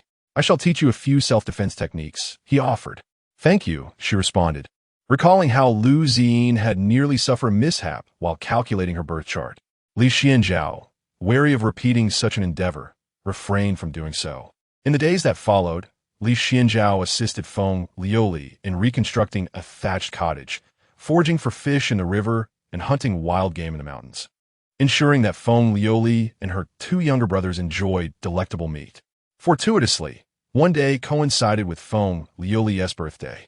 Li Xuanxiao thus enriched their dinner with a festive spread, including a bowl of longevity noodles, and continued patiently instructing her in sword techniques. Such interactions were commonplace. Yet Feng Liuli sensed a shift in the way he regarded her. It must be an illusion, she reassured herself. Even if affection were to blossom, it should be directed towards her senior brother, Lu Xian. "I humbly beseech you, should you ever seek to annihilate Mount Shu, I ask that you spare me for the sake of our present acquaintance." Li Xuanxiao emphasized the tenets of Mount Shu's doctrine of detachment. "You understand, do you not? The path of Mount Shu is one of unfeelingness. Once one embarks upon it, they must commit to safeguarding all living beings and refrain from succumbing to emotional indulgence." Feng Liuli nodded, recalling her grandfather's teachings on the nature of boundless love devoid of attachment. When Feng Liuli's father returned, Li Xuanxiao planned to take his leave. This Feng Liuli warrants careful documentation. In truth, it would be far simpler for Li Xuanxiao to eliminate all dangers by subtly integrating Feng Liuli into his plans, unnoticed by anyone. However, such actions would undeniably align him with the malevolent sect. To suspect someone and indiscriminately eradicate them, regardless of virtue or vice, would render him even more abstracted. Most crucially, he remained unaware that she was the reincarnation of a ruthless demon lord, one with a history of countless murders. He is yet another reincarnation of one who possesses immeasurable virtues. To slay the former would be akin to extinguishing the essence of Brahman bliss. With the blessings of the heavenly Tao, Li Xuanxiao achieved an extraordinary golden elixir during his tribulation. However, to take the life of the latter, a being of boundless merit, naturally endowed with the fortune of the great Tao, would place him in grave peril. One might well anticipate that during the next tribulation, the heavenly Tao may deliver a formidable challenge. It could very well be a matter of life and death. Thus, in such circumstances, one must not act recklessly. It is prudent to first engage and observe. Could it be that the dream he had was a portent regarding Feng Liuli? It is my fervent hope that this time, the selection of disciples from Mount Shu does not attract any peculiar and bizarre individuals. Li Xuanxiao meticulously noted in his small notebook, a person suspected to be the reincarnation of a powerful being, bearing a noble bloodline and possessing an innocent disposition, Feng Liuli. It appears she may become entangled with Lu Xian. This type of fantastical romance heroine is often characterized by being slandered by envious individuals, targeted by a malicious master uncle, and subjected to accusations by others. Ultimately, she may find herself in utter despair, rising to become the supreme leader of a demonic sect. Chapter 60. No longer able to stay on Mount Shu upon his return, Li Xuanxiao hurriedly made his way just in time for the grand selection of disciples at Mount Shu. He rushed back to Silver Sword Peak, tidied up, and then proceeded to Tongtian Peak. At this moment, the main peak of Tongtian was bustling with excitement, filled with a throng of people and raucous noise. Disciples from the 7 peaks were gathering here, preparing to welcome the newly admitted disciples of Mount Shu. Li Xuanxiao discreetly approached the location where his fellow disciples were present. He kindly took the pen from his senior brother, assisting in recording the names, origins, ages, and addresses of the assessment group members. However, Li Xuanxiao tended to ask rather detailed questions, often adding a personal touch. Imagine the current scenario. You are tasked with forging a magical artifact that requires the sacrifice of 100,000 lives. Once created, this treasure would sweep across the world. What would your choice be? A gentle reminder. Please answer with sincerity, as the heartstone before you will discern the truth. What do you perceive to be the essence of cultivating immortality? Why do you aspire to become a cultivator?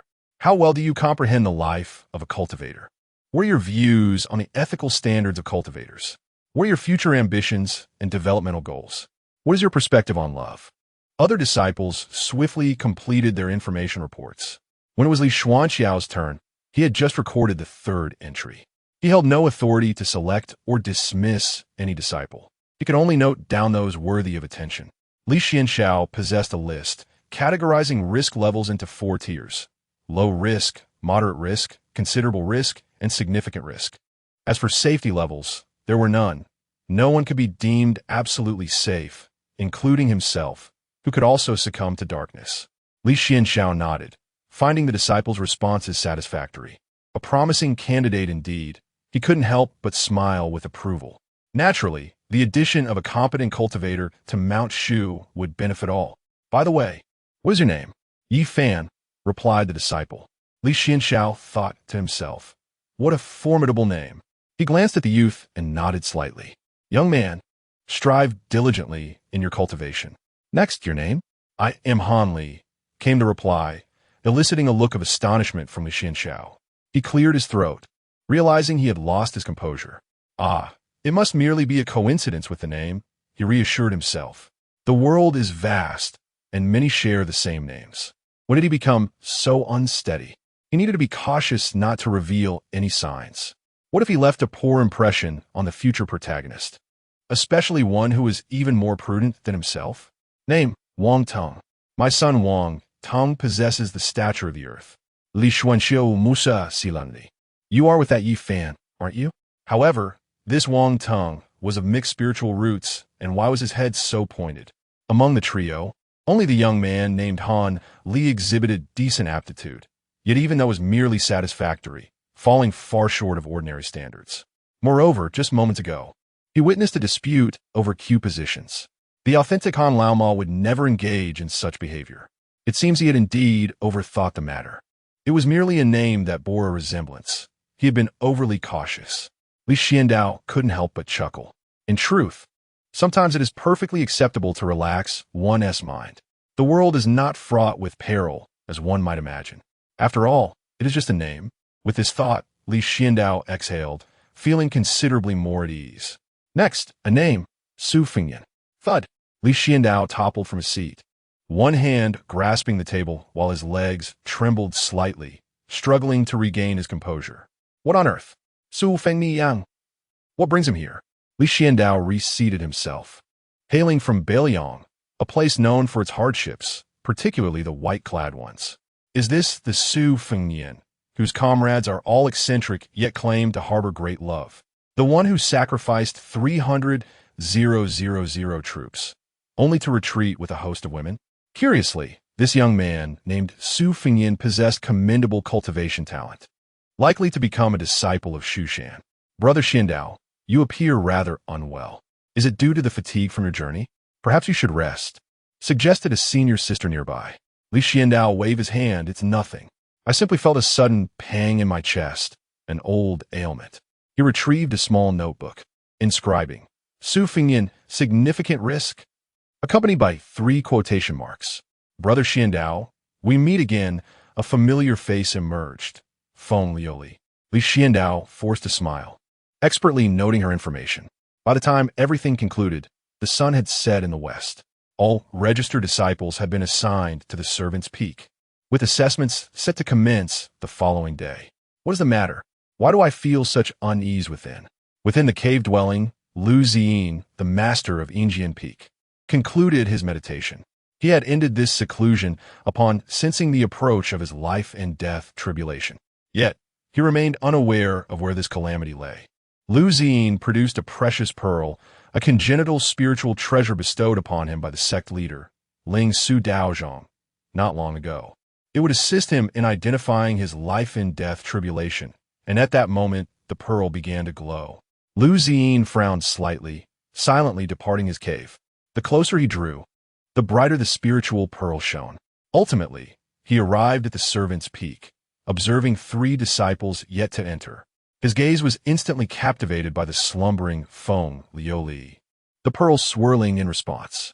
So, it is his life-and-death tribulation is her.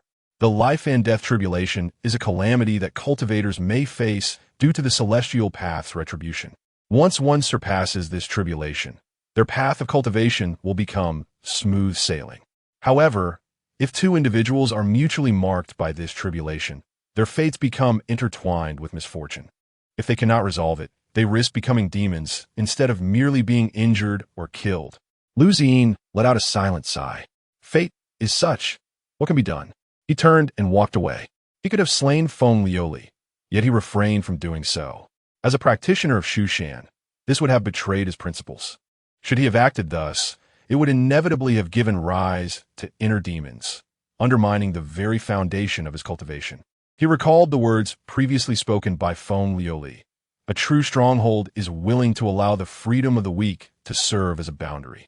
Since this is my tribulation, I shall face it with composure. Meanwhile, within the confines of Li Xuanxiao's secret chamber, he witnessed the entire ordeal through the twin soul mirror stone.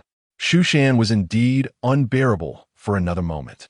He inhaled deeply, taking a second breath, a third, until he finally regained his composure. The tribulation of life and death.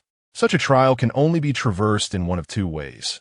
Either both parties emerge unscathed or both fall, resulting in a tragedy of the world. Yet, these 2 are not malevolent beings. Rather, they are individuals of genuine hearts, each burdened with the fortunes of the heavenly path, and cannot be recklessly slain. Li Xuanxiao paced back and forth in the room. What to do? Tomorrow is the assessment. If all goes as expected, even if Feng Liuli possesses mediocre talent, she will surely be accepted by Shushan. Subsequently, she will be taken as a disciple by Lu Ziyin, becoming the latest generation of Silver Sword Peak's disciples, and also Lu Ziyin's foremost disciple, inevitably leading to their continued intersection. Suddenly, a brilliant idea sparked in Li Xuanxiao's mind. He snapped his fingers. Chapter 61. Suspected another transmigrator. The entrance examination of the Shu Mountain sect consists of 3 trials. The first trial is to assess one's aptitude. The second trial is the Heart's inquiry, a profound examination of one's true intentions, determining whether one possesses a pure heart for cultivation. The third trial involves a contest among disciples, engaging in martial combat on the battle platform. Li Xuanxiao, during these trials, eliminated several candidates from his previous records. Among them were individuals named Yi Fan, Wang Teng, and the youth Han Li. None of the trio passed the Heart's inquiry. Subsequent investigations revealed that they lacked a steadfast heart for cultivation, merely sharing names by coincidence. Though the world had shifted, it was not entirely chaotic. In truth, encountering Yi Fan, Han Li, or Wang Teng would have been manageable. The true concern lay with one individual, Su Fengyan. This name bore an ominous weight. Strikingly, he had passed the first 2 trials and displayed considerable prowess. What filled Li Xuanxiao with dread was that during the assessment, while he recorded observations from the sidelines, Su Fengyan cast a glance in his direction. Li Xuanxiao thought, a mere glance immense malice, a severe threat to personal safety, intent to refine me and enhance his own aptitude, an adversary that must be eliminated. However, the following day during the examination, Su Fengyan regarded Li Xuanxiao with indifference. This further solidified Li Xuanxiao's suspicions. Ignoring me? Does he harbor ulterior motives? Ulterior motives, intention to ambush, plot against me, harboring resentment, a grave threat to personal safety, an adversary that must be eradicated. Time was of the essence. That very night, Li Xuanxiao stealthily infiltrated the servant's peak. The vigilant caretaker of the area perked up his ears. What business does this lad have here at such an hour? Has he finally resolved to harm my woman? Wretched creature. Emerging from the ground, Li Xuanxiao observed the still, slumbering Tang San. He affixed a talisman to the young man's forehead and subsequently cast a spell. Unbeknownst to Su Fengyan, he remained oblivious in his dreams. Do you harbor ill will towards the disciple named Li Xuanxiao? Li Xuanxiao inquirat. Li Xuanxiao. I do not recognize him. Su Fengyan's lips moved in response. Li Xuanxiao exhaled in relief. Can you commit acts of arson and murder, then proclaim yourself the white-clad young master, claiming to be the most tormented soul in the world? Am I a beast? My parents are healthy, my family harmonious. Such perversion is not in my nature. Li Xuanxiao nodded, feeling a weight lift from his heart, and continued questioning. What would you do to repay a debt of gratitude? For instance, would you annihilate your benefactor's entire family? Slay your benefactor's parents? Is that not beastly? Li Xuanxiao nodded once more. He thoroughly examined Su Fengyan, finding no concealed power or extraordinary items. Are you a reincarnated individual? Not at all. Su Fengyan replied, and Li Xuanxiao nodded again. Is your lifelong dream to bring 30,000 people to their graves, only to retreat into seclusion with your wives? Absolutely not. What a relief. I can finally rest easy. Li Xuanxiao sighed with contentment. The 456th question, please listen carefully. In a small town, there were 3 women, a mother and her 2 daughters. Upon the mother's demise, the sisters attended her funeral. At the ceremony, the younger sister encountered a striking young man and was instantly captivated by him. Upon returning home, she took her sister's life. What could be the reason? The 459th question involves a young man whose house was separated from that of a neighboring couple by a patch of lawn. In the dead of night, he was roused from slumber by the sounds of a quarrel next door, followed by the clanging of a knife and the sounds of cattle grazing. After a while, he heard a knock at his door. The next day, he discovered the lifeless body of the neighbor's wife at his doorstep. Deduce the circumstances surrounding this event. Is it love for companions or love for cultivation? Love for companions. Is it love for companions or love for innate talent? Love for companions. Is it love for companions or love for foundational qualities? Love for companions. With all questions posed, you have passed. Very well, I shall take my leave. Li Xuanxiao murmured to himself. Then, his presence faded from the miscellaneous peaks, and tranquility returned to the disciples' quarters. Su Fengyan remained oblivious to any changes. Moments later, Li Xuanxiao's visage reappeared by the window, silently observing Su Fengyan. If you feign being under my control and deliberately answer my inquiries, then let me pose this. If I were to suddenly strike you down, would you not be taken aback? Li Xuanxiao fixed his gaze upon Su Fengyan. After a pause, he mused, it is truly under my control. It was indeed time to depart. Li Xuanxiao's presence vanished once more. After a while, his face emerged from the beam, fixated on Su Fengyan. There was no alternative.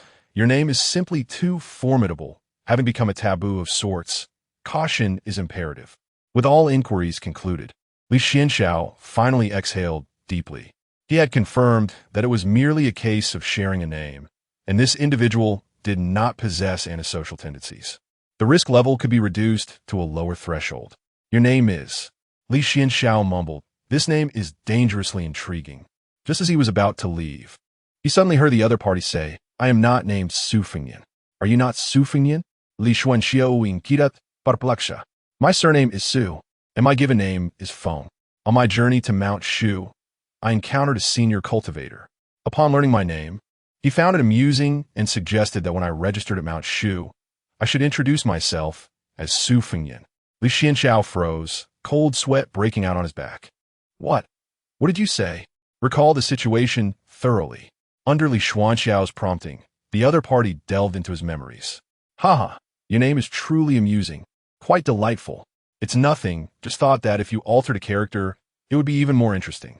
When you arrive at Mount Shu, introduce yourself using the name I suggested. Ha ha ha. Trust me, this declaration will surely earn you the favor of Shushan. Returning to Silver Sword Peak, Li Xuanxiao hastily retreated into his humble abode. Fearful, diminutive, trembling, and cold. This world is fraught with peril. The good news, Su Fengyan is not a genuine threat, bearing no relevance to the familiar existence he knows. The bad news, it appears he has stumbled upon another time traveler. This individual is aware of Su Fingyan's name. Thus, there's a 90% likelihood that they hail from the same realm. Yet, he cannot recall the visage or age of this person. Logically, it is implausible for him to have no recollection of any useful information whatsoever. This leads to but one possibility. The individual has deliberately erased their appearance and age from memory, akin to how he has subtly altered his own countenance over the years, ultimately rendering himself an unremarkable figure of similar semblance. Li Xuanxiao meticulously records this with his pen, a profoundly formidable and exceedingly dangerous prospect. It is highly probable that a being akin to himself and originating from another world lurks in the shadows. Name unknown, gender unknown, age unknown, cultivation level unknown. This sense of the concealed and the unknown, shrouded in darkness, evokes an unsettling disquiet. Chapter 62. The Subtle Machinations. The third assessment is on the verge of commencing. The disciples who successfully navigated the previous two challenges approach the magnificent Tongtian Peak with hearts brimming with both anxiety and excitement. Feng Liuli gazes upon the resplendent Tongtian Peak, akin to Lu Laolao entering the Grandview Garden. She traverses through the crowd, only to inadvertently collide with an individual ahead of her. "My apologies," she murmurs. The female disciple turns her head, sizing up Feng Liuli with disdain. What kind of rustic character are you to be worthy of Shushan? You. And what are you then? At that moment, a girl named Huang Peiying steps forth to defend Feng Liuli. They had acquainted themselves during their initiation. Huang Peiying's family boasts an elder who is a Shushan elder, endowing her with connections and a reputation for formidable prowess among her peers. The female disciple casts a furtive glance at Huang Peiying, daunted into silence. Feng Liuli gazes at Huang Peiying with gratitude. "Thank you, Sister Huang." Huang Peiying smiles reassuringly. "Fear not, for I will shield you." Li Xuanxiao observes this exchange with keen interest. He is well aware of Huang Peiying's character. While she poses a low danger, her personality is prone to inciting the darker tendencies of those around her. She possesses a narrow-mindedness, a sense of superiority, and a capricious nature. Though she currently appears to befriend Feng Liuli, this semblance of camaraderie is merely the condescension of an upper-tier individual toward a lower-tier one. Should Huang Peiying one day discover that Feng Liuli has surpassed her, it is highly probable that her sentiment would transform into resentment, much like witnessing a once-mentored peer outdo her in scores, or even if they both found themselves enamored with the same man. Huang Peiying could very well become a catalyst for Feng Liuli's potential descent into darkness. Li Xuanxiao meticulously analyzes, records, and predicts the trajectory of outcomes in his notebook. Soon, the group progresses along the bridge, encountering the water Qilin. The majestic creature shakes its body and rises. In Shushan, even the ants must adorn themselves before venturing out, let alone the water Qilin. Its fur stands on end as if tousled by a tempest, each strand shimmering with a crystalline luster. Robust streams of water erupt from beneath its hooves, intertwining and coalescing into a wide and solid path, resembling a bridge forged from flowing water, extending into the distance. The water Qilin stands tall upon this aqueous thoroughfare, its imposing stature exuding an innate authority even in repose. As a gentle breeze caresses it, its fur dances gracefully, harmonizing with the flowing streams below, crafting an extraordinarily grand tableau. The onlookers gaze in astonishment at the divine beast. They have only heard tales of such creatures, but have never beheld one in person.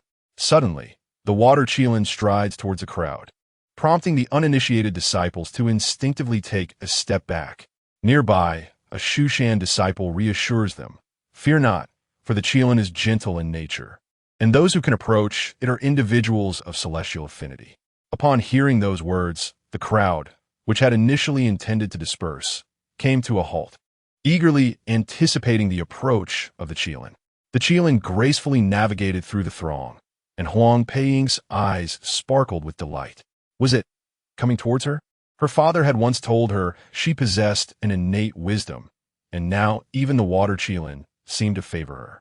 As she basked in her self-satisfaction, She was taken aback when the water Qilin circled past her and instead approached Feng Liuli. The water Qilin extended its tongue to lick Feng Liuli, displaying a joyful expression. Witnessing this scene, the disciples of Shushan were equally astonished. What prompted such demeanor from the esteemed water Qilin? All eyes turned towards them. Feng Liuli, however, was somewhat puzzled, feeling an inexplicable sense of warmth in the presence of the water Qilin. Huang Peiying's gaze turned venomous as she fixed her eyes on Feng Liuli. What a swift change in demeanor. Sister, your expressions shift too rapidly. Among the crowd, Li Xuanxiao observed the interaction between Feng Liuli and Huang Peiying in silence. It appeared that Feng Liuli, in her previous life, was not a nefarious villain, but rather someone endowed with the fortune of the heavens. Otherwise, the water Qilin would not have been so affectionate. If such a person were to be harmed, whether directly or indirectly, the consequences for him would be grave. Caution was imperative, utmost caution. This incident was merely a minor interlude and soon passed. Yet, it reinforced Li Xuanxiao's conviction in the viability of his approach. The third round was a contest of skills. Worried that he might overlook something, Li Xuanxiao brought his junior sister, Zhao Lu, over from Silver Sword Peak to document the lower-risk participants while he targeted several high-risk individuals. As anticipated when facing the first opponent, although Feng Liuli was less powerful than her adversary, she surprisingly emerged victorious. The same outcome occurred in the second match. No one had high hopes for Feng Liuli, and the audience at the stage was sparse, yet she quietly triumphed. The pattern continued over the next few days. Feng Liuli would start poorly, making blunders, struggling through fierce battles, desperately fighting to survive, before ultimately delivering a victory speech. Astonishingly, she progressed to the final four, where she faced Huang Peiying. Huang Peiying's eyes were filled with a fierce intensity. Excitedly, Feng Liuli approached Li Xuanxiao to share her news. Brother Xuanxiao, if I secure first place, can I become a disciple of the esteemed master? The master referred to was, of course, Lu Ziyin. Li Xuanxiao nodded, affirming that theoretically, this was the case. However, he cautioned her not to overexert herself, for reaching the final already qualified her to be Lu Shixiang's disciple. No, if I am to do this, I must aim for first place and choose the master as my teacher. Such ambition. Keep striving. Thank you, Brother Xuanxiao. There is no need for gratitude between us. Lu Ziyin glanced over at Feng Liuli from a distance, surprised that she had made it to the final four. Was this destiny? What was meant to occur would inevitably unfold. From the moment he encountered her, he realized he had already fallen into the snare of fate. That evening, Lu Ziyin returned to his cave dwelling, his mind in a state of complexity, yearning for a cup of tranquil tea. However, he was taken aback to find that the soothing tea had unexpectedly run out. Had he consumed it so swiftly? He contemplated heading to the miscellaneous peak to procure some. Just as he was about to set forth in that direction, he recalled the conversation he had with Li Xuanxiao a few days prior. The tranquil tea was indeed available in the rear mountains of Silver Sword Peak. Thus, Lu Ziyin made his way to the back of Silver Sword Peak. Despite having presided over Silver Sword Peak for many days, he had never ventured to its rear. Upon his arrival, he was greeted by an enchanting scene that was truly breathtaking, especially in the tea forest at the back. As he wandered through the tea grove, he casually plucked some tea leaves and brewed them with the nearby river water. Upon raising his gaze, a vibrant fruit dangling from a tree caught his attention. Lu Ziyin picked it and took a bite. The flavor was delightful. Using his magical power, he brought the water to a boil and leisurely enjoyed a cup of tea. Just as he intended to return to his cave, he realized, much to his astonishment, that he could not find his way out. Chapter 63. Do we still need the dumplings? What is happening? After circling several times, Lu Ziyin finally realized that he was ensnared in an intricate maze. It was likely a formation unique to the back mountain of Silver Sword Peak, unintentionally activated. A mere, trifling formation. I shall dismantle it. Lu Ziyin found the situation rather amusing. He had delved into formations since his youth, understanding that their myriad variations stem from singular essence. Once, an elder from Mount Shu encapsulated the formations of the world into a singular array. Aptly named the formation of the world, Disciples studying formations at Mount Shu eagerly sought to unravel it. To discover one method of resolution indicated a budding comprehension of formations. Two methods signified a modest achievement. Thus, the more solutions one had, the higher their mastery of formations. Before entering seclusion, Lu Xiying had already set an unparalleled record with 9 methods, unmatched by any, including the esteemed elders and peak masters. However, it must be noted that this was under the condition that one did not disregard cultivation levels or resort to brute force. Unbeknownst to Lu Xiying, a certain old six had quietly devised 11 solutions, surpassing him by 2. As Lu Xiying wandered within the formation, time passed incrementally. The corners of his eyes twitched slightly. This has returned. How delightful. The situation has become intriguing. Lu Xiying cast 3 copper coins. It is time to get serious. After a considerable duration, Lu Xiying surveyed his surroundings, fingers gesturing as he chanted incantations. He had transitioned from an initial simple maze into a far more complex one. With no exit in sight, he thought it futile to linger. Lu Xiying resolved to force his way through the formation. Although he had to concede the formation's sophistication, its creator's strength was far inferior to his own. Thus, he believed he could dismantle it with brute force. Yet, he quickly abandoned this notion upon realizing that this formation was interconnected with the medicinal herb forest and tea garden of the back mountain. Should he forcibly destroy the formation, these places would inevitably suffer damage. If word got out that the peak master of Silver Sword Peak was ensnared within his own formation, ultimately resorting to forceful dismantlement at the expense of the herb forest and tea garden, what would become of his reputation? The day was still young. Surely, he could find a flaw in this formation. From Lu Xiying's perspective, the day was indeed still early. However, at this very moment, the contest among the 4 greats of Mount Shu had commenced. The tea he drank and the fruits he consumed were, in fact, components of the grand formation. These were not poisons, but rather subtly affected his perception of the external passage of time. Furthermore, within the grand formation, Li Xuanxiao had deliberately orchestrated arrangements to ensure that Lu Xiying would miss the final selection assessment for disciples. The contest among the 4 greats had begun. Feng Liuli faced off against Huang Peiying. Huang Peiying gazed at Feng Liuli in disbelief, astonished that her opponent had made such rapid progress in merely a few days. How infuriating! Huang Peiying clenched her silver teeth, having diligently cultivated since childhood with exceptional talent. How could she possibly lose to a mere mountain village woman? As she contemplated, Huang Peiying's offensive grew increasingly fierce. Li Xuanxiao bore witness once more to the extraordinary prowess bestowed upon the chosen one. He could hardly fathom how Feng Liuli could possibly prevail. Yet, time and again, Feng Liuli managed to deftly counter Huang Peiying's strikes. Although she was being pushed back relentlessly, her spiritual energy replenished swiftly. In contrast, Huang Peiying found herself increasingly fatigued. Ultimately, it was only through the aid of a treasured artifact bestowed by her father that Huang Peiying narrowly claimed victory. The disciples who advanced to the top 8 were granted the privilege of preferential selection. The top 2 could actively choose which peak to join. Despite her defeat, Feng Liuli's immense potential did not go unnoticed by the various peak masters, who extended their olive branches in earnest.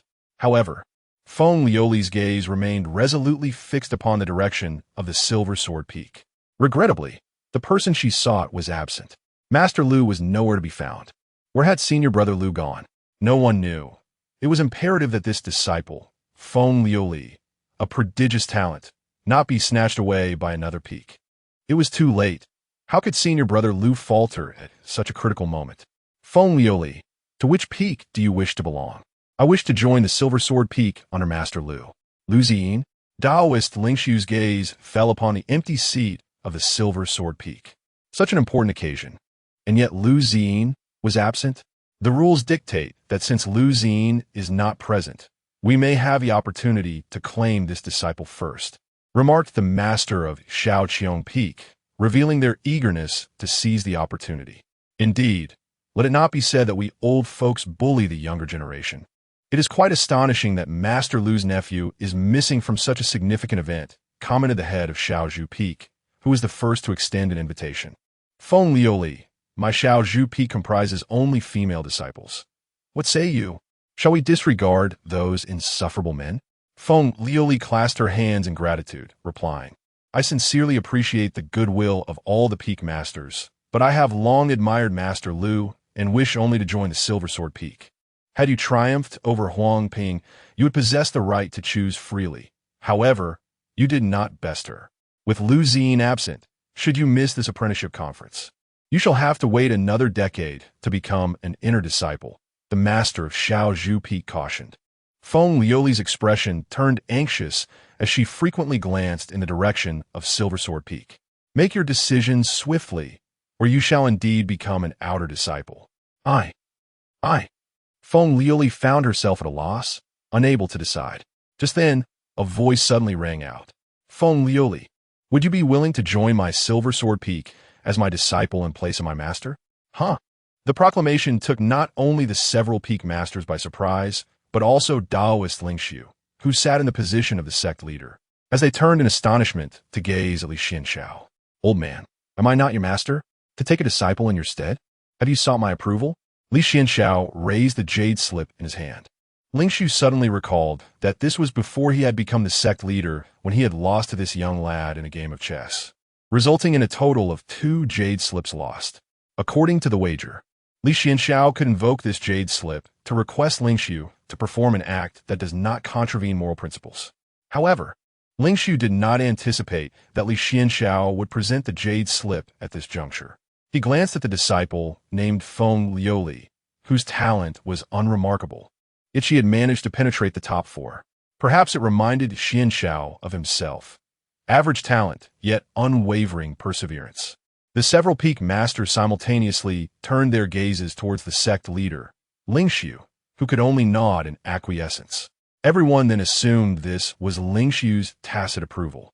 Feng Liuli stared blankly at Li Xuanxiao, who wore a faint smile upon his lips. He intended to personally instruct Feng Liuli, transforming her into what a disciple of Mount Shu ought to be. After all, placing her on any peak seemed perilous. It was far more prudent to keep her close at hand, thus retaining the initiative. What? Are you dazed? Li Xuanxiao raised an eyebrow slightly and remarked casually that the sect leader's duties were numerous, and that he would take on the role of mentor, personally guiding her. Would she be willing to join him at Silver Sword Peak? Liuli consented, bowing to her senior brother Li.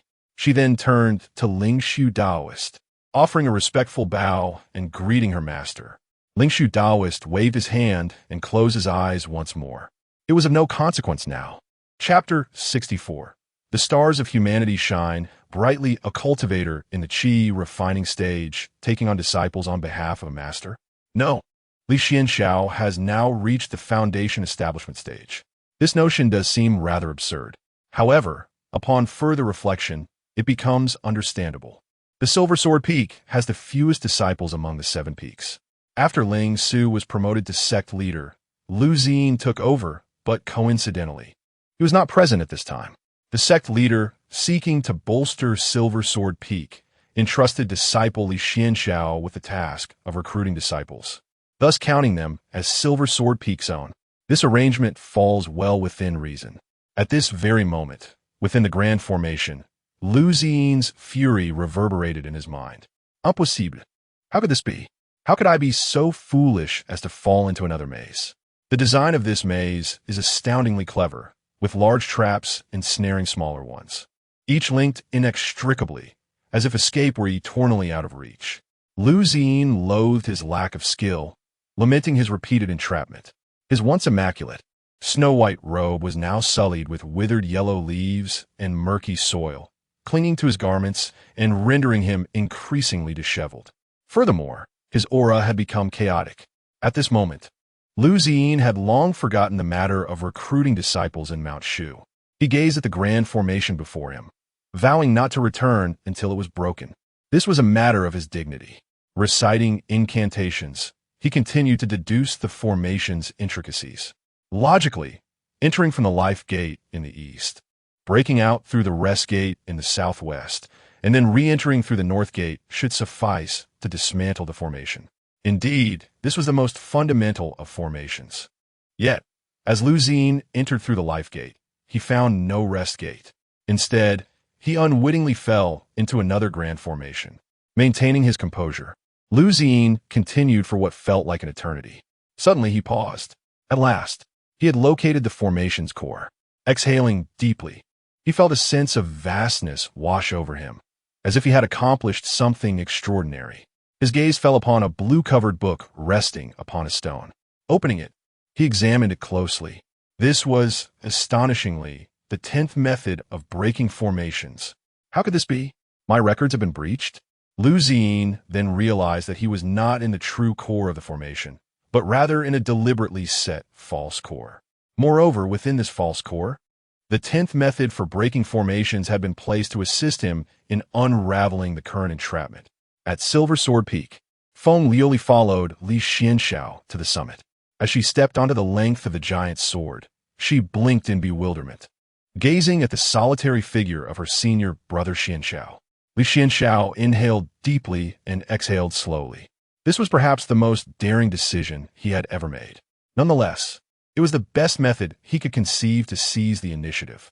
Upon returning to Silver Sword Peak, he was surprised to find Su Wan and Jiang Luoshui present as well. Upon inquiry, he learned that due to the scarcity of disciples at Silver Sword Peak, they had been summoned to assist. Su Wan regarded Li Xuanxiao with an unease in her gaze. Since returning from Wuang Mountain, the two had scarcely crossed paths. Su Wan discerned that Li Xiankong might be deliberately avoiding her. To Li Xuankong's surprise, his senior sister Lin Wanqing had also returned. She had been unable to find any trace of Fan Yu at the foot of the mountain. Now that Xu Shan was accepting disciples, she had come back to lend a hand. Li Xiankong glanced at Feng Liuli behind him and nodded. Indeed, how fortunate is Xu Shan to gather so many extraordinary individuals at the same time. He raised his gaze to the heavens. My life feels precarious, and I wonder if I can reach the other shore. This is the Heartless Sutra. This is the chronicles of love-stricken minds. This is 100 tragic tales of love-stricken souls. This is how to identify scoundrels. This is how to distinguish plastic friends. This is countermeasures after being schemed against. This is 1,000 retorts after being wronged. This is in the face of humiliation, do not simply endure. One tome after another, authored by Li Xiankong, lay before Feng Liuli. Feng Liuli exclaimed, "What? Were all these, senior brother? These are the subjects you will study next." Feng Liuli pressed her lips together. "Senior brother, is this the path of cultivation?" She felt as though she had unwittingly joined a peculiar organization. Of course, one must first cultivate the heart and lay a solid foundation. Otherwise, any future advancements in your skills may easily lead to ruin. Do you understand? I understand. Excellent. Now, let me share with you the first real case. Feng Liuli never anticipated that upon her arrival at Yinjian Peak, she would immediately begin her lessons. The first case was about Miao Lu from Dazhu Peak, an outstanding disciple who had chosen to leave Shushan for the sake of her childhood sweetheart and had entered a lesser sect as an elder. However, she found herself burdened with sect affairs while contending with a lack of resources. Eventually, the small sect merged with a larger one, and Miao Lu, consumed by the management of her sect, missed the optimal opportunity for a breakthrough. In the end, she was abandoned by her fiancé, who married a senior sister from the larger sect. Heartbroken and disillusioned, Miao Lu fell to the depths, aging and dying in obscurity. Li Xiankong paused and asked, "After hearing this true story, what are your thoughts?" Feng Liuli blinked. That man was so heartless. Wasn't Miao Lu a victim? Her greatest mistake was her unending trust in her fiancé. It was her indulgence that allowed him to repeatedly test her limits, ultimately draining her of all worth and discarding her. Remember, in this world, there's no one you can completely rely on, only yourself. Feng Liuli bit her lip. Now, let us discuss the second case. Lu Yun, a female disciple from Tongtian Peak of Shushan, who fell in love with a disciple of the demonic sect during a descent from a mountain. The disciple of the demonic sect deceitfully claimed to require access to the sacred pool of Mount Shu for the treatment of his ailments. Lu Yun, unsuspectingly, consented to accompany him secretly into the mountain. Unbeknownst to her, the true intention of the disciple was to pilfer the treasured secrets of Shu Mountain. Fortunately, An anonymous passerby intervened, narrowly averting a catastrophe. This mysterious figure was none other than Li Xuanxiao. When the disciple realized his scheme had been thwarted, he persuaded Lu Yun to flee Shu Mountain with him, believing he intended to lead her into a secluded forest. She was taken aback when he resorted to a soul-searching technique, forcibly extracting her memories. As a result, he acquired a wealth of information about Shu Mountain, while Lu Yun, having suffered the invasive procedure, was left with her essence shattered, rendering her a mere shell of her former self. The young girl furrowed her brow in distress. Observing the effects manifesting, Li Xuanxiao nodded approvingly. For today, we shall discuss these two cases. Upon returning, please compose a reflection on each narrative, ensuring that each insight encompasses no less than 2,000 words. Next, we will delve into the topics of how to discern plastic friendships and 8,000 phrases for defending against false accusations. Later this evening, I shall impart the teachings of the Unfeeling Sutra. Gratitude is extended to the esteemed Gung Jiao for his indulgence in a delectable dish of stir-fried liver with onions. Chapter 65. A long-standing scheme. Lu Ziyin felt he was truly facing a life-and-death tribulation. Firstly, he had been ensnared within the formation of the back mountain of Mount Shu for a full fortnight. Subsequently, he dedicated another 2 months to the study of the 10th formation. Once he finally achieved a comprehensive understanding, Lu Ziyin couldn't help but chastise himself. As a master of Silver Sword Peak, how could he be so neglectful of his duties?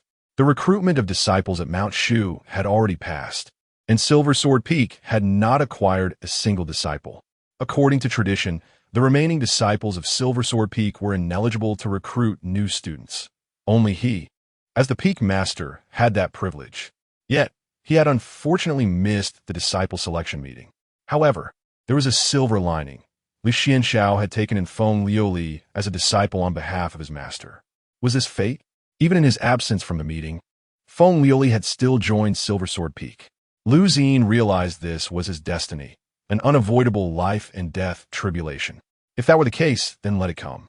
Li Xuanxiao was merely a foundational cultivator. The responsibility of teaching disciples still fell to him, the Peak Master. Lu Ziyin resolved to personally instruct Feng Liuli. Yet, as soon as this thought crossed his mind, he found himself poisoned the very next day. To be honest, Lu Ziyin initially did not recognize that he had been poisoned. He had fallen asleep while meditating, believing he had attained a new level of enlightenment, only to later discover the truth. However, once he became aware, he swiftly eradicated the discomfort with his cultivation prowess. Following that, Lu Ziyin inadvertently sustained injuries from the sword formation of Mount Shu. This incident was indeed unexpected. The core of the Silver Sword Peak's sword formation resided within the Peak Master's dwelling. Perhaps due to the prolonged neglect of the sword formation or Lu Ziyin's unfamiliarity with it after recently assuming command, it was triggered without warning. In an instant, sword energy surged into his cave. To protect Silver Sword Peak from the onslaught of the formation, Lu Ziyin promptly employed the Peak Master's Jade token to deactivate it. Unfortunately, he was also injured by the sword energy. While the injuries were neither grave nor trivial, they would likely require 1.5 years to fully heal. Lu Ziyin pondered whether he was fated to clash with Silver Sword Peak. Upon taking the mantle of Peak Master, he encountered this life-and-death tribulation, missed the disciple recruitment meeting, and was subsequently wounded by the sword formation. Furthermore, he felt as though unseen hands were manipulating his actions, with invisible eyes watching him. Perhaps it was merely a figment of his imagination. Lu Ziyin entered seclusion to recuperate, which was unavoidable. The sword energy of the sword formation was exceptionally pure. Sustaining injuries from it demanded his utmost attention. This seclusion lasted for 6 months.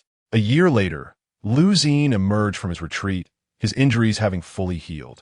The additional 6 months spent in his cave were due to a casual remark from his disciple, Li Xuanxiao, during their conversation. That offhand comment sparked an idea in Lu Ziyin regarding the 11th method of formation dissolution. What was once unintentional had transformed into a long-standing scheme. Enlightened, Lu Ziyin devoted another 6 months to research, which accounted for his delayed emergence from seclusion. A year has passed, and I return once more. The Silver Sword Peak remains largely unchanged. Suddenly, Lu Xin halted, his gaze drawn to a figure in the distance. Feng Liuli. After a year apart, this young woman has grown even more exquisite. Clad in a flowing water-blue gown, her beauty is striking, exuding an indescribable purity and grace, with a figure that is enchanting. Her long, ebony hair cascades like a waterfall, while her eyes sparkle with an ethereal quality, and her lips resemble delicate cherry blossoms, innocent and untouched by the world. Lu Xin could not fathom why, despite it being his own life and death crisis, he felt an irresistible urge to approach her. At that moment, several figures landed before Feng Liuli. Huang Peiying pointed at her, exclaiming, "There she is. She is the one who stole the 7 treasures gourd from our peak. I witnessed it with my own eyes."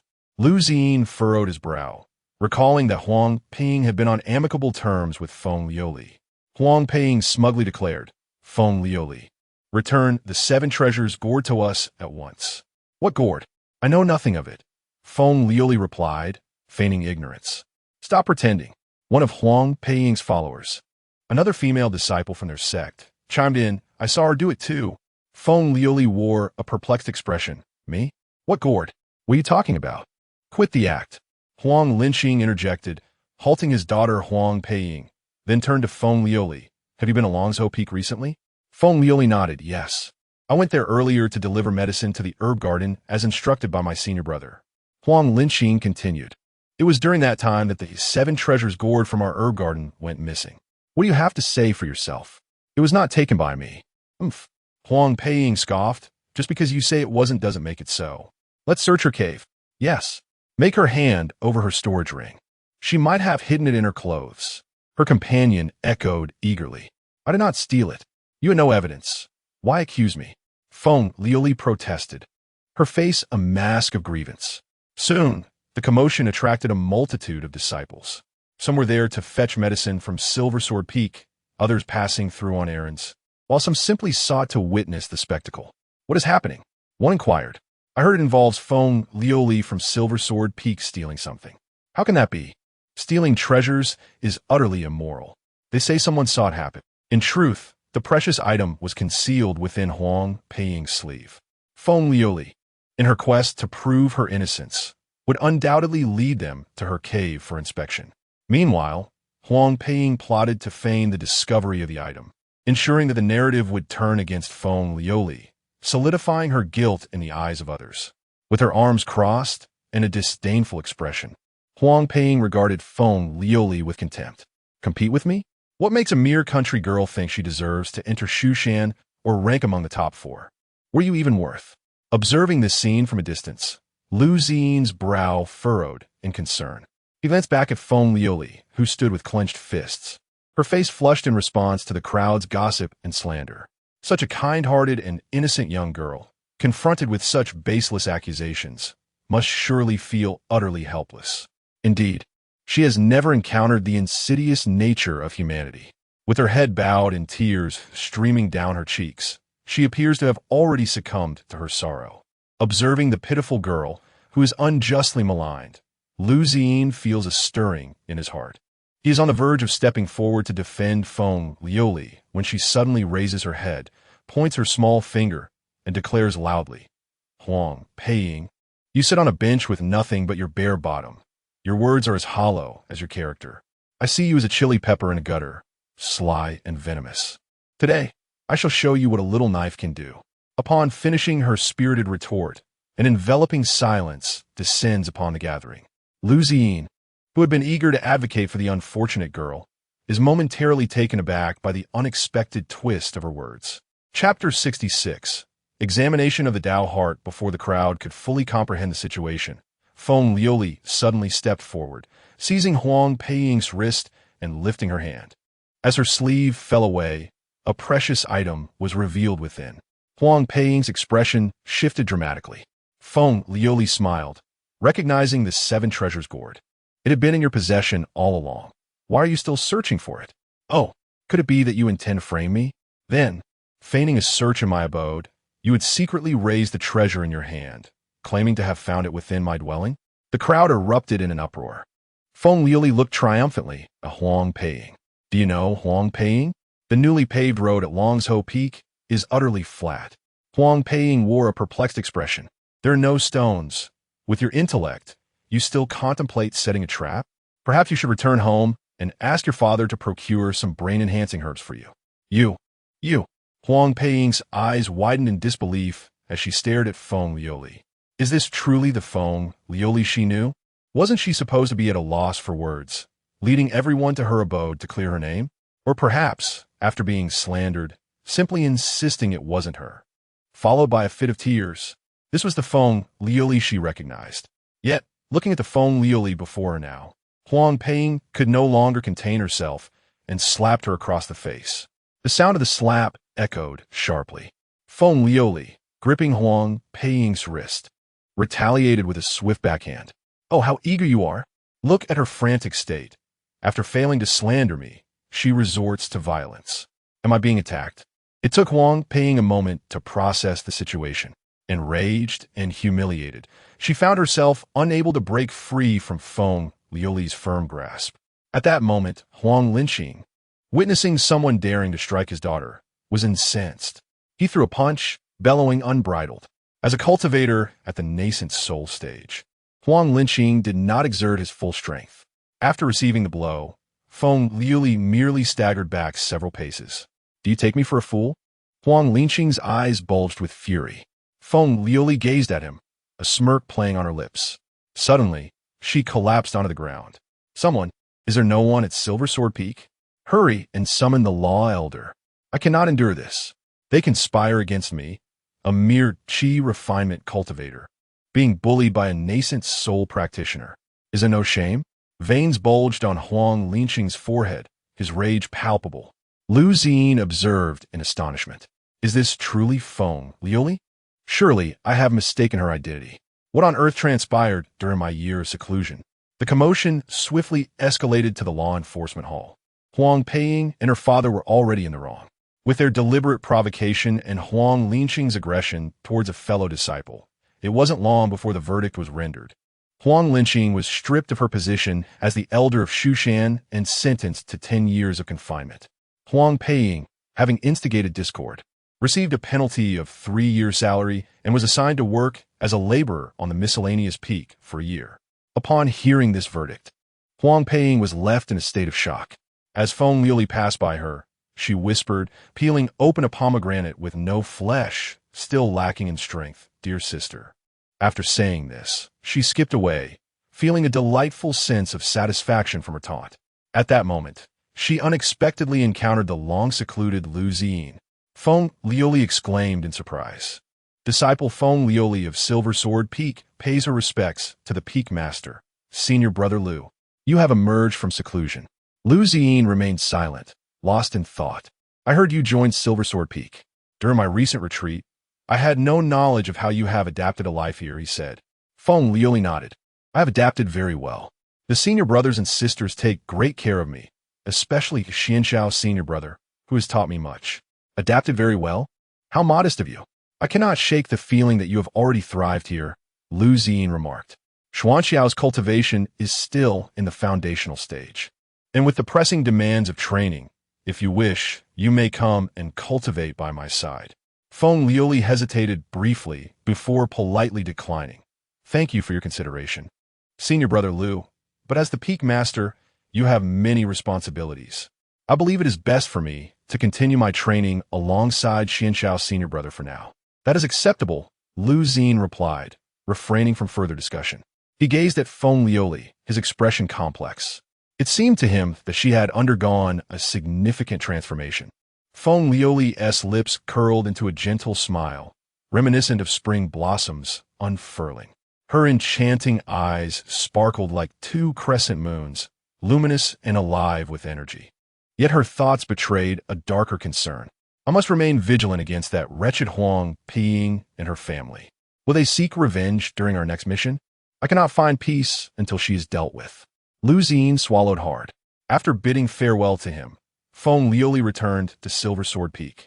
Interestingly, she had not fully realized that her decision to join Silver Sword Peak was largely motivated by Lu Ziyin.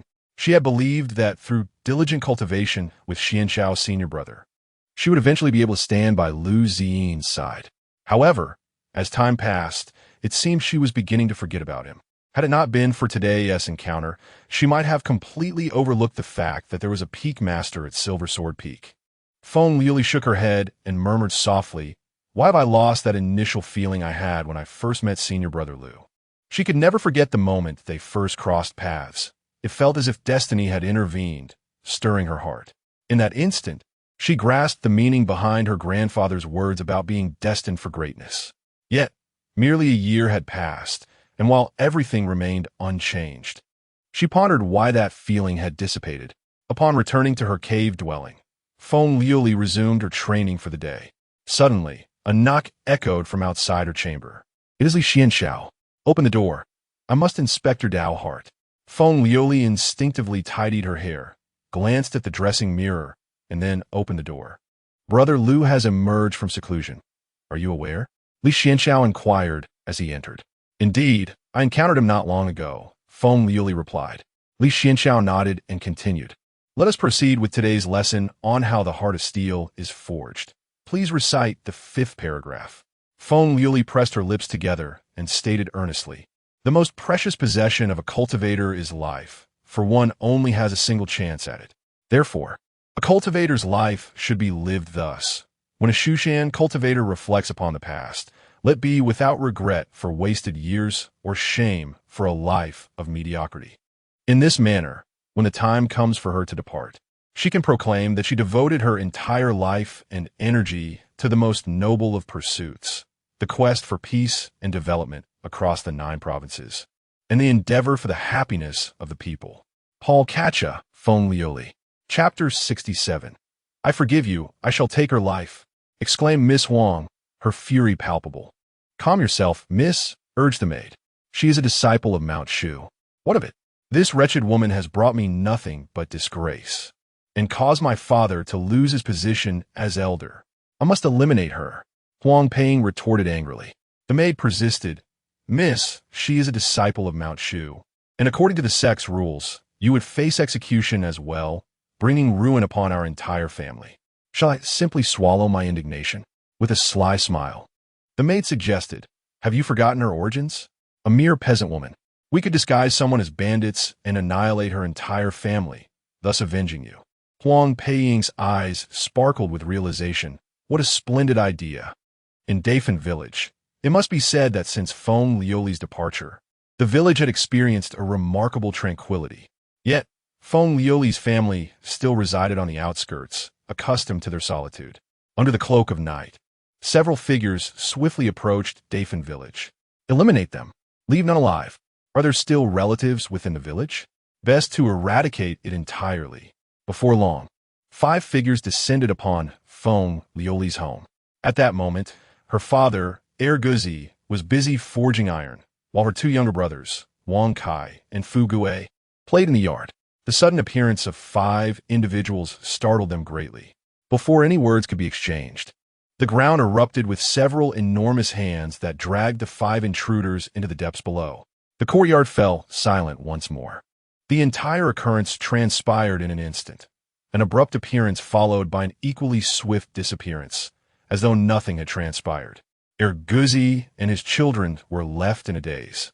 Guzi rubbing his eyes in disbelief. What on earth? Meanwhile, Li Xuanxiao swiftly dealt with the 5 assailants. He did not slay them, but bound them instead, preparing to hand them over to the sect. He had gathered ample evidence of Huang Peiying's conspiracy to commit murder through the use of a recording stone. With both testimonial and material evidence at hand, this time, Huang Peiying and her family would face repercussions. How despicable. Fortunately, I have prepared 21 contingency plans. Family, heed my call, for my powers are boundless. Do you wish to turn Feng Liuli to darkness? I shall not allow you to succeed. With that, Li Xuanxiao stomped his foot and invoked the binding technique.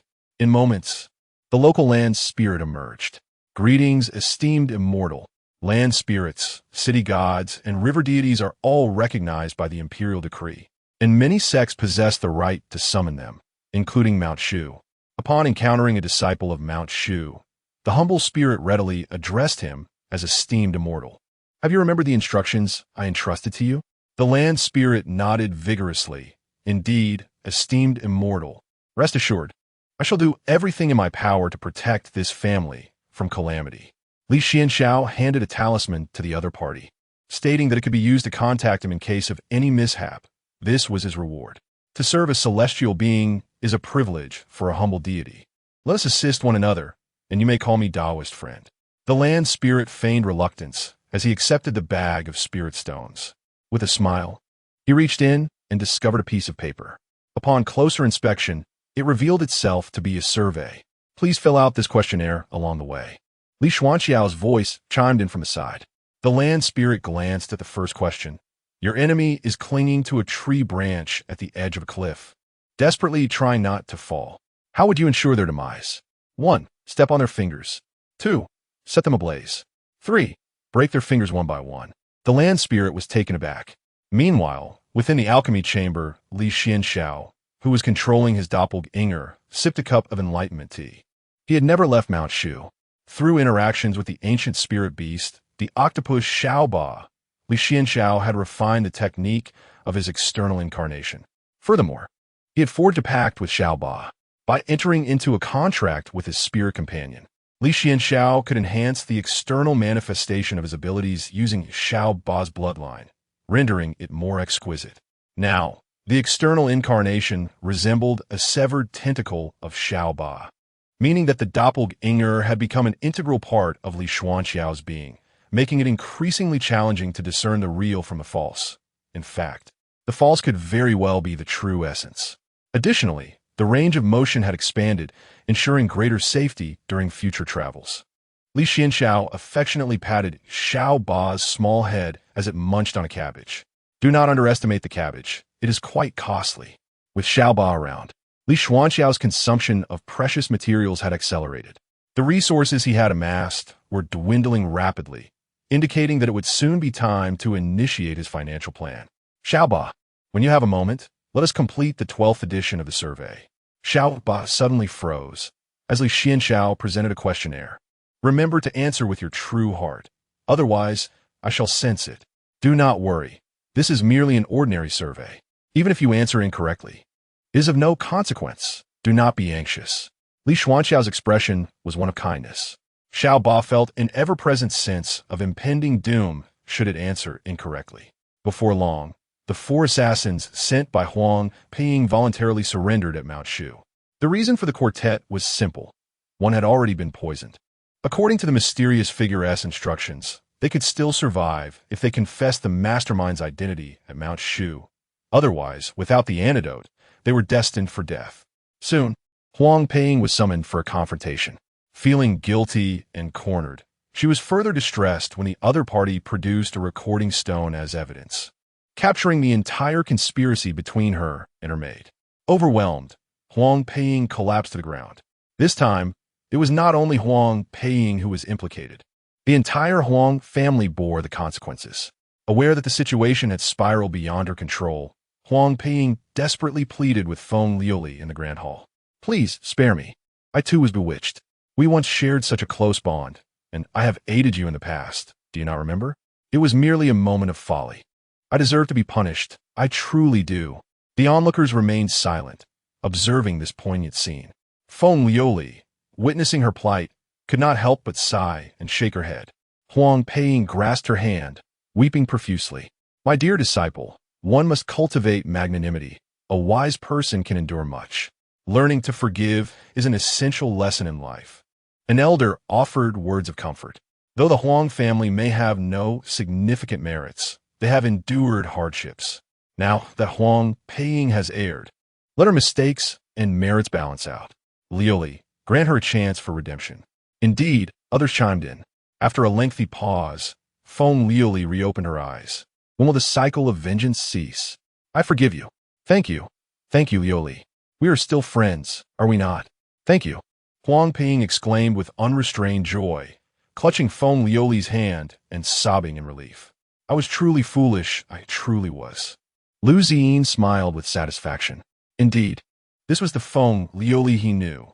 He gently patted her shoulder and murmured, granting others a chance is also an opportunity for oneself. You have done well, Liuli. In the next moment, Feng Liuli plunged her sword through Huang Peiying's chest. I have forgiven you, so you will forgive me in return, will you not? Chapter 68. Practical application. Huang Peiying coughed up blood, her expression frozen in shock. Feng Liuli leaned close to her ear and whispered, I have forgiven you. I hope you can also be magnanimous and forgive me. One must be generous in life, not petty. With a swift motion, Feng Liuli drew her sword. Huang Peiying clutched her wound, staggering and collapsing to the ground, struggling briefly before her breath ceased. Feng Liuli wiped the blade clean and sheathed it, her movements fluid and serene. In the face of humiliation, do not merely endure. In the second section of the second chapter, if someone has ever attempted to take your life and you are aware of it, do not let her off easily. For even if you forgive her, she will ponder in her heart whether you harbor resentment or if you might seek an opportune moment for revenge. Such thoughts will inevitably lead to calculations in her mind, ultimately convincing her that it would be best to eliminate you entirely. Feng Liuli's act of personally slaying Huang Peiying was unexpected for all present. According to the rules within their sect, Huang Peiying's crime was indeed punishable by death. Thus, Feng Liuli's action, while shocking, was within reason. Yet, none could have anticipated that the seemingly delicate Feng Liuli could execute such a decisive and unhesitating strike. Lu Xin withdrew her hand from Feng Liuli's shoulder, silently contemplating. Can anyone tell me what transpired during my absence this past year? At Silver Sword Peak, within the humble abode. Upon learning of Feng Liuli's actions, Li Xuanxiao nodded in approval, a sense of relief washing over him. It appeared that his efforts over the past year had not been in vain. He could finally enjoy a moment of peace. The plan to amass wealth could not be delayed. Li Xuanxiao calculated the tasks at hand. The old man had left him a sword box containing 4 precious swords. He had completely refined the spring sword, but was currently stalled with the summer sword, requiring more resources. The process of refining flying swords was fraught with peril. A single misstep could lead to self-inflicted harm, resulting in death. The crane-top silver needles were also due for an upgrade. Since becoming a gold core cultivator, this personal magical artifact had yet to be enhanced. Furthermore, Li Xuanxiao felt that 3 crane-top silver needles were insufficient. The quantity he could currently control with his consciousness needed to at least double. As for the remaining treasures, there was no urgency for their upgrade.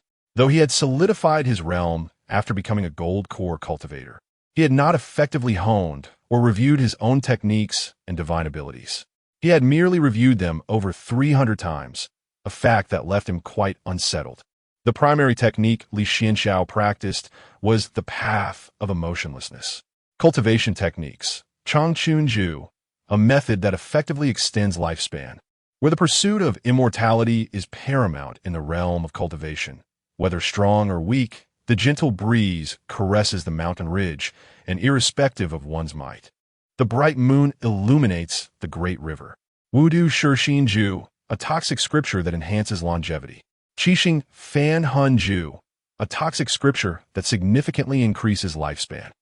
De Ci de Bai Lianhua, a Buddhist technique that can dispel malevolent energies within the body, which may linger from excessive slaughter or the presence of demonic forces. Even a trace could remain. Thus, out of concern, Li Xuanxiao mastered this body-refining technique. It is not meant for ordinary practitioners, as the cultivation inflicts immense physical suffering and demands extraordinary perseverance. It can also extend one's life. Wugui Hudi Ju, a technique that strengthens the physical body while simultaneously prolonging life. Funju, a fire attribute technique that enhances longevity. Shushan sword technique, essential for disciples of Shushan. Shushan sword array, a formation where one becomes the sword, a necessity for Shushan disciples. Shushan sword array 2.0, an improved version by Li Xuanxiao, more suited to his style. Divine abilities, Shanwai Shanji Shu, the art of creating a doppelganger, significantly increasing survival odds. Xioshan Shu, an auxiliary divine ability that cultivates spiritual consciousness. This consciousness encompasses the capacity to control oneself and surrounding entities, scan the cultivation levels of other practitioners, manipulate spiritual energy, cast spells, and wield magical artifacts. It can also extend lifespan. The distinction between divine abilities and cultivation techniques lies in the fact that divine abilities manifest through the continuous cultivation of one's spirit and form, reflecting one's achievements and becoming an integral aspect of oneself. Furthermore, Li Xuanxiao primarily cultivates through three paths: Dan, formation, and artifact, leaving none neglected. As he possesses a five-element spiritual root, he is also referred to as a mixed spiritual root. This type encompasses all five elements, making it challenging to channel energy into the body, rendering him nearly akin to an ordinary person.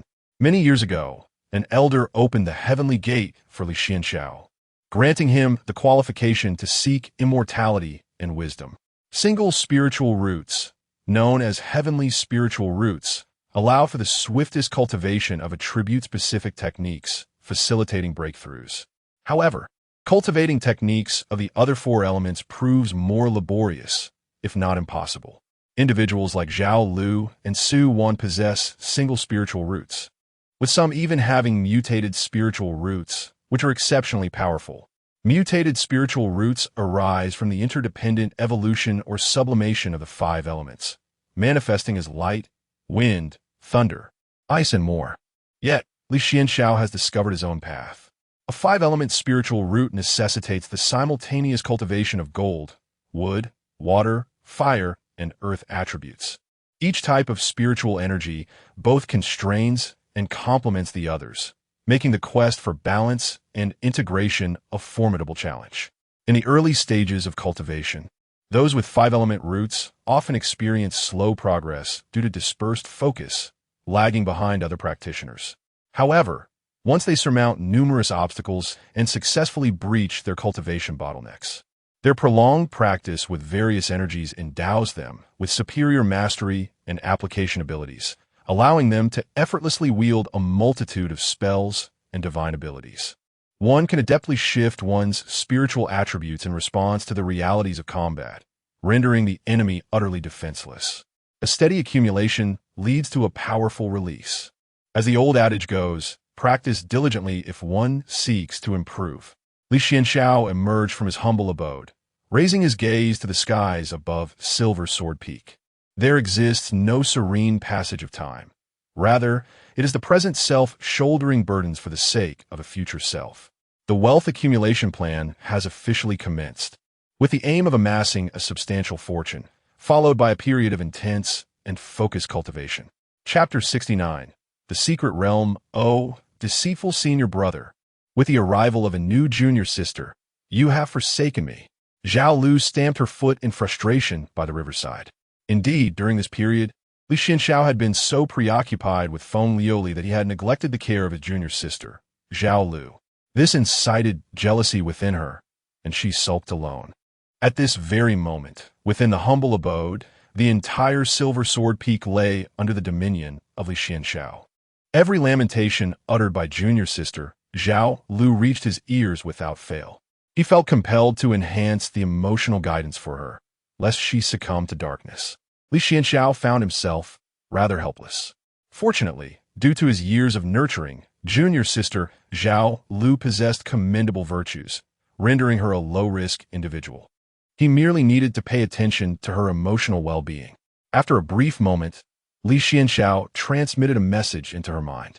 Upon your return, transcribe if I had 3 days of Dao heart and how the steel Dao heart was forged 10 times each. Zhao Lu shivered, revealing a pitiful expression. Senior brother, these 2 texts are too lengthy.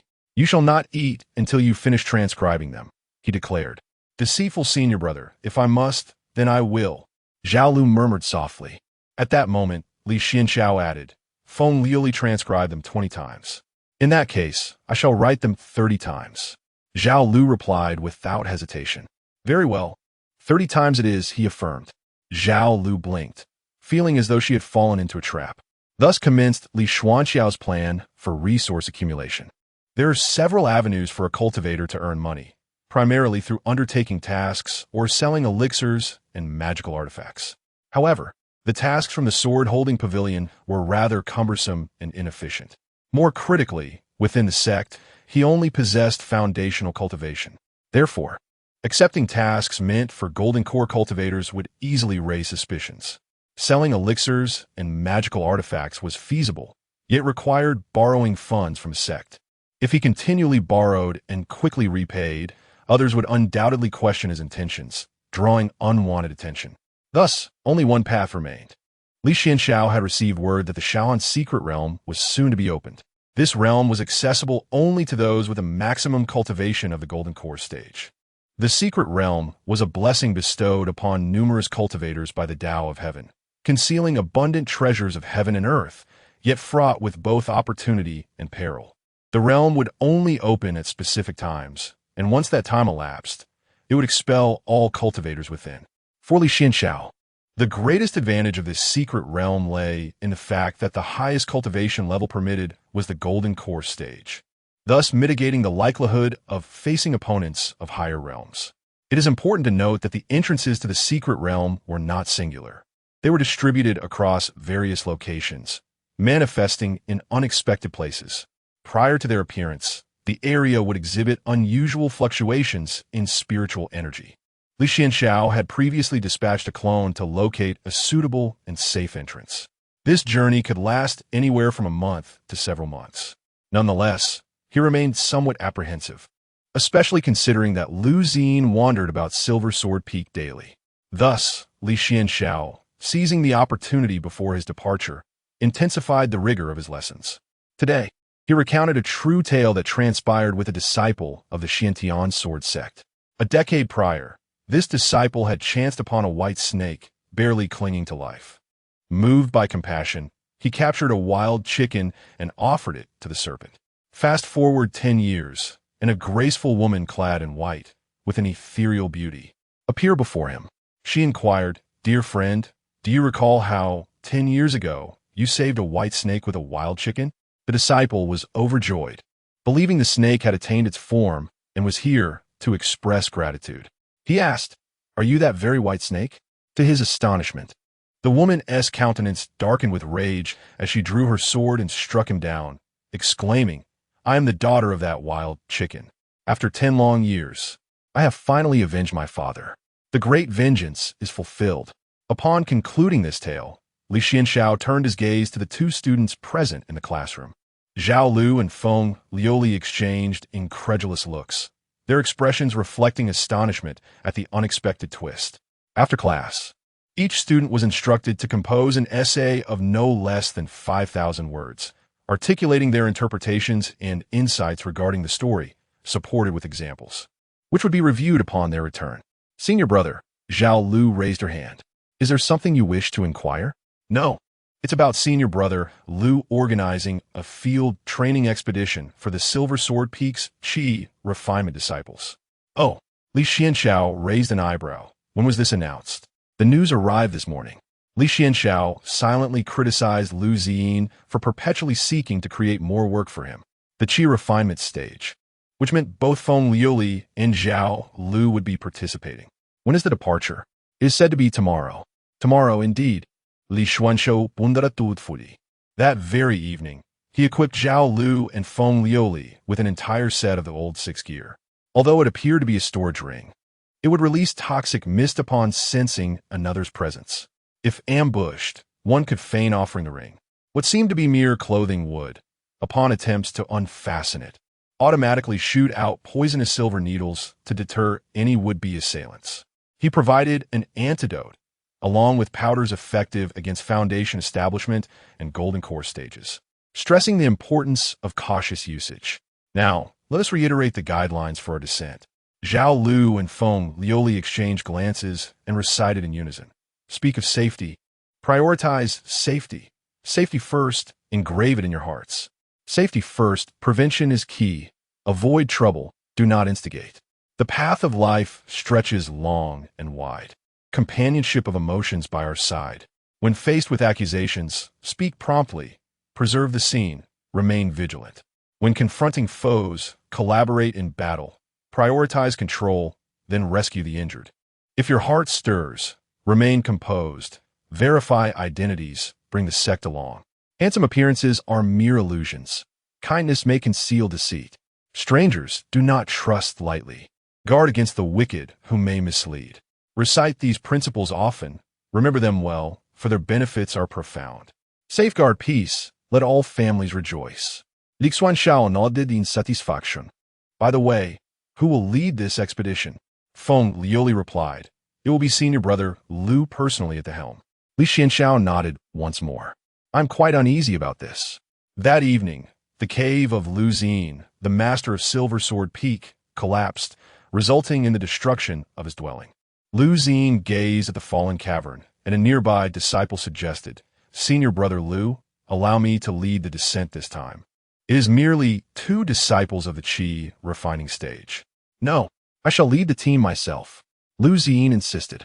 The disciple, perplexed, wondered why the peak master was so determined to escort 2 mere Qi refining disciples down the mountain for training. Evoking a sense of absurdity reminiscent of divine powers swatting mosquitoes. The following day, a spirit monkey from the Silver Sword Peak's spirit beast area sneaked into Lu Xin's temporary quarters. It proceeded to urinate on all his garments, a foul scent that could linger for months and could not be dispelled by magic. At that moment, Lu Xin was lying in bed, fastening the only belt he had left. Thus, the task had to be entrusted to others. Chapter 70. The malicious heart of the bear having determined the date. Only a short time remained until the opening of the Shaohan realm. Li Xuanxiao departed from his sect and boarded the Merchant Guild's flying vessel. The reason for his departure was the undertaking of a foundational-level task at the sword-holding pavilion. Li Xuanxiao planned to swiftly complete this task and then head directly to the Shaohan realm. The choice of the Merchant Guild's vessel was strategic. Recently, the Gold Merchant Guild had struck a deal with Shushan, allowing for reimbursement upon return. The vessel consumed no spiritual energy over 100 kilometers, and it was said there was even a complimentary meal allowance. Li Xuanxiao claimed to be at the foundational level within the sect, while he disguised himself as a qi refining practitioner outside. Rarely would a formidable expert attack an insignificant qi refining practitioner without cause, especially since there were skilled individuals stationed aboard the vessel. Such an action would only invite karma, and even if a qi refining practitioner were slain, little could be gained. After testing the food for poison, Li Xuanxiao savored each bite delicately. At that moment, he sat comfortably in his designated cabin. With his left hand, he gently picked up a delicate pastry and savored its sweet flavor. His right hand held a steaming cup of fragrant tea, which he sipped occasionally, allowing the rich, sweet liquid to flow leisurely over his tongue. His gaze drifted through the window, observing the clouds outside as they floated languidly, sometimes spreading like cotton, at other times curling like waves. A sense of tranquility washed over Li Xuanxiao, causing him to involuntarily squint his eyes and smile, revealing a hint of bliss. In the next instant, he chastised himself with a sharp slap. This was not Shushan. It was a perilous world rife with danger and deceit. He could not afford such carelessness. As punishment, he resolved to copy the steady life of an ordinary practitioner 10 times. Days later, Li Xuanxiao arrived at the site of his mission. Mission objective: a foundational-level black bear, roaming and committing offenses, with no current reports of murder, primarily a lesson in discipline. If it resists fiercely, it may be eliminated. He quickly located his target. On a forest path, a large black bear ambled leisurely. Today is fruitful. My wife and child shall not go hungry, it thought. Suddenly, a merciless iron hand emerged from the ground and yanked it into the earth. Such a massive bear vanished without a trace.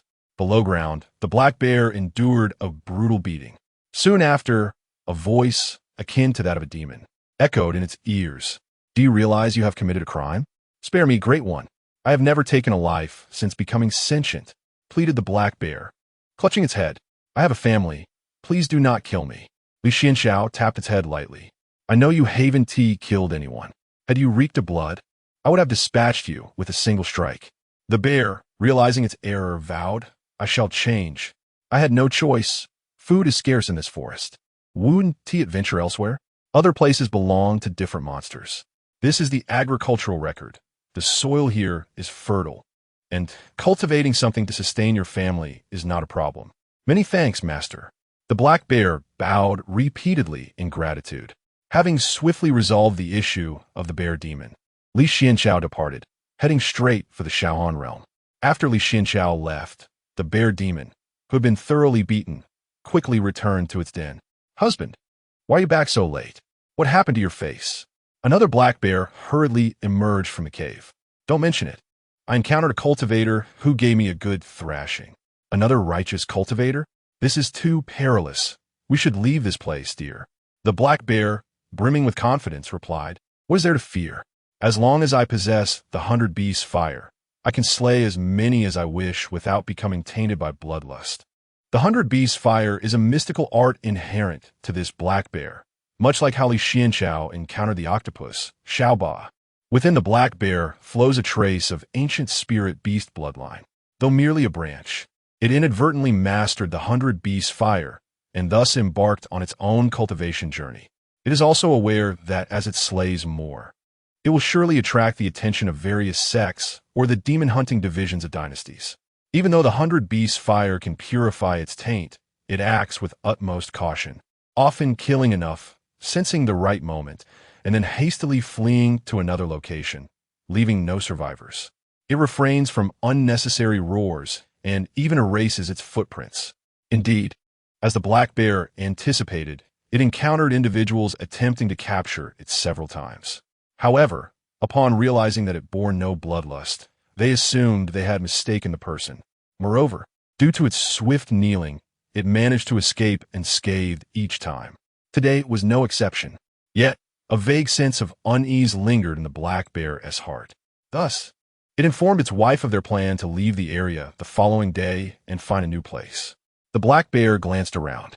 "What is wrong, dear?" "I don't know. I just feel an unsettling anxiety within. The blood feast is gone. Since they all left, should we not indulge in a few more?" The black bear nodded in agreement, but just then, a pair of merciless iron hands dragged both black bears down into the earth. "You deceive my affections. I merely intended to observe you for 3 months. How despicable. Do you know how much my heart aches?" Li Xuanxiao once more witnessed the treachery of those in the cultivation world. No, rather, the malice of the bears. In the Shaoan realm, the entrance to the secret realm was about to open, attracting numerous cultivators. This particular opening was situated at the intersection of 3 sections. Upon learning of the impending opening of the Shaohan realm, the 3 sects conferred and agreed to jointly guard the area.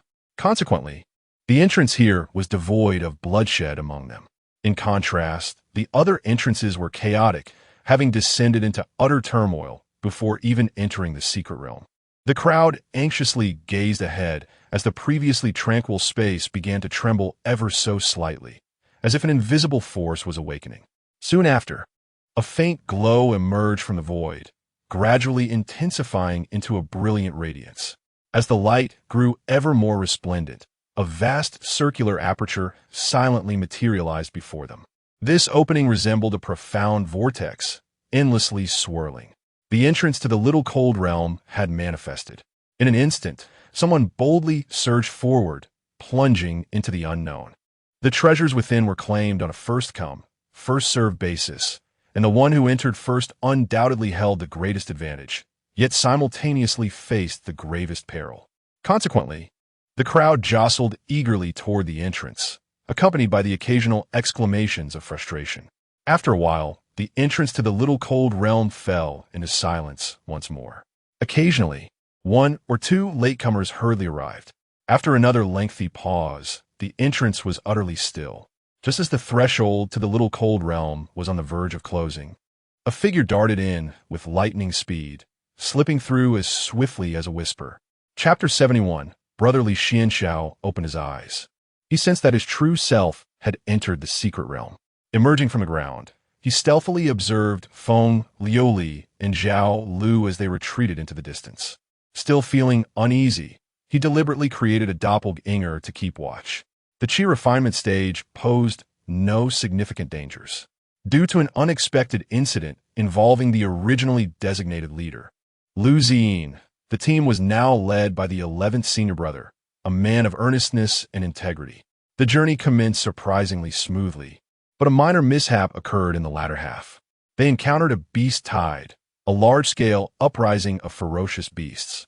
Fortunately, Both Feng Liuli and Zhao Lu possessed the toxins that Li Xuanxiao had provided for them. "Hide behind me," the 11th senior brother shouted. Immediately, Feng Liuli and Zhao Lu produced their vials of poison powder. As the powder was scattered, the fierce beasts began to fall one after another. The 11th senior brother cast a bewildered glance at the two, but had little time to ponder as he urged them to flee. Ultimately, they escaped without serious injury. Though Feng Liuli, Zhao Lu, and the 11th senior brother became separated in the chaos, Feng Liuli wandered along a mountain path, unsure of her whereabouts. At this moment, the full moon hung in the sky. Suddenly, she noticed flickering flames emanating from a nearby village, suggesting a scene of merriment. Curiosity piqued, she approached the village. There, she found numerous villagers prostrating before an individual, repeatedly bowing their heads in reverence. Her gaze was drawn irresistibly to the person at the center. This individual was strikingly beautiful, a visage that defied categorization as either male or female. If one were to assert they were male, their beauty surpassed that of any man. If female, their form was too flat to be so. The person soon noticed Feng Liuli, regarding her with a playful smile. Feng Liuli instinctively called out, "Sister? Sister? Ah, you call me sister," the individual chuckled. "It has been many years since anyone has addressed me as such." "Sister, you appear extraordinarily beautiful," Feng Liuli remarked candidly. In response, the figure gracefully rose from their seated position, standing tall with an elegance that seemed to imbue each movement with a unique rhythm. The vibrant red robe they wore was exquisite, its fabric of exceptional quality, shimmering like flames under the moonlight. Although this person was evidently male, their attire was distinctly feminine. With a stunningly delicate face, skin as pale as snow, crescent-shaped brows, and eyes bright as stars, their ruby lips appeared naturally tinted. Long, lustrous black hair cascaded down their shoulders like a waterfall, adorned in that striking red robe and exquisite makeup. It was momentarily impossible to discern whether they were male or female. "Are you not afraid of me? Why should I fear you?" Feng Liuli retorted. "They all fear me," the individual replied, waving their hand. In an instant, a formidable and terrifying force surged forth, sweeping through the surroundings like a torrential flood. The once vibrant villagers, caught unaware, were instantaneously consumed by a terrifying force, leaving no time for even a whisper of fear or a cry of despair. In the blink of an eye, their bodies erupted, transforming into countless fragments of ash, as if a cloud of dark smoke enveloped the air. Simultaneously, fierce flames surged forth, spreading rapidly with an insatiable hunger. The fire licked every inch of land and every structure, reducing all it touched to a charred remnant. With a mere sweep, the entire village was utterly obliterated, akin to an apocalyptic cataclysm. The once tranquil and harmonious settlement was no more, leaving behind only ruins and swirling dust. The streets that once resonated with laughter and the homes that cradled cherished memories were now lost amidst the inferno and devastation. As the wind blew, the ashes scattered into the atmosphere, resembling a mournful and desolate funeral. In this profound silence, there were no cries of anguish, nor any trace of life's essence. Everything transpired with such swiftness that death seemed to descend upon the villagers and livestock in a mere heartbeat. Thus, an entire village, along with all its inhabitants, vanished without a trace. "Are you afraid of me now?" The man chuckled softly. Feng Liuli was taken aback, her body trembling slightly. You killed them?" "Indeed, I killed them." "What of it? Why did you kill them?" Feng Liuli inquired. "Why? Then why do you consume meat, chicken, duck, and pork? Why do you slay them?" Feng Liuli was rendered speechless. "It is simply because you possess strength. Your power allows you to feast upon their flesh. To me, they are no different from pigs or dogs. If I wish to kill, I shall." The man smiled. "Now, are you afraid of me?" Feng Liuli hesitated before shaking her head. "Why?" His voice was low. "I do not know. I just feel you are rather kind," Feng Liuli replied earnestly. The man narrowed his eyes slightly. "I am Shangguan Suiyun, the Ghost King of Wushang City. I am Feng Liuli, a disciple of Mount Shu." "Feng Liuli," Shangguan Suiyun murmured, "you bear a striking resemblance to my sister. It has been a long time since anyone called me sister. Do you have an elder brother?" Yes, my brother cared for me dearly, but he fell ill and passed away, Feng Liuli said, her tone tinged with sadness. Shangwan Suiyun tentatively asked then, "May I be your brother from now on?" "Really?" "Indeed." Shangwan Suiyun reached out to gently stroke Feng Liuli's head. "I shall protect you with my life, my sister." "Yes, brother," Feng Liuli nodded. "Where are you headed?" "I got separated from my companions and am now returning to Mount Shu." "Do not return to Mount Shu just yet. Shall we go play together?" Shangwan Suiyun proposed. "Certainly. I shall heed my elder brother's words."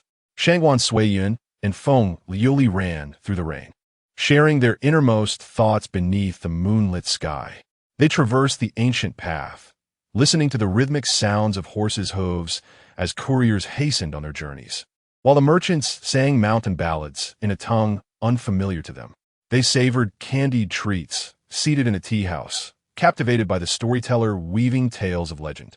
They encountered individuals from the farthest corners of the world, only to bid them farewell once more. Chapter 72. Do not move from this place, sister. Observe how the rain descends from the heavens and meets its demise upon the earth.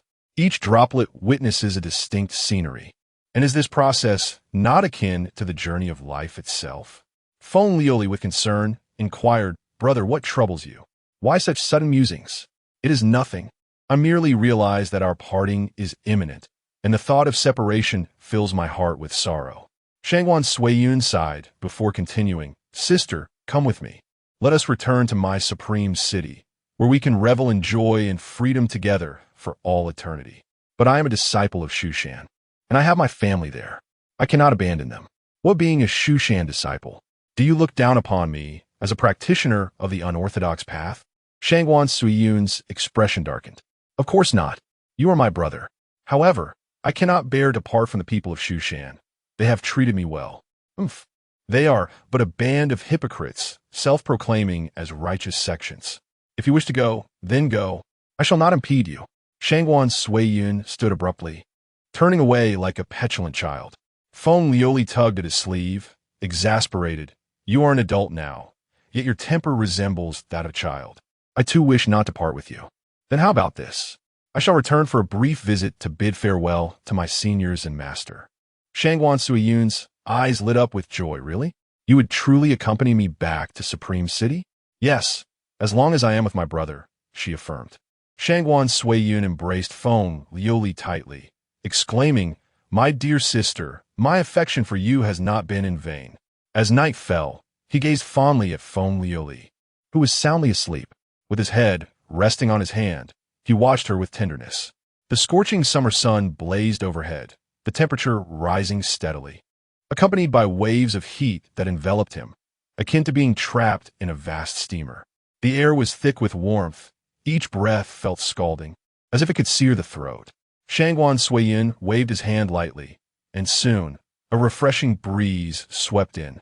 Concerned that the wind might be too strong for his beloved sister, he thoughtfully retrieved a blanket to cover her. This blanket was no ordinary item, but rather a precious artifact, now repurposed for her comfort. Days later, Shangwan Suiyun and Feng Liuli arrived at the outskirts of Shushan. "I cannot venture any further," Shangwan Suiyun stated. "The Shushan sword array can sense the presence of a Yuanying stage cultivator. The moment I step within, Shushan will surely detect me. They would send disciples at once to investigate." Feng Liuli nodded, "Understood. Then you must remain here. I shall return shortly." "Indeed." Shangwan Suiyun nodded earnestly. "No matter what transpires, I shall await your return."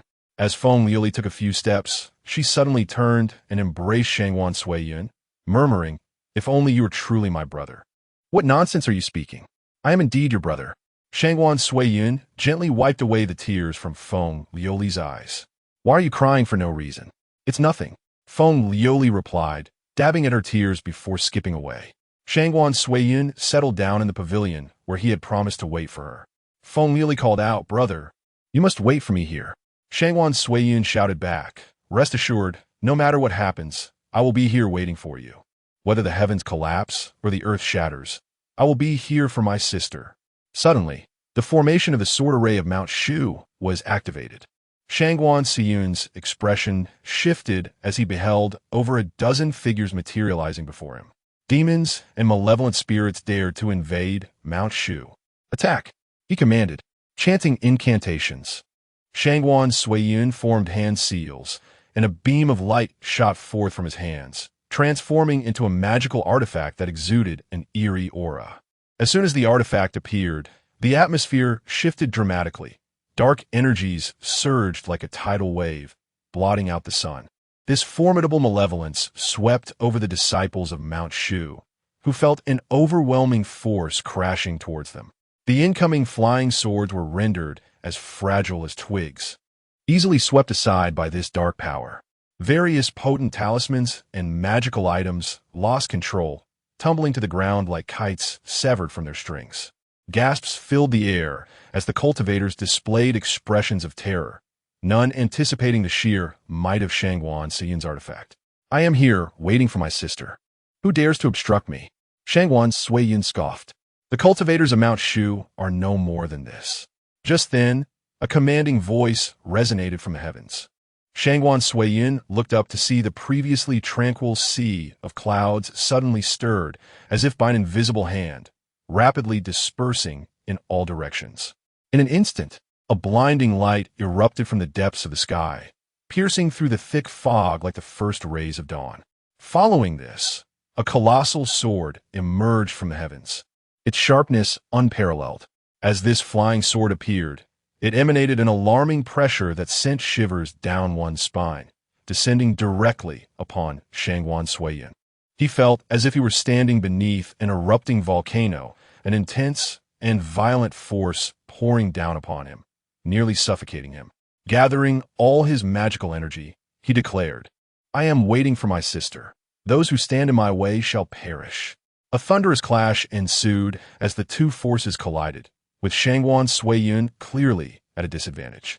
To dare venture alone into the territory of Mount Shu, one must have considerable audacity. Meanwhile, atop Tongtian Peak, Feng Liuli gazed intently at the battlefield through the divine mirror. Clenching her fists, she watched as Shangguan Suiyun struggled valiantly, her body trembling slightly as she bit her lip. "No, do not. Cease struggling. Quickly, act now, in his life. If he remains alive, I shall find no peace in my sleep henceforth." The words of brother Xuanxiao reverberate in my ears. Never allow emotions to cloud your judgment, nor naively believe that a fiend will love you alone for eternity. Furthermore, do not become an accomplice to his tyranny. Upon discovering the true identity of the other, do not act impulsively. Instead, strategize and plan. Should you ever encounter a demon possessing special feelings for you, maintain your composure and ensnare him. Your strength alone will not suffice to resist him. The only prudent course of action is to deceive him into your sect, whereupon you may confront him collectively. At that moment, Feng Liuli lowered her head and timidly remarked, "Does this not constitute an emotional deception? Perhaps he harbors his own grievances." Li Xuanxiao responded earnestly, "All grievances, all tragic experiences, do not justify the torment of the innocent. If you extend your compassion to him, who will extend theirs to the countless innocent lives he has shattered? Since he has made this choice, he must be prepared to face the consequences." Feng Liuli nodded, her understanding tentative. "Brother, I still find it difficult to empathize." Li Xuanxiao replied calmly, "One day, you shall comprehend." At this moment, after witnessing the slaughter of an entire village, Feng Liuli finally grasped brother Xuanxiao's words. She could not help but cry out, "Hurry, do not allow him to live." Once again, a fourth update. Though the fierce winds offer no means to repay everyone with 5-star accolades and gifts, I can only resort to additional updates. Chapter 73. The Woolly Ram. Splendid. You are ready to embark on your journey. Within the confines of the Shaohan realm. After witnessing the actions of Feng Liuli, Li Xuanxiao, the teacher, could not help but nod in approval, brimming with a sense of accomplishment. His year-long guidance had not been in vain. The pupil remained untempted. At last, he could focus on his own endeavors with peace of mind. At this moment, Li Lao Lu was concealed 500 meters underground, sensing the commotion of a brawl occurring not far above. The conflict was intense. In the southwest, another duel of magic unfolded. In the northeast and northwest, the chaos continued. One might mistakenly believe this to be an arena for beasts. Li Xuanxiao gathered his thoughts and steadied his breath. The true Li Xuanxiao lay hidden 1,000 meters below, controlling his doppelgangers until the skirmish concluded, at which point he emerged from the earth. On the ground, several lifeless bodies were strewn about haphazardly. Li Xuanxiao swiftly searched the corpses, discovering some valuable items. Having completed his search, he fled without a trace of hesitation. His consciousness swept the area. 2 doppelgangers flanked him to the left and right front, while 2 more guarded the left and right rear, much like a flock of strong geese migrating, with the frail Li Xuanxiao nestled safely in their midst. However, these geese were rather large. Li Xuanxiao journeyed northward, deliberately avoiding congregated areas. His acquisitions thus far were meager, primarily due to his excessive caution and reluctance to engage in conflict. He kept his distance from others, which consequently led him to miss numerous opportunities for treasure hunting. Nonetheless, Li Xuanxiao remained unperturbed. A hurried approach might yield treasures beneficial for cultivation, but it could just as easily lead to peril and demise. The balance of reward and risk was utterly disproportionate. Days passed. Li Xuanxiao squatted by a brook, observing the medicinal herbs thriving alongside the water. This was the Yuzhou grass, an essential ingredient for crafting soul elixirs. He carefully dug it up, roots and all, glancing at his storage ring, which was already filled with various precious materials. Indeed, the secret realm was exceptional, and Li Xuanxiao felt a profound sense of satisfaction. He pressed on, seeking further valuable resources. As a competent alchemist, one must be familiar with the raw materials. Through his mystical vision, Li Xuanxiao discerned the hidden treasures around him. He plucked a spiritual fruit, ensuring it was free of toxins before indulging in its sweetness. The thrill of gathering materials brought an unparalleled sense of security. Reminiscent of his previous life spent in online gaming, Li Xuanxiao had always preferred solitude in desolate corners, vanquishing harmless creatures and amassing diverse spoils. The sight of these treasures displayed in his repository provided an indescribable comfort. After traversing over 50 miles, he sensed a presence nearby. Instinctively, he concealed himself. "Help! Help me! Is there anyone to rescue me?" A colossal spider web lay stretched out, upon which a stunningly beautiful woman rested.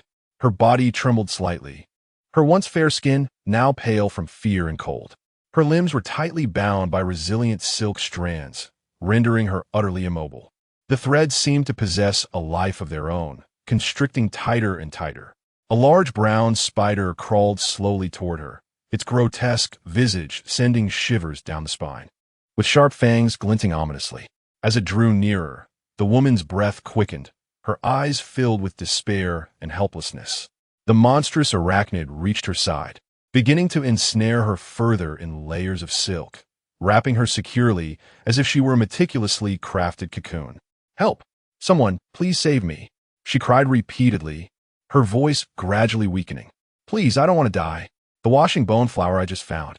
It can't end like this." Despite her dire situation, she clutched the washing bone flower tightly, a vital ingredient for concocting the marrow-cleansing elixir. Assessing the flower's hue indicated its high grade. Even in this frigid realm, it was a top-tier herb.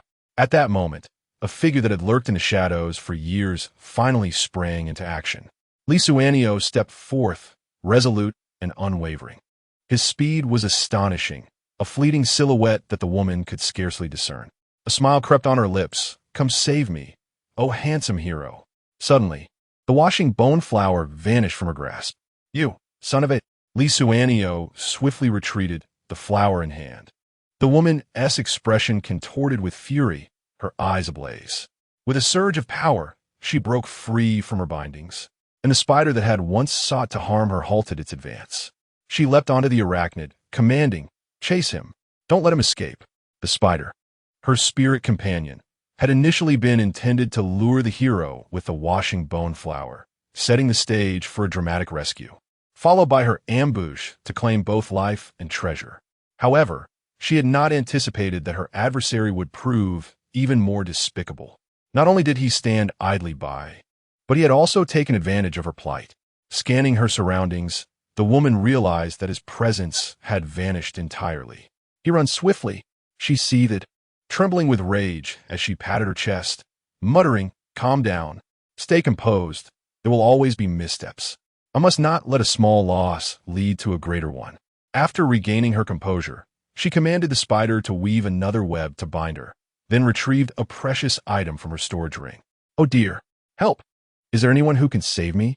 I have just acquired the longevity fruit, which can be used to concoct the elixir of life, thereby extending my lifespan. I cannot simply perish now." The voice of the female cultivator, filled with despair, echoed.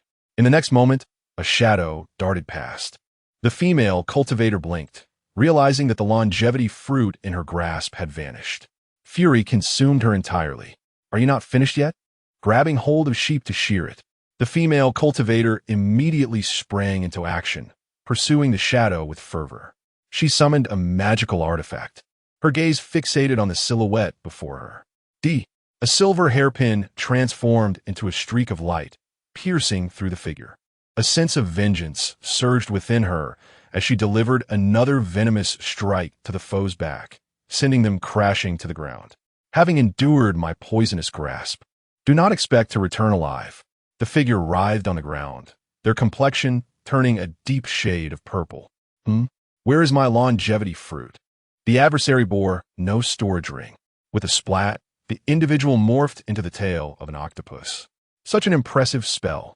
The female cultivator inwardly cursed, turning her gaze to the distance.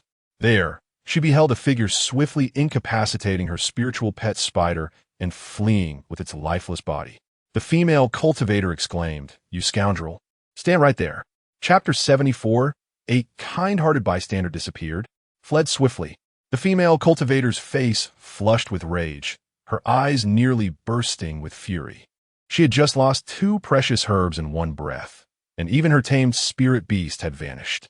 Gritting her teeth, she clutched her throbbing chest. "Damn it! May you suffer a fate worse than death," the female cultivator cursed, turning to leave. Just then, a hand stealthily emerged from the ground, snatching away her magical silver hairpin. It immediately sealed off its aura, followed by the small poison vials attached to her waist. Oblivious to this, she continued her tirade. Li Xuanxiao resurfaced from the earth, finding himself in a secure location. He swiftly dealt with the spider. Its legs, eyes, and fur were all treasures. The process was efficient, taking less than half a stick of incense. Li Xuanxiao activated the Brahma technique, unleashing flames that reduced the creature to ashes, which he collected in small vials. These too were valuable. The female cultivator's poison-making skills were commendable. After a brief examination of the concoction she had crafted, he deemed it worthwhile to sacrifice a clone in the chi refinement stage to counter her. After all, clones were merely expendable extensions of oneself. Li Xuanxiao adhered to the principle of non-aggression. He aimed to avoid bloodshed unless absolutely necessary. Killing would invite karma, and no one could ascertain the extent of another's merits. Peace. Having swiftly resolved the situation and erased any trace of his presence, he fled with haste. In the days that followed, Li Xuanxiao encountered no one, predominantly exploring alone. His current quest was to locate some refining stones to enhance his cherished magical artifact, the silver needle of the crane's crest. Yet after much searching, no sign of the refining stones had emerged. The treasure pavilion of Mount Shu specialized in selling such stones, but purchasing them would leave a record, revealing the grade of his magical artifact. The quantity of refining stones could suggest the magnitude of his treasures. What if someone plotted against him? Moreover, they were quite expensive. Suddenly, the spread of spiritual stones led him to a specific location.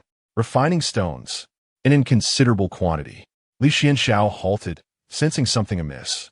He could only perceive the refining stones, while the surrounding circumstances were obscured. Moments later, a puppet squeezed through a crack in the rocks. Inside the cavern lay numerous corpses, either poisoned or gravely injured and unable to recover. The puppet scoured the area, ultimately discovering hidden mechanisms within the cave. These appear to be traps left by a craftsman of the Mo family. The puppet quickly dismantled the traps, resulting in its own destruction alongside them. 2 additional scorpion puppets ventured further inside to check for any oversights. At that moment, a serpent puppet silently ambushed one of the scorpion puppets. This serpent puppet, laced with potent venom, instantly led to the loss of yet another scorpion puppet for Li Xuanxiao. Li Xuanxiao, manipulating the puppets, furrowed his brow slightly as he formed hand seals.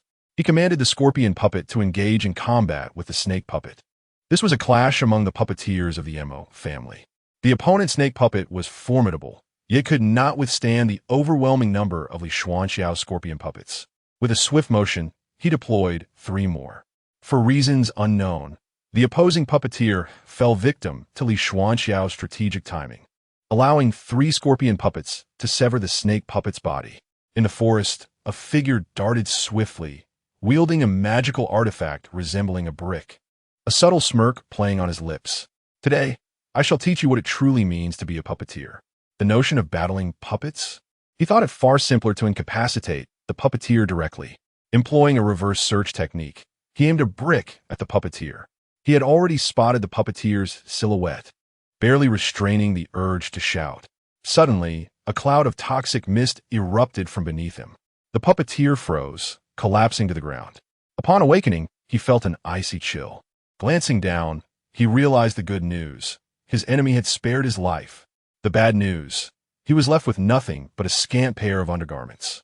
The puppeteer tugged at his remaining clothing, finding his puppet's storage ring, garments, and all other treasures vanished without a trace.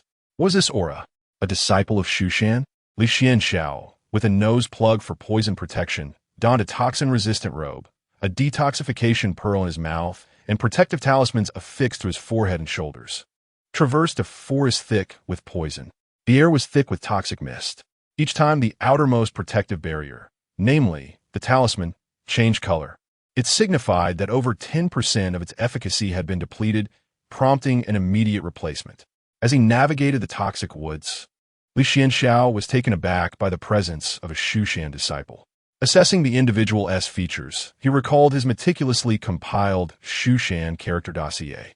Shang Linqing, female, 93 years of age, a practitioner at the pinnacle of the foundation establishment stage, with a low-risk profile, ordinary temperament, average talent, unremarkable appearance, and an unexceptional family background.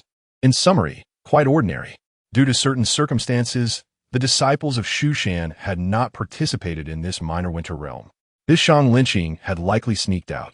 Practitioners in the foundation establishment stage possess a lifespan of 200 years, but once they surpass 100, achieving the golden core stage becomes a daunting challenge. It seemed Shang Linqing was determined to make a final push at this critical juncture, a common narrative among most cultivators. Even upon entering an immortal sect, distinctions among them varied greatly. Li Xuanxiao decided to escort her out of the toxic forest, unwilling to abandon a fellow sect member to peril, ensuring she was placed in a safe location. Shortly thereafter, he returned, his benevolent nature unable to rest easy. He left behind a twin-soul reflective stone with her. The chance of their encounter was minuscule, suggesting that she might soon experience a fortuitous event. Alternatively, it could be due to an unexpected discovery of a certain malevolent technique, enhancing one's cultivation. Such occurrences are indeed rare, and one must take precautions against them. This is sound reasoning. Li Xuanxiao then departed with a sense of reassurance. Moments later, he returned, placing several surplus precious materials beside her. Shang Linqing gradually awakened. Am I still alive? She glanced around her surroundings and noticed the precious materials beside her. On the ground lay a phrase: one must not be hasty in cultivation. It is essential to understand that cultivating great clumsiness leads to true skill, and only upon attaining genuine foolishness does one recognize wisdom. A kind-hearted passerby. Reminder: always remember to walk the righteous path. Chapter 75. Encountering a fellow countryman. A month had swiftly passed, and the Shaohan realm was nearing its closure. Li Xuanxiao concealed himself within a certain cave, having amassed a bountiful harvest. The resources he had gathered remained unrefined, merely raw materials. Once refined into elixirs, their value would double, akin to the distinction between a watermelon and watermelon juice. For 20 yuan, one could purchase a watermelon. It was unlikely one could afford a cup of watermelon juice. He estimated that he could remain at Yingjian Peak for several years without the need to depart. Li Xuanxiao exhaled contentedly, feeling a profound sense of satisfaction despite the arduous labor. Finally, he could allow himself a moment of respite. Calm down. He reminded himself that he was still within the secret realm. It would be prudent to wait until he returned to Yingjian Peak to truly relax. Thus, Li Xuanxiao patiently awaited the closure of the Shaohan realm. At this moment, he was remotely observing the battle conditions of other Golden Core cultivators through his avatar. The more one learned and practiced, the greater the chances of success in real combat.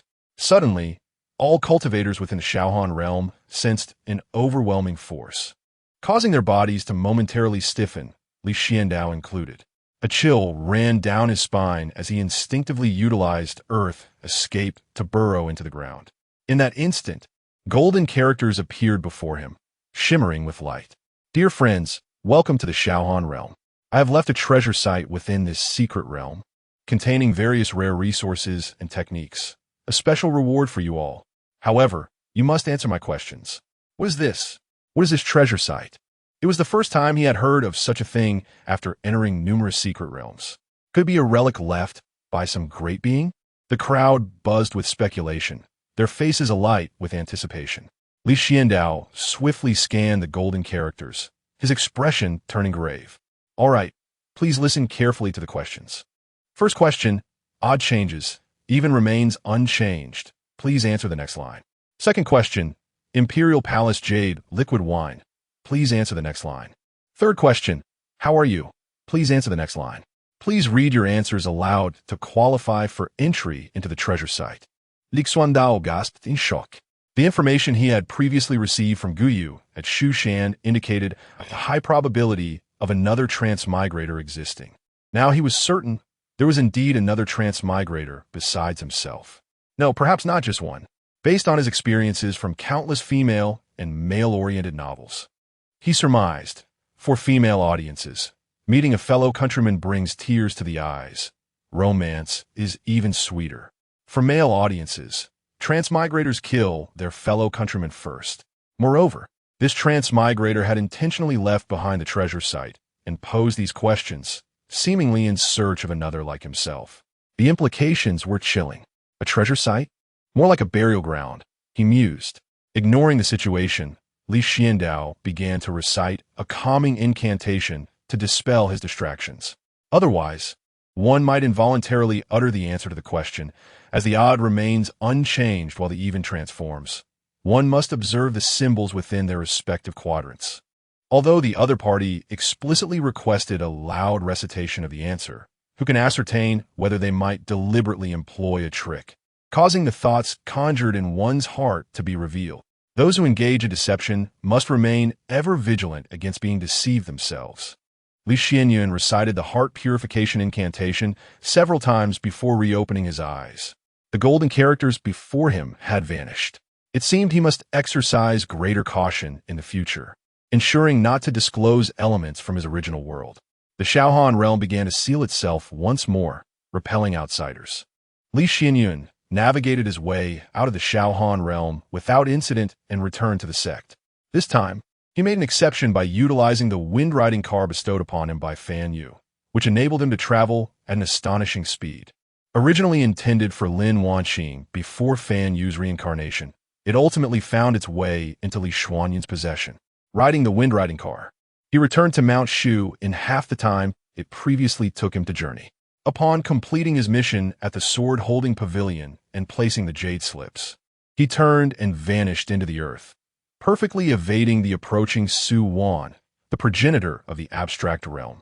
Li Xuanxiao sensed something amiss with Su Wan's aura, which seemed rather restless. What could be the matter? A sense of alarm resonated within him once more. Upon returning to his humble abode on Silver Sword Peak, he was greeted by Zhao Lu, who emerged from the warm spring water. She had deliberately wrapped a snow-white towel around herself, allowing it to drape perfectly over her exquisite figure, subtly revealing her enchanting curves. Her long hair, damp and clinging to her fair shoulders, glistened as droplets cascaded down, reminiscent of morning dew rolling off lotus leaves, translucent and pristine. Her delicate skin, nourished by the spring's warmth, appeared exceptionally smooth and refined, exuding a tempting luster as if a mere touch could elicit moisture. In truth, she had indulged in the hot springs daily, anticipating this very moment. However, her senior had delayed his return. Just as she feared swelling from excessive soaking, he arrived today, prompting her to hurriedly shed her clothes and swim a lap in the spring before feigning surprise upon noticing him. Yet, none of this escaped Li Xuanxiao's keen observation. He chose not to expose her ruse, tossing her the prepared materials.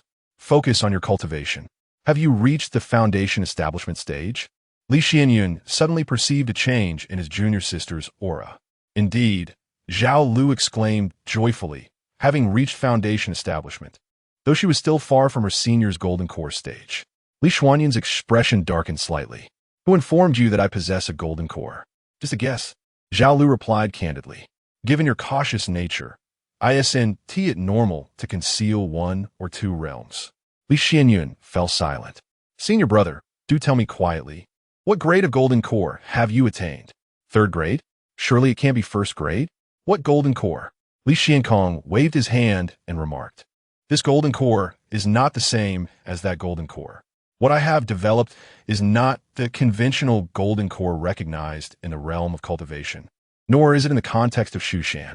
I have merely improved upon the foundation of building the foundation. As he walked, he continued, creating a golden core is no simple feat. Others have spent 2 or 3 decades achieving it. My senior brother has yet to even contemplate such a venture. Believing it can be accomplished merely by blowing air? That is utterly impossible. Upon returning to his humble abode, Li Xuanxiao intended to revisit Feng Liuli's studies later that evening. However, he believed he need not worry excessively, as he could redirect most of his energy toward other matters. He remained vigilant against the potential emergence of time travelers. He recognized the necessity of entering a period of seclusion to assimilate the precious materials acquired this time. Yet, before doing so, there was a matter that required resolution. Today, he noticed a fluctuation in the aura of his senior sister, Su Wan. Li Xuanxiao opened the corresponding recording stone in Su Wan's cave dwelling and began to review the playback. During his absence from Shushan, he was unaware of the specific events that had transpired. With so many favorable reviews, how could a rating have dropped? A friend mentioned it might be due to excessive updates, leaving me perplexed. Is having too many updates truly a disadvantage? Chapter 76. Unstable Heart of Tao within the confines of the cave. Su Wan took a deep breath. Once again, her attempt to break through had failed. It seemed she had developed a mental knot that hindered her from successfully condensing her Dan. A rather delicate visage floated before her eyes. Su Wan shook her head and murmured softly, does Li Xuanxiao truly not harbor any feelings for me?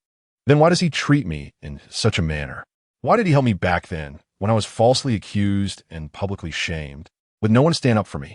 Through the dual soul reflection stone, Li Xuanxiao furrowed his brows. Could it be that Su Wan has developed a heart demon because of my rejection? That would indeed be dire. An unstable heart of Tao, succumbing to madness? This is alarming. Li Xuanxiao felt a surge of anxiety. Su Wan's temperament was indeed prone to fixating on trivial matters. Reflecting on his previous words to her, he realized his refusal had been excessively blunt. With Murong Mo's demise, he had still turned down Su Wan, subjecting her to a double blow. Her confidence had plummeted to nothing. At this moment, Su Wan contemplated in the cave for a while before slowly speaking to herself. Why would he go so far as to kill senior brother Murong to protect me? He deliberately avoids me, even uttering such words, merely to create distance between us. Yes, that must be it. He is intentionally distancing himself. But why? Perhaps because he wishes to protect me in silence, fearing the Murong family's retaliation, fearing the sect's punishment. That is why he remains silent in my presence, simply watching over me quietly. Indeed, that is the case. By claiming he does not like me, it actually signifies his willingness to sacrifice everything for my sake. How foolish I am. I only thought he rejected me, believing I had misunderstood his feelings. Little did I know, he conceals his affection even more deeply. Li Xuanxiao, quietly observing the entire process through the dual soul reflection stone, now lay still on the ground. I feel like dying. Despite meticulously planning every detail and anticipating countless possibilities, he could not outsmart Su Wan's sudden insight. Good news, Su Wan's heart of Tao had stabilized. Bad news, Li Xuanxiao was on the brink of collapse. At that moment, a woman clad in purple entered Su Wan's cave. She was not a native of Shushan. The woman in purple bowed to Su Wan. Miss, regarding your engagement with the young master of the Xiao family, my lord has decreed that unless he passes away, this promise must be upheld. Su Wan retorted angrily. That was a private engagement he unilaterally arranged. Why should I marry someone I do not know simply because he wishes to keep his word? Tell the old man, I already have someone I care for deeply. That person treats me well. Remembering Li Xuanxiao and his silent guardianship, tears began to stream down Su Wan's face. But my lord will not agree. Miss, you must think carefully. Give me 3 years. After 3 years, I shall have successfully achieved my goal and will naturally withdraw my engagement with the Xiao family, without needing the approval of that old man. Inside the humble abode, Li Xuanxiao mused. Select a decent coffin. Perhaps fleeing the Shushan Mountains under the cover of night would be the wisest course of action. I initially believed my adversary was merely following the script of a typical white lotus female protagonist from a romantic novel, only to discover that she is, in fact, Nailin Yanran. Withdrawing from the engagement? The Xiao family? Li Xuanxiao recited the heart-purifying mantra several times, seeking to calm his agitated emotions. Steady yourself. It is merely a matter of a similar surname. After all, I have encountered Han Li and Yi Fan before. What a fuss over nothing. As for the withdrawal, it is not an uncommon occurrence. I simply need to handle it with care. There is nothing that cannot be resolved. 3 years. There are still 3 years left for me. The immediate priority is to process the treasures I have acquired this time, refining magical tools. Furthermore, I must solidify my foundational cultivation. With this in mind, Li Xuanxiao promptly set about his tasks. Prior to that, he intended to pay a visit to Feng Liuli. Lu Ziyin, clad in a brand new outfit, finally emerged from the cave dwelling, once again donning his flowing white robes, embodying an ethereal presence. He sought out Feng Liuli, who was alone in a pavilion atop Silver Sword Peak, gazing sorrowfully at the sky, tears streaming from the corners of her eyes. The wind tousled her hair. Feng Liuli exhaled deeply, the voice of Shangwan Sui Yun echoing in her ears. Sister, observing Feng Liuli's mournful silhouette, Lu Ziyin sighed softly.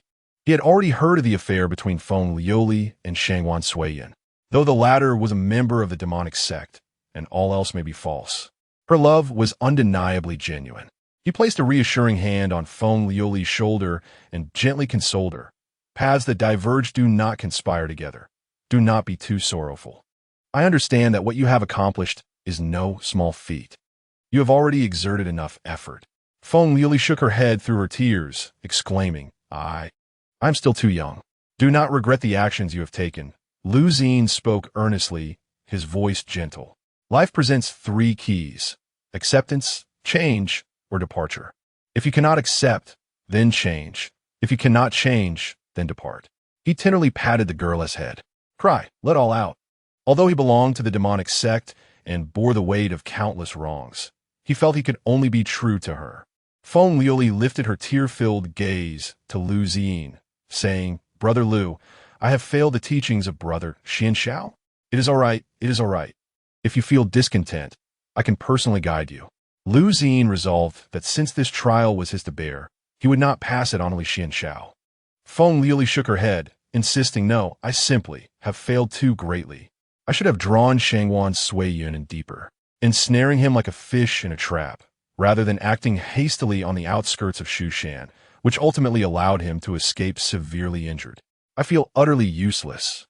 Will he seek revenge against me in the future? The mere thought of it brings me to tears. Lu Ziyin remained silent, gazing up at the heavens, nearly shedding tears himself.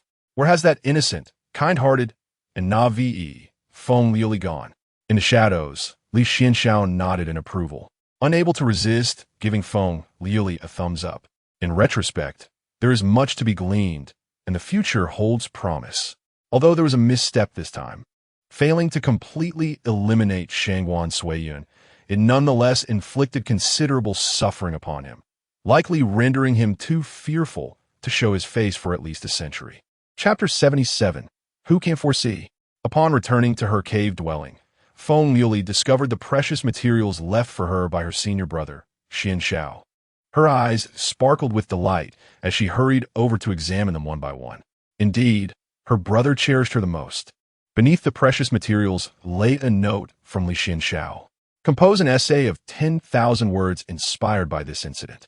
The theme is left to your discretion, and the style is to be chosen by you, excluding poetry. The title is also to be self-determined. It must be original, free from plagiarism, and the content should be uplifting and aligned with mainstream societal values, rich in positive energy.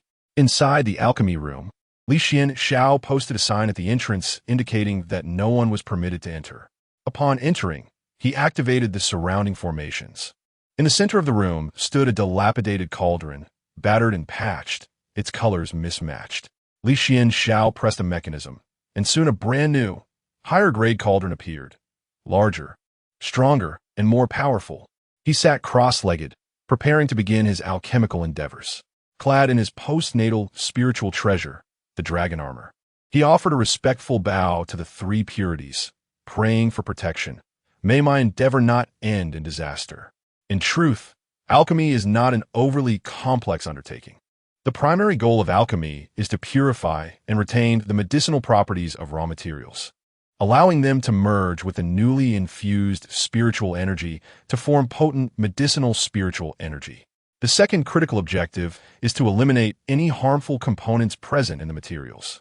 The challenges to address are, first, how to ensure that the medicinal properties of the spiritual herbs fully integrate with the spiritual energy, maximizing the conversion into medicinal spiritual energy. Second, how to maintain the balance so that the elixir can withstand the increasing internal repulsive forces of the medicinal spiritual energy without exploding. Now, you have learned the art of alchemy. It is time to commence. The process unfolds in 3 steps. This time, the alchemical refinement would differ from previous attempts, likely requiring 6 months to complete the material storage plan. The second step involves refining one's personal magical treasure from the materials. The third step is to enhance one's cultivation and solidify the foundation before finally emerging from seclusion. My brother closed himself off as soon as he returned. I heard he also left a letter for little sister Liuli. Though he left me a note too, it was 5 words shorter, exactly 5 words. Zhao Lu lamented, her head resting on the table, a visage of despair. Indeed, love can fade, cannot it? At that moment, Zhao Lu's gaze caught sight of a figure soaring across the sky. Initially indifferent, she soon recognized the approaching silhouette, and her heart raced with alarm. It was none other than Senior Sister Su Wan. Zhao Lu quickly stood up. Surely, she was not here to seek her brother? As expected, Su Wan's first word upon seeing her were, "Is junior brother Xianxiao here?" Zhao Lu replied, "My brother is in seclusion and has instructed that no outsiders disturb him." Oh, Su Wan nodded in acknowledgement. Zhao Lu breathed a sigh of relief, glad that Senior Sister Su Wan understood the importance of discretion and was not so shameless. Su Wan replied, "In that case, Zhao Lu, you may leave. Do not disturb your senior brother. I shall go and see him." Zhao Lu, taken aback, exclaimed, "Senior sister, my senior brother is in seclusion and does not allow outsiders to disturb him." She assumed Su Wan had not comprehended her words and reiterated her point. Su Wan smiled softly, thinking to herself, "How could I be considered an outsider? I am his beloved." Zhao Lu handed a cup of freshly brewed tea to Senior Sister Su Wan and cast a glance at the side, where Junior Sister Jiang Luoshui was present. She could not fathom why wherever Su Wan went, Jiang Luoshui followed. Feng Liuli and Zhao Lu seated themselves opposite one another. The 4 of them, among the top 10 beauties of Mount Shu, exchanged glances, creating a rather awkward atmosphere. Zhao Lu felt a sense of wariness. Su Wan was rumored to be the romantic interest of her senior brother. The weapon concealed beneath her chest was exceedingly rare.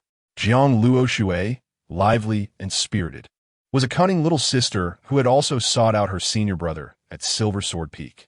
As for Feng Liuli, she was an intense rival. It was all too challenging. Zhao Lu could not endure the awkwardness any longer and took the initiative to speak. Senior Sister Su Wan, Junior Sister Luoxue? May I inquire what brings you to seek my senior brother? Su Wan's expression shifted slightly as she replied softly. There are certain matters I wish to discuss with him in person. Then why not share them with me? I shall convey your words to him once he emerges from seclusion. Su Wan shook her head, indicating it was not convenient and that she preferred to speak with him directly. But my senior brother's seclusion may last a considerable time. Su Wan responded softly. That is of no concern. Seclusion? It was likely just a means to avoid me, Su Wan speculated. Thus, the four fell into silence once more. Feng Liuli was unaware of the relationship between Su Wan and her senior brother Xianxiao. At that moment, she was lost in thought, contemplating the task her senior brother had entrusted to her. Within the alchemy chamber, Li Xuanxiao paused his potion making. What are the four of you gathering for? Brewing poison? Four toxic individuals together. The one who proves the most poisonous will survive, he mused. In an effort to dispel the awkwardness, Zhao Lu proposed they share a drink, offering to fetch some snacks. Li Xuanxiao deemed there was likely no significant issue and continued with his alchemy, while also dividing his attention to observe the progress of his weapon forging. Days later, as dawn broke, the room was filled with the scent of alcohol, clothing strewn haphazardly about.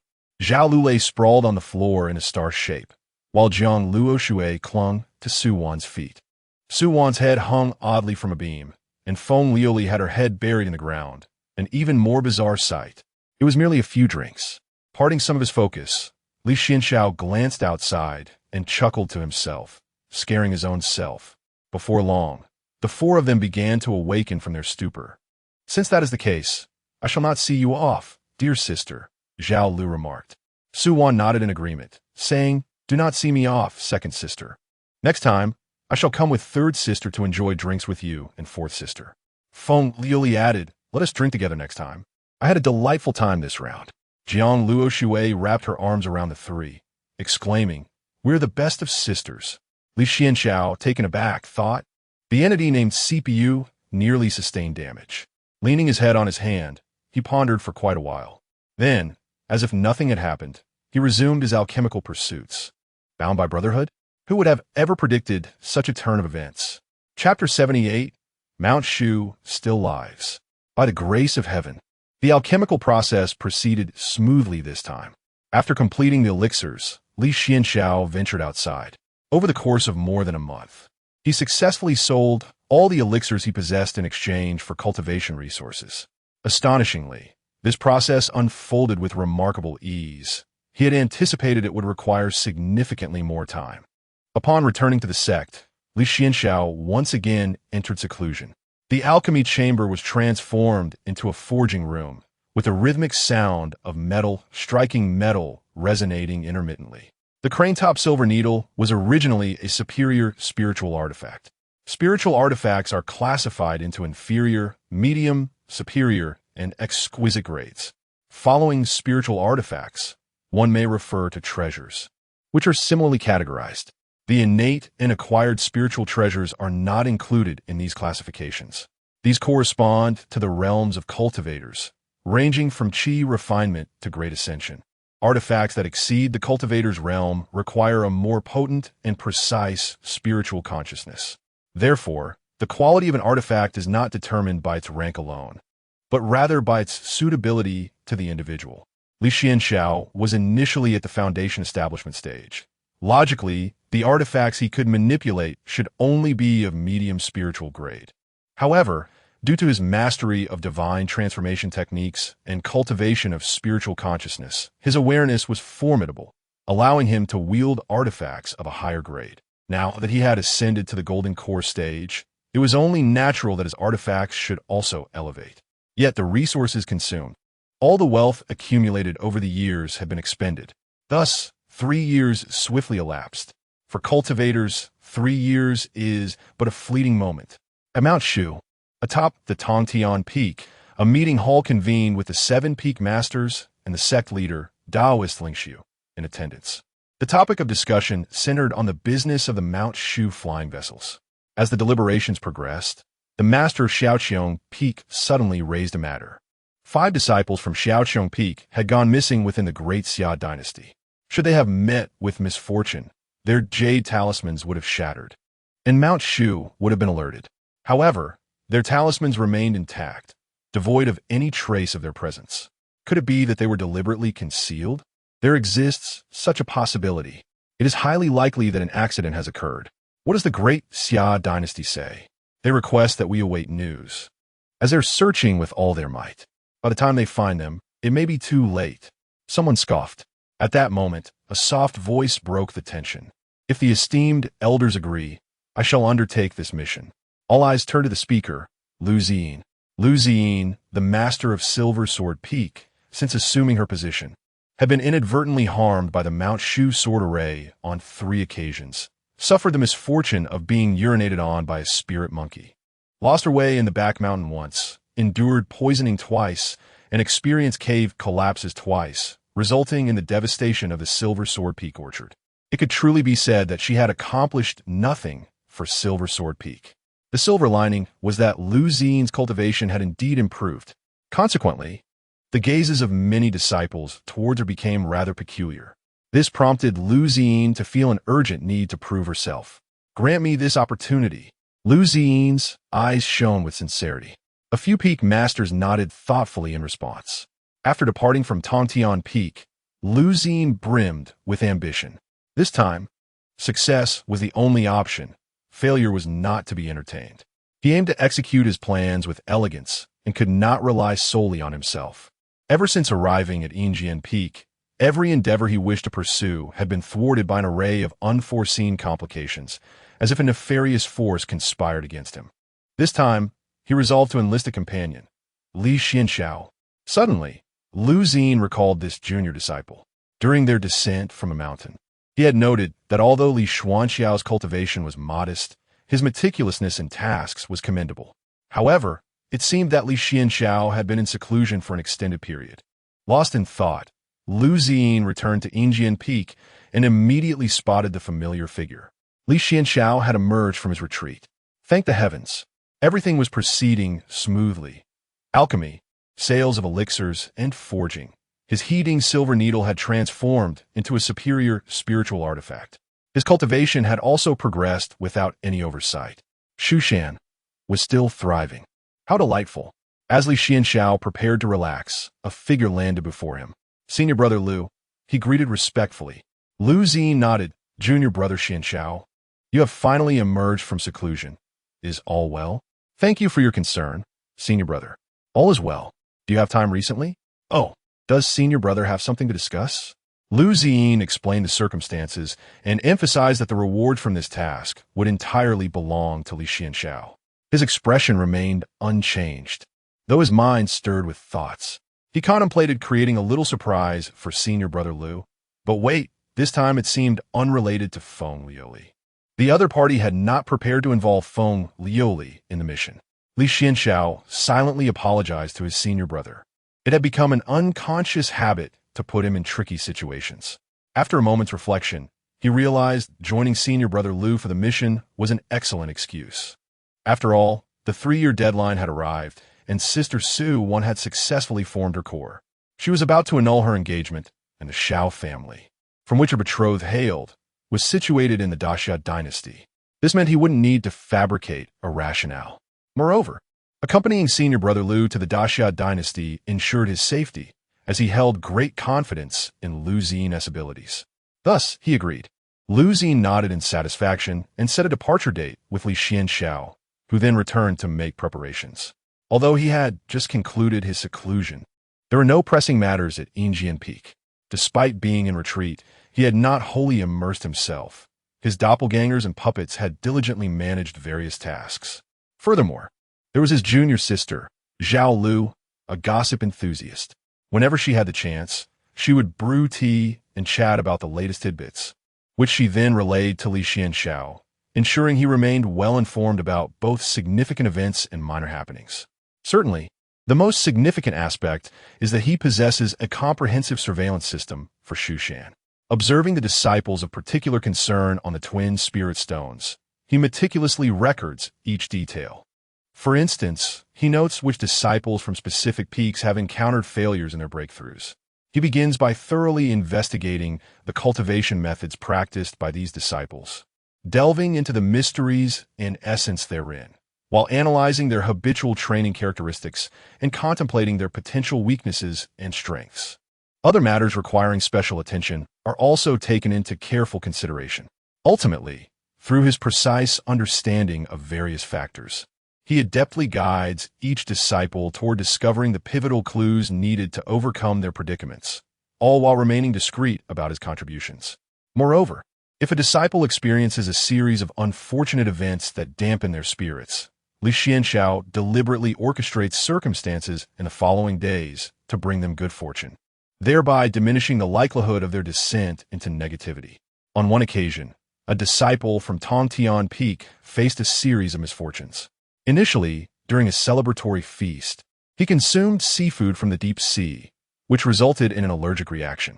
While attempting to take detoxifying medicine, he encountered counterfeit products, leaving him bedridden for a month. After finally recovering, he went to the servant peak for a meal, hoping to save some money.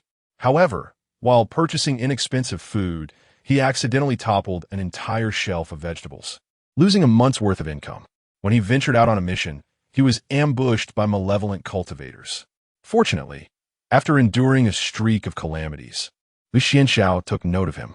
Thus, when he was besieged and on the brink of death, Li Xuanxiao intervened and saved him. It is a poignant reminder of fate. Without those unfortunate events, Li Xuanxiao would not have paid particular attention to him, and the disciple might have perished at the hands of the evil cultivators. Chapter 79, Panlong City. The following day, a small flying vessel departed from Shushan, heading towards the Great Xia dynasty. On board were 4 individuals: Lu Ziyin, Li Xuanxiao, Su Wan, and Zhao Lu. Su Wan was en route to the Great Xia dynasty to annul her engagement with the Xiao family.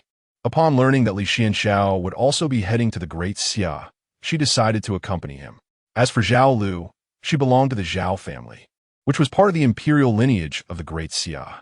Given that 5 disciples from Shushan had gone missing within the territory of the Great Xia, it was inevitable that they would need to liaise with the dynasty, and Zhao Lu's royal status would facilitate their endeavors. Moreover, she was keen to return home. Lu Ziyin stood on the flying vessel. Not far from him, Li Xuanxiao was quietly meditating. Although he appeared relaxed, his body remained tense. He sensed Su Wan's gaze lingering on him and, in an effort to avoid eye contact, simply closed his eyes. Su Wan's decision to act was, in fact, within his expectations. Rather than allowing her to venture alone, it was prudent to accompany her. Su Wan's betrothed was from the Xiao family in Panlong City, which had once been one of the premier powers within the Great Xia. However, following a devastating war, the family's ancestral figure perished, leading to a loss of their elite members and a subsequent decline in their prominence. Su Wan's grandfather had once been on amicable terms with the ancestral head of the Xiao family, and they had arranged a betrothal between their grandchildren. Thus, Su Wan's fiancé was Xiao Ran, the son of the current clan leader. Xiao Ran had been a prodigious talent, a rare gem among cultivators, but several years prior, he had ventured into a mysterious forbidden area and returned with his cultivation utterly destroyed, the reasons remaining unknown.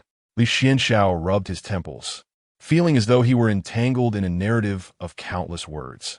Based on the current speed of the flying vessel, their journey to the destination would take 2 days and 2 nights. Coincidentally, the location where the 5 Shushan cultivators had been assigned was indeed Panlong City, home of the Xiao family. With minimal conversation and a smooth journey, they arrived at Panlong City ahead of schedule. At that moment, an additional passenger joined them, a swordsman returning home whom they had encountered along the way. According to the swordsman, he had left home to cultivate in his youth, and now, with his lifespan drawing to a close and no hope for further breakthroughs, he yearned to return to his roots. The elderly swordsman, clutching a wine gourd, exclaimed, "We have arrived. It is time for this old man to bid farewell to you, my friends. I am grateful for your company on this journey. Otherwise, I would have taken much longer." As the old swordsman stood up, he noticed the 4 passengers regarding him with peculiar expressions. Scratching his head, he jested, "What is this? Am I expected to pay you? I do have a few valuable trinkets, though I wonder if they would catch your fancy." The 4 remained silent, merely observing him. The old swordsman was perplexed. Lu Ziyin finally spoke. "Senior, You cannot enter the city anymore. It is time for you to depart. Huh? You have already passed. When we encountered you, there was little time left for you. It is time for you to go, Lu Ziyin reminded him. The old sword master gradually awakened, glancing at his own corpse not far away, and suddenly chuckled, feeling a sense of release. He pondered on the troubles of several individuals and wondered if they could spare some time to check on his family. After receiving consent from Lu Ziyin, the ethereal form of the old sword master dissipated into the air. Upon arriving at Panlong City, the city lord had long been awaiting their arrival. Ready to greet the princess, accompanied by officials of various ranks, he stepped out to welcome them. Zhao Lu, with her hands placed on her waist, instinctively lifted her chin. Having spent so long in Shushan, she had nearly forgotten her royal identity. Zhao Lu proudly regarded her senior brother, inquiring with a hint of mischief, "What do you think?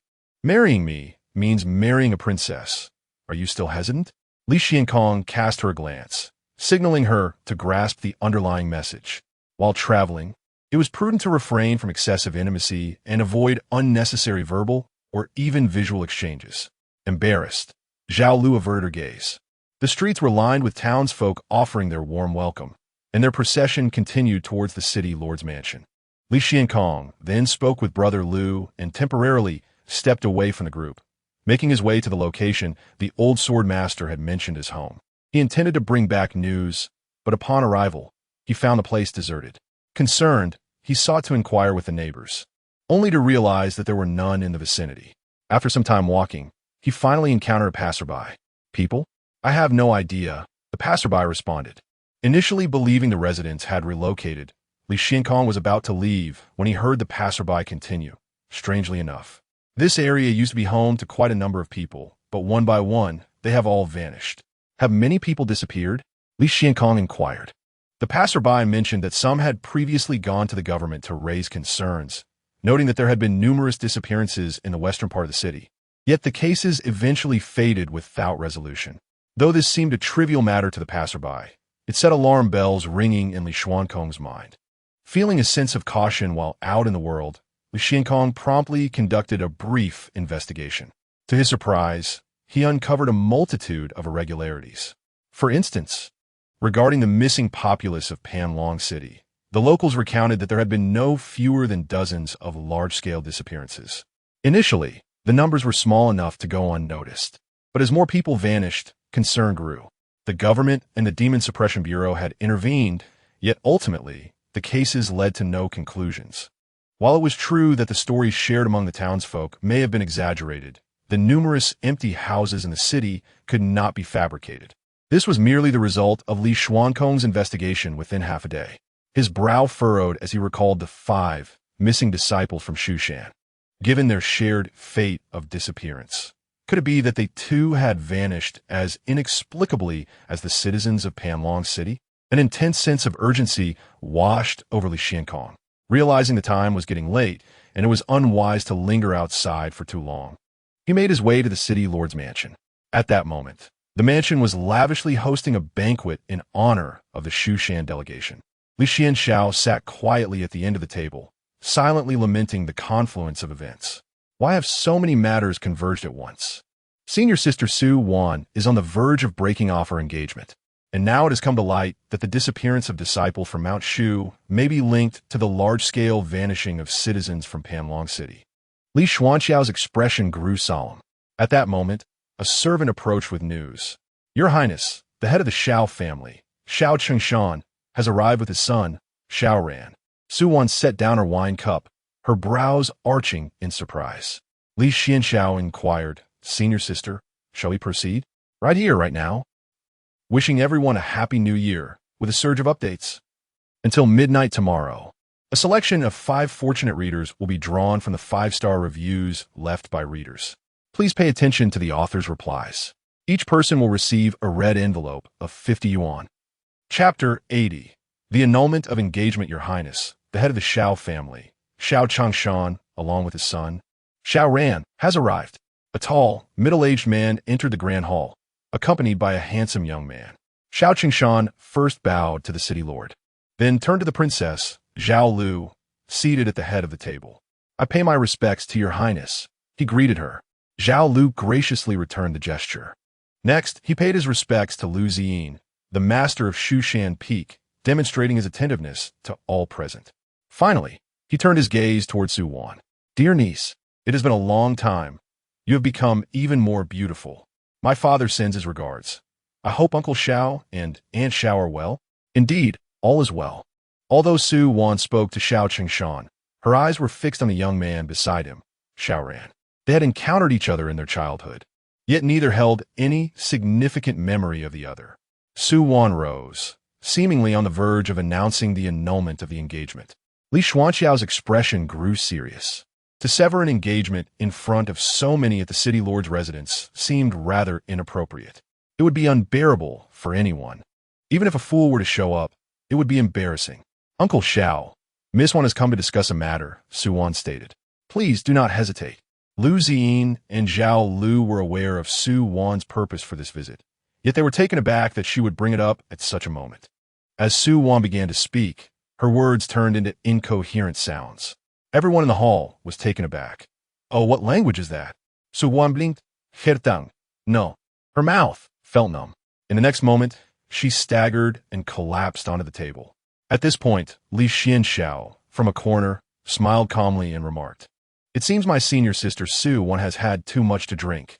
She had already consumed quite a bit before arriving. Allow me to escort her to her room to rest. With that, he helped Su Wan leave the banquet and headed to the room arranged by the city lord for their stay. Fortunately, I was prepared in the hall. The city lord of Panlong City, Yu Qianxi, expressed his commitment to assist in the investigation regarding the disappearance of the disciples from Shushan. The presence of the master of Shushan Peak underscored the significance of this matter. Lu Ziyin nodded. Then I shall rely on your cooperation. To be honest, there are 3 peaks near Panlong City, rife with ferocious beasts, and malevolent cults lurk within the city, Yu Qianxi continued. Given that these 5 disciples from Shushan have been missing for some time, it is feared they may have encountered misfortune. Lu Ziyin replied solemnly, Rest assured, Shushan does not act without reason. We will not hastily blame Panlong City. However, whoever has chosen to harm our disciples has declared themselves as our foes. The city lord smiled and sipped his tea. The following day, after awakening from her intoxication, Su Wan learned that Xiao Qingshan and his son had departed from the city lord's residence and returned to the Xiao family. She felt an overwhelming urgency to head to the Xiao family to annul the engagement, as if she could hardly wait another moment. I wish to express my sentiments. Through my actions, I shall convey to Brother Xianxiao that I am aware of his affections and that I am reciprocating them. Su Wan, with her long legs gracefully in motion, swiftly departed from the city lord's mansion. As she stepped out, her gaze inadvertently fell upon a nearby sign that read, Reciprocity is the essence of etiquette. It bridges the world. Suddenly, Su Wan realized that even in the case of a broken engagement, one ought not to arrive empty-handed. Upon further reflection, she perceived that perhaps her reaction had been somewhat hasty. In truth, Xiao Ran bore no fault regarding their betrothal. He too was a victim. To confront him so fiercely about the dissolution of their engagement would surely cause him distress. At the very least, she ought to offer him some form of compensation. With this thought in mind, Su Wan glanced within her storage ring, only to find it devoid of particularly valuable treasures. Surely, her senior brother Lu Ziyin possessed something of worth. With this in mind, Su Wan turned to seek out Lu Ziyin. After her departure, a hand emerged from the ground to reclaim the sign that proclaimed, Reciprocity is the essence of etiquette. It bridges the world. At the Xiao residence, Xiao Ran lay in bed, tossing and turning, unable to find solace. After his meeting with Su on the previous day, an unsettling premonition had taken root within him. Second young master, the clan leader requests your presence in the reception hall. At that moment, a maid entered. Who is there? He inquired. The maid shook her head. Within his heart, Xiao Ran already harbored an answer. He rose, performed a brief cleansing, and noticed the ancient pendant around his neck flickering with an enigmatic glow. He departed his chamber, making his way to the clan's reception hall. Along the way, the gazes of the Xiao family's youth fell upon him with a hint of peculiarity. In the reception hall, the elders of the Xiao family had gathered. At the head of the table sat the current clan leader, Li Xuanxiao. Opposite him was Su Wan, adorned in a delicate, dark-hued, floral-patterned satin gown. Though still youthful, she exuded an undeniable grace in her every gesture. Coupled with her striking figure, she indeed captivated attention. Li Xuanxiao had once remarked that Su Wan possessed an innate disposition of a future wife. As Xiao Ran beheld Su Wan, the ominous premonition resurfaced within his mind. No longer was it merely a premonition. "Xiao Ran, what brings you here?" An elder inquired with surprise. Xiao Ran stood in place. A look of confusion etched upon his face. "Xiao Ran, no one summoned you here," the second elder remarked. As he surveyed the room, Xiao Ran realized that not a single spare chair remained. A cold laugh bubbled within him. How lowly had his standing in the family become? The warmth of human relations had turned frigid. He recalled the days when, at the tender age of 5, he began his journey in qi refinement. And, at 12, he established his foundation. Every member of the family had sought to curry favor with him. Yet now, at that moment, Su Wan spoke. "I have come primarily to discuss matters with young Master Xiao." "Someone, bring a chair," commanded Xiao Chengxian in a cold tone. Regardless of circumstances, Xiao Ran remained his son. The treatment he received from the elders was utterly unjustifiable. As a man of wisdom, Xiao Chengxian prioritized the greater good. Yet he too had faced exclusion from the elders since ascending to the position of clan leader. Especially after his son, Xiao Ran, was deemed a failure. Many harbored intentions of replacing him. It was well known that Su Wan's niece was exceptionally gifted, having joined the Shushan sect. She had already succeeded in forming her core at such a tender age, truly a prospect of boundless potential. Several elders extolled her virtues to the point of making Su Wan feel somewhat bashful. After a brief conversation, Su Wan finally steered the topic back on track. "Uncle Xiao, the engagement between Xiao Ran and myself was established by my grandfather and the elder of the Xiao family, without my consent. At that time, I was too young to voice my objections. Now, having come to the Xiao family, I intend to dissolve this engagement." As her words echoed in the air, time seemed to freeze for several seconds. The rigid smile on Xiao Chengxian's face could no longer be maintained, revealing a countenance that was utterly ghastly. His clenched fist trembled slightly, revealing his agitation. Chapter 81. As fate would have it, with a resounding crash, Xia Kengshan smashed the table before him to splinters. The elders in the hall immediately cast their gazes upon him, exclaiming in unison, "Chengshan, you must not be disrespectful." The individuals before them were disciples of Shushan, and the Su family was currently in its prime. How could the Xia family afford to offend them at this juncture? The humiliations of the past years seemed to coalesce into that one blow. The loss of his beloved wife, his once proud son, now a subject of ridicule, and the ostracism faced within the family, all of it bore down heavily on him. As the patriarch, he could only endure for the sake of the greater good. With a heavy sigh, Xia Kengshan resigned himself to the inevitability of the situation. From this moment forth, he and his son would become the laughingstock of the entire Panlong city. "I truly regret it. Su Wan is willing to compensate the Xia family, but the matter of the engagement is absolutely non-negotiable," she stated. Su Wan added, "This is not due to Xiaoran's crippled cultivation, nor because I have become a disciple of Shushan and the Su family has grown formidable while the Xia family has fallen. It is certainly not because Xiaoran is unattractive or has any flaws." Li Xuanxiao, who had been eavesdropping, rubbed his temples in exasperation. "If you cannot articulate your thoughts, perhaps you should remain silent." Su Wan had laid the groundwork for some time, oblivious to the grim expressions adorning the faces of the entire Xia family. "If you wish to annul the engagement, then do so. Why speak so harshly?" Finally, Su Wan got to the crux of the matter, continuing, "In essence, I wish to clarify that I, Su Wan, am not someone who seeks to curry favor with the powerful. I have simply found someone I cherish, who treats me with utmost kindness. I cannot betray his trust." At that moment, Xiaoran, seated at the end of the table, rose abruptly. The young man glared furiously at Su Wan. "Su Wan, you have insulted me beyond measure. Spare me your excuses. If you look down upon me, just say so. I, Xiaoran, may currently be unable to cultivate, but do not forget, fortunes can change. Do not underestimate the potential of a young man in his prime. One day, I shall reclaim this humiliation. Suwanri solemnly. I have already stated that it is not a matter of disdain. I simply cannot fulfill this engagement. If I, Su Wan, were to wield my influence, I would not have come here alone today. Xu Shan and the Su family are both her pillars of support. Which Xiao family could afford to offend them? Xiaoran retorted. It is only because the Su family is currently powerful, and you, Su Wan, have successfully formed your core, backed by Xu Shan. Where were you when I began cultivating at 5 and established my foundation at 12? Why did you not come to annul the engagement then? When I was still a prodigy, the Su family did not come to retract the engagement. This is merely opportunism and a reflection of fickle human sentiments.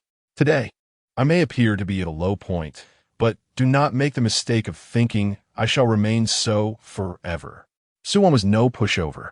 She regarded the young man before her, who was of similar age, as he stood with veins bulging, spewing words of indignation. Rising to meet his challenge, she coldly declared, "The law of the world is survival of the fittest. Your cultivation has been destroyed. You are weak. Can you blame me for that?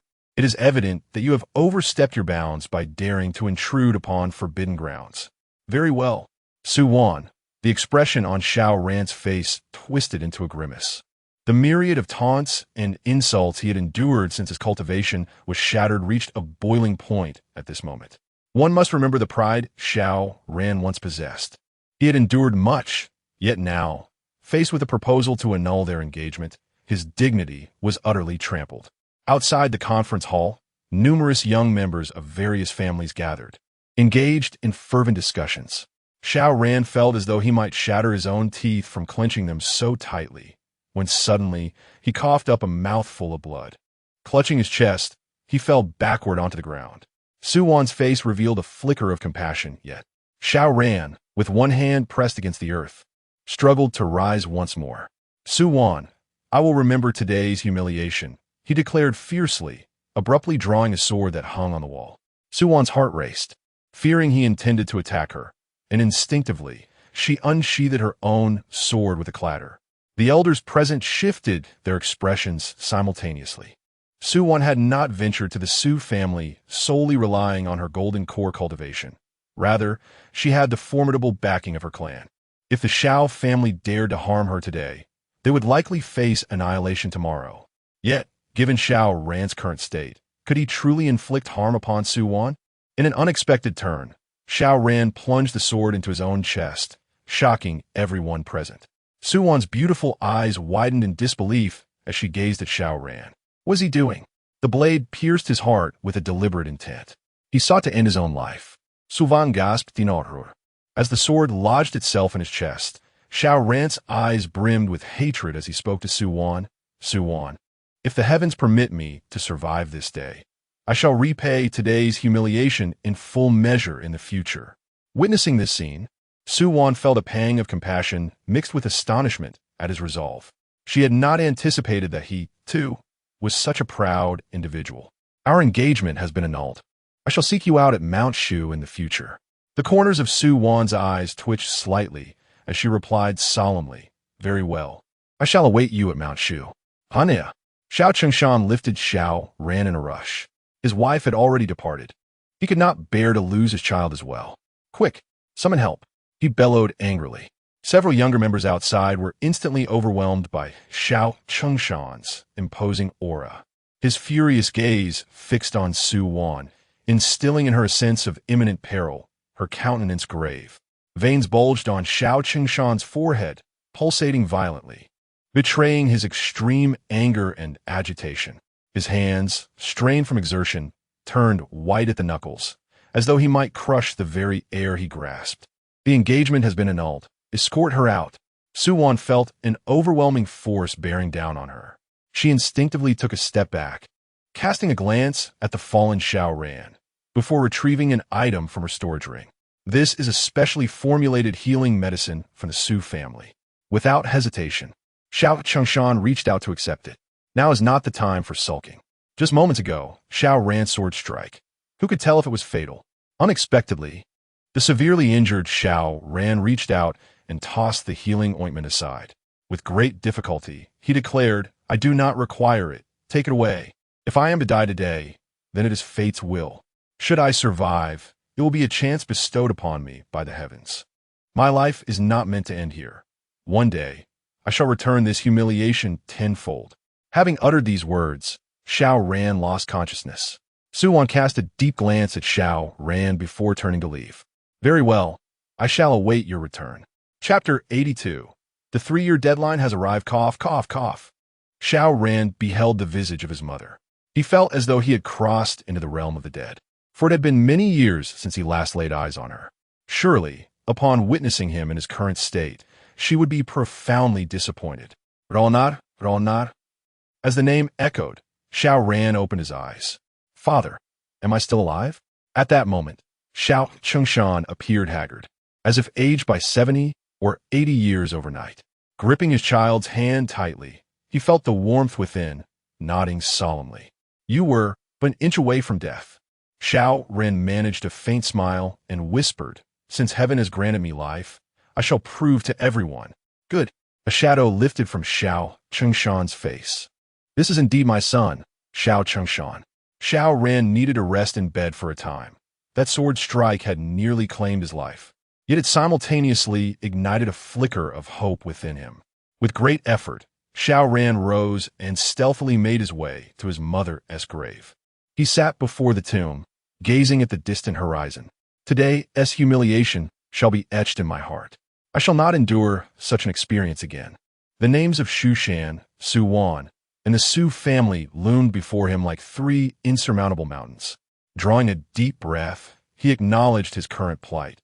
His cultivation was inferior, barely reaching the Qi refinement stage, while Su Wan had already attained the golden core level.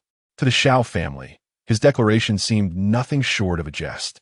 Even if Xiao Ran were to succeed in forming a golden core one day, would Su Wan's cultivation remain stagnant, forever at the golden core stage? Ridiculous. Yet, Xiao Ran spoke with an undeniable conviction that hinted at a deeper resolve. He removed the pendant from around his neck. "Soul Elder, are you there?" Soul Elder. The Soul Elder, a fragment of spirit residing within the pendant, had been discovered by Xiao Ran 3 years prior. To his astonishment, he had heard a voice emanating from it, introducing itself as the Soul Elder, a once great cultivator who had fallen during ascension, leaving behind a sliver of his soul in this artifact. Determined to nurture, Xiao ran into a formidable powerhouse. The Soul Elder had vowed to assist him in reconstructing his physical form. However, throughout these 3 years, the Soul Elder had imparted none of the elite techniques or profound philosophies of cultivation that Xiao Ran had anticipated. This bewildered him greatly. Instead, the teachings were peculiar, such as lessons on forgiveness after being jilted. Disasters do not afflict fellow disciples. Taking a step back to embrace the vastness of the sea. Understanding my former fiancé's reasons for breaking off the engagement, and numerous lengthy tales of vengeance, culminating in tragic endings, be it a solitary demise or a life lost on the streets. During the time of family reunions, one protagonist might be slain by a vengeful adversary. Conversely, a protagonist who chooses not to involve the innocent experiences a most fulfilling conclusion, surrounded by multiple wives, enjoying familial harmony, and living a life of happiness. Xiao Ran could not fathom why cultivators at the Great Ascension stage would pursue such a path. However, the old spirit had promised him that if he diligently studied under him, he would impart the methods of cultivation after 3 years. Now, as the 3-year period had elapsed, Xiao Ran found himself steeped in profound humiliation. The first matter he sought to address was to hold the old spirit to his word. "Old spirit, old spirit," he called out repeatedly until the pendant emitted the old spirit's resonant voice. "What is it, little Ran? In the brief moment of my slumber, how did you come to be so injured?" Xiao Ran recounted the events of the day to the old spirit. After listening, the old spirit pondered for a moment and replied, "This matter cannot be entirely blamed on Su Wan. Both of you have unspoken hardships." Xiao Ran clenched his fists, vowing, "The humiliation I endured today will be repaid." "Do you hate her?" the old spirit inquired. "No, I merely despise my own weakness, my inability to defend myself against insult and scorn, and the disgrace I have brought upon my father." The old spirit continued, "When the day comes for you to seek revenge, will you take her life?" Xiao Ran shook his head, his gaze resolute. I will not take her life for this. I simply refuse to remain trampled underfoot for eternity. I have waited 3 years for an opportunity. I seek to reclaim my dignity. This is not about proving my greatness, but about asserting that what I once lost shall be restored. The old spirit fell silent for a moment. Very well, the child can be taught, he declared. From this day forth, I shall impart to you the methods of cultivation. Xiao Ran's heart soared with joy, yet he hesitated, but after entering the forbidden zone, my meridians were destroyed, and I can no longer cultivate. I have a solution, the old spirit replied. In my lifetime, I discovered a treasure location within Panlong City. If you seek it, it will aid in the restoration of your meridians. Xiao Ran promptly rose to his feet, eager to embark on the quest. Wait until you have healed, the old spirit cautioned. No, I cannot wait another moment, Xiao Ran insisted, his eyes ablaze with hope. Indeed, he could not afford to delay any longer. Since his powers had been stripped, he had waited many years for this moment. Ultimately, under Xiao Ran's insistence, the old spirit divulged the location of the treasure. With determination, Xiao Ran, despite his injuries, journeyed to the treasure site. He recited the incantation to enter the hidden chamber, which appeared unremarkable and seemingly of recent origin. Xiao Ran paid little heed to these details, as his attention was drawn to a box within the cave. Upon opening it, he discovered a pill.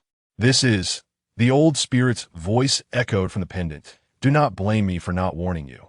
Consuming this pill is a gamble with death. However, should you survive, you will regain your ability to cultivate. Do you accept this risk? Xiao Ran responded with action, swallowing the pill without hesitation. Moments later, he felt an overwhelming sensation course through his body. His head spun, and he collapsed heavily to the ground. Subsequently, a small head emerged from the ground, brimming with mischief. Li Xuanxiao surfaced, casting a glance at the unconscious Xiao Ran. The pill was merely an ordinary sedative. The true healer of Xiao Ran's meridians was none other than Li Xuanxiao himself, employing the most rudimentary methods. There exists a certain elegance in corporate warfare akin to severing a rival's network connections. After 3 years of meticulous study on Xiao Ran's condition, Li Xuanxiao possessed only a tentative confidence, around 98%. 3 years prior, upon learning from Su Wan about the impending annulment of the engagement, Li Xuanxiao made his way to Panlong City, discreetly observing Xiao Ran and the entire Xiao family. He arranged a covert surveillance operation and intentionally left behind a pendant for Xiao Ran to find, transforming himself into a guiding spirit to instruct her. Dear protagonist, do you desire power? Following the path of the old alchemist, rendering the old alchemist devoid of options. Wishing everyone a joyous new year. The following 5 fortunate readers have won. Yucho Sha, Hiluo 1111, the scholar who loves purple sweet potatoes and snow pears. Sakura Ing. Update, update, update, update, update. These 5 readers are invited to leave a comment with beneath this message to receive the author's New Year red envelope blessing. It's not much, just a small token of goodwill. Once again, I wish everyone a happy new year. May all your endeavors be auspicious. Chapter 83. The unspeakable existence. Xiao Ran gradually awakened within the cavern. He surveyed his surroundings and raised his hand. The familiar power, that comforting sensation, returned. The invigorating flow of absorbed spiritual energy coursed through his body once more. Everything was restored. Overjoyed, Xiao Ran could hardly suppress the urge to roar in exultation. Truly, the old spirit was an extraordinary being of the great ascension stage. This elixir was nothing short of miraculous. Even the injuries he sustained felt significantly ameliorated. Xiao Ran removed the pendant and knelt, bowing his head to it, and solemnly declared, Old spirit, your generosity is beyond words. I, Xiao Ran, am not one to forget a kindness. I shall repay this debt in the future. The old spirit replied nonchalantly, What need is there for such talk of repayment? Should you cause trouble in the future, simply do not involve me. Xiao Ran conducted another inspection of the cave. Discovering it was devoid of anything but the elixir, he then departed, and shortly after his exit, the cave collapsed, as if nothing had ever transpired there. Within the city lord's mansion, Li Xuanxiao exhaled softly, contemplating the chessboard before him. Thus far, all events unfolded within his control. The unexpected change involving Xiao Ran was significant. Fortunately, 3 years prior, Li Xuanxiao had assumed the guise of the old spirit, gradually earning Xiao Ran's trust.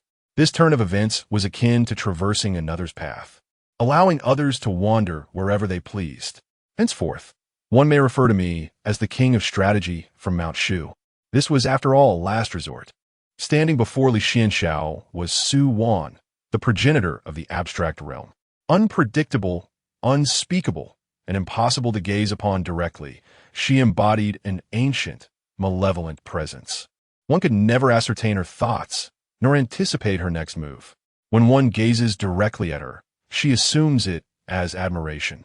When engaging in conversation, one risks uttering a phrase that could lead her to unforeseen conclusions.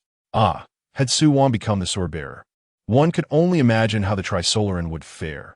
Her deterrent power would vastly surpass that of Luo Ji. Thus, Li Xuanxiao pivoted his approach. Since Su Wan was unpredictable, it sufficed to introduce another element. He resolved to address the issue at its roots, extending a nefarious hand toward Xiao Ran. Li Xuanxiao observed the chessboard and made his move. The matter of the broken engagement reached a temporary conclusion. As for Xiao Ran's inquiries regarding the sword of Mount Shu, those concerns would arise in due course, and with his oversight, events would remain within anticipated bounds. Next, he contemplated the disappearance of the disciples from Mount Shu and the citizens of Panlong City. During his previous visit, Li Xuanxiao had a clear objective, directly heading for the Xiao family, thus overlooking the mass disappearance of the citizens. This latest incident of missing citizens also involved 5 disciples from Mount Shu, suggesting a deeper narrative at play. Li Xuanxiao conducted a brief investigation and estimation. Across the Great Xia dynasty, there were over 400 counties, each with a population ranging from 200,000 to 300,000. Panlong City, being a larger prefectural city, governed 5 counties, having reached a population of 1 million. After several days of investigation, Li Xuanxiao estimated that approximately 20% of the populace had vanished, encompassing men, women, and children alike. This equates to a staggering 200,000 individuals. When Li Xuanxiao made this calculation, he was utterly astonished.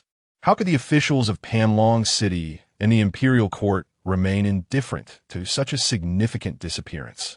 He felt himself ensnared in a web of conspiracy. At that moment, a servant from the Lord's residence suddenly approached Li Xuanxiao, informing him that Lu Ziyin had discovered 5 missing disciples. Without hesitation, Li Xuanxiao departed for Lu Ziyin's location. However, what he found was not the 5 disciples of Xu Shan, but rather their belongings.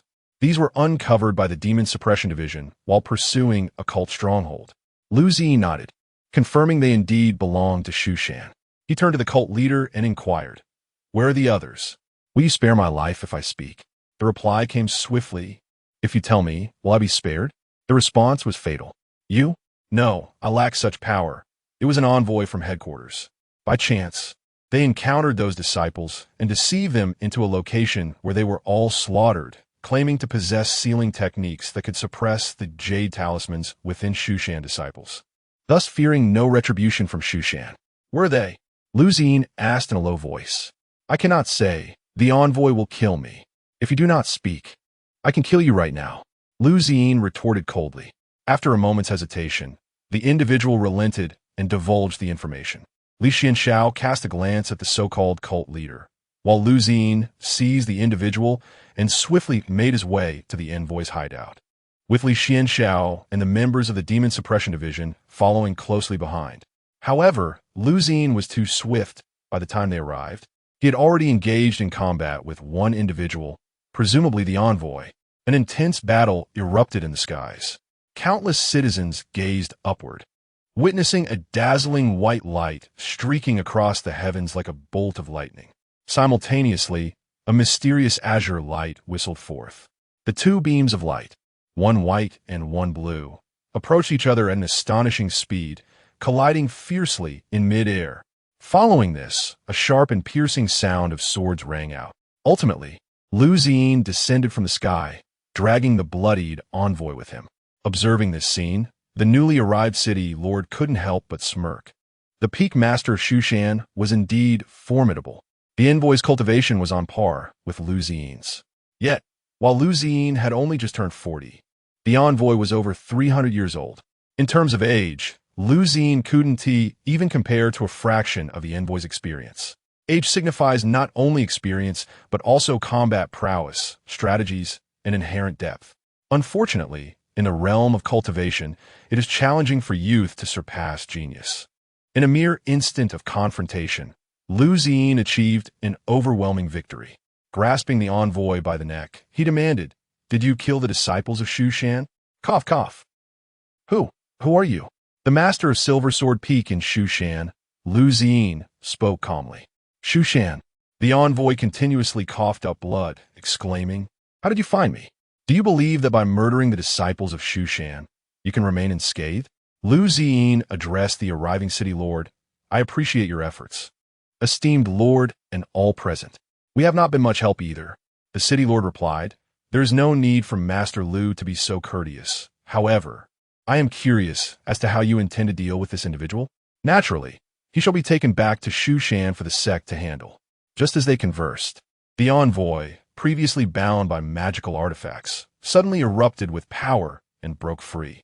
Trying to escape, Lu Ziyi formed a sword gesture with his hand, and the flying sword at his waist transformed into a streak of light, piercing directly at the envoy's shoulder. Yet at that moment, the envoy unexpectedly turned his head and collided with the flying sword. Lu Ziyi raised an eyebrow. Iron head technique? Quite intriguing. In the next instant, the envoy's head was pierced by the flying sword, his body falling stiffly to the ground. Lu Ziyi remarked, "I scarcely exerted any effort. Has my swordplay reached such an extraordinary level?" Chapter 84. Deplorable, the envoy has perished. Undoubtedly, he was the perpetrator responsible for the deaths of 5 disciples from Shushan. After committing this heinous act, he callously distributed the belongings of the slain disciples to a local cult leader. Consequently, when this leader was apprehended by the Demon Suppression Division, the items belonging to the Shushan disciples were inadvertently discovered, leading to the envoy's exposure.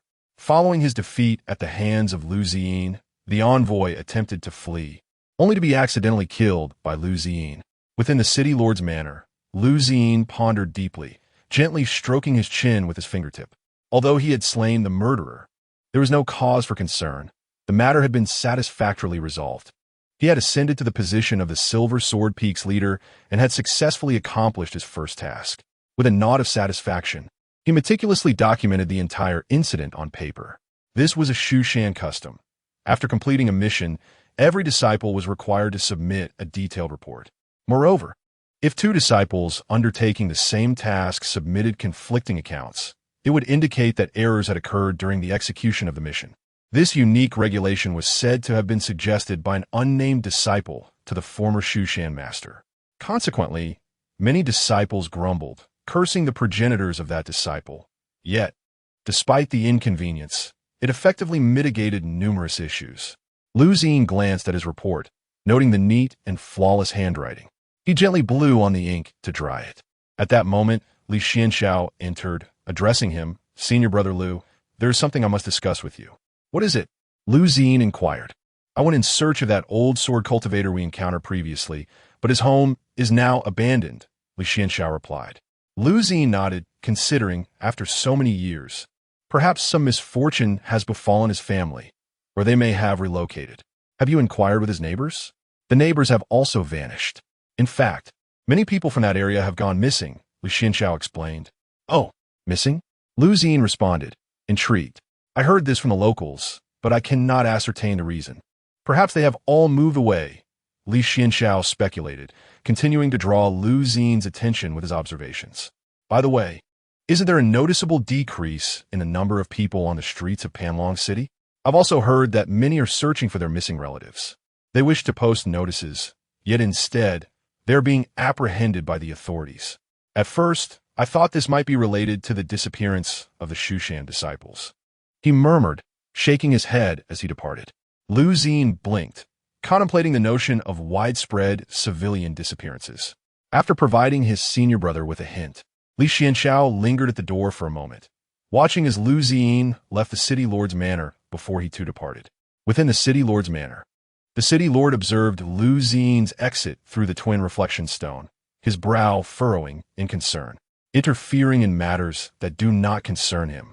The twin reflection stone revealed the names of Xushan disciples, including Lu Ziyin, Li Xuanxiao, Su Wan, and even Princess Zhao Lu, all under his watchful gaze. Although his primary concern was only with Lu Ziyin, he harbored some apprehension regarding the other disciples and the unpredictable actions they might take. Among them, the most guileless appeared to be the disciple named Li Xuanxiao, who spent most of his time in quiet meditation within his chamber or trailing behind Lu Ziyin.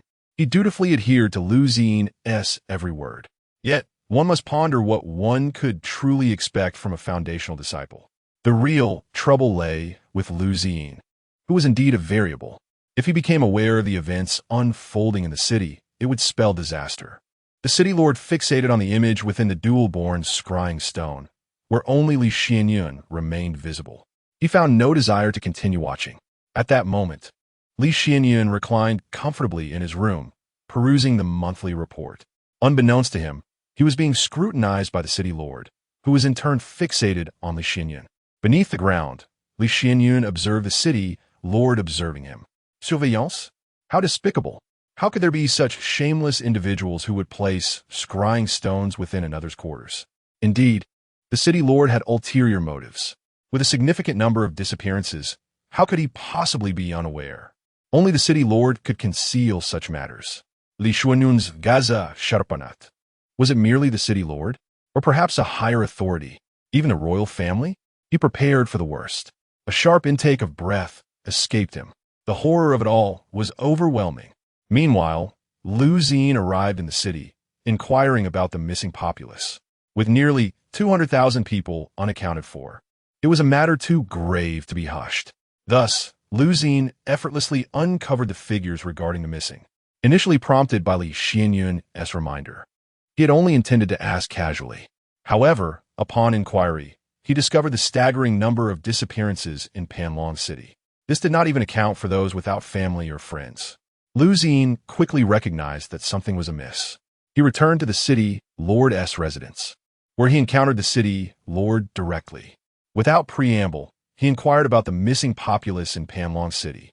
The city lord, maintaining his composure, replied, "Panlong City has a large transient population, and with the rise of heretical sects, many have been deceived into leaving.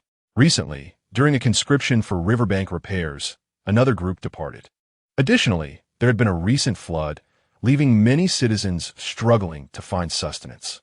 Moreover, numerous ferocious beasts lurk in the depths of the mountains and forests outside the city. Over time, rumors of missing citizens have emerged. However, among the claims, there exists both truth and falsehood. It is far from the severity others have suggested, often merely exaggerated tales." Lu Ziyin nodded in realization. So that was the case. Since the esteemed leader of the Lu family had made the effort to visit, it would be courteous for him to remain in Panlong City a few more days to extend his hospitality. Alas, with his duties at hand, he would have to return to Xushan promptly, departing early the next morning. Thus, he decided not to linger any longer. After exchanging pleasantries, Lu Ziyin returned to his chamber. The city lord instructed Lu Ziyin to remain at the city lord's residence that evening and refrain from wandering about, as they were to host a banquet to bid farewell to the party heading to Xushan. Upon returning to his chamber, Lu Ziyin muttered to himself that he was merely overthinking. The rumors circulating in the streets were hardly worthy of credence. He paced around his room with his hands clasped behind his back, his gaze landing upon the bookshelf within. A cursory glance revealed nothing of interest. Suddenly, a book with a rather vivid cover caught his attention. Though he initially had little inclination towards it, the vibrant hue drew him in. It was a color he favored. Upon a second look, the title captivated him. Only the most astute can unravel the conclusion. Was this not crafted specifically for me? Lu Ziyin opened the book and began to read. The narrative was concise, depicting the journey of a constable solving a case. The murderer, in an effort to conceal the truth, deliberately provided clues to the constable and then sought a scapegoat to bear the burden of his deeds. The constable, believing he had resolved everything, eliminated the scapegoat. However, the true motive behind the murderer's actions was to obscure an even greater truth. Lu Xi nodded thoughtfully. He suddenly realized this story. It seems strangely familiar. Chapter 85. Your greatest mistake is opposing me. As Lu Xi pondered over this narrative, a sudden clarity enveloped him. He retraced the sequence of events. The Demon Suppression Division discovered the relics of the disciples from Shushan, which led them to a sinister cult leader. Following this lead, they ultimately unearthed the true mastermind behind the chaos. In the end, this villain was subdued by him. Yet, when the time came to escape, the antagonist sought death with fervor. Gasping, Lu Xi realized that the true culprit was merely a scapegoat, intended to obscure the underlying truth. He was the investigator in this tale. Rising abruptly, his eyes widened in realization. How astute I am! The widespread disappearance of the citizens of Panlong City was concealing this very truth. However, the perpetrators were unaware that among the missing were disciples from Shushan. This ignorance had prompted the investigation from Shushan. To counteract their inquiry, the culprits hastily produced a fall guy. A smirk graced Lu Xi's lips as he murmured to himself, "Your gravest error lies in opposing me. Your defeat was predetermined. I must swiftly convey this revelation to the city lord." Meanwhile, Li Xuanxiao, who had been surveilling Lu Xi, mused to himself, "You truly are a genius. I have overestimated the intellect of my senior brother. The story should have been simpler and more comprehensible." As Lu Xi stepped outside, he soon encountered Li Xuanxiao around the corner. Li Xuanxiao bowed respectfully, inquiring, "Senior brother, where are you rushing off to in such haste?" "I am headed to find the city lord," Lu Xi replied. "What is so urgent?" "A significant matter. I was nearly deceived, but fortunately, my wit and agility prevailed." "Oh, senior brother, your cleverness is well known throughout Shushan. Who could possibly deceive you?" Li Xuanxiao expressed astonishment. Flattered by this remark, Lu Xi shared his findings. Li Xuanxiao's expression shifted from surprise to a blend of admiration and realization. "Senior brother, your attention to detail is remarkable. I am in awe." Lu Xi waved dismissively. "It is nothing extraordinary. But who is this mastermind behind it all?" "I do not yet know," Li Xuanxiao replied. "This true villain must possess considerable influence within Panlong City. The vast scale of the disappearances has not even drawn the attention of the court. Perhaps it has, and there are accomplices within the court itself. Most importantly, with so many missing citizens, even if they were deceased, the bodies would amount to a mountain. Yet, Panlong City has failed to recover a single corpse. If the true culprit was operating within the city lord's mansion should have sensed something amiss. Instead, it appears they are complicit in concealing the matter. This mastermind possesses such power that they must have a profound grasp of Panlong City, possibly even surpassing that of the city lord. In the esteemed hierarchy of Panlong City, the most powerful individual is none other than the city lord." At that moment, Lu Xi experienced a moment of profound realization. The true mastermind behind the schemes was indeed the city lord. His father, Li Xuanxiao, felt a slight convulsion in his heart. Above the city lord in status was only the city lord's father. Lu Xi smacked his forehead. Li Xuanxiao remarked, "Indeed, you are astute, but I have heard that the city lord's father passed away many years ago." "Then who could it be? His grandfather, perhaps? His third uncle? Second aunt? Great-grandfather? Little uncle?" Lu Xi began to enumerate, suddenly raising an eyebrow as he spoke. "Or it could be the city lord himself." Li Xuanxiao clapped his hands together in genuine admiration. "Senior brother, you are truly a master strategist, possessing both wisdom and valor, sharp intellect, and a discerning eye." Frustrated, he declared, "I must confront him immediately." "Ah, senior brother, do not forget that this is the city lord's residence, where countless of his people reside. We are but a few in enemy territory." Lu Xi scoffed. "What have I to fear?" Shushan's sword command. With a swift motion, he summoned a hidden sword from his sleeve, which transformed into a streak of light soaring into the heavens. In a matter of moments, news would reach Shushan. The Shushan sword command, visible to all who beheld it, commanded that anyone, regardless of their location or purpose, must hasten to the place of the sword signal. Boom! The Shushan sword command erupted in the sky, radiating an unusual brilliance, witnessed by the entire city's populace. However, Lu Xing furrowed his brow. The Shushan sword command should not have been obstructed at such a height. Li Xuanxiao promptly cautioned, "It appears that the protective city formation has hindered the Shushan sword command." In truth, he sometimes felt rather helpless. Must you be so hasty? Why not leave Panlong City quietly and return to our domain, gathering our allies to confront him instead? Let's go. Where's Su Wan and Zhao Lu? Lu Xing inquired. Li Xuanxiao quickly responded, "Sister Su Wan is on the street, while Sister Zhao Lu seems to have been summoned by someone from the palace." Reluctantly, Lu Xing decided to take Li Xuanxiao along, and in the blink of an eye, they departed from the city lord's residence. At that very moment, the city lord stood outside his manor, surrounded by a swarm of armored soldiers hastily approaching. "Master Lu, where are you off to?" The city lord intoned solemnly. "I have urgent matters from Shushan and cannot tarry," Lu Xing replied. "There is no need to rush. Why not stay here a few more days? Food and drink are plentiful." Lu Xing chuckled lightly. "No need for your hospitality." "Not all. Why be so courteous?" With a single hand pressing upon his sword, Lu Xing asserted, "Enough pretense. Will you confess willingly, or do you prefer to do so in disgrace?" "I choose to end you here." "Arrogant," Lu Xing retorted coldly. "Do you think Shushan is non-existent, or do you underestimate me?" The city lord raised his magical artifact and commanded, "The disciples of Shushan have colluded with heretical forces seeking to undermine Panlong City. Soldiers, heed my command. Let's eradicate these traitors. Kill." As the deafening battle cries resounded, a surge of formidable vitality akin to tumultuous waves swept through the air, manifesting in the vibrant banners that soared high, fluttering in the wind. The military formation, once successfully established upon the battlefield, could unleash a lethality capable of instilling fear in the hearts of adversaries. The individuals comprising this formation were predominantly not ordinary mortals. They were seasoned practitioners of body refinement, honed through countless trials. Unlike those who seek immortality and prolonged life, these warriors forsook their yearning for longevity, dedicating themselves wholly to the path of warfare and physical cultivation. Consequently, while these body refinement practitioners possessed extraordinary strength, their relentless consumption of life force to augment their power often resulted in tragically short lifespans, with many failing to reach the age of 40. The soldiers before me were evidently the death warriors nurtured by the city lord.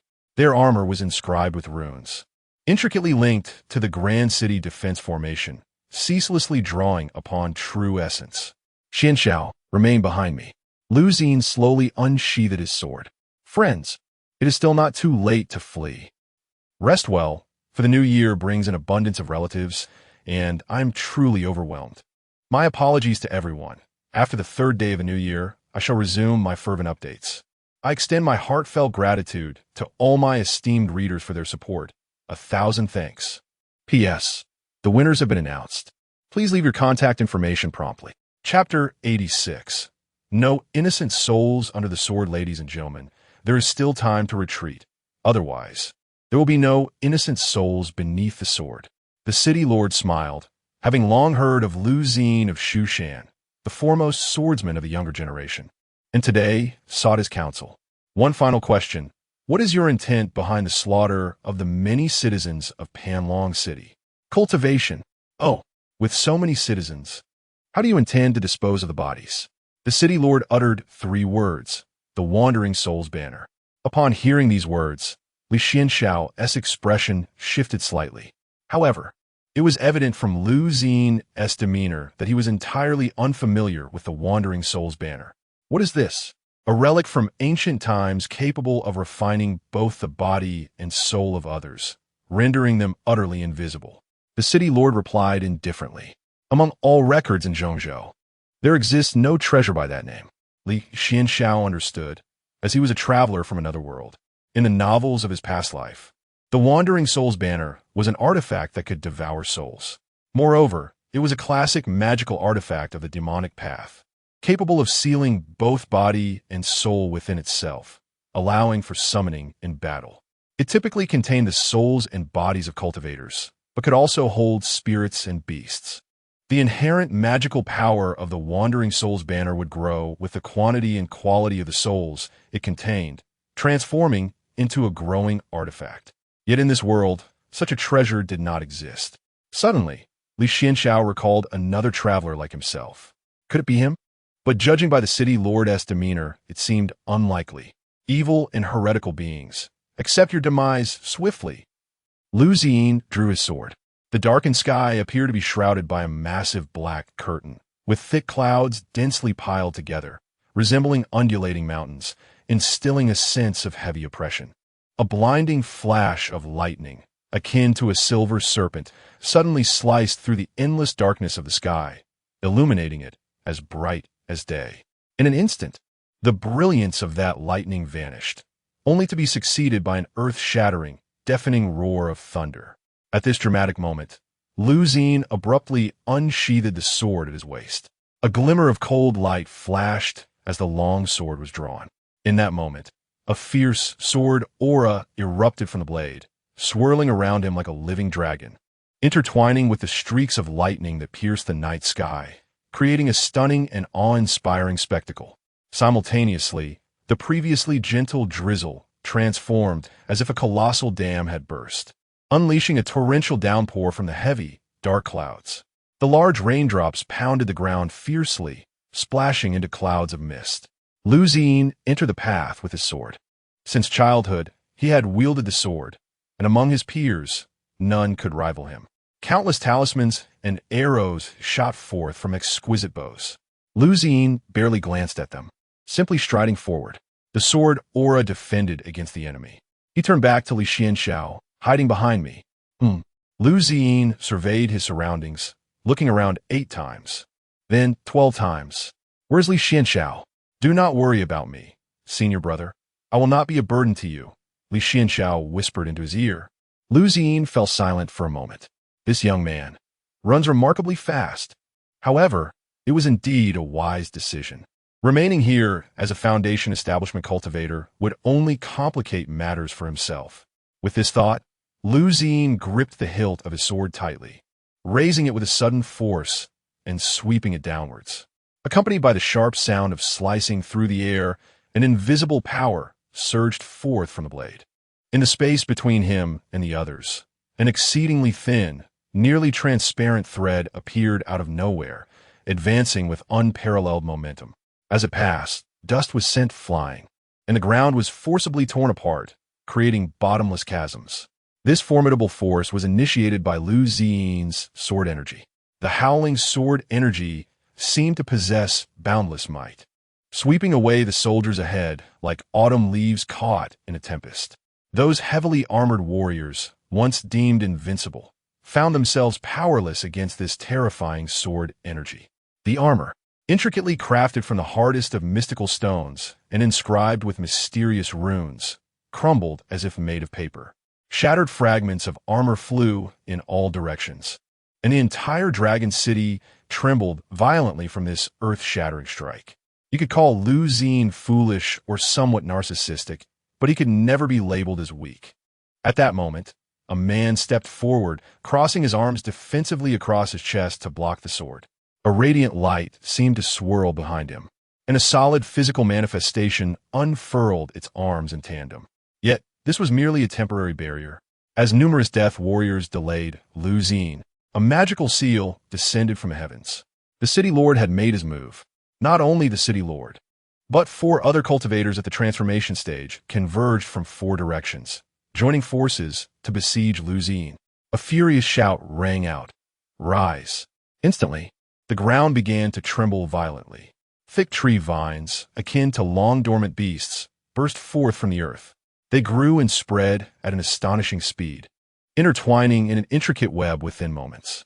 Each vine slithered like a nimble serpent, swiftly coiling towards Lu Ziyin not far away. The city lord was at the pinnacle of the transformation stage.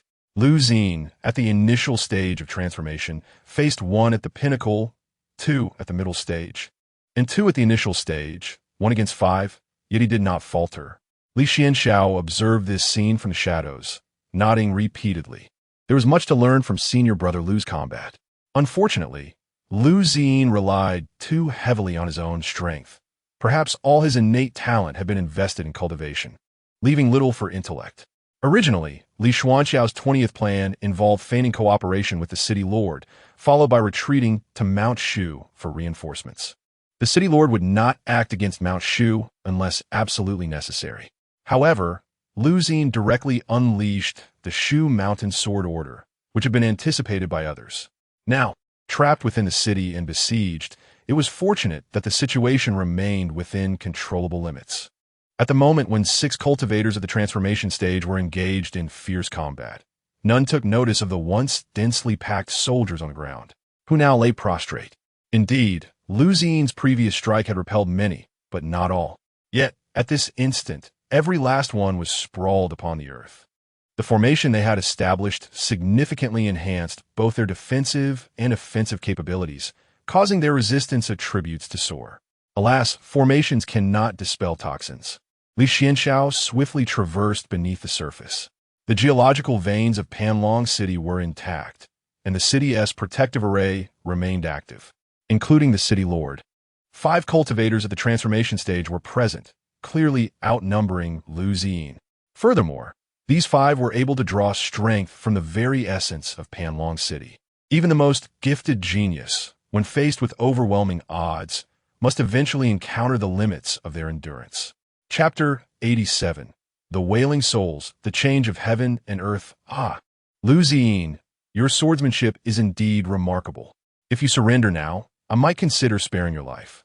Enough with the pleasantries. Above the city of Panlong, 6 figures continuously intertwined. Magical artifacts and flying swords clashed incessantly. Lu Xiying, standing alone against 5, remained unyielding. Remarkably, those 5 in the stage of transformation could not gain the slightest advantage over him. The assertion that his swordsmanship is unmatched among his peers is not mere hyperbole. The city lord took out the jade token of the city leader and activated the city's defensive formation. A small formation draws upon the spiritual energy contained within its core materials. A medium formation typically harnesses the natural forces of the terrain. A large formation, on the other hand, not only utilizes the land's features, but also connects with the earth's veins, forming a unity with the very essence of the land, drawing upon the powers of heaven and earth. The more formidable formations even tap into the celestial forces. The defensive formation of Panlong City is classified as a large formation, interconnected with the earth's veins.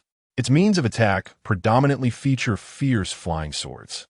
The majority of defensive formations in the world are modeled after the Shushan sword array. At this moment, a multitude of flying swords surged forth from the sword tower. The city lord maneuvered the formation to assault Lu Xiying, observing the flying swords. Lu Xiying felt a chill run down his spine as he was surrounded by an overwhelming swarm of swords, akin to locusts ravaging the land, forming an impenetrable encirclement. Yet, in the next instant, those swords suddenly seemed compelled by an enigmatic force, scattering in all directions like celestial maidens scattering flowers. They traced dazzling and lethal arcs through the air, surging directly towards the city lord and his companions with unparalleled ferocity. Faced with this unforeseen turn of events, the city lord and his associates were taken aback. Their faces twisted in shock as they witnessed countless beams of sword light descending upon them, a chilling dread crawling up their spines, leaving them numb. "My lord, what are you doing?" "My lord, you've targeted the wrong person." "I do not know. The flying swords are uncontrollable." The city lord's expression was one of utter astonishment. "Let us retreat for now." Within the heart of Panlong City's defensive formation, 2 guardians at the nascent soul stage lay unconscious, their fates unknown. The silver needle of the crane was retracted into Li Xuanxiao's palm. The true essence of Panlong City's defensive formation does not solely rely on the 2 nascent soul experts tasked with its protection. In truth, the entire city conceals nearly 100 seemingly unremarkable false cores. These false cores are scattered throughout the city like stars in the night sky, each containing elusive mysteries. Among these false cores lie more than 160 perilous death traps. These death traps lurk like ferocious beasts in the shadows, awaiting unwary prey to stumble into their meticulously laid snares. However, Even if one could evade all the false cores and death traps, it does not guarantee a safe passage through the city's defensive formation. Surrounding that singular true focal point, a multitude of formidable killing formations had been intricately arranged. These formations intertwined and nested within one another, creating a labyrinthine and entangling array. Once ensnared within, one would find themselves trapped in an endless maze, where a moment's carelessness could lead to utter annihilation. Alas, before them stood Li Xuanxiao, the creator of a staggering 11 methods to decipher the world's formations. Rather than taking the easy route of dismantling the grand array, Li Xuanxiao understood that should the city's protective formation be destroyed, Panlong City would be left vulnerable to the ferocious beasts lurking within the surrounding mountains. Instead, he established a counterformation at the focal point. In essence, he altered the operational pathways. Once activated by the bearer of the city lord's jade pendant, the protective formation would turn against its user, namely the city lord himself. With the assistance of this protective formation, Lu Ziyin quickly gained the upper hand. Li Xuanxiao calculated the time, observing Lu Ziyin's sword sweeping through the expanse. To his surprise, Brother Lu was holding his ground against adversity. The circumstances were decidedly more favorable than he had anticipated.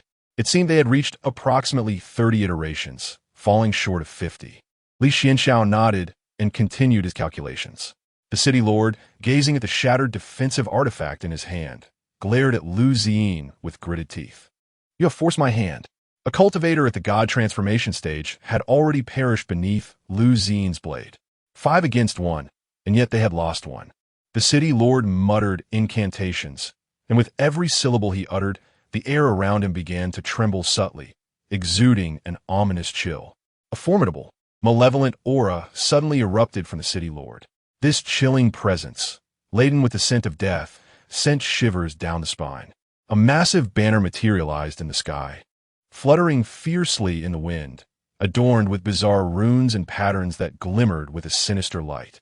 At the moment the banner appeared, a mournful wail of vengeful spirits echoed through the air, a sound that seemed to emanate from the depths of the underworld, tragically piercing the heart.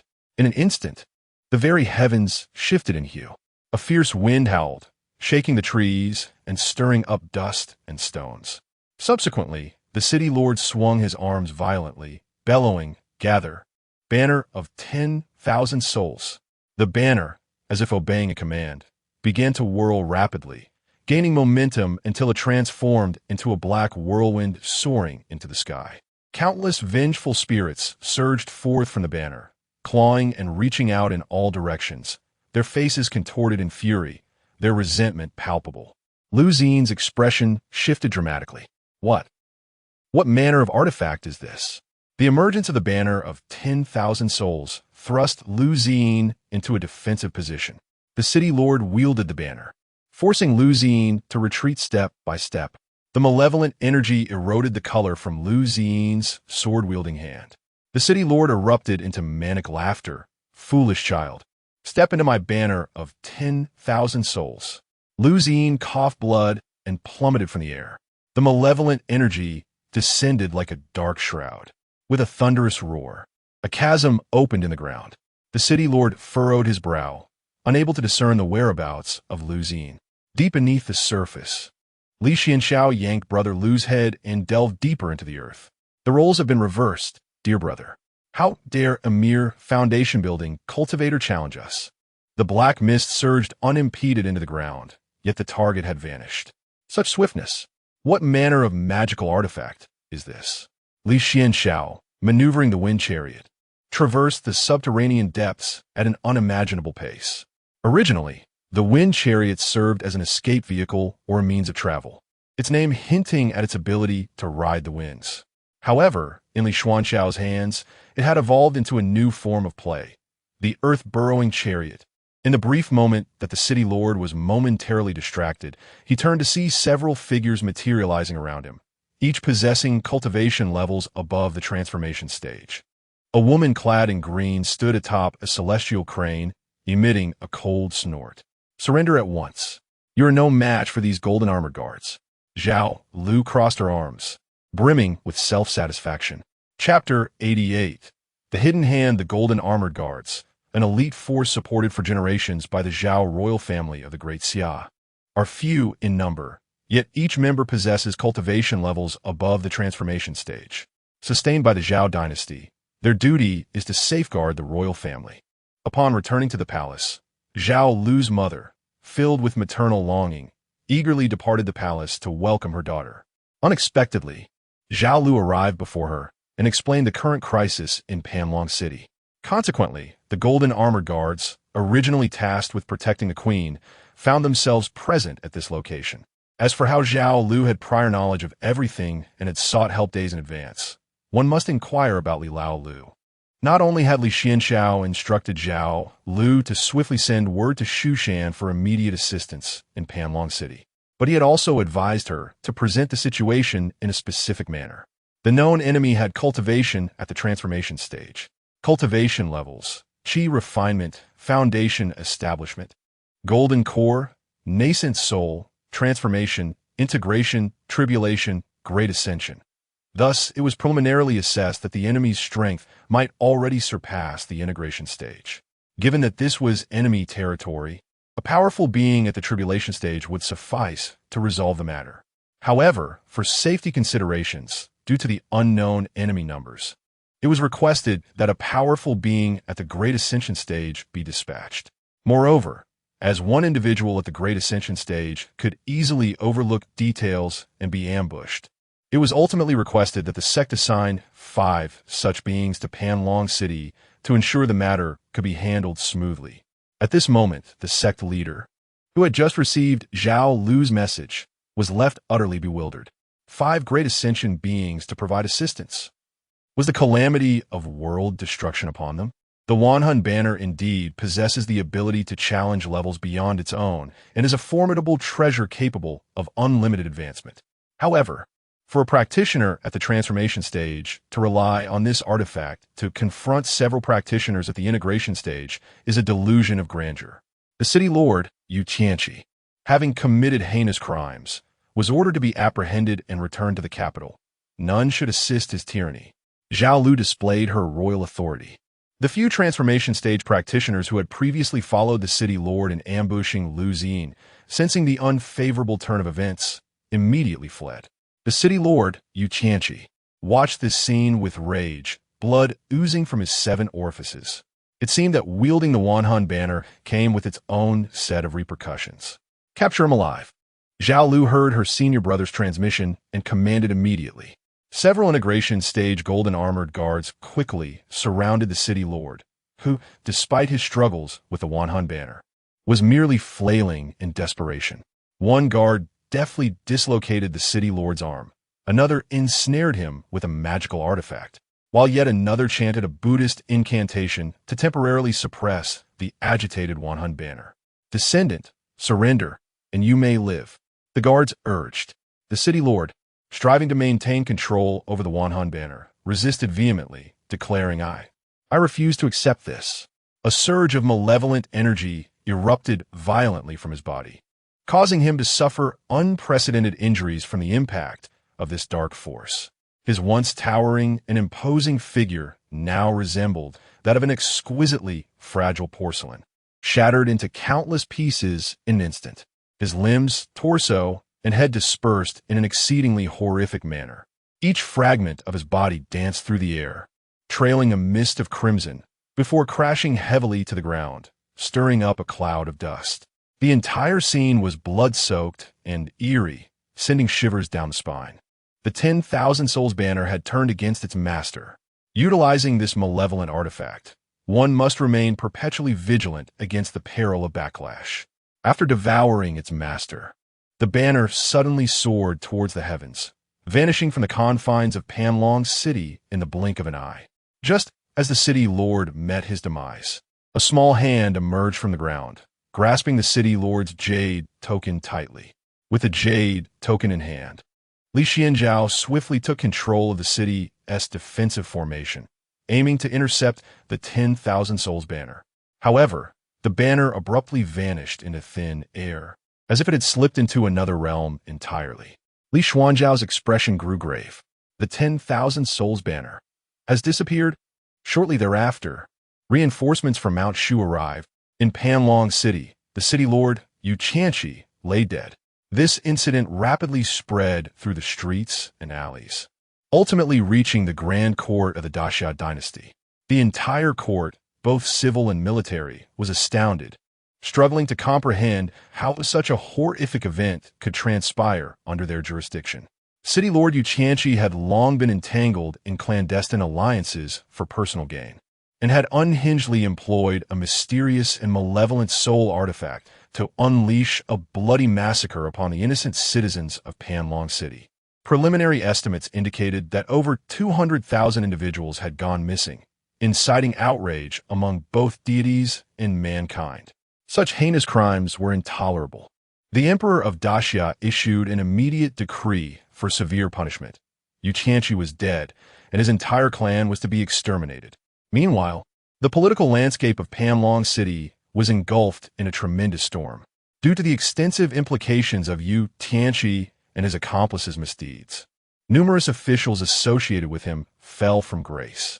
Over 500 officials were dismissed and investigated, with more than 50,000 individuals affected. In an instant, the political dynamics of Panlong City were entirely reshuffled. Those who once wielded power and authority now found themselves either imprisoned or fleeing like lost dogs. The newly appointed officials were filled with trepidation, fearful that even a slight misstep would lead them to share the same fate as their predecessors. Mount Shu, on the other hand, dedicated itself to tracking down the elusive artifact known as the 10,000 Souls Banner. The ability to dispose of over 20,000 individuals silently, leaving not a trace behind, was utterly terrifying. Su Wan and Lu Ziyin returned to Mount Shu. This mission was originally intended to resolve the mystery of the missing disciples of Mount Shu. Unexpectedly, it directly implicated the disappearance of over 200,000 citizens of Panlong City, a truly shocking revelation. Upon returning to Mount Shu, Lu Ziyin was promptly recognized for his accomplishments. Brother Lu proved to be formidable. He likely discerned the underlying anomalies from the very moment he undertook this task. Were it not for Brother Lu, countless innocent lives might have perished in a massacre. Li Xuanxiao truly deserves the title of the youngest leader of Mount Shu. He stands as a paragon for our generation of disciples, undoubtedly the foremost among us. Indeed, I shall henceforth regard Li Xuanxiao as my benchmark. Lu Ziyin's lips were nearly unable to contain a smile. During this mission, he first uncovered the truth that the city lord was the mastermind behind the scenes. Subsequently, he single-handedly battled 5 formidable opponents in the transformation stage, and despite lacking the advantages of time, location, and support, he managed to slay one of them. Ultimately, it was only when the city lord, Li Xuanxiao, summoned the soul banner that Lu Ziyin was defeated. Fortunately, Zhao Lu arrived just in the nick of time. It raises a question: why did Zhao Lu suddenly arrive with reinforcements at such a crucial moment? After basking in the accolades, Lu Ziyin returned to his cave dwelling to re-examine the entire narrative. He found it somewhat peculiar, though he could not pinpoint the exact source of his unease. He harbored a vague suspicion that an unseen hand was orchestrating his every move like a pawn on a chessboard. Lu Ziyin had inquired of Zhao Lu about this matter, but she merely claimed it was a coincidence that she arrived when she did, rather than any intentional design. Shaking his head, Lu Ziyin muttered to himself, "I must be overthinking this. How can I question my own intellect? An unseen hand? Absurd. Who could possibly dictate my actions?" Chapter 89. Finally deceived after resolving the matters concerning Panlong City, Zhao Lu returned to the imperial palace accompanied by the golden armored guards and her mother. After repeated entreaties, Li Xuanxiao reluctantly agreed to accompany her back. The journey was silent, and soon they arrived at the capital of the Great Xia. Zhao Lu secretly revealed a smile, finally deceived. Upon reaching the imperial palace, Li Xuanxiao slowly lifted his head, squinting slightly against the glaring sunlight as he gazed into the distance. A cacophony of sounds drifted over, with drums and horns resounding, creating a lively atmosphere. As he focused, he noticed a wedding procession approaching. The participants were clad in resplendent red garments, moving in orderly formation. A grand flower palanquin was being carried with great steadiness by several robust men, adorned with exquisite patterns and silks, exuding a festive spirit. At that moment, two figures appeared like phantoms, swiftly flanking Li Xuanxiao. Both were cultivators in the transformation stage, radiating formidable auras that effectively enclosed him. Meanwhile, Zhao Lu had completed her transformation in the blink of an eye. She now donned an opulent red gown, resembling a blossoming flower. Her beauty was breathtaking, with skin like fine jade, brows like distant mountains, and eyes sparkling like stars. Master, this is what you taught me. When encountering someone stronger, one must be tactful and avoid impulsive actions, plotting first and then acting. It is best to lure them to one's territory before making a move. Li Xuanxiao. All his cunning had been devoted to his disciple. Master, just yield to me, Zhao Lu implored. Li Xuanxiao scanned his surroundings, noting not only the two transformation stage cultivators, but also over 10 golden core guards, with a formation laid out by a talisman master beneath their feet. The stone tiles have been specially treated to prevent earth evasion, a technique in which Li Xuanxiao excelled. He nodded approvingly. Truly, a student worthy of his teachings. Then he glanced at the storage ring on his hand, which had been required to be stored outside upon entering the palace. Indeed, those who engage in deceit shall also be deceived. Master, do you truly despise me so? Zhao Lu pouted playfully. If you marry me, you shall be the prince consort. My father and mother dote on me, and when I inherit the throne, I shall pass it on to you. Wouldn't that be splendid? Not at all, Li Xuanxiao replied without hesitation. Zhao Lu's face puffed up in frustration. Master, do not blame me for being ruthless. A forceful fruit may not be sweet, but it quenches thirst. Let us make this happen. With a wave of her hand, the two transformation stage cultivators began to usher Li Xuanxiao toward the palanquin. First, let us change your attire, master. She clapped her hands. A group of palace maids approached gracefully, their steps light and synchronized, carefully cradling a resplendent red wedding gown. Upon closer inspection, one could discern that this exquisite garment was intricately woven with finely crafted golden threads, each shimmering with a brilliance akin to the radiant stars scattered across the night sky. The gown was adorned with intricate patterns, featuring vividly embroidered phoenixes and mandarin ducks, symbols of marital bliss and enduring love. The style and fabric of the wedding attire clearly indicated that it had been meticulously designed and painstakingly prepared over a considerable period. It was evident that countless skilled artisans had poured their heart and soul into the creation of such a magnificent garment. Zhao Lu's idea was not a fleeting whim. It was the culmination of long-standing contemplation. Brother, does it not look beautiful? Once you are by my side, all of this shall belong to you, along with my inner treasury. Inner treasury? Not that. My inner treasury, Zhao Lu blushed, which my mother prepared for me since childhood, containing many rare treasures and a lifetime of inexhaustible wealth. Li Xuanxiao nodded in acknowledgement. Brother, do you agree? I mean, let us return to Mount Shu soon and refrain from wandering around aimlessly. As Li Xuanxiao spoke, his form began to dissolve, ultimately transforming into the tail of an octopus. Zhao Lu gasped in astonishment. Is this your doppelganger? You deceitful brother, you promised to return home with me, yet you send a mere projection. Crying and lamenting would resolve nothing. She needed to remember today's events.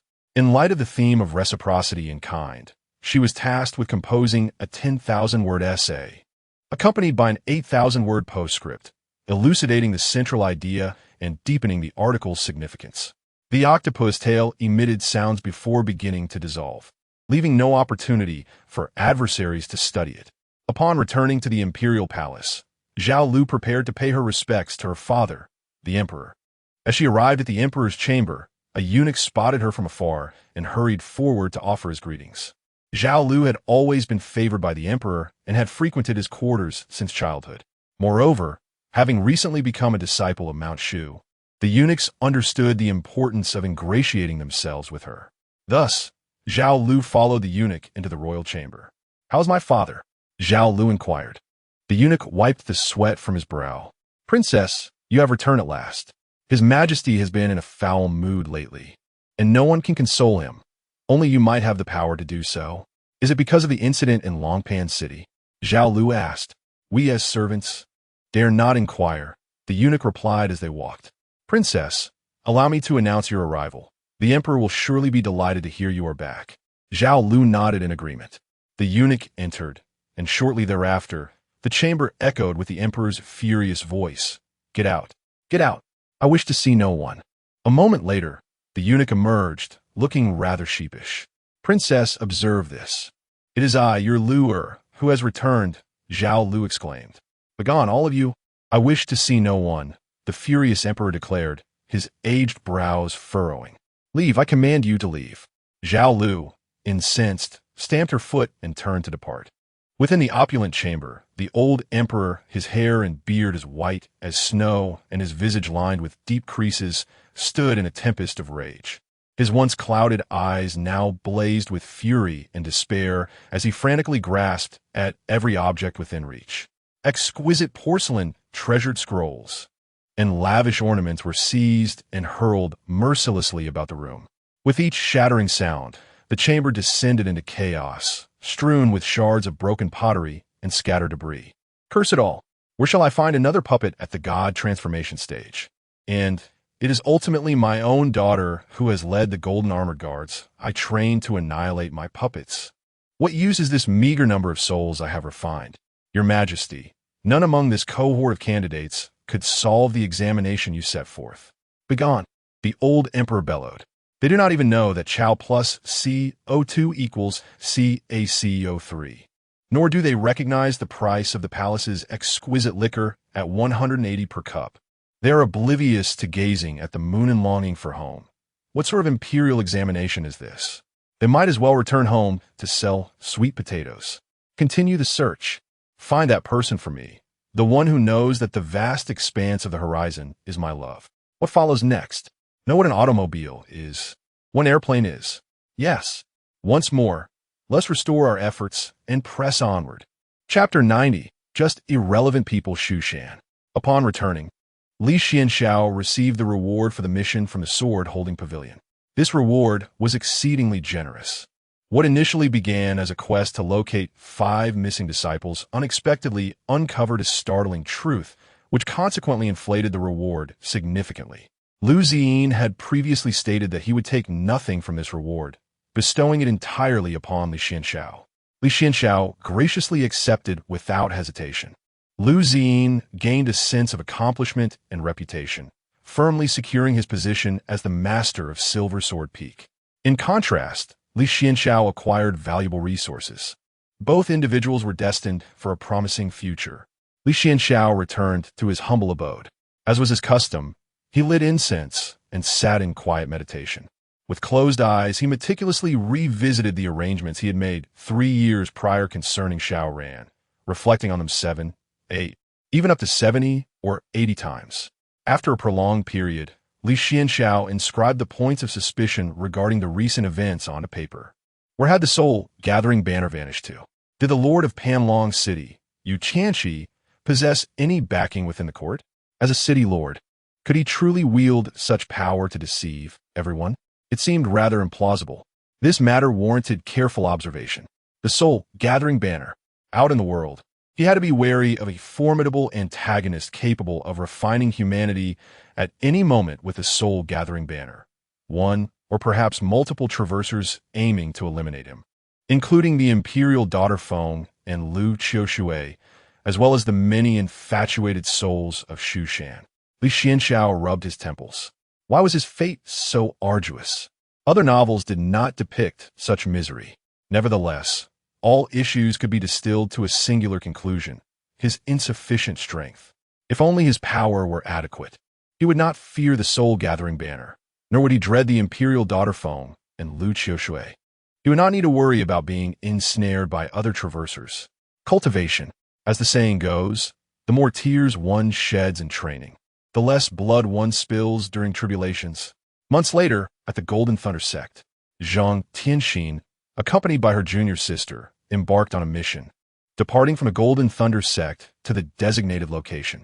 Along the way, boasting was inevitable. The imperial daughter Feng of the Heavenly Kill Palace was merely overrated. Senior brother, is she not said to be one of the most malevolent fiends in the world? That depends on whom she encounters. Against me and my brothers, she stands no chance.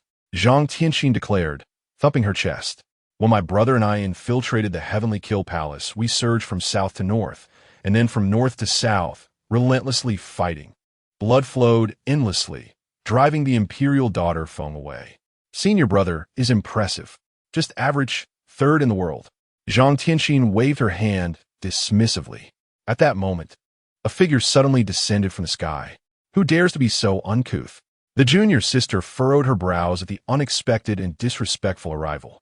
Upon recognizing the visage of the newcomer, Zhang Tianxin's expression soured drastically, akin to a frostbitten eggplant.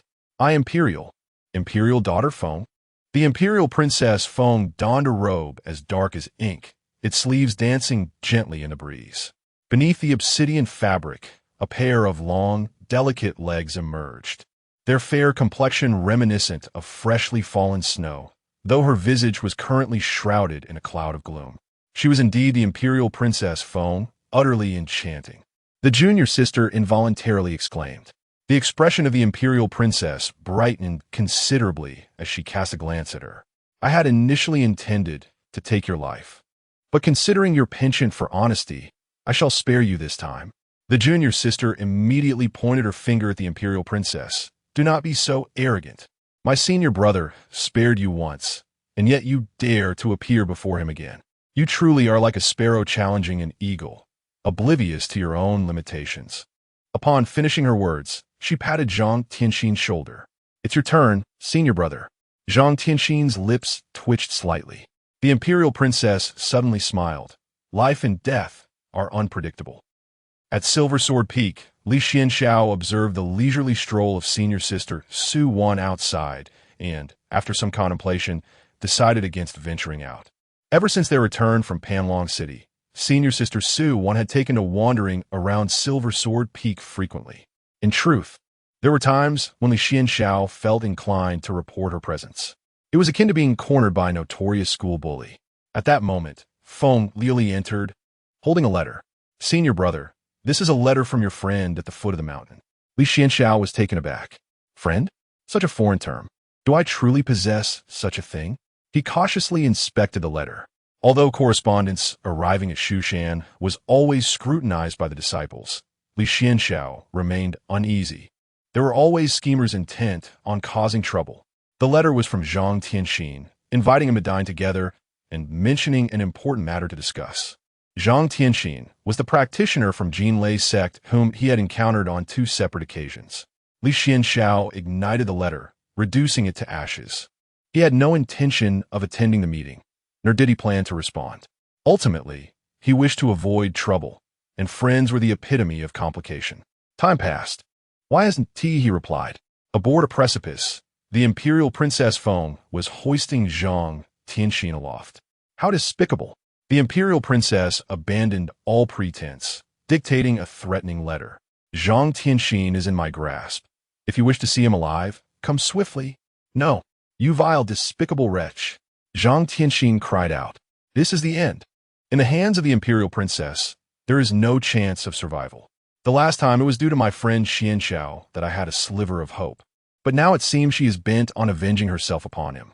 And Xuanxiao, a man of righteousness, will undoubtedly come to my rescue, unafraid of peril. Yet, this will surely ensnare him in the web of the Imperial Princess. How infuriating! She was exploiting Xuanxiao's kindness. As this thought crossed her mind, tears streamed down Zhang Tianxin's face. It is my weakness. I have dragged Xuanxiao into this. In the midst of the medicinal garden, Li Xuanxiao sat upon a stone, deftly manipulating his flying sword to harvest vegetables, a task that posed no challenge. He could effortlessly engage in dual pursuits, cultivating his skills while tending to the crops. However, he never practiced outside the confines of his humble abode, not even on Mount Shu. Elder brother, not far away. Feng Liuli rushed toward him in a flurry. Elder brother, I have received a letter of abduction. It states that your acquaintance, Zhang Tianxin, has been kidnapped, and they demand your intervention, or they will resort to dire measures. Why would they target Zhang Tianxin to threaten me? Li Xuanxiao inquired perplexa. Feng Liuli paused momentarily. Elder brother, is not this Zhang Tianxin your friend? Merely an unrelated individual. Li Xuanxiao replied, waving his hand dismissively. Chapter 91. The cunning scheme. Li Xuanxiao penned an anonymous letter to the Jinlei sect, conveying the grave news that their disciple, Zhang Tianxin, had been abducted. As for Li Xuanxiao himself, he had no intention of departing from Mount Shu. He was acquainted with Zhang Tianxin and considered her an adversary. The identity of the captor was all too clear to him. There was no other than the imperial maiden, Feng. It appeared that she was indeed searching for him, which filled Li Xuanxiao with deep concern. As for Zhang Tianxin, he could only wish her a fortunate rebirth in her next life. He could not fathom how he might evade the clutches of Feng a second time. More than a month passed. A stone of reflection was delivered from the foot of the mountain. Within the stone, Zhang Tianxin was seen enduring a brutal beating at the hands of Feng. Li Xuanxiao, if you do not come soon, I shall beat her to death. You will never see her again, and you will be burdened with regret for all eternity. Ah! Zhang Tianxin's agonizing cries echoed. Xuanxiao, do not concern yourself with me. Do not come, whatever you do. A sinister laughter emanated from Feng, filling the scene. Outside the stone, Li Xuanxiao nudda resolutely. Do not worry, I shall not go. You despicable witch. How dare you use me to threaten Xuanxiao? Feng scoffed. I will choose a fitting grave for both of you. How vile, Zhang Tianxin thought, knowing that Xuanxiao would be frantic with worry, eager to rush to her aid. The thought that Xuanxiao might fall victim to danger because of her filled her with anguish. A month passed. 3 months passed. Half a year passed. Zhang Tianxin blinked. Xuanxiao. Could it be that he will not come? At Silver Sword Peak, within the humble dwelling, Li Xuanxiao faced another version of himself. He administered 2 pills to his doppelganger, who then activated his magical techniques. The original Li Xuanxiao meticulously examined the situation, redirecting most of his focus onto his avatar.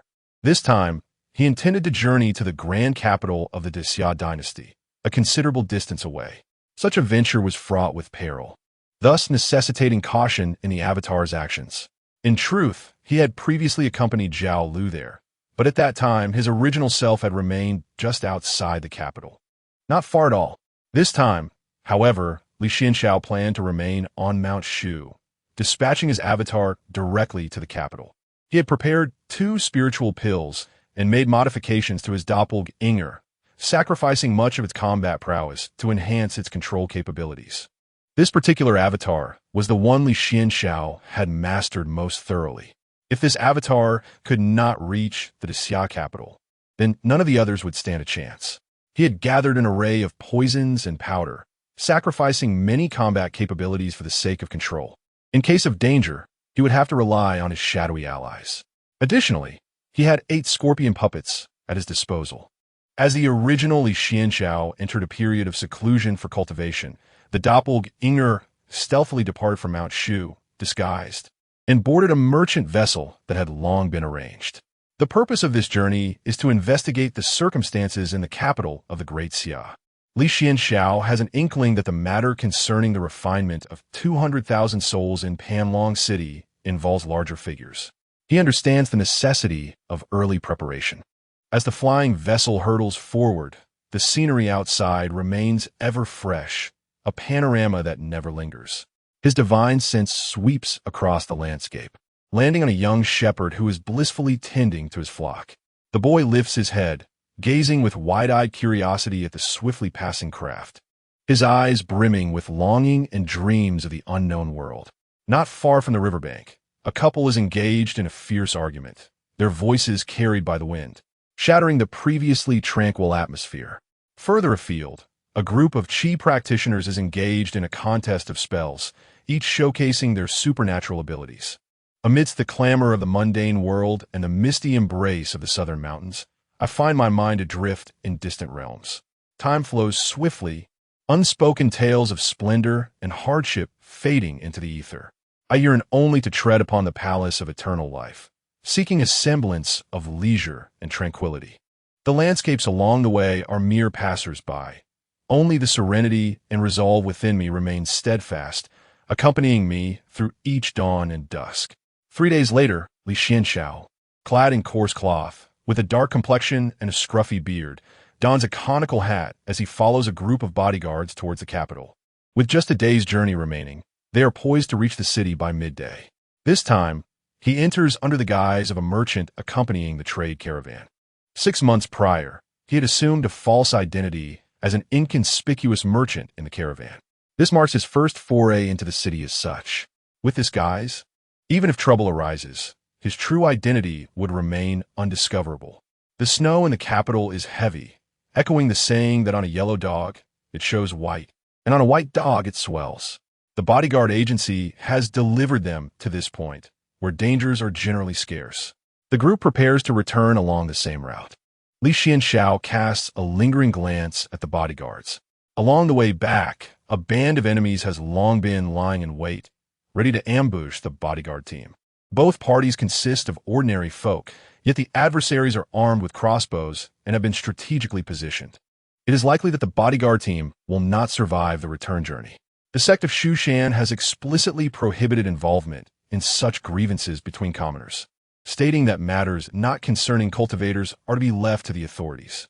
Li Xuanxiao harbors no desire to entangle himself in such karma. The bodyguard team bids farewell, the lead bodyguard clasping his hands. Fate allows us to meet again in this vast world. Parting in the rivers and lakes leaves one uncertain of future encounters. Li Xuanxiao returns the gesture and is about to turn away when suddenly a small hand tugs at him. He turns to see a child no taller than his knees, offering him a piece of candy. Is this poisoned? A nearby bodyguard chuckles and scratches his head, wondering if the child was instructed to do so. Li Xuanxiao maintains his composure. The child is the bodyguard's offspring, who, having lost his mother early on, accompanies his father on these journeys. The child not only offers Li Xuanxiao a piece of candy, but also shares one with each member of the trade caravan. Uncles and aunts, next time, if you need a bodyguard, you should consider our family. The other members of the caravan chuckled in agreement. However, Li Xuanxiao wore a grave expression. This was a method of deception, where genuine sweetness concealed poison. Perhaps there were miniature twin shadow stones within, spying on me. Or perhaps tiny venomous snakes lay hidden, ready to strike. Why was Li Xuanxiao so familiar with such schemes? It was because he had orchestrated them himself. As the group of bodyguards departed, Li Xuanxiao remained, intently scrutinizing the candy. 2 days later, in the inn. How long have we been asleep? I don't know. It feels as though we've slumbered for several days. What about the people from the Changtong bodyguard agency? I have no idea. My head feels heavy, almost as if I've been poisoned. For heaven's sake, stop sleeping. If they escape, how shall we report back? The group hastily donned their clothing and armed themselves, rushing to the inevitable path of the bodyguard agency. Elder brother, it's the bodyguard agency's people. Quickly prepare the crossbow bolts. Elder brother, my legs feel weak. I have no strength left. At this moment, not only is fighting others a challenge, even running a few steps feels arduous. Our brothers have been ensnared by nefarious individuals. Chapter 92. At last, I have found you. Though the Great Xia may not be the preeminent dynasty of the Central Plains, it certainly stands as a formidable power in its own right. The capital thrives with bustling vibrancy. Upon entering the city, Li Xuanxiao parted ways with the merchant caravan and ventured alone into a tea house. He ordered a pot of tea and a few delicate pastries, settling down to sip his tea and nibble on snacks, blending in as an inconspicuous passerby. The tea house was rife with gossip, much of which bore the weight of truth.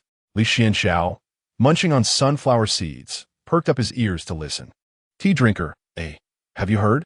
There's a temperamental old gentleman at the private school in Guyi Lane. Tea drinker B. I'm aware of this matter. Tea drinker, this old man is over 60 and quick to chastise his students. Once, he severely punished a particularly effeminate boy. The boy cried out in distress, and the old man grew ever more exhilarated with each strike. Li Xuanxiao raised an eyebrow, intrigued by the unfolding narrative. What a tragedy it was when life was lost in such a manner. He couldn't help but shake his head. Tea drinker A continued. They were at odds, one striking while the other wept, one questioning in indignation while the other persisted in his assault. Tea drinker B. Eventually, the two came together, undeterred by societal prejudices. Li Xuanxiao was somewhat bewildered. The people of the city seemed to indulge in rather fashionable pursuits. One couldn't help but wonder, how would two men in such a union conceive a child? Tea drinker A posed a question. To evade drawing attention, Li Xuanxiao changed tea houses every couple of days. Time slipped by swiftly, and soon several days had passed. Throughout this period, he had amassed a wealth of curious tales. One could say that perched comfortably on his couch, he could regale others with the capital's intriguing anecdotes for 3 days and nights without repetition. On this particular day, Li Xuanxiao continued his routine, having relocated to a new tea house. Just as the attendant set down his sunflower seeds, the voices of nearby patrons reached his ears. Palace Jade Liquid. Palace Jade Liquid. The vast horizon is my love. Li Xuanxiao maintained his composure, though a tempest of emotions surged within him. A fellow traveler from another realm had appeared before him in such an unexpected manner. He sipped his tea nonchalantly, refraining from releasing his spiritual awareness, and cast a casual glance at the source of the commotion. Nothing extraordinary, merely a group of young scholars clad in long robes, despondently slumped over their table. The vast horizon is my love, but what comes next? Which ancient tome contains this? One lamented, why can't I find it? Can anyone tell me what follows after I've caught a nail fungus? Another candidate chuckled. What is the weapon of the 2nd Battalion commander? I'll buy a few oranges. You just stay here without moving. What is the nature of our relationship? You are called Bai Yun. I am called? How many for the large hammer? How many for the small hammer? The rites have collapsed. The music has decayed. What manner of bizarre questions are these? Cease your nonsense. I have heard that this is a question posed by none other than the emperor himself. The words echoed with an air of disbelief. Li Xuanxiao, who had been eavesdropping, furrowed his brow. Are these indeed questions set forth by the emperor of the Great Xia? Is this an examination for the top scholar, or a means to ensnare time travelers? Li Xuanxiao never anticipated that his journey to the Great Xia dynasty would lead him to investigate the matter of the Wandering Soul's banner. Instead, he inadvertently uncovered the whereabouts of a time traveler. Days passed, and through various inquiries, he confirmed that this traveler resided within the imperial palace. Perhaps it was the emperor of the Great Xia himself, or perhaps a close minister at his side. The threads of Wandering Soul's banner, time travelers, Panlong City, and the emperor of the Great Xia intertwined in his mind. A chill ran down his spine. How terrifying! Could it be that the Wandering Soul's banner was in the hands of the Great Xia emperor? A time traveler possessing a legendary artifact seemed plausible. Excluding himself from this equation, Li Xuanxiao gazed into the distance at the majestic palace, and a plan began to form in his mind. In the capital city, the governor presided over the realm beneath the emperor's feet, wielding significant power. At this moment, this esteemed Confucian practitioner surveyed the hall, gazing at one who claimed to possess answers to all inquiries. Do you know the answer? Of course. Please enlighten us. The individual below promptly replied. The palace's jade liquid wine, 180 cups. And how is this wine? Allow me to extol its virtues. Listen closely. Ah, behold my eloquence. A cup to whet your appetite. The governor's eyes glinted. What is the weapon of the 2nd Battalion commander? Italian cannon, the governor remarked. I am called Bai Yun. And you are? Haito. I am 71. You are 75. I am of the rooster, and you of the tiger. Bai Yun inquired, what is the weight of the large hammer? And the small hammer? The large hammer weighs 80. The small hammer, 40. Bai Yun's eyes widened in astonishment. Everything aligned perfectly. Each answer matched the emperor's own, confirming that this was indeed the person the emperor sought. Bai Yun scrutinized the figure before him, the individual who occupied the emperor's thoughts night and day. From a distance, the person appeared somewhat frail, with a complexion exhibiting an unhealthy shade of dark. Upon closer inspection, it became evident that he was gaunt, as if a mere gust of wind could topple him. His elongated face resembled that of a goat, with high cheekbones and a pointed chin, exuding an air of shrewdness tinged with cunning. Is this truly the person? Bai Yun pondered privately. He instructed his guards to keep a watchful eye on him and to inform the emperor forthwith. After posing several inquiries to ascertain the individual's identity, the findings were startling. This man was a wanted criminal, and not just any criminal. He was charged with heinous crimes, having brutally slain 8 women. Bai Yun was further perplexed. Was this truly the individual the emperor was in search of? What is your name? Zhang Goer. Soon, the imperial guards adorned in golden armor arrived to escort Zhang Goer into the palace. The heavy doors of the grand hall closed with a resounding thud. Inside, it was not a realm of brilliant light. Rather, it was a profound darkness where one could not see a hand in front of their face. Zhang Hauer swallowed hard, leaning against the door. Is anyone there? Suddenly, a thunderous roar echoed in his ears, causing him to shudder. In that fleeting moment, an incredibly ancient visage abruptly intruded upon Zhang Goer's view. Each wrinkle on that face was deeply etched into the sagging skin, resembling cracks on parched earth. The corners of the eyes drooped severely, with the bags beneath them hanging like burdensome sacks. The eyes themselves were murky and dull, akin to two wells on the verge of drying up, no longer capable of reflecting the vibrancy and brilliance of life. The lips were thin and devoid of color, trembling slightly as they uttered a phrase. The vast horizon is, my love. Zhang Goer, pale with fright, slowly replied, at the foot of the rolling green mountains. Flowers are blooming. What rhythm sways the most, and what song brings the greatest joy? The old emperor interjected. The winding river flows down from the heavens, cascading into a sea of myriad colors. If we are to sing, let us sing with utmost fervor. Together they sang, you are the most beautiful cloud on the horizon. Let me keep you close to my heart.